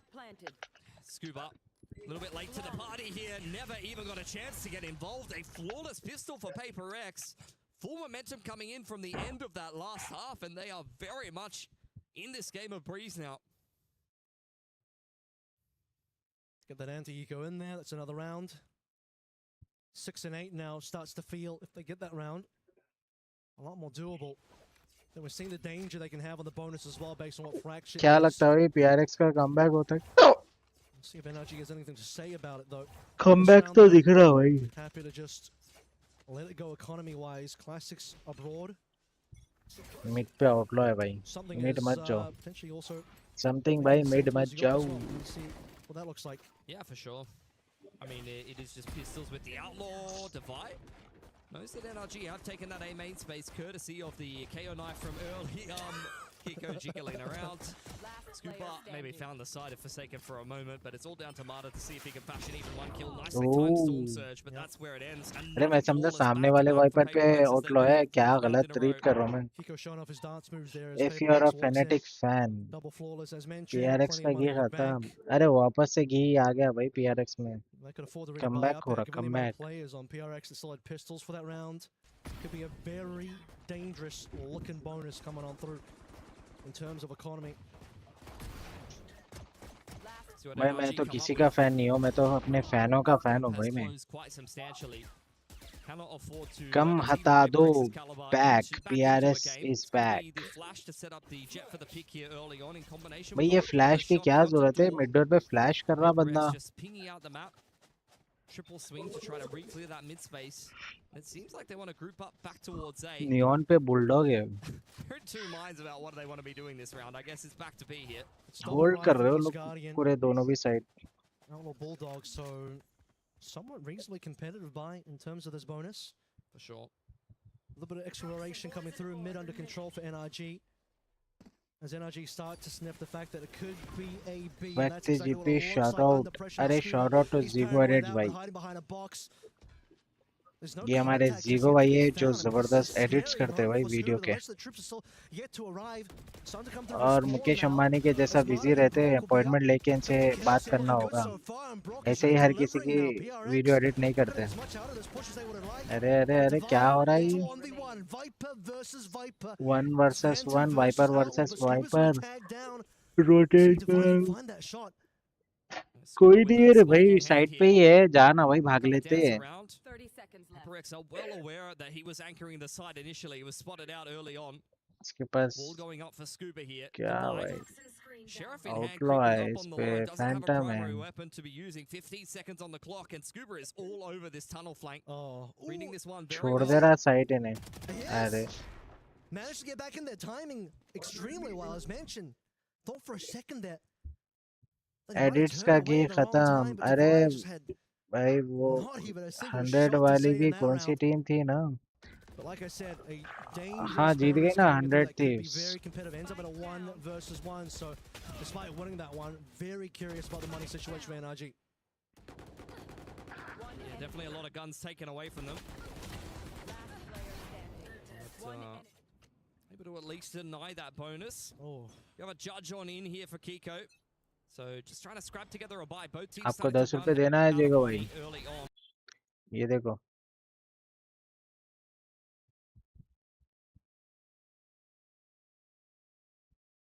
Hundred Thieves जीत गई हमारी. आप RRQ को support कर रहे थे.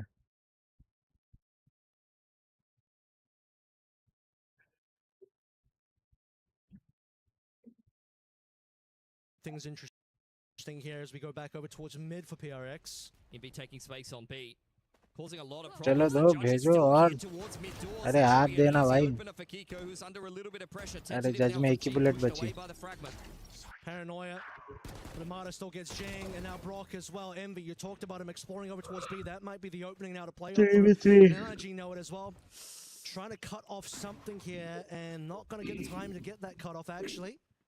Yeah, NRG on the मैं भेजूंगा QR. अरे QR ये लो ये लो. for PRX. Envy is on the push all the way through spawn. Something planting in a safe location here as Mata creeps up on him, caught by Kiko as well. Ethan is ready for this flank from Divide. Great read on this round from NRG. Envy last player surviving, and they know that he was deep on B. Cove onto the spike. Mata taps it. And they're giving him nothing. Nice opener here. 20 HP.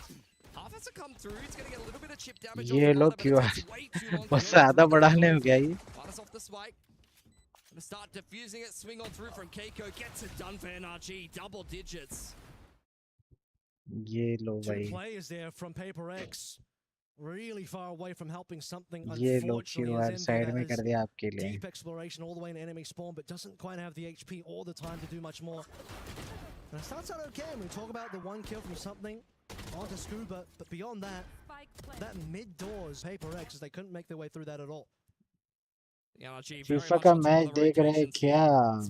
क्या है 10 थे ना। PRX with a अरे little bit of a इतना mixed बड़ा bag by here. Divide feeling like a hero with क्या a hero चल रहा vandal. है? अरे Very जेको भाई close हमारे से towards शर्त it. लगाए थे Ends Rama up in a भाई, post plant. This could be तो problems 10 for an रुपए देना है NRG whose उनको, money is still तो मैं very QR much code shaky बता at रहा this था point. उनको। Which means that maybe the low buy of PRX can still find some value here. Forsaken on the shotgun Neon. He's on the wrong patch of that, but he's doing what he can. NRG जीता शायद lotus. हाँ NRG जीत गया भाई Very lotus. dangerous buy. PRX Boy, नोबड़ा NRG है to be भाई dealing with lotus here. Map में, सच बता रहा हूँ। PRX with a lot of weapons that could do some serious damage. This outlaw is the main crux of the issue, though, and this is a fantastic angle for Keiko. See if PRX are ready for that one. No, not quite. Oh my god. Doubling up. Exactly what you want to see out of the outlaw player. And now खत्म है, PRX left hurting. PRX हार रही भाई, comeback हो रहा समझा मैं, फिर अब वापस से Do too much in terms of utility. हारना शुरू Otherwise, हो I गया guess Qeon just PRX sees का। over the top of everything either way.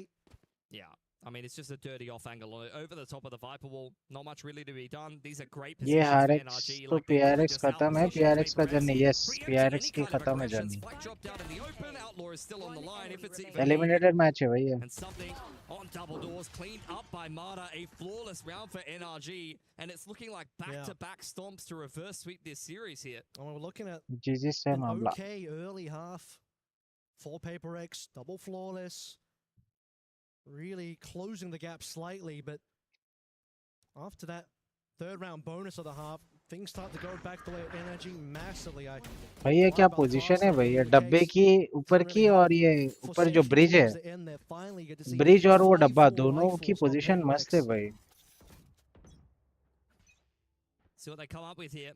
Very much starting to run out of time. Two players on light armor. It's a glass cannon vandal here for Divide. Quick moves into middle for PRX. Backed up by a little bit of elbow control. It's fully taken here. Drone to re-clear potentially. That gets removed, but the information gained. Now Jing on the line here. Brock trying to get flashed out, and something just takes him off the table.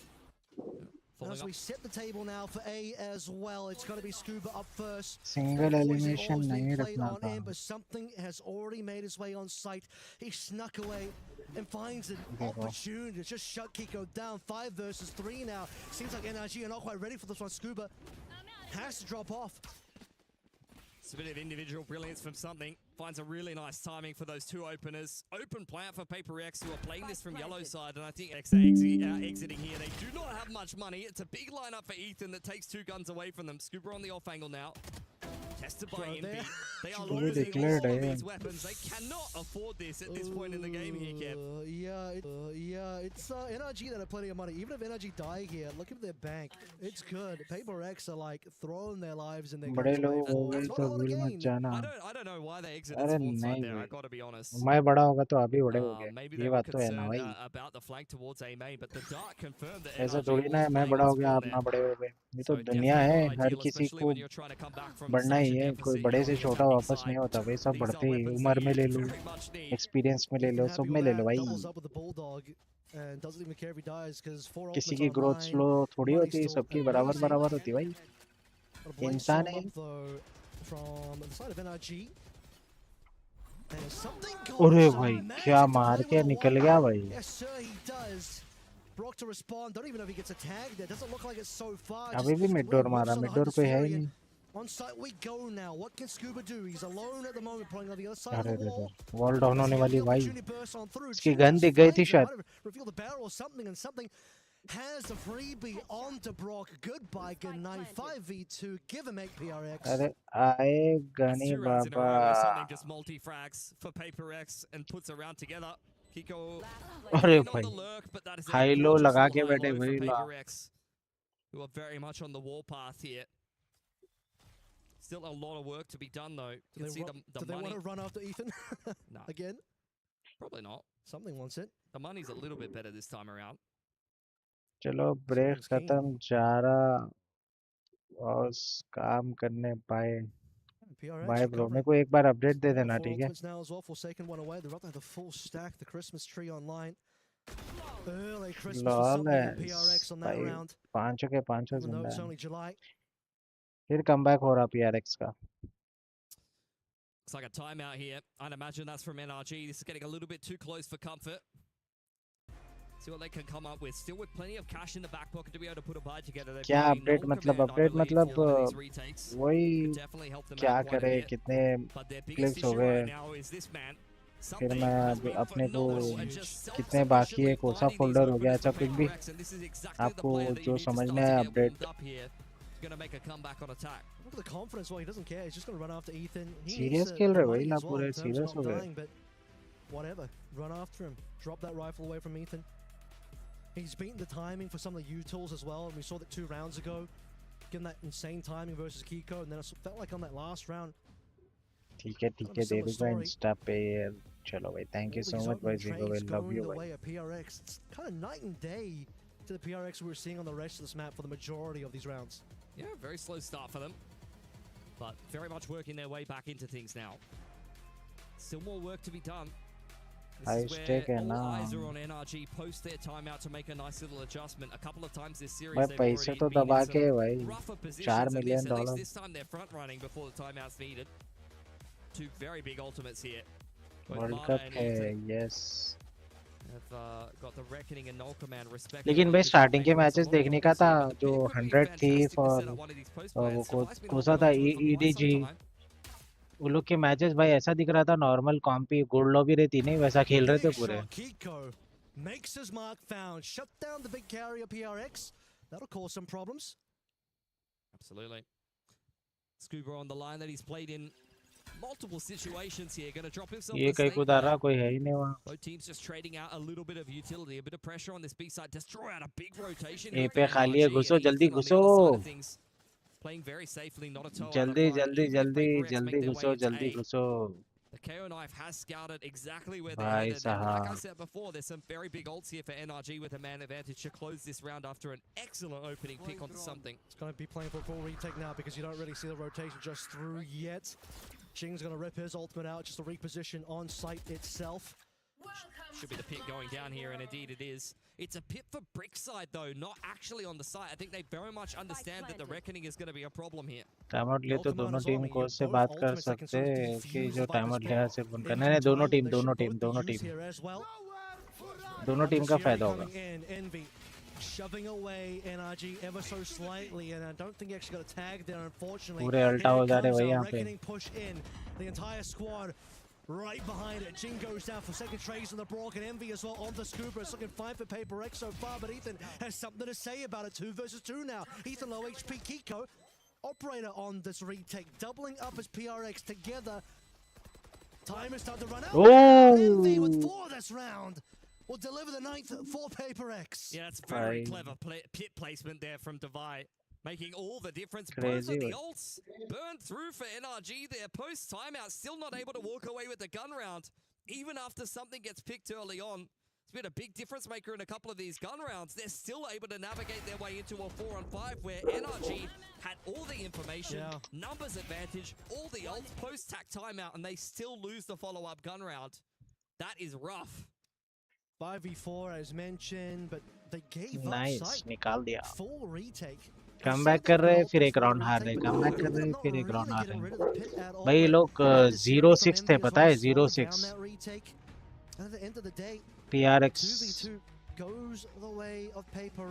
0-6 थे फिर बाद में 4-8 हुआ था score first half में.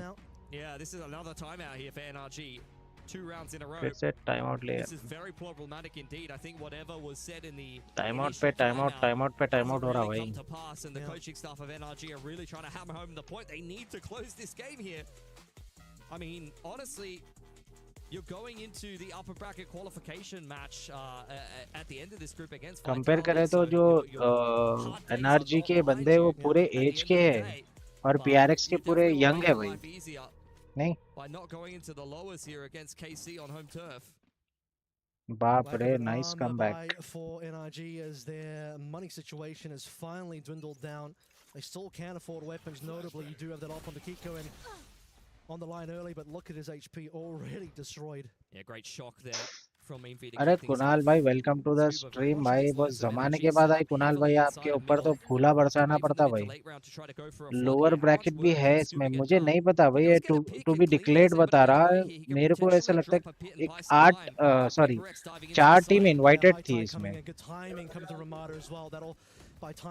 4 team invited थी जो world champions रह चुकी और जो लास्ट ईयर जीते थे उनको टाइटल डिफेंड करने के लिए इनवाइट किया गया था तो वो लोग को तो मेरे ख्याल से डबल चांस मिलेगा अब वो पता नहीं है कि किसको डबल चांस मिलेगा मैं ठीक हूँ कुणाल भाई आप कैसे हो फूला बरसाना पड़ता मतलब ये बोलना पड़ता बाहर हो फूल बरसाओ मेरा महबूब आया बोलना पड़ता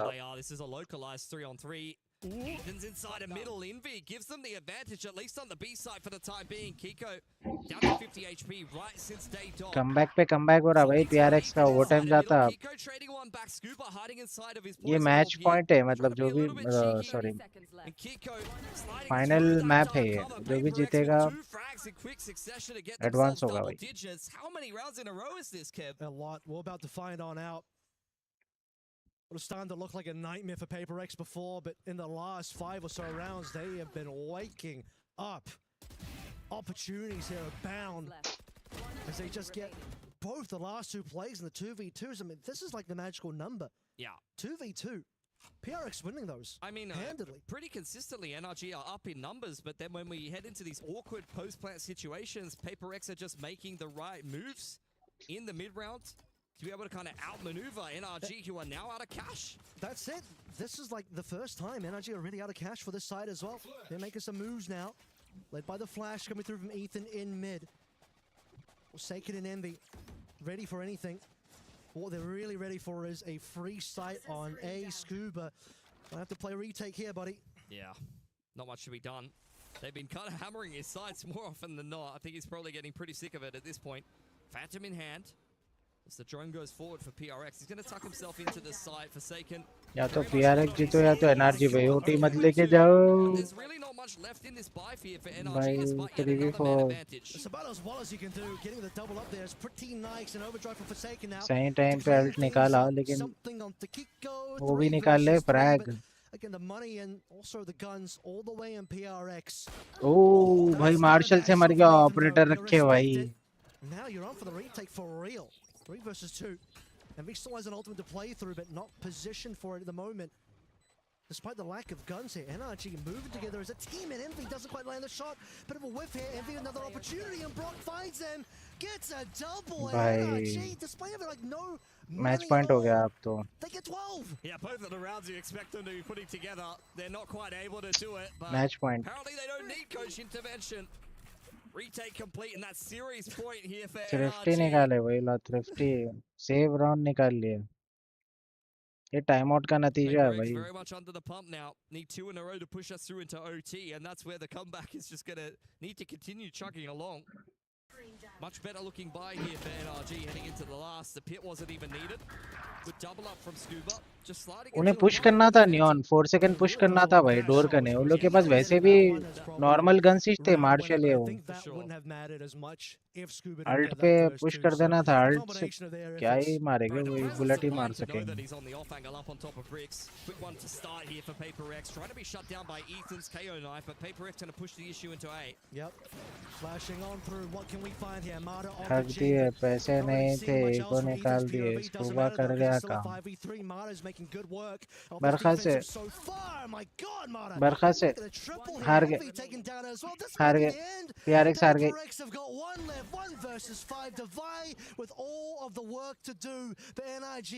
1 वर्सेस 5 एक को मारा What the fuck ये क्या हुआ बफर ओह 1v5 करता क्या And a 1v3 here, this has to be an ace clutch body. It's not going to be anything less than that. NRG can taste the victory, but can they get this one cleanly here? अरे भाई rotate मार रहा Trying to slip away, putting the wall up and down to keep them interested. Been able to अरे pinch this already fight, but rotate कर Scuba लिया tries to वही stay one वहीं step पर ahead of this pivot back over to the B site.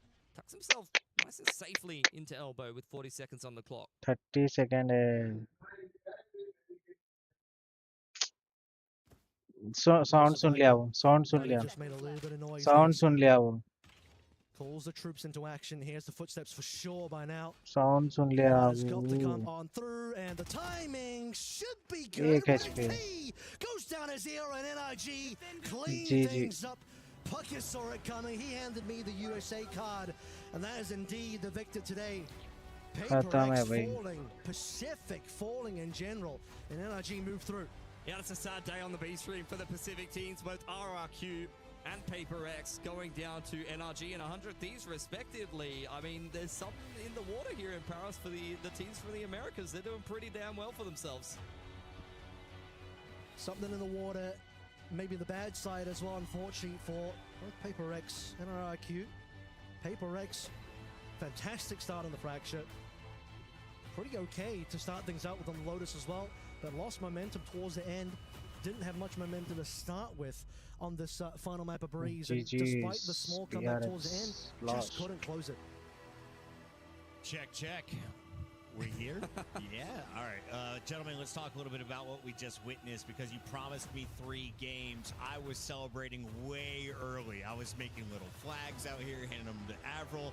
Instead, एको हार गए वो गलत हुआ हाँ भाई मोमेंटम गलत हो गया नियॉन को पुश करना था समथिंग को पुश करना था भाई How did NRG get that job done? I mean, it's just courtesy of bad game play इससे अच्छा तो अपन ही खेल लेते नहीं रमा भाई क्या बोलते हैं advantage coming in on some of those retakes. The Harbor comp very good in those retake scenarios, but that is just a little bit of individual brilliance from a team that knows how to play under pressure, very familiar with PRX. You can't just out macro them all day long, Kev. You do actually have to make some big plays against a team that's very good at just the same. I feel like it's the exact opposite of what we saw in terms of PRX got themselves momentum back in this half with that eco, and then you have that Scuba Ethan moment, the combination of the two. If one of them made their play work but the other one didn't, I don't think it's enough.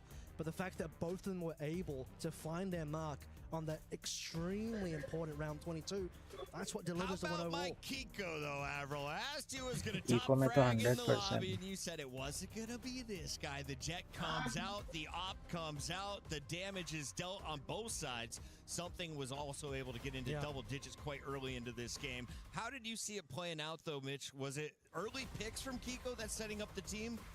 Or was it the late game where he's really able to maximize? I think mostly he was getting involved in the early round. I think much the same can be said for something. Both of them were quite happy to be playing the operator or playing the outlaw most of the time, diving in on the entry. On the attacking side, we saw a lot of heads-up opduals between both of them. And I think they both had a pretty respectable game. But fracture में तो पानी दौड़ा दिए थे energy वालों का I felt like had their heads screwed on right, they were reading the rotation super well. They just gave themselves more breathing room. At the comeback अच्छा था बट एनिमी एक राउंड पे था वो खाना बिल्कुल ब्रेंडेड गेम प्ले था aggressive खेलना था एनिमी के इको पे हाँ भाई कैम करके टाइमिंग पे खेलेंगे मर गए भाई I'm not kidding here. Apparently, PRX is 4-0 against NRG leading up to today. Now they will be 4-2, I guess. 4-1, now 4-2 after this loss. So, Avril, thoughts on the overall series, and do we see this rematch later on? Because Viper का plan था भी नहीं branded था you'll go down to play the winner of that elimination match. It's double elimination in each group. Yeah, I think Sunset might have to be on the mind a little bit more for PRX now. Certainly, I mean, they want to show that they can still win these Breezes and Lotuses, but those snaps are looking less clean now. We saw a little bit of wavering in the grand finals of London, and now versus NRG, that wavering has gone into straight losses. So Fracture, we know they're good on. 1v3 कर रहा हूँ plan दे रहा हाँ भाई कभी कभार तो मेरे को ऐसा दिखता है कि वे मैच फिक्सिंग है I don't think it's a map pool problem, honestly. Like, I don't think Sunset would have made any difference at all. I think NRG is still pretty good at Sunset. I think NRG was just a better team. They kind of outplayed them in the reverse sweep. You got to give them their flowers there. And PRX, as we know from the London final, a little bit hot and cold sometimes. I am going to use the regional jet lag excuse on behalf of all our Pacific teams. We will talk about that more in a little bit. In the meantime, we have our interview ready. Jenny, take it away. Definitely possible था fake rotate करके एक ही लिए रुकना था on the win here against PRX. लेकिन वो wiper सामने वाला वाइपर भी कैसा रोटेट कर लिया भाई जल्दी रीड करके रोटेट कर लिया वो क्रेजी भाई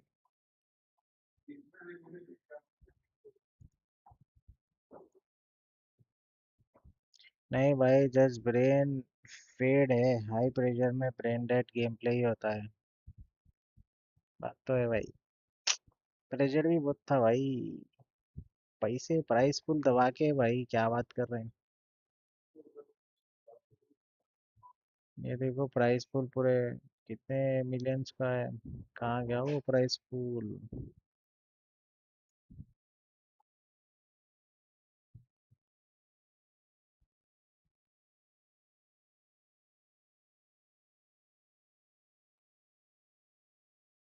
भाई खाली क्रिएटर्स को जो लोग $2 मिलियन दे रहे भाई,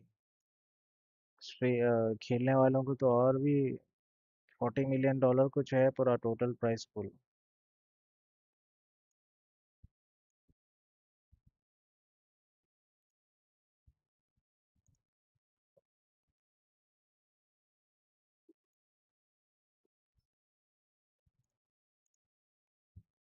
In PRX winning all of EWC. Yeah. Are you worried about your squad from the Pacific? Nah, not at all. 0%. The problem with this group, वो though, I'm not obviously worried था about the कि next game. I'm worried वो about the rotate qualification करके game. उसको क्या क्या क्या वो ऑब्वियसली था कि वो रोटेट करके उसको ऑब्वियस गेम नहीं खेलना था। मेरा एम इतना अच्छा नहीं है बट प्लानिंग बहुत डिफरेंट है। मैं आईजीएल बना तो लोग मुझे पागल बोलेंगे बट रिजल्ट्स पक्का दिख, दिखाता मैं। If they don't get through the lower final, then same यार भाई, मेरे पास भी खास कुछ एम नहीं है लेकिन ब्रेन और क्या बोलते हैं गेम सेंस की कमी है इन लोगों पे। कभी कभार तो ऐसा दिखता है कि भाई अरे वर्ल्ड कप खेलने वाले भाई ये लोग क्या ही टीम से गोल्ड की लॉबी दिखती भाई बाज वक्त। Here from France will be putting on for their team. XLG will be on our stage. Thoughts on these two games coming in? Honestly, I'm looking at GE coming off the back of London. MIBR is not going to be an easy opponent. GE's got a little bit of instability. You know, there's a couple little dramas happening over there. So we'll see how they're looking coming into this event in particular. And then Sheila Gentlemates, I mean, I want to see how good the teams from China are looking. So far, you saw EDG already fall to BBL in that initial matchup. I'm sure that Sheila want to try to get that job there. I think Sheila had an interesting run last EWC as well. They didn't quite have their fifth player and had their coach playing this time around. EDG are the team that sort of have that issue. So Sheila, we've got the full force coming on through. It's going to come down to whether Raga has a good day. I felt like he didn't have a good tournament last EWC, so he's looking for a much better one now. We've got plenty of time to talk about that tomorrow at 1 p.m. That is when the show game is going sense to be कभी kicking कभी off. Gold level drop दिखता है ये games में वीसीटीज में। Very much for watching. मैं भी This is बोलता our हूँ। goodbye. I'm doing it right now. We're going to say goodbye to all of you. 1 p.m. We're live with day 2 here on the Bravo stream. चलो भाई good bye बोल दिया इन्हें। Thank you. Let's go भाई। अब बताओ भाई, अब बताओ क्या किया जाए।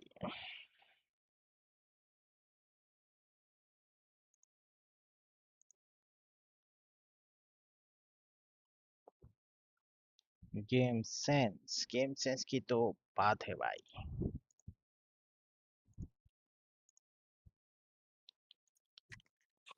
बात तो भाई हाँ हर्ष भाई पूरा पूरा पूरा पूरा स्ट्रीम खत्म हो गए बाद आके सलाम करो आप। क्या भाई? अरे माफ कर दीजिए फक भाई यार, आज थोड़ा सा हम बाहर थे यार। क्या आएगी भाई? विस्को भाई खैरियत? कैसे हो विस्को भाई? बढ़िया बढ़िया बढ़िया फद्दू भाई। अरे विस्को भाई आवाज नहीं आ रही आपकी। नहीं आ रही आवाज मेरी? आ रही तो आ रही, मेरे को आ रही है। आपने म्यूट कर रखा है क्या इसको? शायद लो नहीं आवाज थोड़ी सी थोड़ा वॉल्यूम कम है आई गेस, थोड़ा बढ़ाता हूँ वॉल्यूम। Hello hello. बताओ बताओ फद्दू भाई, क्या हाल चाल सब भाई? अरे विस्को भाई कैसे हो? डिस्को गए थे क्या? नहीं नहीं नहीं। अर्श पता भाई नहीं अर्श किसी पे गए, विस्को भाई डिस्को में गए। आज तो भाई मेरा बर्थडे था ना भाई, तो हम वहाँ थे भाई। बर्थडे? परसों ही तो बर्थडे था तुम्हारा, सब जने विश कर रहे थे परसों। अरे वो तो ब्लेज का था, ब्लेज का था ना वो तो। अच्छा ब्लेस का था क्या? अरे हैप्पी बर्थडे टू बी लेटेड भाई, हैप्पी बर्थडे। तो विस्को के साथ डिस्को पे गए थे क्या बर्थडे के दिन? ऐसे 18 प्लस, हाँ 18 प्लस ही अलाउ होते, तुम तो 16 15 के है ना भाई? नहीं नहीं, मैं 17 का हूँ। नहीं भाई ये अर्श भाई की बात कर रहा हूँ, ये तो भाई 12 इयर्स से 16 इयर्स के बीच में है, इसको कैसे डिस्को अलाउ करे? अरे भाई। रमा भाई चलो भाई मैं चला सोने। ओके भाई टेक केयर भाई। थैंक यू सो चलो मच फॉर ज्वाइनिंग चलो रमा चलो भाई। लव यू भाई। Good night. हमारे रमा रमा भाई आए थे भाई स्ट्रीम पे थोड़ा सपोर्ट करने। आते रहा करो भाई, आते रहा करो अपने भाई, द मोस्ट अंडररेटेड प्लेयर है भाई। मोस्ट अंडररेटेड प्लेयर या स्ट्रीमर। स्ट्रीमर भी भाई, हाँ स्ट्रीमर प्लेयर नहीं स्ट्रीमर कहेंगे, स्ट्रीमर कहेंगे, स्ट्रीमर स्ट्रीमर कहेंगे स्ट्रीमर यार, कहेंगे सॉरी हाँ। My bad. बहुत बढ़िया खेलते हैं भाई फक भाई। तो जा रहे मोस्ट फक बे फिर अंडररेटेड आप? है। अब मैं क्लोज करना सोच रहा हूँ भाई क्योंकि 4:30 से स्ट्रीम ऑन है भाई। बीच में तो सो गया, हाँ मैं बीच बिल्कुल में बिल्कुल सो भाई, गया आराम कर लो आप। और खाना भी खाने चले गया क्योंकि भाई बीच में 2 टेक्निकल पॉज आए थे। ये लोग के मैचेस हाँ। एक्चुअली देखा गया तो 4:30 बजे एग्जैक्ट एक स्टार्ट होना था और 7:15 को एक स्टार्ट होना था और 8:30 को क्लोज होना था। 8:30 से 9:30 मैक्स। ये 12 तक खींच गए लोग। टेक्निकल पॉज एक एक 2-2 घंटे टेक्निकल पॉज ले लिए। अरे अरे वर्ल्ड कप में भी हो रहा भाई ऐसा। वर्ल्ड कप में हाँ वर्ल्ड कप में भी वो हाफ टाइम में बहुत टाइम लगा रहे हैं लोग। भाई हाफ टाइम में भी टाइम लगा रहे हैं। स्टार्ट ही होने टाइम कितना ही लग गया भाई। मैं तो एक हाँ मैच देखा ही नहीं। जो मेन मैच देखना था 100 थीव्स और उसका RRQ का, उसका देखा ही नहीं मैं। डायरेक्टली हम्म। इन लोगों का देखा था PRX और क्या है, PRX हार गई भाई। कल है देखो, क्या बात कर रहे हो? बेहतरीन बेहतरीन मैच कल है। ग्लोबल स्पोर्ट्स और MIBR का मैच है भाई। क्रेजी। अच्छा आसपास आसपास वर्सेस हाँ अपने को ये बैटमैन देखने को मिलेगा भाई। हाँ यार कल चलो बेहतरीन फायद भाई, मैच आप है। भी आराम करो यार, वो फक्त भाई ठीक है भाई अपना टेक आराम केयर। करो यार। चलो चलो कोई बात हाँ नहीं। भाई, ये सुबह से आप दोपहर से कर रहे हो, चलो बॉडी को हाँ रिलैक्स दो। कल मिलेंगे भाई। कल कल आ जाओ भाई, कैसा भी देखेंगे अपन ठीक मैच है जी ठीक है। भाई, साथ में। अल्लाह भाई कहलाते हैं भाई। टेक केयर चलिए भाई। गुड नाइट भाई। Bye thank bye, you. Good night. Bye bye bye bye. Bye bye bye.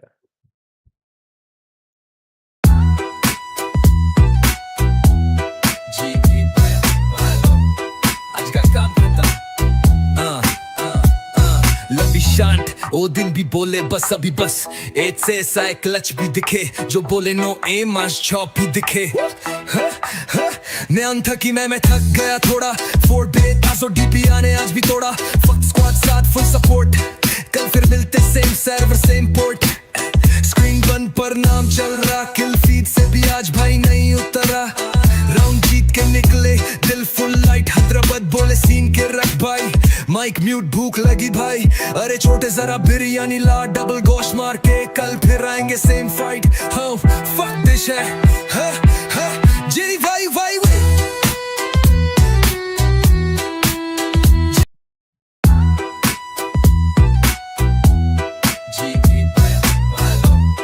आज का काम खत्म। लंबी शांत ओ दिन भी बोले बस अभी बस। एज से ऐसा एक क्लच भी दिखे जो बोले नो एम आज चॉप भी दिखे।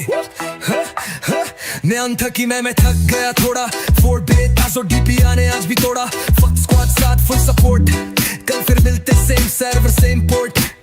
स्क्रीन बंद पर नाम चल रहा। किल फीड से भी आज भाई नहीं उतरा। राउंड जीत के निकले दिल फुल लाइट। हैदराबाद बोले सीन के रख भाई। माइक म्यूट भूख लगी भाई। अरे छोटे जरा बिरयानी ला। डबल गोश्त मार के कल फिर आएंगे सेम फाइट। हाँ फक दिस है जेरी भाई भाई।